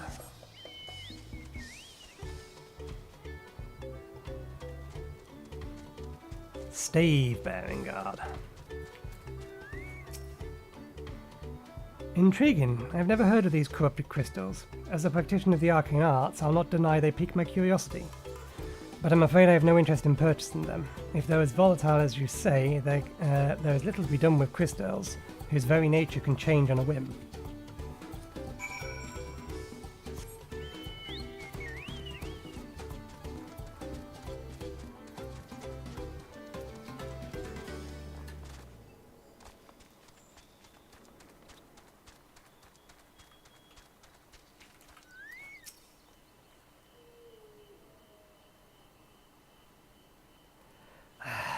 So even the mage was not interested. Nevertheless, I thank you for speaking with them on my behalf. It seems you are right, these crystals really are worthless. I may be unable to make back what I've lost, but there's still one thing I can do. Nathan, I wish to stop the... I don't recognize that word. Pre-Nicholas peddler, close enough, from continuing his crooked ways. Will you help me? Gladly. What a relief. Allow me to offer you a small token of my thanks. When you have a moment to spare, please come see me again. We must stop him before he has a chance to swindle anyone else.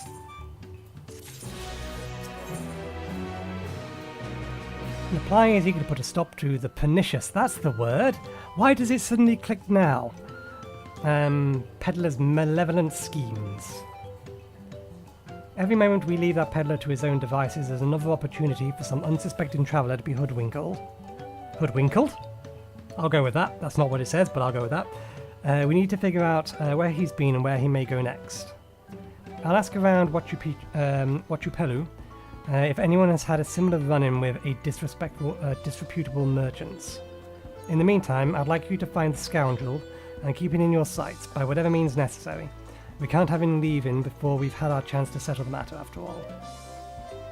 I expect he's still in Urqopacha? I forget how it's pronounced. Visiting the markets to use his ill-gotten pel to stock up for his return to Eorzea. Like as not, he's inspecting the stalls at the inn. Ask after a Lalala by the name of Gigimuru, but be discreet. Once you've found him, try to keep him occupied for as long as you can. That might be a problem. If he is an Uldaran merchant, he may very well know who we are.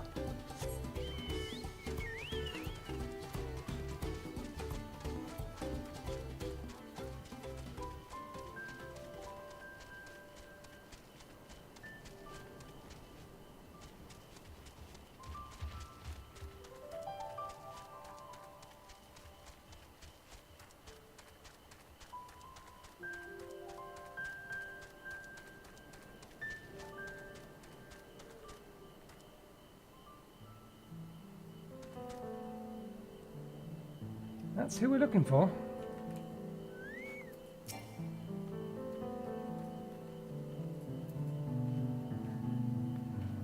Ah, well, this is a pleasant surprise. To think we would meet again here, of all places.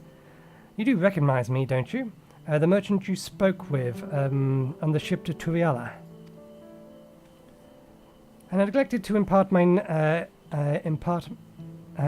to you at the time. But I shall happily rectify that now.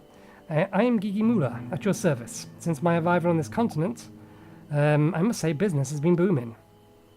I'll spare you the details of my most recent transaction, but sufficient to say, I have earned quite a handsome sum from a most generous young merchant. Truly makes the lengthy voyage here worth the trouble. All that remains before I return to Eorzea is to purchase some commodities. Alas, ever since I've felt that the soothing waters of Pantupela retreat on my skin, I can think of nothing else. The mere mention of it has stirred my yearning to avail myself of those hot springs once more. It was a pleasure to meet you again, my friend, but I must be going. Farewell.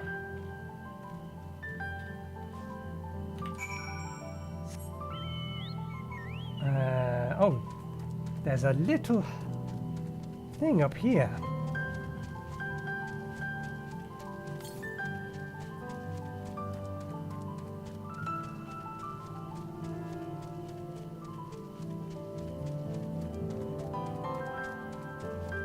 There's a nook on the map I didn't see before. And it's probably best we explore it, just in case this is actually here. No. That distance west would put it absolutely in the next area.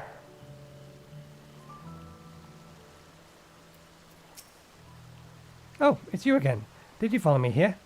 Or perhaps you too have succumbed to the allure of these hot springs.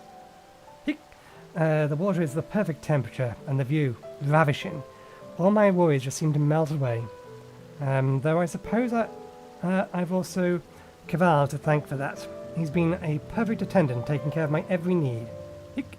How am I supposed to I'm surprised you're still listening to me ramble on. If I didn't know better, I might think you've not come to enjoy these hot springs, but to speak with me. He's growing suspicious of you. Perhaps it would be best to speak with Kval instead.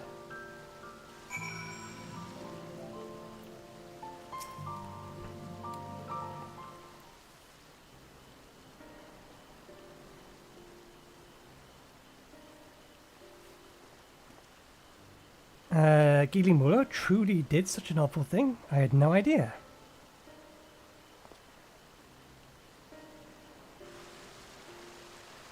He only recently began to visit these springs, and hired me to take care of odds and ends for him during his sojourns.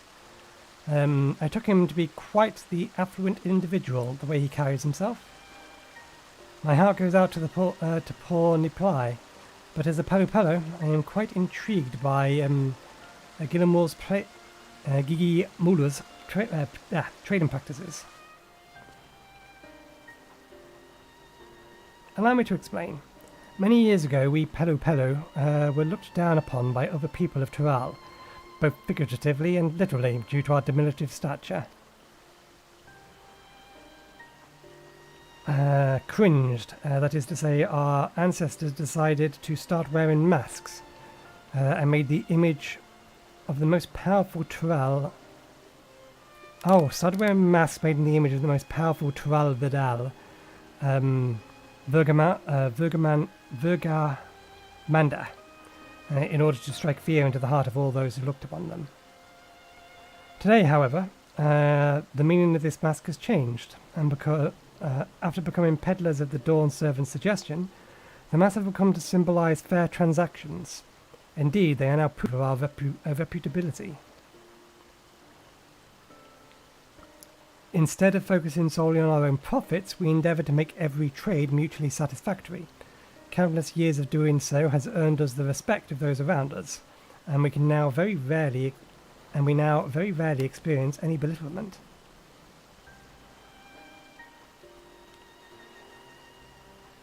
Yet it seems Gigimulu wishes only to fill his own coffers, even at the expense of those with whom he does business. It's a shame, after what he's done. No Turalian would wish to barter with him again, no matter what qualities of import he has at hand. I will keep a close watch on him from now on. I don't want to see anyone else swindled out of their hard-earned pel.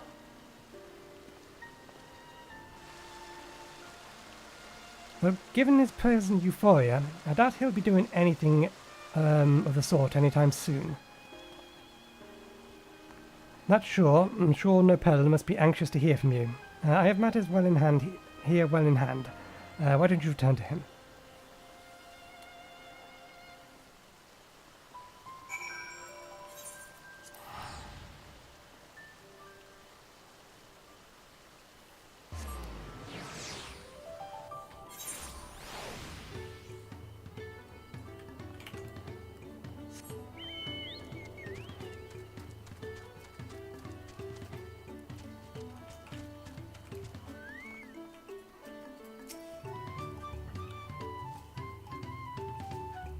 What? You met Gigimolu during your journey to Tural. What a small world. In any case, thank you for lending your assistance once again, Nathan. It is reassuring to know that Kval will be keeping a careful watch on him. As for my investigation here, it seems I'm presently Gigimolu's only victim. But I fear it won't be the last. There's no telling what underhanded tricks he'll use to procure those wares you spoke of, and I refuse to let him besmirch all that it means to be a merchant. I have a plan, but I'm going to need your help. I am happy to oblige. Nopeli appears to be deep in thought. I'd like your opinion on something, Nathan. Should word spread that Gigimulun's underhanded practices, it won't be long before there's not a soul in Tural willing to deal with him. How do you feel about that? It's only natural. Serves him right. It's only natural. Indeed. Yet I would be disappointed by such a conclusion. After all, we would lose one of the few merchants willing to voyage across the sea to do business with us. If he is to remain a potential trading partner in the years to come, he needs to be made to see the error of his ways. I suspect a few words of warning will do little, however. He needs to be taught a proper lesson, to feel the sting of being swindled for himself, and we shall make sure that he does. The Pelupelu way. First, we need an alluring piece of merchandise to serve as bait. Hailing from across the salt yourself, I can think of none better suited to finding something that might garner his interest. Have a look about and see what the local specialties have to offer. I should like to know if there's anything that catches your eye. Probably booze. He was drunk. I imagine booze is going to be a reasonable option.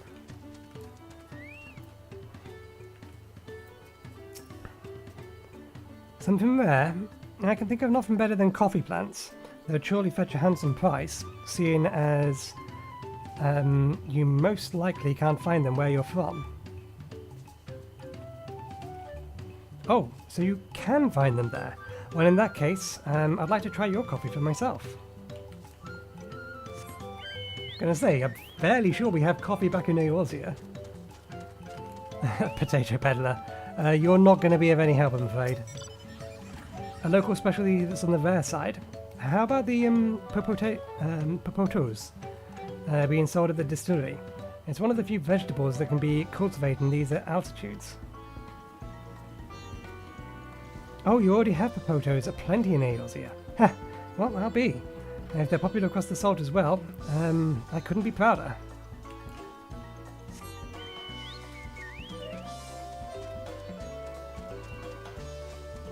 Doll peddler.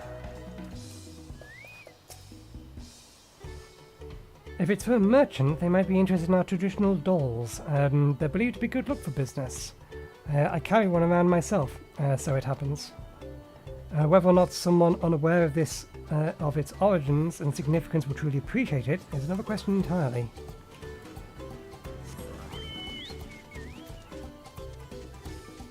How about the golden alpaca?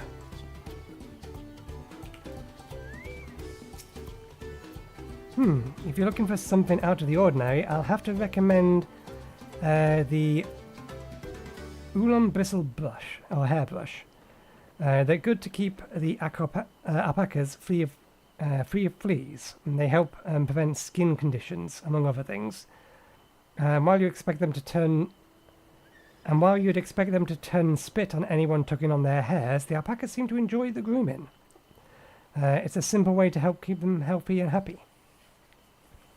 People can use the brushes too, obviously. The Ulam bristles help distribute the natural scalp oils, and a strip hair of leftover dead strands to promote a healthy scalp. It's surprisingly gentle on the skin too, so it's little wonder they've grown so popular.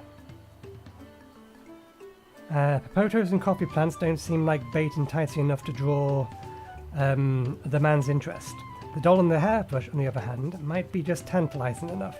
Report back to Nipli and apply and inform them of your findings.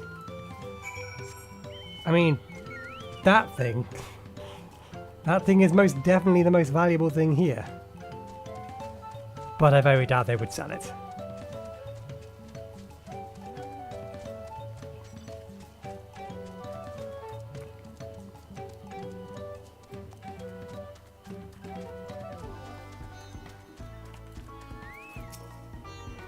You have returned. I take it you found an item of 2 of interest?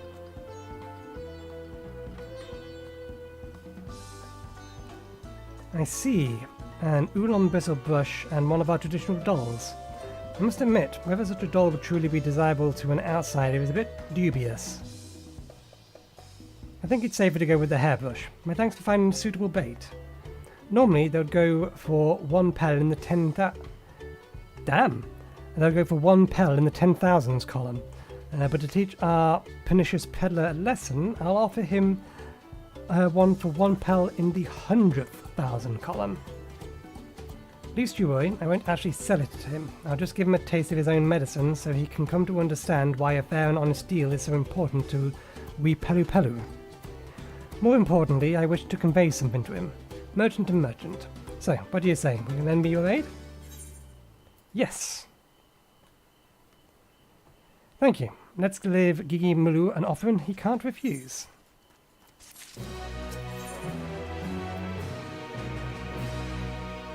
Ah, these foods are 650. They are technically better than what we have. Technically. I'm not entirely sure stats-wise they actually are. All that remains is me to begin my negotiations with Gigi Mulu. However, even should I approach him, I expect he wouldn't be willing to bend an ear to anything I have to say. But if you, a fellow Eorzean, were to whisper in his ear of a merchant dealing in exotic wares he won't find elsewhere, I dare say he'll be interested in, his interest will be piqued. I expect he'll be soaking in the spring, so try searching for him first at the retreat. I will join you after procuring a suitable source of hair or store of hairbrushes.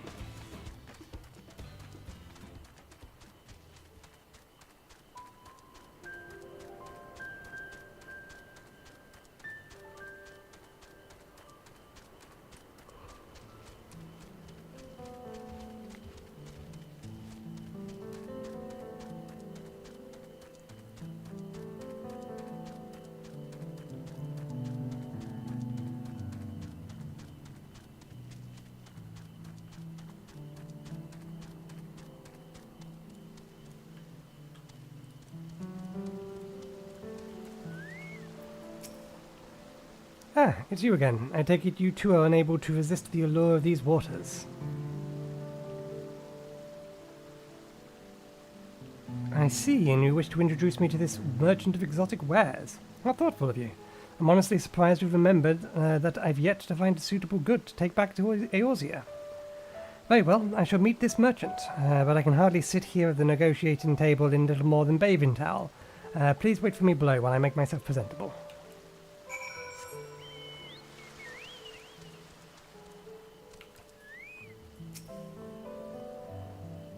In the following sequence, you will be tasked with supporting Napli's negotiations with Gigi Mulu.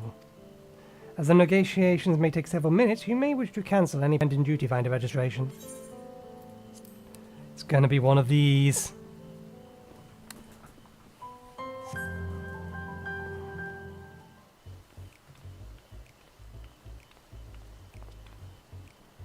Thank you for waiting. Now where is this merchant you wish to introduce me to?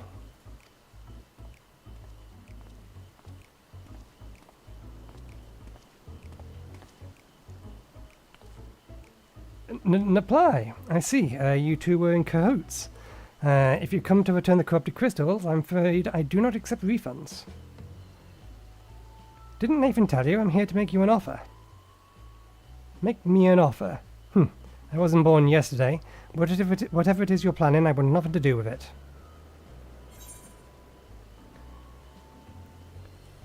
You did deceive him, no. The Pelupelu strive to bring us happiness through trade.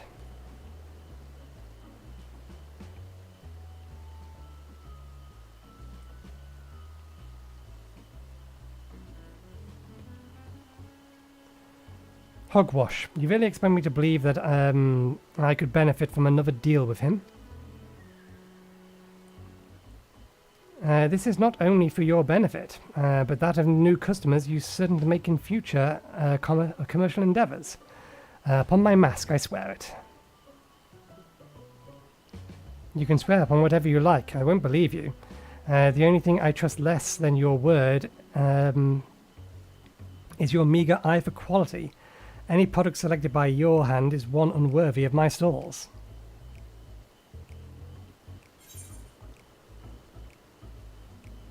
I picked it out myself.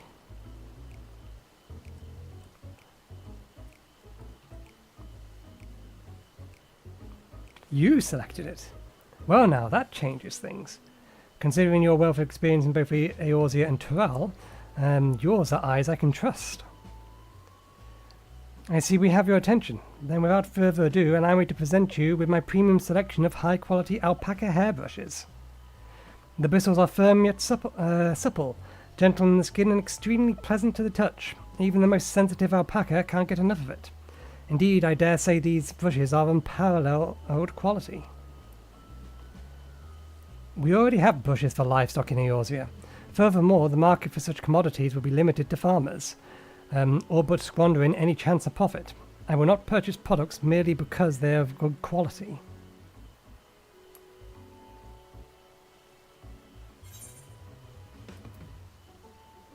What if they could be used on your own hair?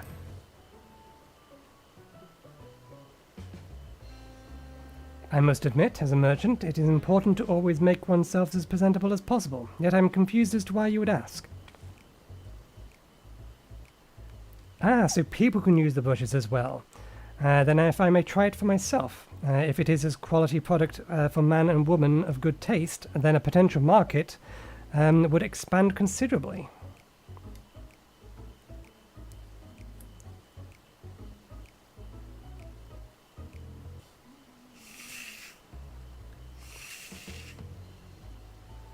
Oh my, this is quite lovely. The way the bristles gently caress my scalp, each stroke gliding through my hair like a gentle breeze, and somehow every strand falls perfectly into place. My hair has never been so soft and smooth. Yes, consider me interested. I dare say the brushes will sell themselves to those with a like-minded taste for elegance. Now let us discuss payment. By my estimation, a single brush would be worth roughly 10,000 pel, give or take. Ah, speaking of worth, I forgot to mention one terribly important detail.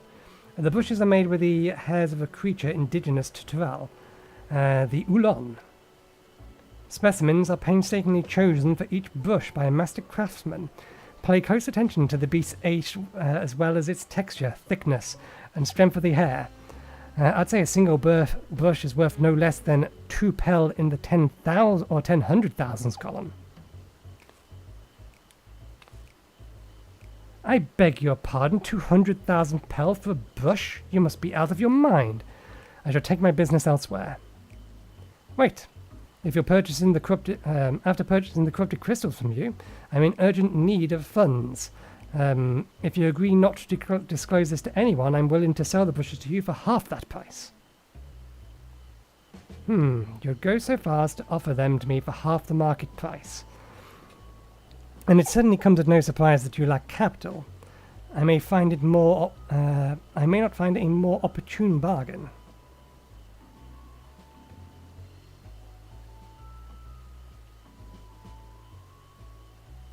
Very well, you have yourselves a deal. I shall use the pel that I have on hand to purchase as many brushes as you can afford. Or as you can offer.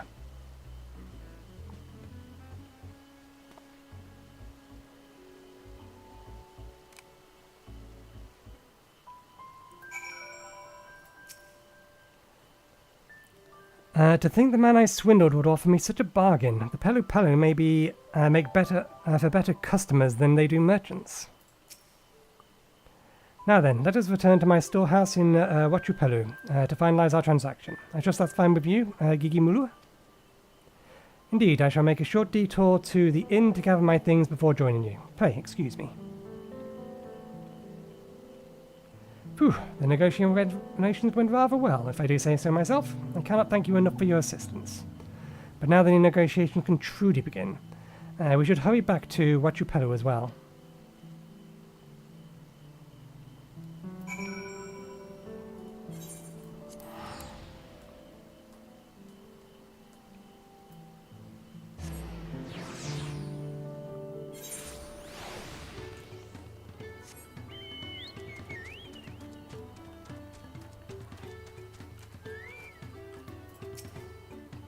All that remains is the final exchange. Dear Nopeli truly is a generous soul.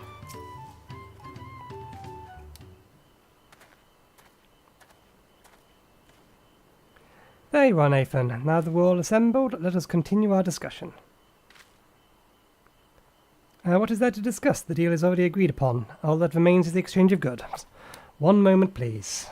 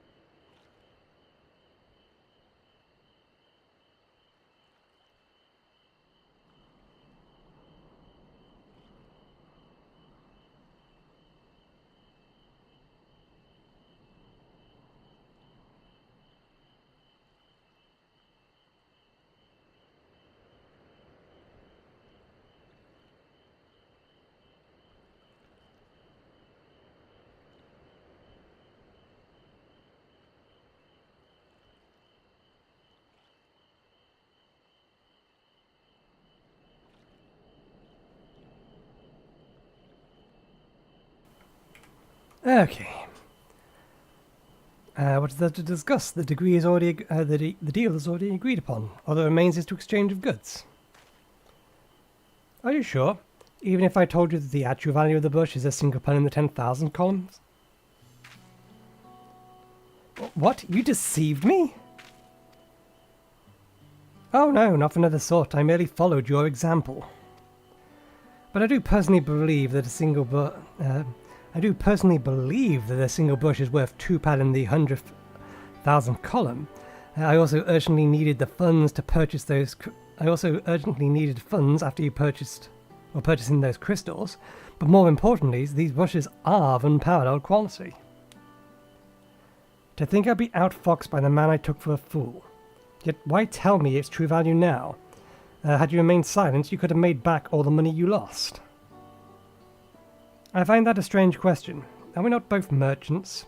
Rather than prey on one another, hoping to make our fortunes in a single exchange, would it not be mutually beneficial for us in the long term to become trade partners? As far as I'm concerned, this is a chance I can't afford to let slip away. Foreign merchants willing to sail all the way to Tural are few and far between, and I certainly won't have the wherewithal to travel to Eorzea myself anytime soon. After all I've done, you would ask to be my trade partner. I ply my trade in a city called Ildar, where the unspoken rule of business is to deceive or be deceived, to seize what opportunities you can quickly move on. Long-term profits have ever been the furthest from my mind.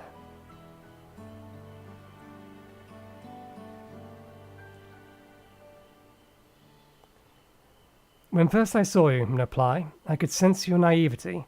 Thus did I approach you with a mind to exploit it, and pawned my worthwhile corrupted crystals into your eager hands. At the time, I thought it a simple business as usual. And yet I am wholly embarrassed by the thought of it now, that you would use the same ploy against me, and for even greater profits, makes it all the more shameful. Nepal, I am truly sorry for deceiving you. I shall return all the money back I took from you, and make what amends I can for the trouble I've caused. I do not deserve your forgiveness, let alone your partnership, but if you're certain that it is the best course. But I am. But forget about the money. I'd like to bring back more of those. I'd like you to bring back more of those corrupted crystals.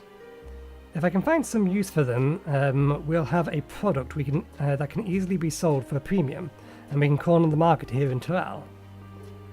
I'm happy to oblige, but until such time as the crystals become profitable here, I could not proceed in good conscience without a product we can both benefit from. If it pleases you, I'd like to explore our other options.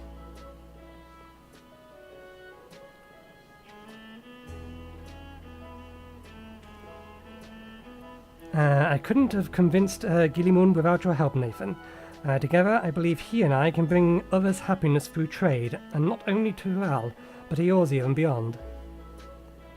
I prepared a small gift for you as a show of thanks.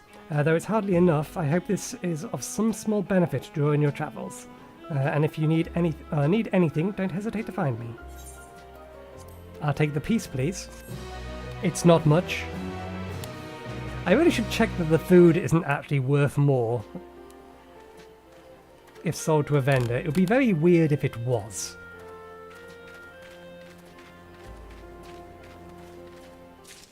Also, was that an Allagan gold piece? No, it's not. It's Nightworld silver piece. They have thought of that. They always used to be Allagan pieces.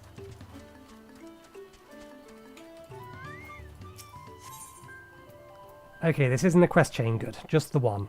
And then we can head to Tural, finish off the main story quest up to the point of the next part, and we shall call the stream there before my voice entirely dies.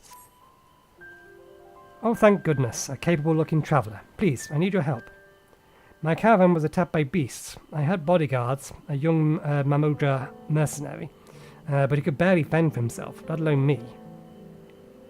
He somehow managed to throw me over his shoulder and carry me all the way here, but no sooner did my feet touch the ground than he ran back into the jaws of death. Damned if I can figure out why. Injured as he was, I don't like his chances. Please, I beg of you, go to Chikibaki and save him. To the rescue!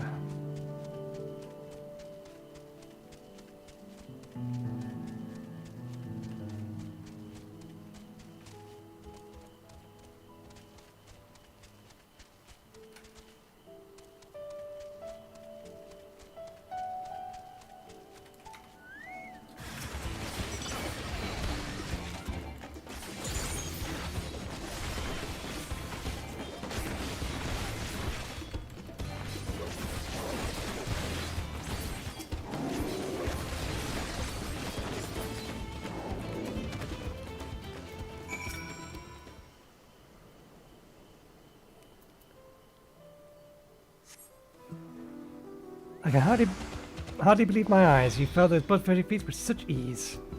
But I'm getting ahead of myself. Thank you for saving me. As a mercenary for hire, I'm ashamed that such a help was even necessary. So the merchant sent you, did she? The attack in the caravan saw her wares scattered all over. I figured the least I could do was retrieve as much as I could. Thank you for your timely rescue. I can still do just that. No need for you to stay with me, friend. Go and let her know that I'm safe. I'll grab what I can and be along shortly.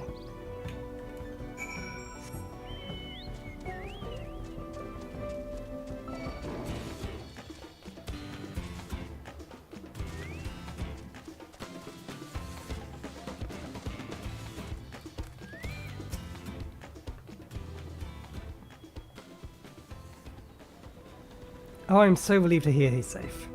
The Mamulja take considerable pride in their trade as mercenaries, but that young man seemed to have a particular acute sense of responsibility. I've heard tell that some Mamulja travel across the Salt to make a name for themselves.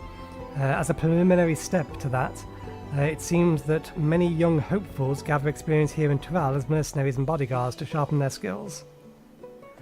That said, earnest as he is, the young man failed to protect my caravan. We will have to discuss some form of compensation for my losses. I'm not heartless, however. He saved my life and risked his own to reclaim my wares.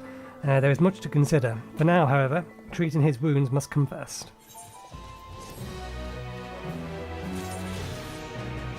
Okay.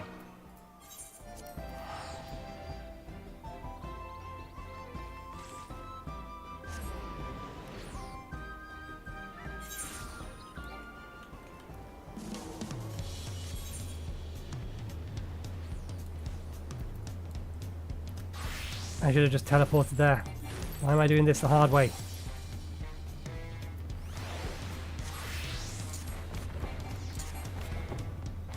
Oh, look, a vista.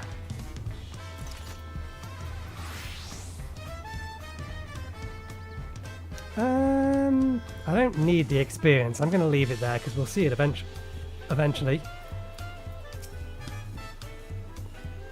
The Pelu remind me of Lalafels, never letting their size slow them down or hold them back. They move at their own pace, making their textiles and booze, and raise alpacas to bear them to market. Idle musings aside, we've made a good start in these challenges. Hopefully we can keep up. Neither corner no Bakujaja appeared within Pelupelu. I imagine they're around somewhere, making progress even as we are. Yet in a contest like this one, it is only a matter of time until the claimants are pitted against each other in direct competition.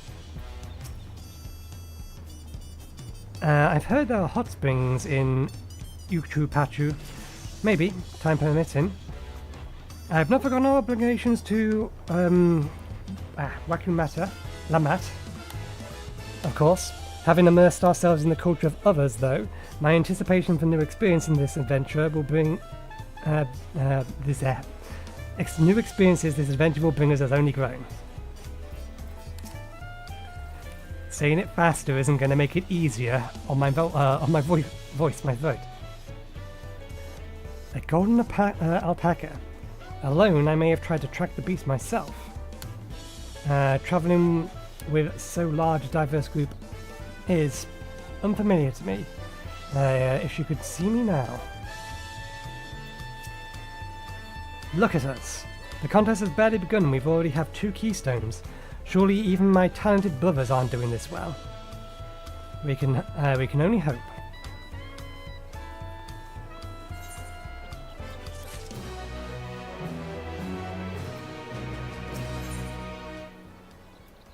Wuk Lamat is eager to attempt the next feat.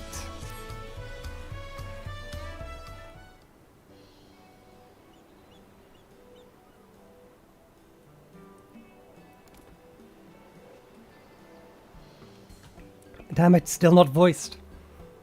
We've now won keystones from both the Feat of Reeds and Feat of Gold. Surely that means our approach to the contest was the right one. It would seem. By continuing to retrace Ghoul's Jar Jar's journey, presented in the saga, We should find the main electors in turn. Then let's visit the giants next. Like Kyle said, the fact that they were searching for the Golden City might mean they know something useful. The home of the Yakus is in the upper reaches of Urqopacha. Unless you're keen on scaling cliffs, we would have to take the long way around. Through Kozama'uka, the other one. The Maki one. This route will take us close to the Mablu village, which is another important location in the saga. Since we'll need all the keystones eventually, it makes sense to pay them a visit while we're passing through. So we can call on the Moblins first, then, and let us head there right now. I'm afraid right now is going to be a problem.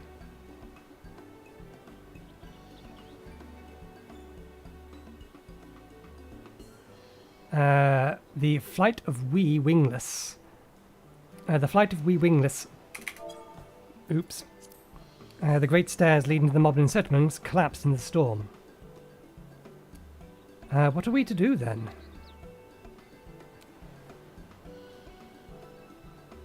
There is an alternate, but it requires preparation. Unless it's ready, you could rest at the.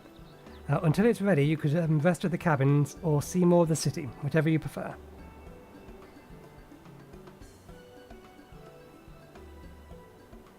Just be sure you'll accept any method of travel, as long as it gets us to our destination. Of course, what do you take me for? We're going to fly on a dirigible.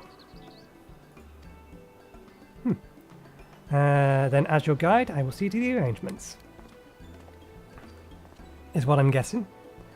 Well, it seems we have some free time on our hands. Let's make the most of it.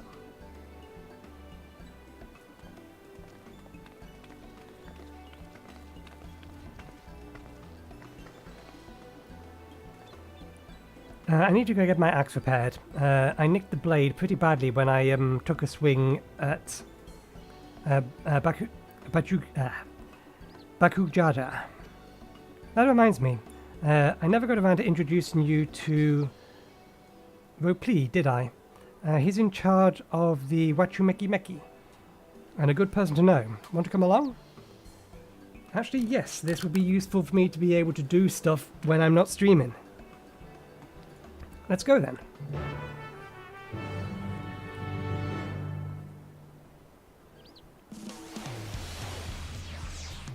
Oh, you want to follow me, don't you? Ready? The markets of Wachumeki are to the east on the other side of the Bayside Bevy. They are now accompanying me. Is there a place to talk along the way? There is, so we can't just teleport straight away over there.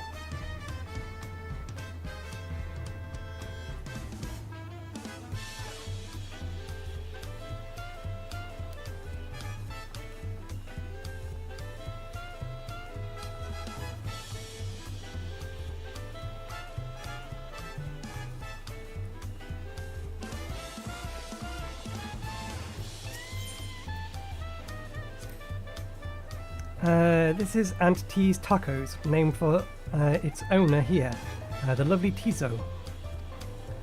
If you're after the best tacos in Tuliyollal, this place sits atop.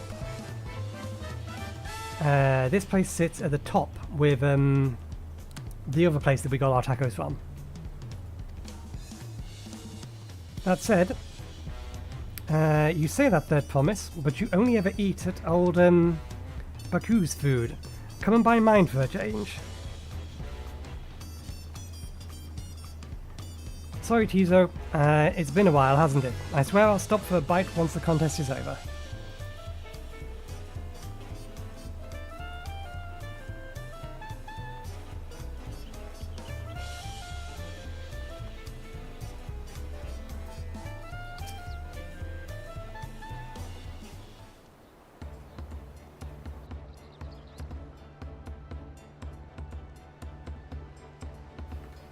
My, the third promise. How might I assist you this fine morning? Well met, Ropli. I need to buff a nasty nick out of my axe blade. Yes, it's been chipped quite terribly. Trying to cleave rocks again, are we? Something like that. You think you can fix it? You stand among Tural's most prestigious gathering and artisans, and you ask this question. It is child play. I will have it prepared for you in 2 shakes of an alpaca's tail. Good to hear. I'll leave it in your capable hands. Who's your companion, if I may ask? This is Nathan, a great adventurer I recruited from across the salt. I brought him here to meet you, actually. Thought he might have reason to visit Mechi sooner or later. Then allow me to introduce myself. I am Ropli, humble representative of this grand centre of trade. A pleasure to meet you, Nathan.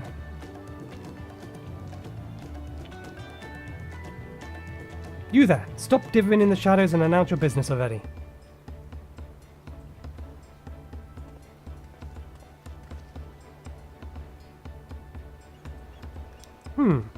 I've seen that man somewhere before. He was on the boat.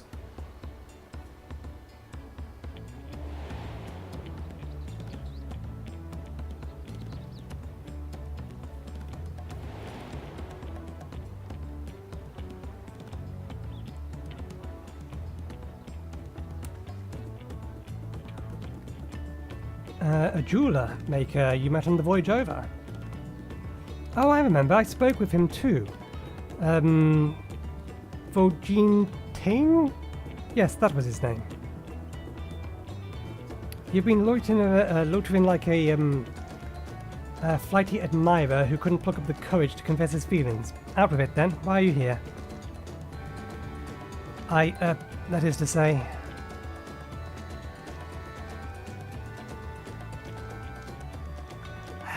And we're no closer to solving that enigma.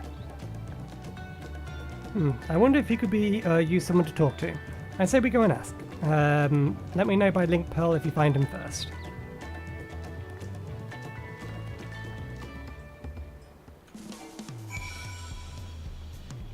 Where is he? Somewhere all the way over there. He ran a distance.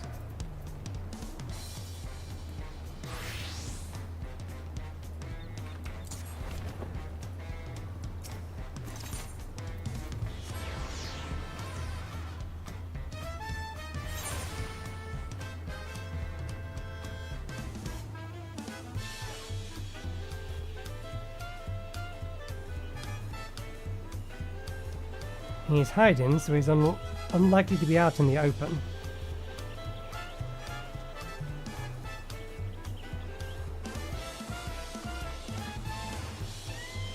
That looks like a promising lead.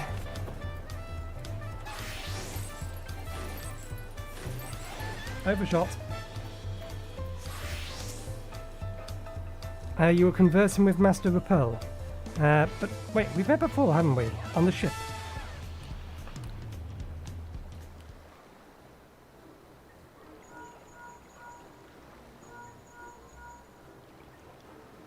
You found him? Good. I'll be right there. Why did you run off like that?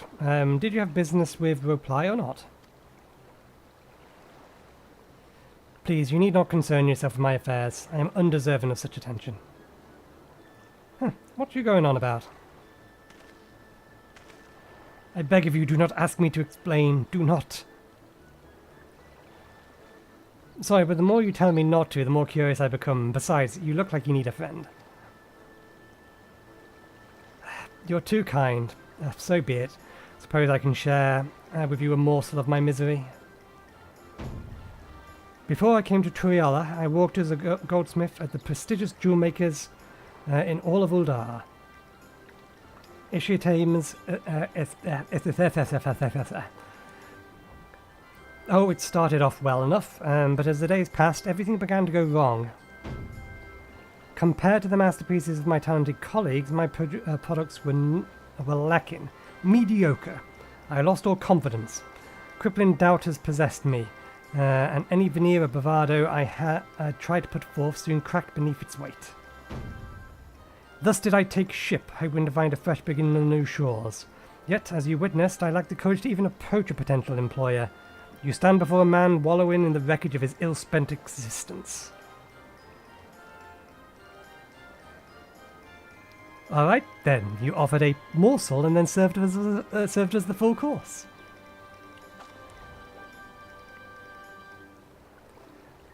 You must have really wanted someone to hear your story. If you like, I could try to give you a few words of advice. Then, you have experience with my predicament? Of feeling terribly inadequate compared to your undeniably superior peers? Well, when you put it that way,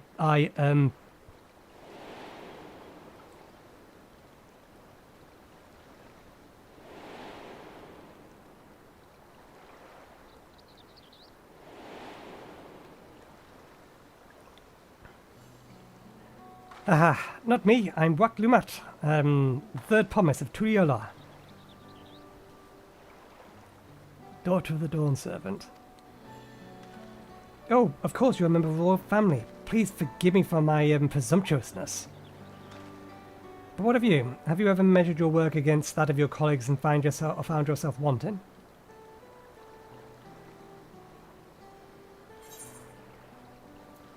You can't measure your worth by the success of others.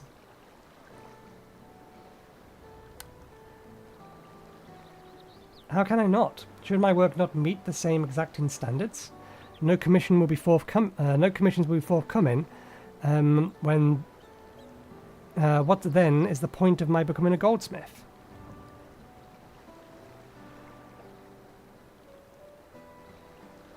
Looking back, 'twas my father who inspired me to take up the trade. His exquisite creations brought radiant smiles to the faces of his clients, and I admired him deeply for it. But in the course of striving to be as great a goldsmith as him, I lost sight of my original motivation. All I ever wanted was to spread joy through my craft as he did. Perhaps I will give this one last try. Thank you both for reminding me what is truly important.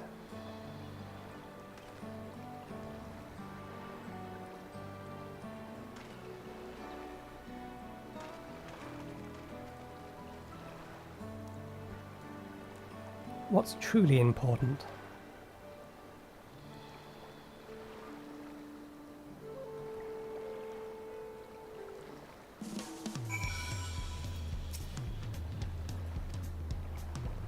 Oh, sorry Nathan, I didn't mean to ignore you.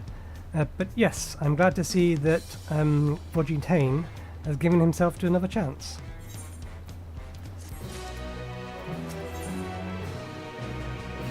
For All Turali. Wuk Lamat wonders how Fortune is getting on. I can't help but wonder if Fortune, whatever his name is, will follow through. Let's see if he's actually going to talk to reply.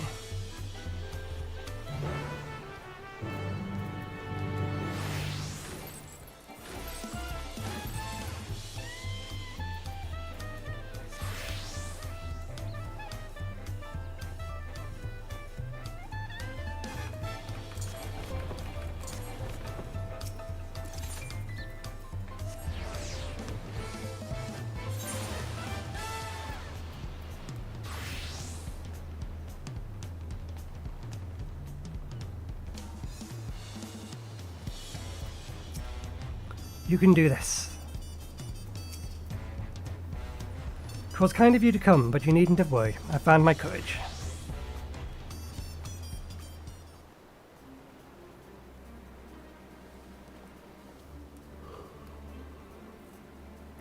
Pray, accept my apologies for my earlier behaviour. My name is Fortune Tane. I'm a goldsmith from Uldar in faraway Eorzea. I realise this is a bold request, but I should like to continue practicing my trade here in Wachumeki, if you'll have me. I only ask for the opportunity to bring happiness to others with my creations. So that's what it was about. You were looking for work. Consider yourself hired. Wachumeki is always in need of skilled craftsmen and women. I'll handle the necessary paperwork. Can you start tomorrow? Yes, of course. I must thank you both again for your sage and timely advice. I don't know what I was thinking. I don't know what try that again. I don't know what that I was... That still doesn't read right. I don't know that I was all that helpful. There we go. Okay, we've been streaming for 10 hours. It's starting to show. Other than the fact that my voice is already raspy if you can't hear it. We need to finish this quest and get to the nice cut-off point where I can end the stream, which I think is coming up. I think at the end of this quest is going to be the good place, because I reckon this will be the part where we then head off to the next area. Or at least the next quest will. But you were. Had you not come to speak with me, I would not have had that moment of much-needed self-reflection.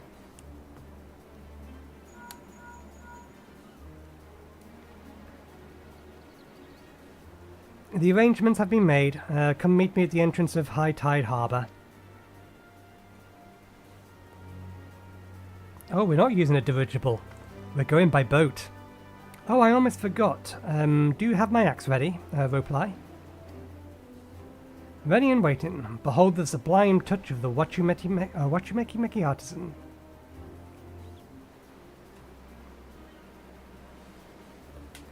Oh, it's as sharp and deadly as the first day I held it. Thank you.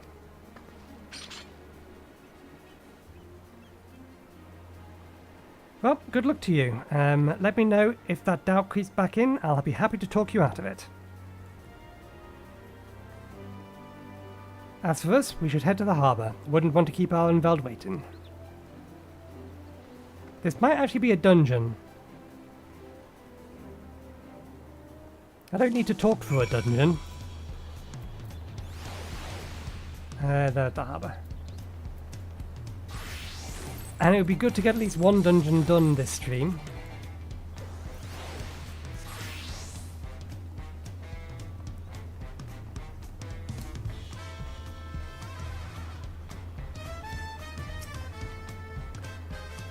All that waiting was making me hungry, so I tried a taco from... how do you know about ant teas? And I think I prefer tea sort of spicier flavour. I went to re-examine the Tuliyollal Saga. Should we continue apace, we shall soon come face to face, or rather face to knee, with those enormous Yuk-Hus. I'm told some of them tower over even Hokin Gulajaja. I wandered through the Bayside markets and found earrings almost identical to mine. They indeed seem to be a common charm, just as Mablu described. I wonder if Alenval's alternate of travel is... it's a boat. I reckon it's the first dungeon, because that starts by travel on a boat.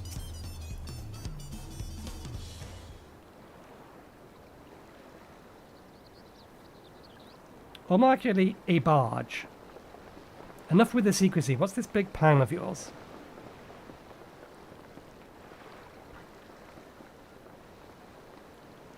Look there. That's my big plan.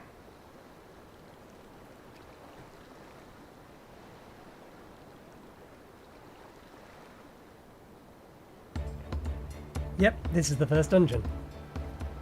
What is that? It's a punity. I'm going to assume it's pronounced punity because it looks like it's supposed to be a manatee. She'll be pulling our boat upriver. How do you know she won't thrash about and sink us instead? They're gentle and timid creatures. For the most part, she's unlikely to cause a fuss unless you give her a reason to.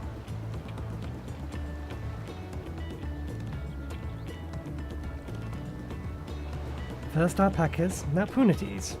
We're relying a lot on animals for this journey. We should be thankful we have animal expert as our guide then.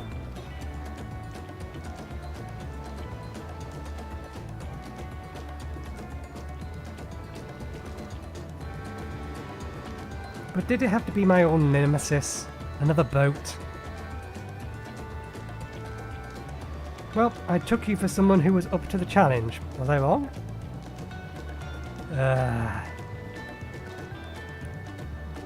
Long ago, when fighting raged still between the clans, the inhabitants of Kozama'uka rode these riverboats to move swiftly through hostile territory. but the vessel sees little use with Tuliyollal now at peace, so I was able to borrow one with one of the few which remain. I did consider a dirigible, but the pilots warned me that the updrafts near the falls would make landing difficult.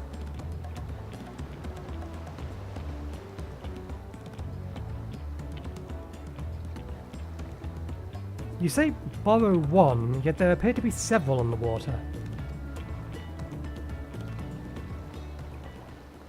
Conan! Not Conan. No, it is Conan. Nemeti, travelling upriver, I presume. Seems that way. Does that mean you've earned 2 keystones already? Can't believe how well you've managed despite undertaking the contest alone.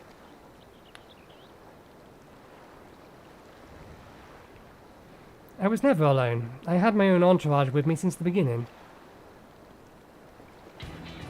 My friends, it's been a while, has it? Well, not that long. Oyange, or Thancred Oyange, what are you doing here? Escorting a promise, same as you. I'd heard much of the incomparable Archons during my time at the Studium. As soon as the contest was confirmed, I thought who better to recruit to my cause. I contacted the Scholarch, who arranged an introduction to these 2 gentlemen. Second promise had specific requirements. They who would be his assistants must both prove both proven survival skills and mastery of the arcane arts. Thus did Thancred and I receive the summons. My own studies concentrated on technology where our people could readily use, such as inventions born of Magitech or clever engineering. Where magic was concerned, I covered only the foundations. Knowing you two, I'd expect you'd have other reasons for accepting the job. A few. The Nation of Tuliyollal spans the entire continent. Depending on who wins the throne, the world may be plunged into instability once more. Ever have we striven to preserve peace? Where is our place, if not here and now? We did our due diligence, of course, and made sure of whom we were working with before agreeing to this endeavour. He's even more opaque than Oyange at times. But is that surprising? That's quite enough of that. We must be on our way. Wait, I have one question before you leave.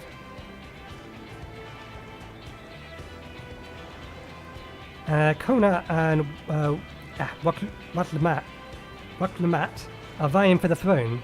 As Kona's entourage, does that mean you're resolved to defeat all of his opponents, including us? We're sworn to do all in our power to win this contest for Conan, even if it means competing against our comrades. We intend to hold nothing back and expect you to do the same. And we won't disappoint you.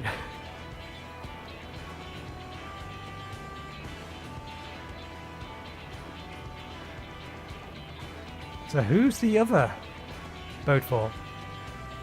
I thought you were taking a boat.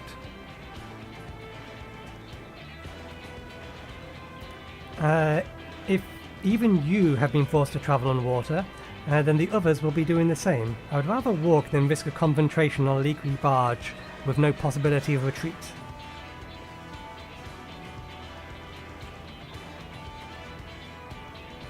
It is true that I can't stand boats. But I trust the route that Arenvald has chosen for us.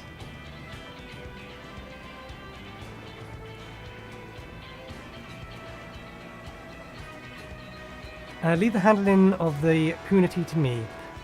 Should other wildlife attack us, however, I may have difficulty keeping her under control. Do your best to draw them away as far from the front of the boat as possible.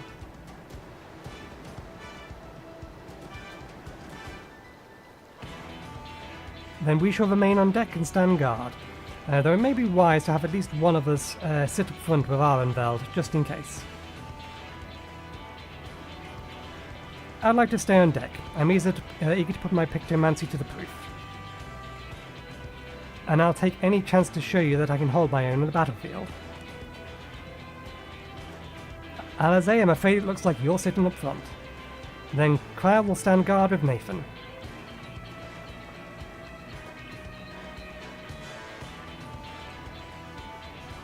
I'll keep Arenveld company then. With my blade, I can respond more quickly to threats than Alphino. Thank you. If a fight breaks out, I'll try and stay out your way. Then I shall endeavour to provide aid where it is needed. I can do that as well. Then we should cover, that should cover most eventualities. Secure your gear and board the boat when you are ready.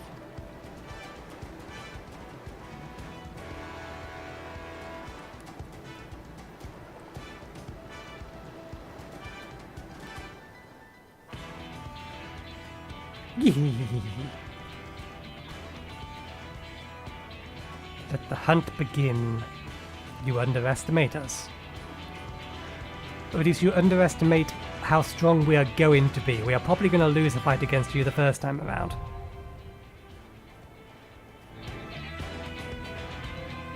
Okay, one moment. I want to quickly grab something to have and hopefully help my throat a little.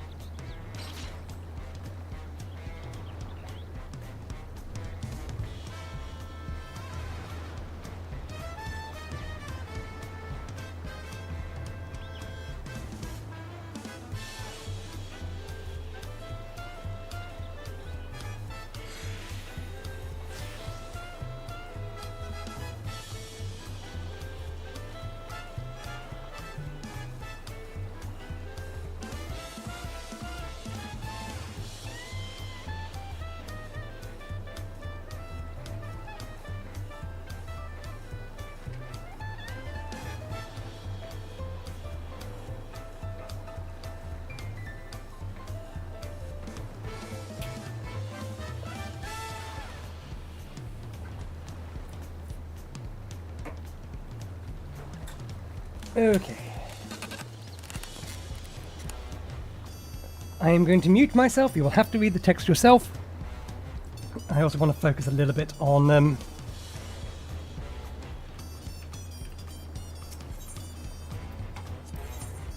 making sure I play my class correctly. Oh, you can play a DPS, can you? Interesting. Good to know. Let's go.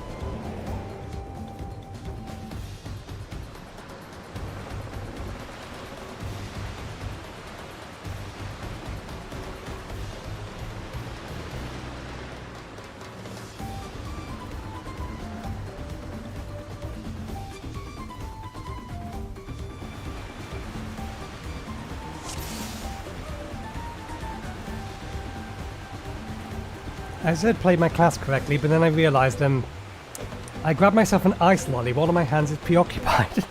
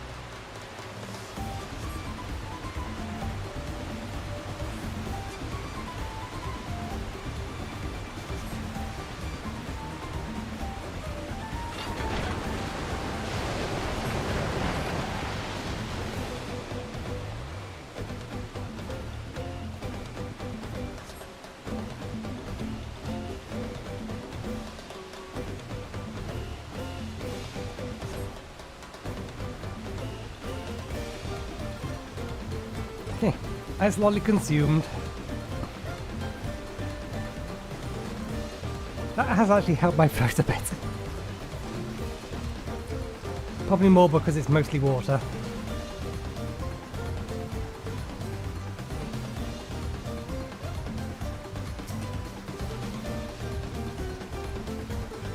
Which is the mother of all what is it?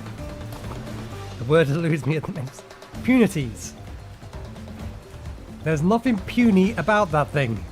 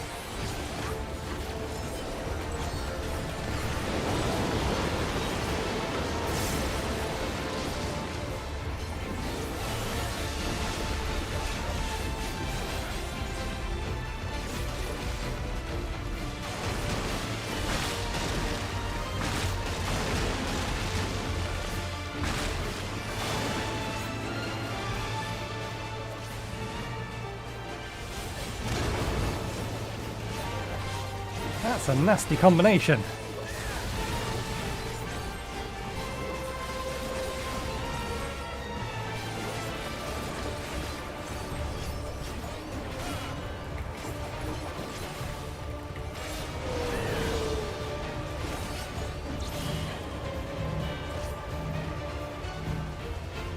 Ah, why did you run at me?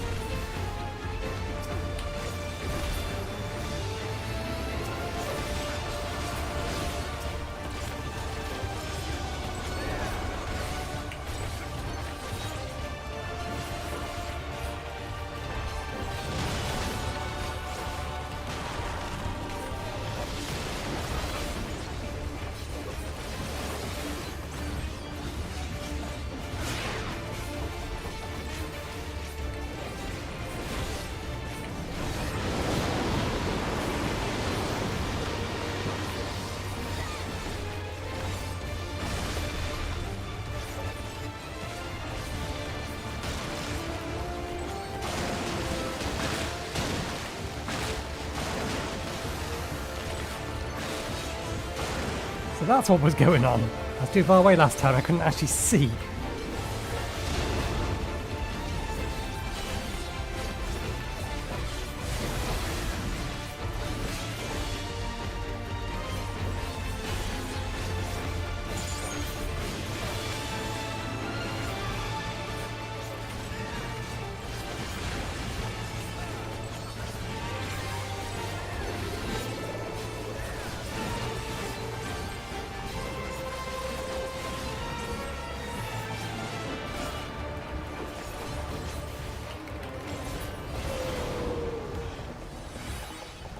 I swear another look at Punity the same way again.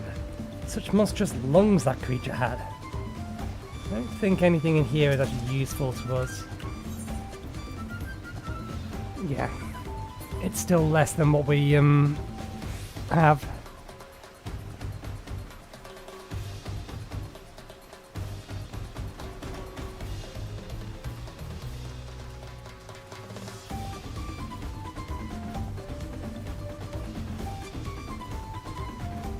Whatever it is, this path leads onward. Some kind of mine shaft.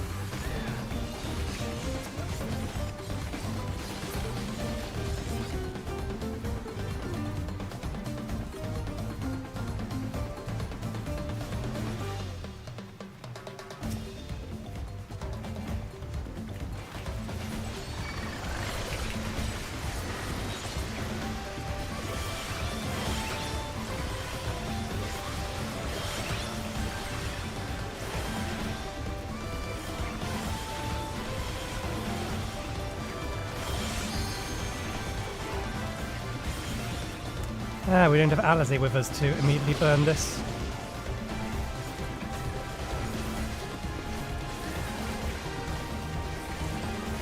Although Alizé would save it for the bosses anyway.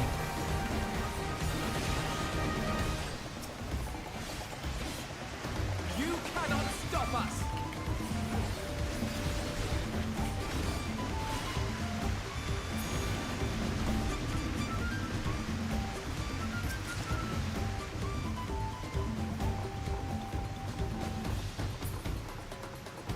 The synthesis material, if nothing else.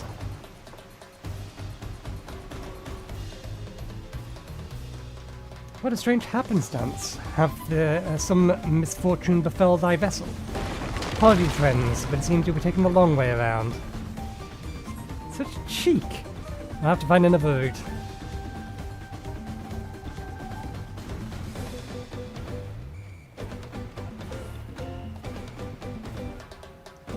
Is that where we came through?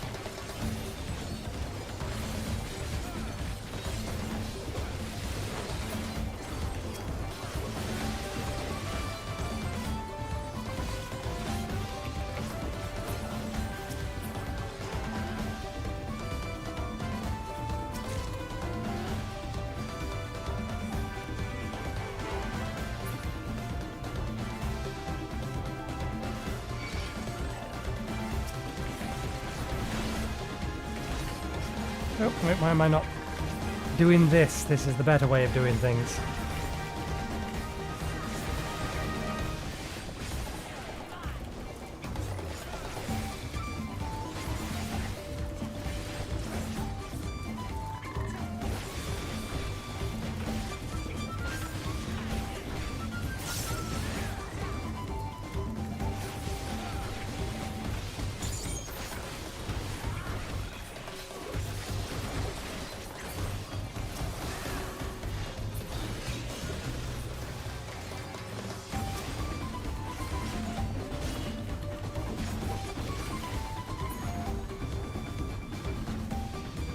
Okay, next boss is probably up here.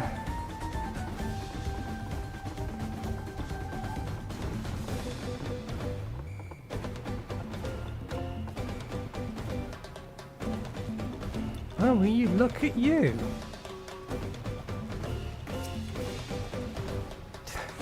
Drowsy! Aren't you a Pokemon? Can we sneak? We can't simply sneak by it, can we? No, we can't, not if you're going to attack it. What'd you wake it up for?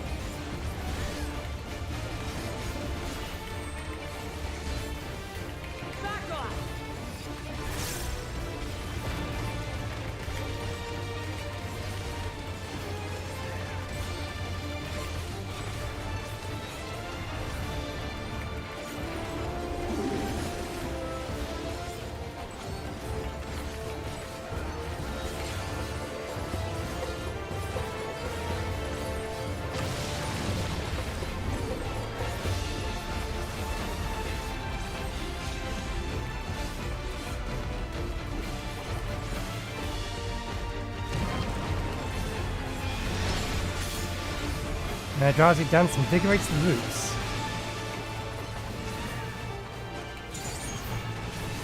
Watch where the roots are facing.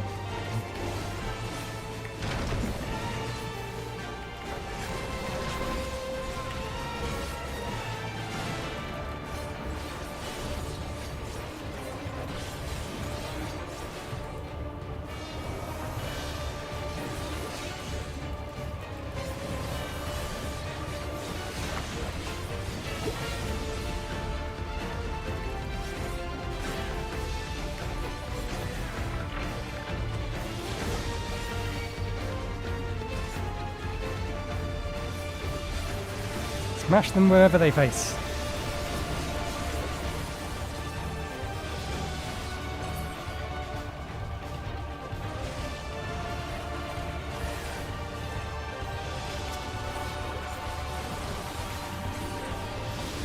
Let ourselves overcap.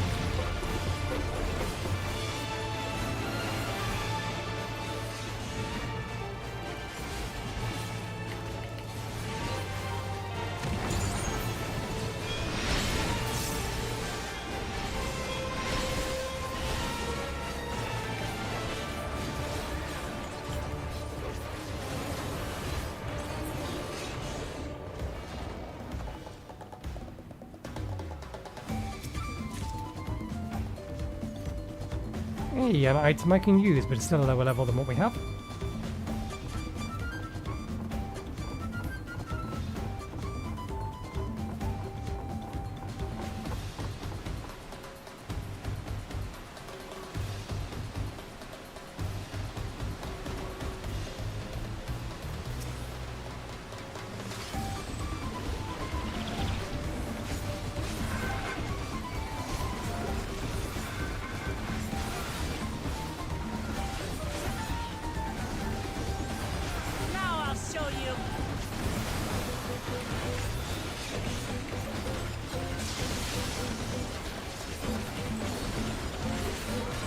Okay, so it is a small radius.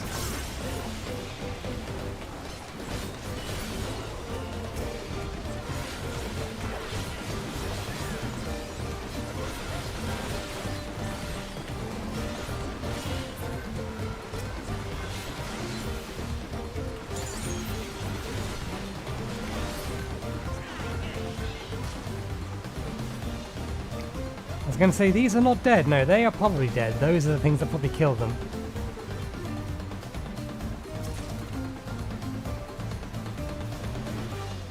If you could, please. Thank you. They're still locked on immediately to me, but what am I supposed to do about that? Move around the enemy.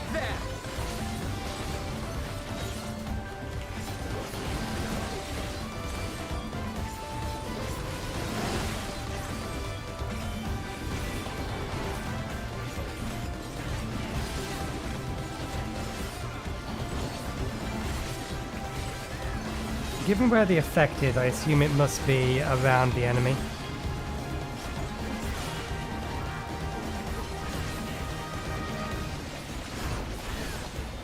Although I did mess up because I did that without having my own buffs on first.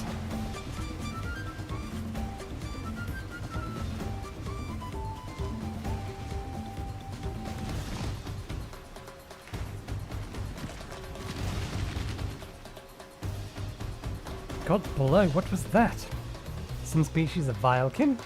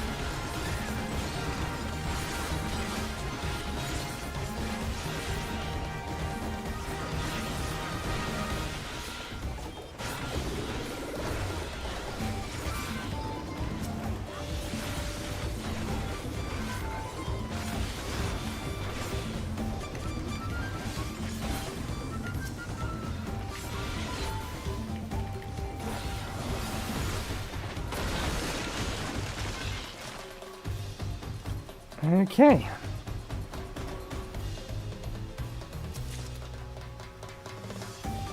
This looks like an arena for the final boss.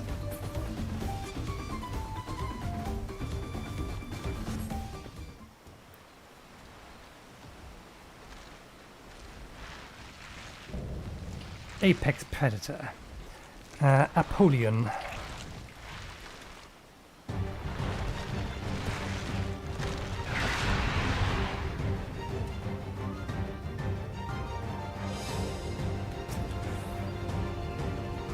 I forgot to eat food before we started this dungeon. I'm an idiot. I not only should have eaten food, I should have activated my delineations. Never mind. Or my manuals, rather.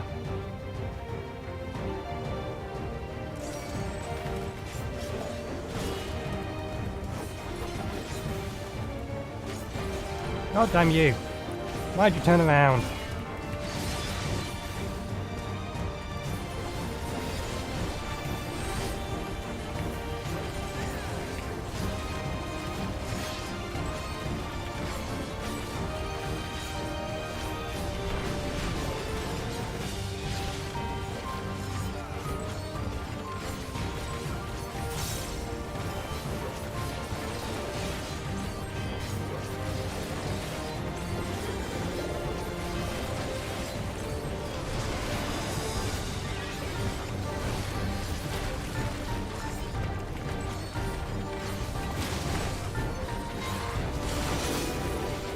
Reading the beast has strengthened its wings.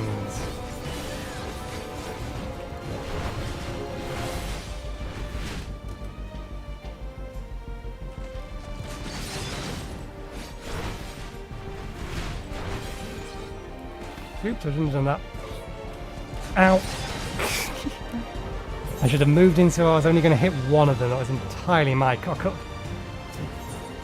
I could have survived. I still had sprint. More fool me. Too aggressive. Let's go. Learn nothing.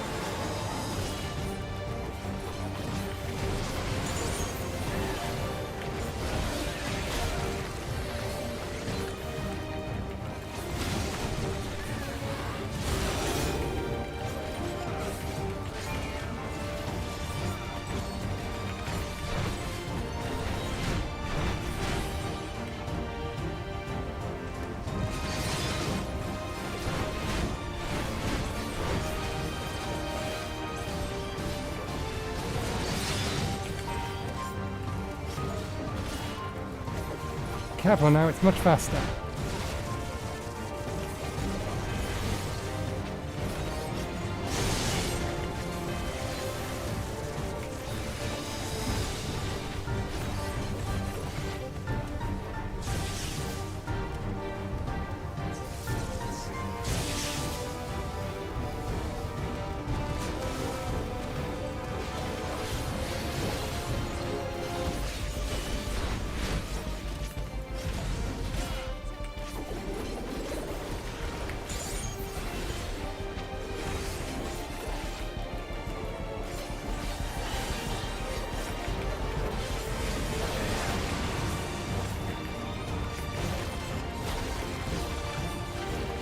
Appetite is endless. Spring Sun strengthened its siphon forearms.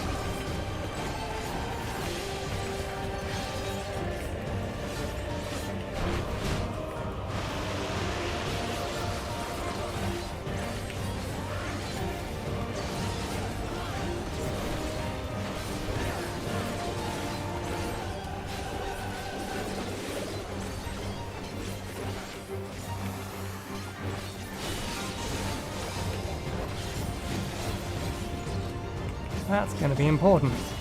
That's why that's going to be important.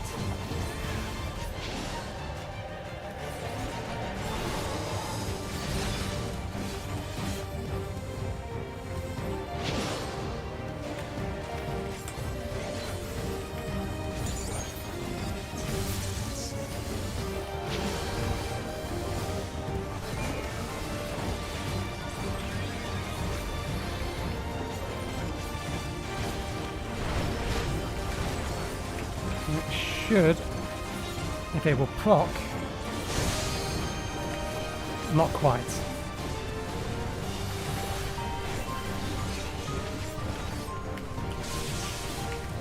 That'll do it.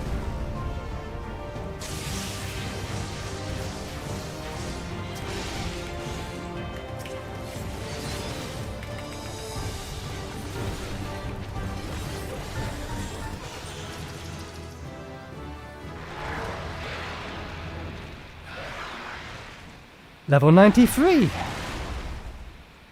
Getting nice and ahead of ourselves, which is good. We probably want to be level 92 for this. Next quest, I imagine. But we shall leave it after we hand this quest in, because I need to get myself a cup of tea, there's stuff I want to watch, and my voice is almost dead.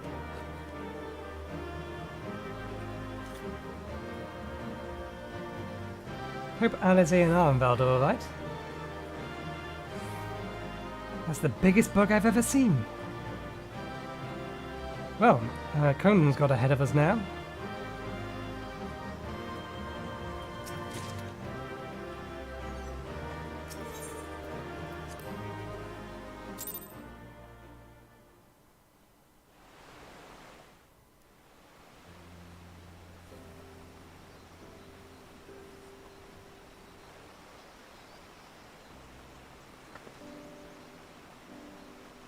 This is as far as we can go on foot, it seems. We'll have to head back and see about fixing the boat.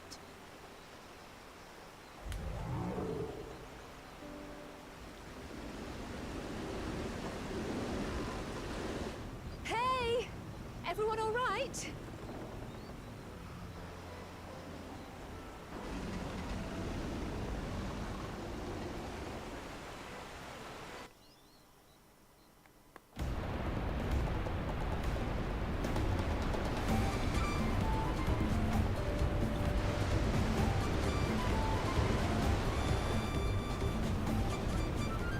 Was we might not catch up to you.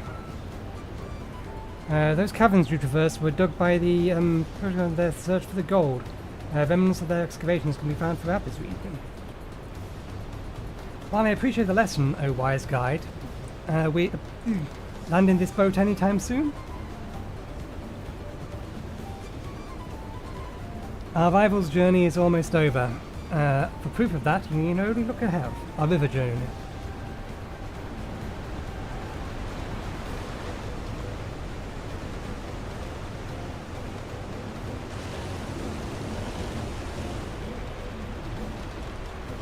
The Force were impressed enough from a distance, but this is almost too much now.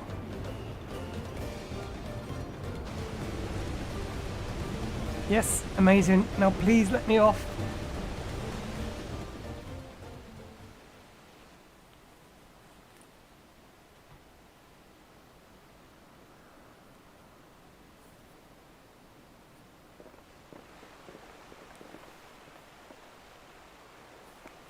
No more boats.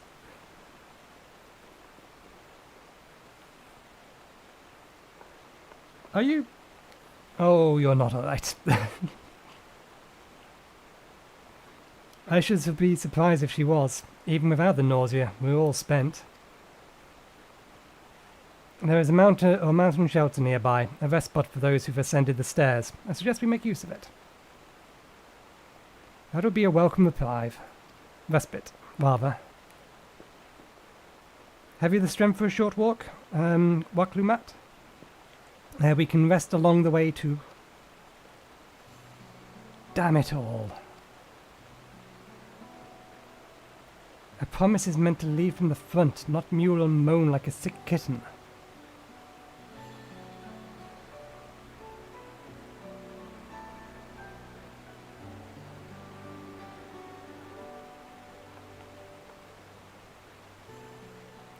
Wuk Lamat?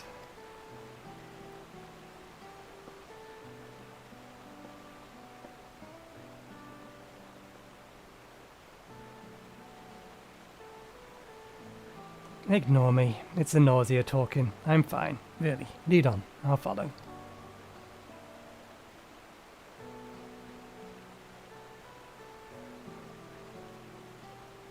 Very well. But if I might say one thing. Just because you're a promise or a claimant for the throne doesn't mean that you can't be seen to struggle. You needn't bear this burden alone. So please don't hesitate to talk to us. We're always willing to lend an ear.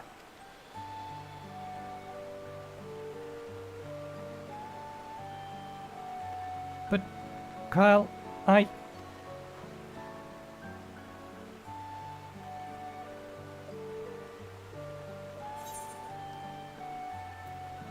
Everyone's allowed to be weak sometimes. Leaning on others is a skill of leading on others is a skill all leaders require.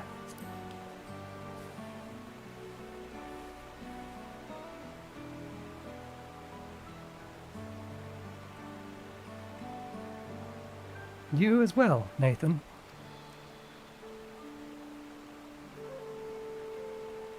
I've always believed that this is my problem alone, but perhaps you have the right of it.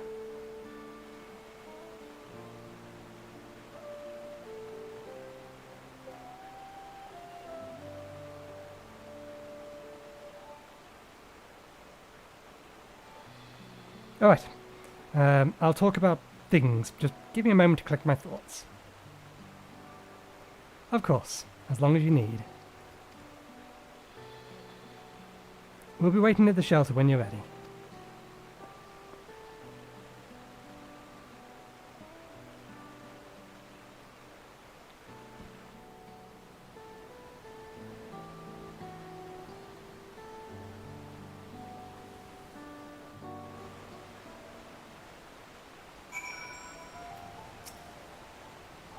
I have long felt that I could never tell anyone that I was confused or hurting, that admitting to weakness would bring shame to Papa's name.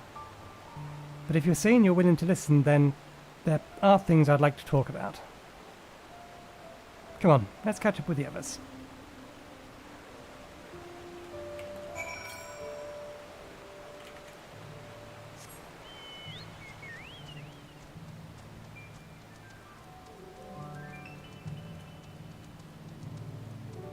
If we can get ourselves attuned to this thing up here.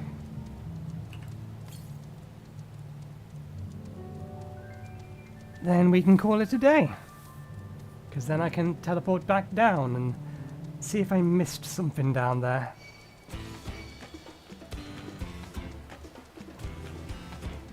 But first things first.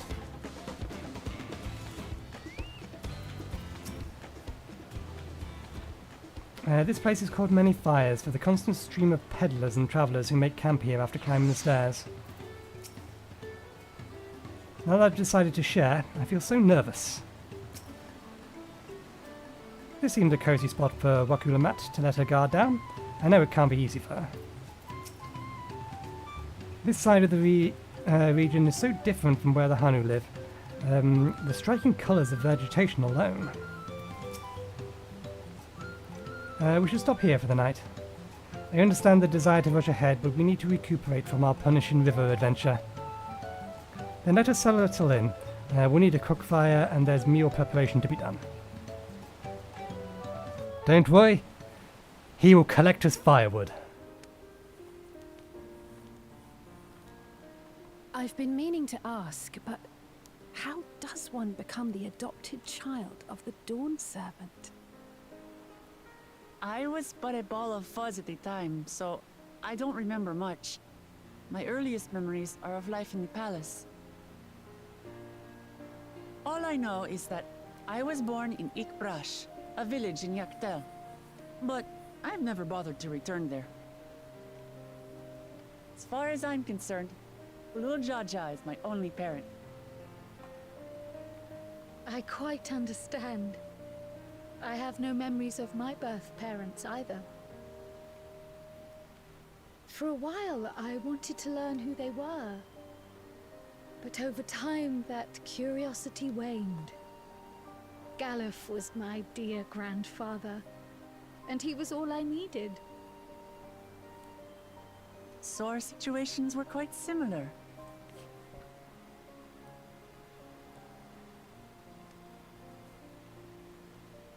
Even though Papa already had a trueborn son, he raised me and Kona with no less love. One time, I'd wandered off alone into the forest and gotten lost. Before I became a meal for some beast, Papa dropped everything and came to my rescue. I was scared and sobbing and ready for a scolding, but the head of resolve praised me for surviving the ordeal. I did get my lecture from the head of reason, though. He went on and on about the dangers of the jungle and all the horrible ways I could have died. Growing up, Papa was kind and patient, but a tyrant when it came to training. Now, of course, I realize he was preparing me for my duties as a promise. For all the good it did. There's so much I failed to learn about my own country. Whether it's alpacas or Ihihana, I hardly know anything. I've lived such a sheltered life, yet convinced myself I understood Tural and its people.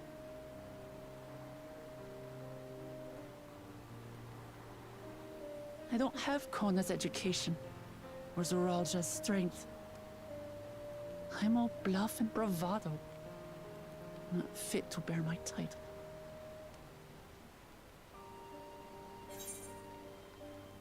You can't measure your worth by the success of others. Why do you want the phone? But no, the top one is true. We literally gave that advice to someone else.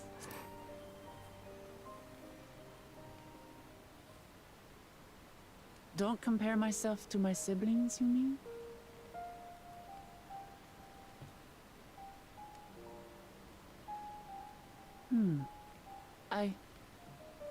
I think I see what you're saying. My reasons for joining the contest have nothing to do with my brothers. It's always been about the Turali and what I can do for them. You said it yourself. How important it is to properly know something. To hear the voices of others, empathize with how they feel, and think how best to serve. In so doing, you'll come ever closer to being the person you wish to be.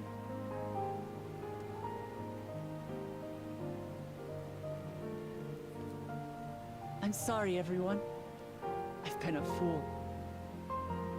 From this moment on, I'll stop trying to be the promise I'm not. I won't feign strength to hide my weaknesses. Step by step, I'll learn all there is to know and love about Tuliyollal and my fellow Turali.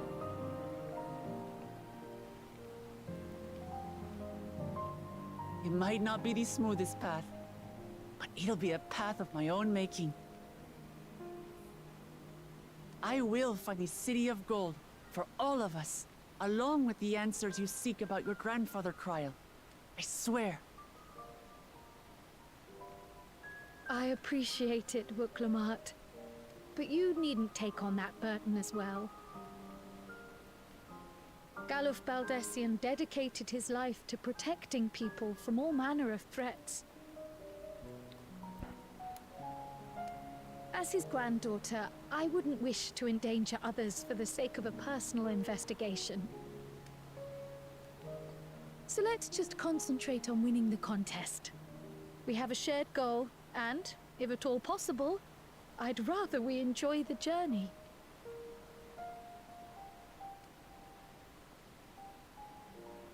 Hear, hear. We are companions on the same road, bound for the same destination. With our combined talents, nothing will stop us from reaching the Golden City. Thank you. Thank you all. I am proud to call you my friends.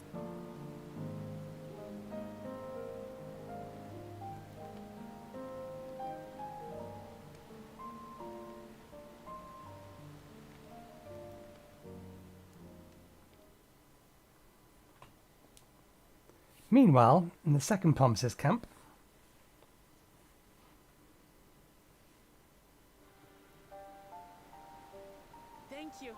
Thank you all. I am proud to call you my friends. They seem to be enjoying themselves. Are you sure you don't want to go and say a word to your sister? Nay, there is no need for that. But what of you two? Wuk Lamat's allies are your comrades. It must feel strange to be rivals. Helping you has made us rivals, aye. But we're not about to break into fisticuffs over it. Unless, of course, it is a matter of winning or losing the contest. Then I'll have no qualms about putting Alizé on her rear.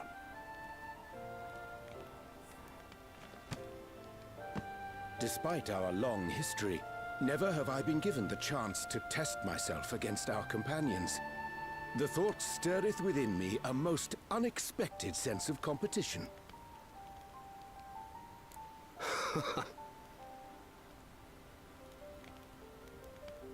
Lamachi has surrounded herself with distinguished figures indeed. One of the Studium's finest graduates, the head of the students of Bardessian. And then, there's Eorzea's vaunted champion. If he's half the hero you say, then the odds are stacked against us. Not that I've any intention of bowing out.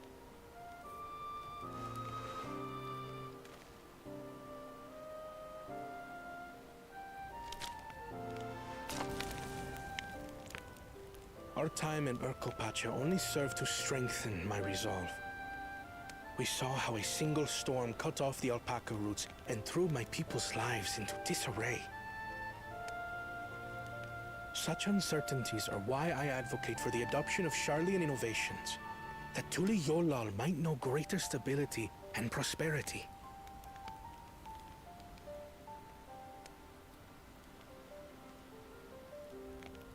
Our nation can change for the better.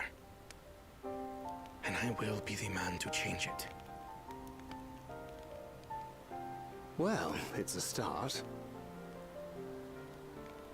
I imagine your experiences on this journey, all the things you'll hear and feel and think, will help you refine that approach. There's those 3 words again.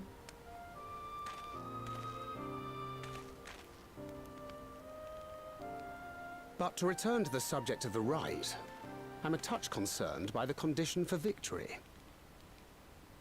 The claimant who breaks the seal becomes Dawn Servant, not the one who performed the 7 feats first. The would-be victor need only possess the 7 keystones.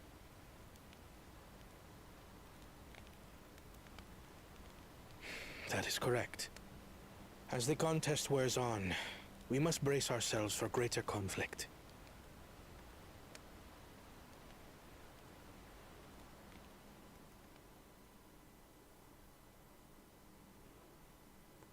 Meanwhile, with the first promise.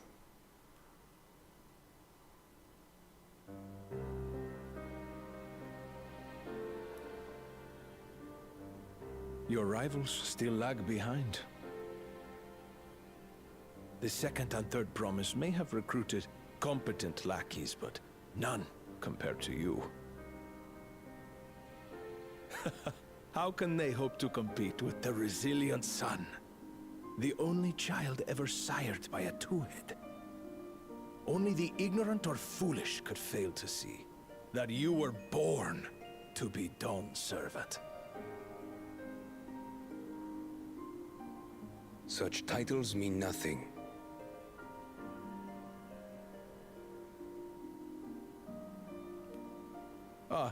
I neglected to mention, when I first heard the rumors that the contest involved the Golden City, I spoke in confidence, with Gulul Jaja's inner circle. They all agreed on one thing. Whoever reaches the City of Gold will attain a power so great, it can dictate the course of history. If this power truly exists, then I humbly beg a fair share of it. Time is passing, and I would put my plans in motion without delay. The useless tool is cast aside after all. And just so there is no misunderstanding, you consent to this course, no matter who is made to suffer. In battle, everyone bleeds. The Dawn's promise is no exception. What better lesson to teach our people the folly of war?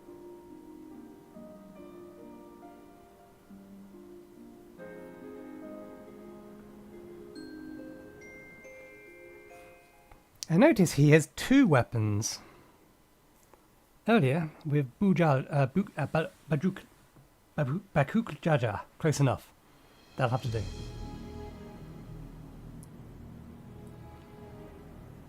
I was hoping for a good scrap, but this bloated sack of bile was no challenge at all. I wonder if the house cat is dead yet.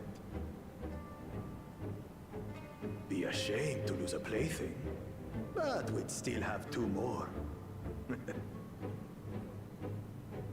If I may ask, Chosen One, what are your plans for Tuliyollal after you take the throne? Plans? What makes you think we care about all that? We care only about the contest and proving our superiority. That would surely please Mother and Father.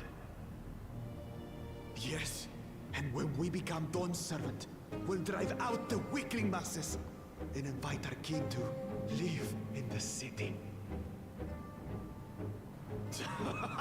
Fine idea! Our family deserves better than that rotten jungle. But do it then. We must catch up to that one-headed pretender and remind him of the natural order.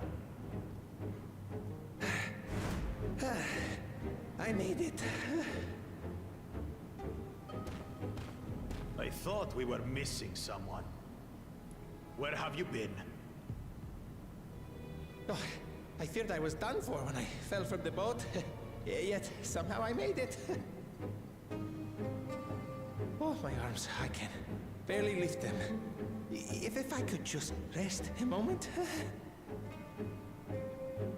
You expect us to wait for you? Those who can't keep up will be left behind.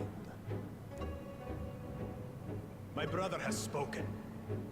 March, or be fodder for the beasts. But I followed the teachings. Everything I've done, everything I've sacrificed, all has been for the blessed seedlings. Wait. Don't leave me behind! I'm begging you!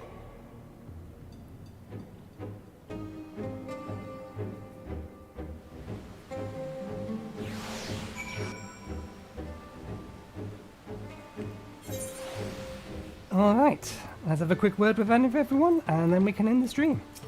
We haven't attuned to the Aetherite. I still have some small experience with the pressures of leadership, and crumbling beneath its weight, as well you know. If anything good can be said to have come from my failures, I hope it's my capacity to help others avoid the same or similar mistake. It doesn't matter if Wuk Lamat is scared of alpacas or gets sick on boats. It doesn't change who she is or what she means to her people. I'm glad we could take a moment to talk things through. Wuk Lamat seems much happier for it. It's good to see Wuk Lamat more sure of herself. Being able to say those things has brought such relief. It's like a stone has been lifted from off my chest, and I can take a full breath at last. I don't want to encumber myself like that again. I want to be better. I will be better, for myself and for my people.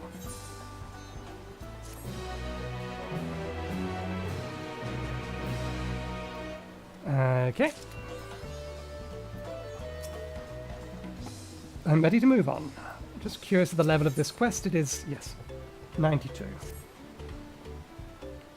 Let's do the important thing before we forget.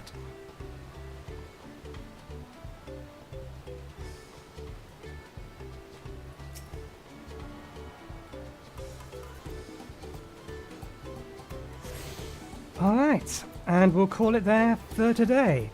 Thank you very much for watching. Hope you enjoyed the show. We were back again on, I think, Monday is the plan. We'll start streaming at a more usual time, so we're not going for 10-11 hours. So the stream will likely start at 2 PM BST is, I think, the plan. And we'll keep going through the week until we finish the MSQ. And then in the mornings, I'll catch up on my YouTube and other things, and etc, and I will keep myself up to date and everything else. But yeah, thanks again for watching. Hope you enjoyed the show, and hopefully we'll see you next time. Cheerio.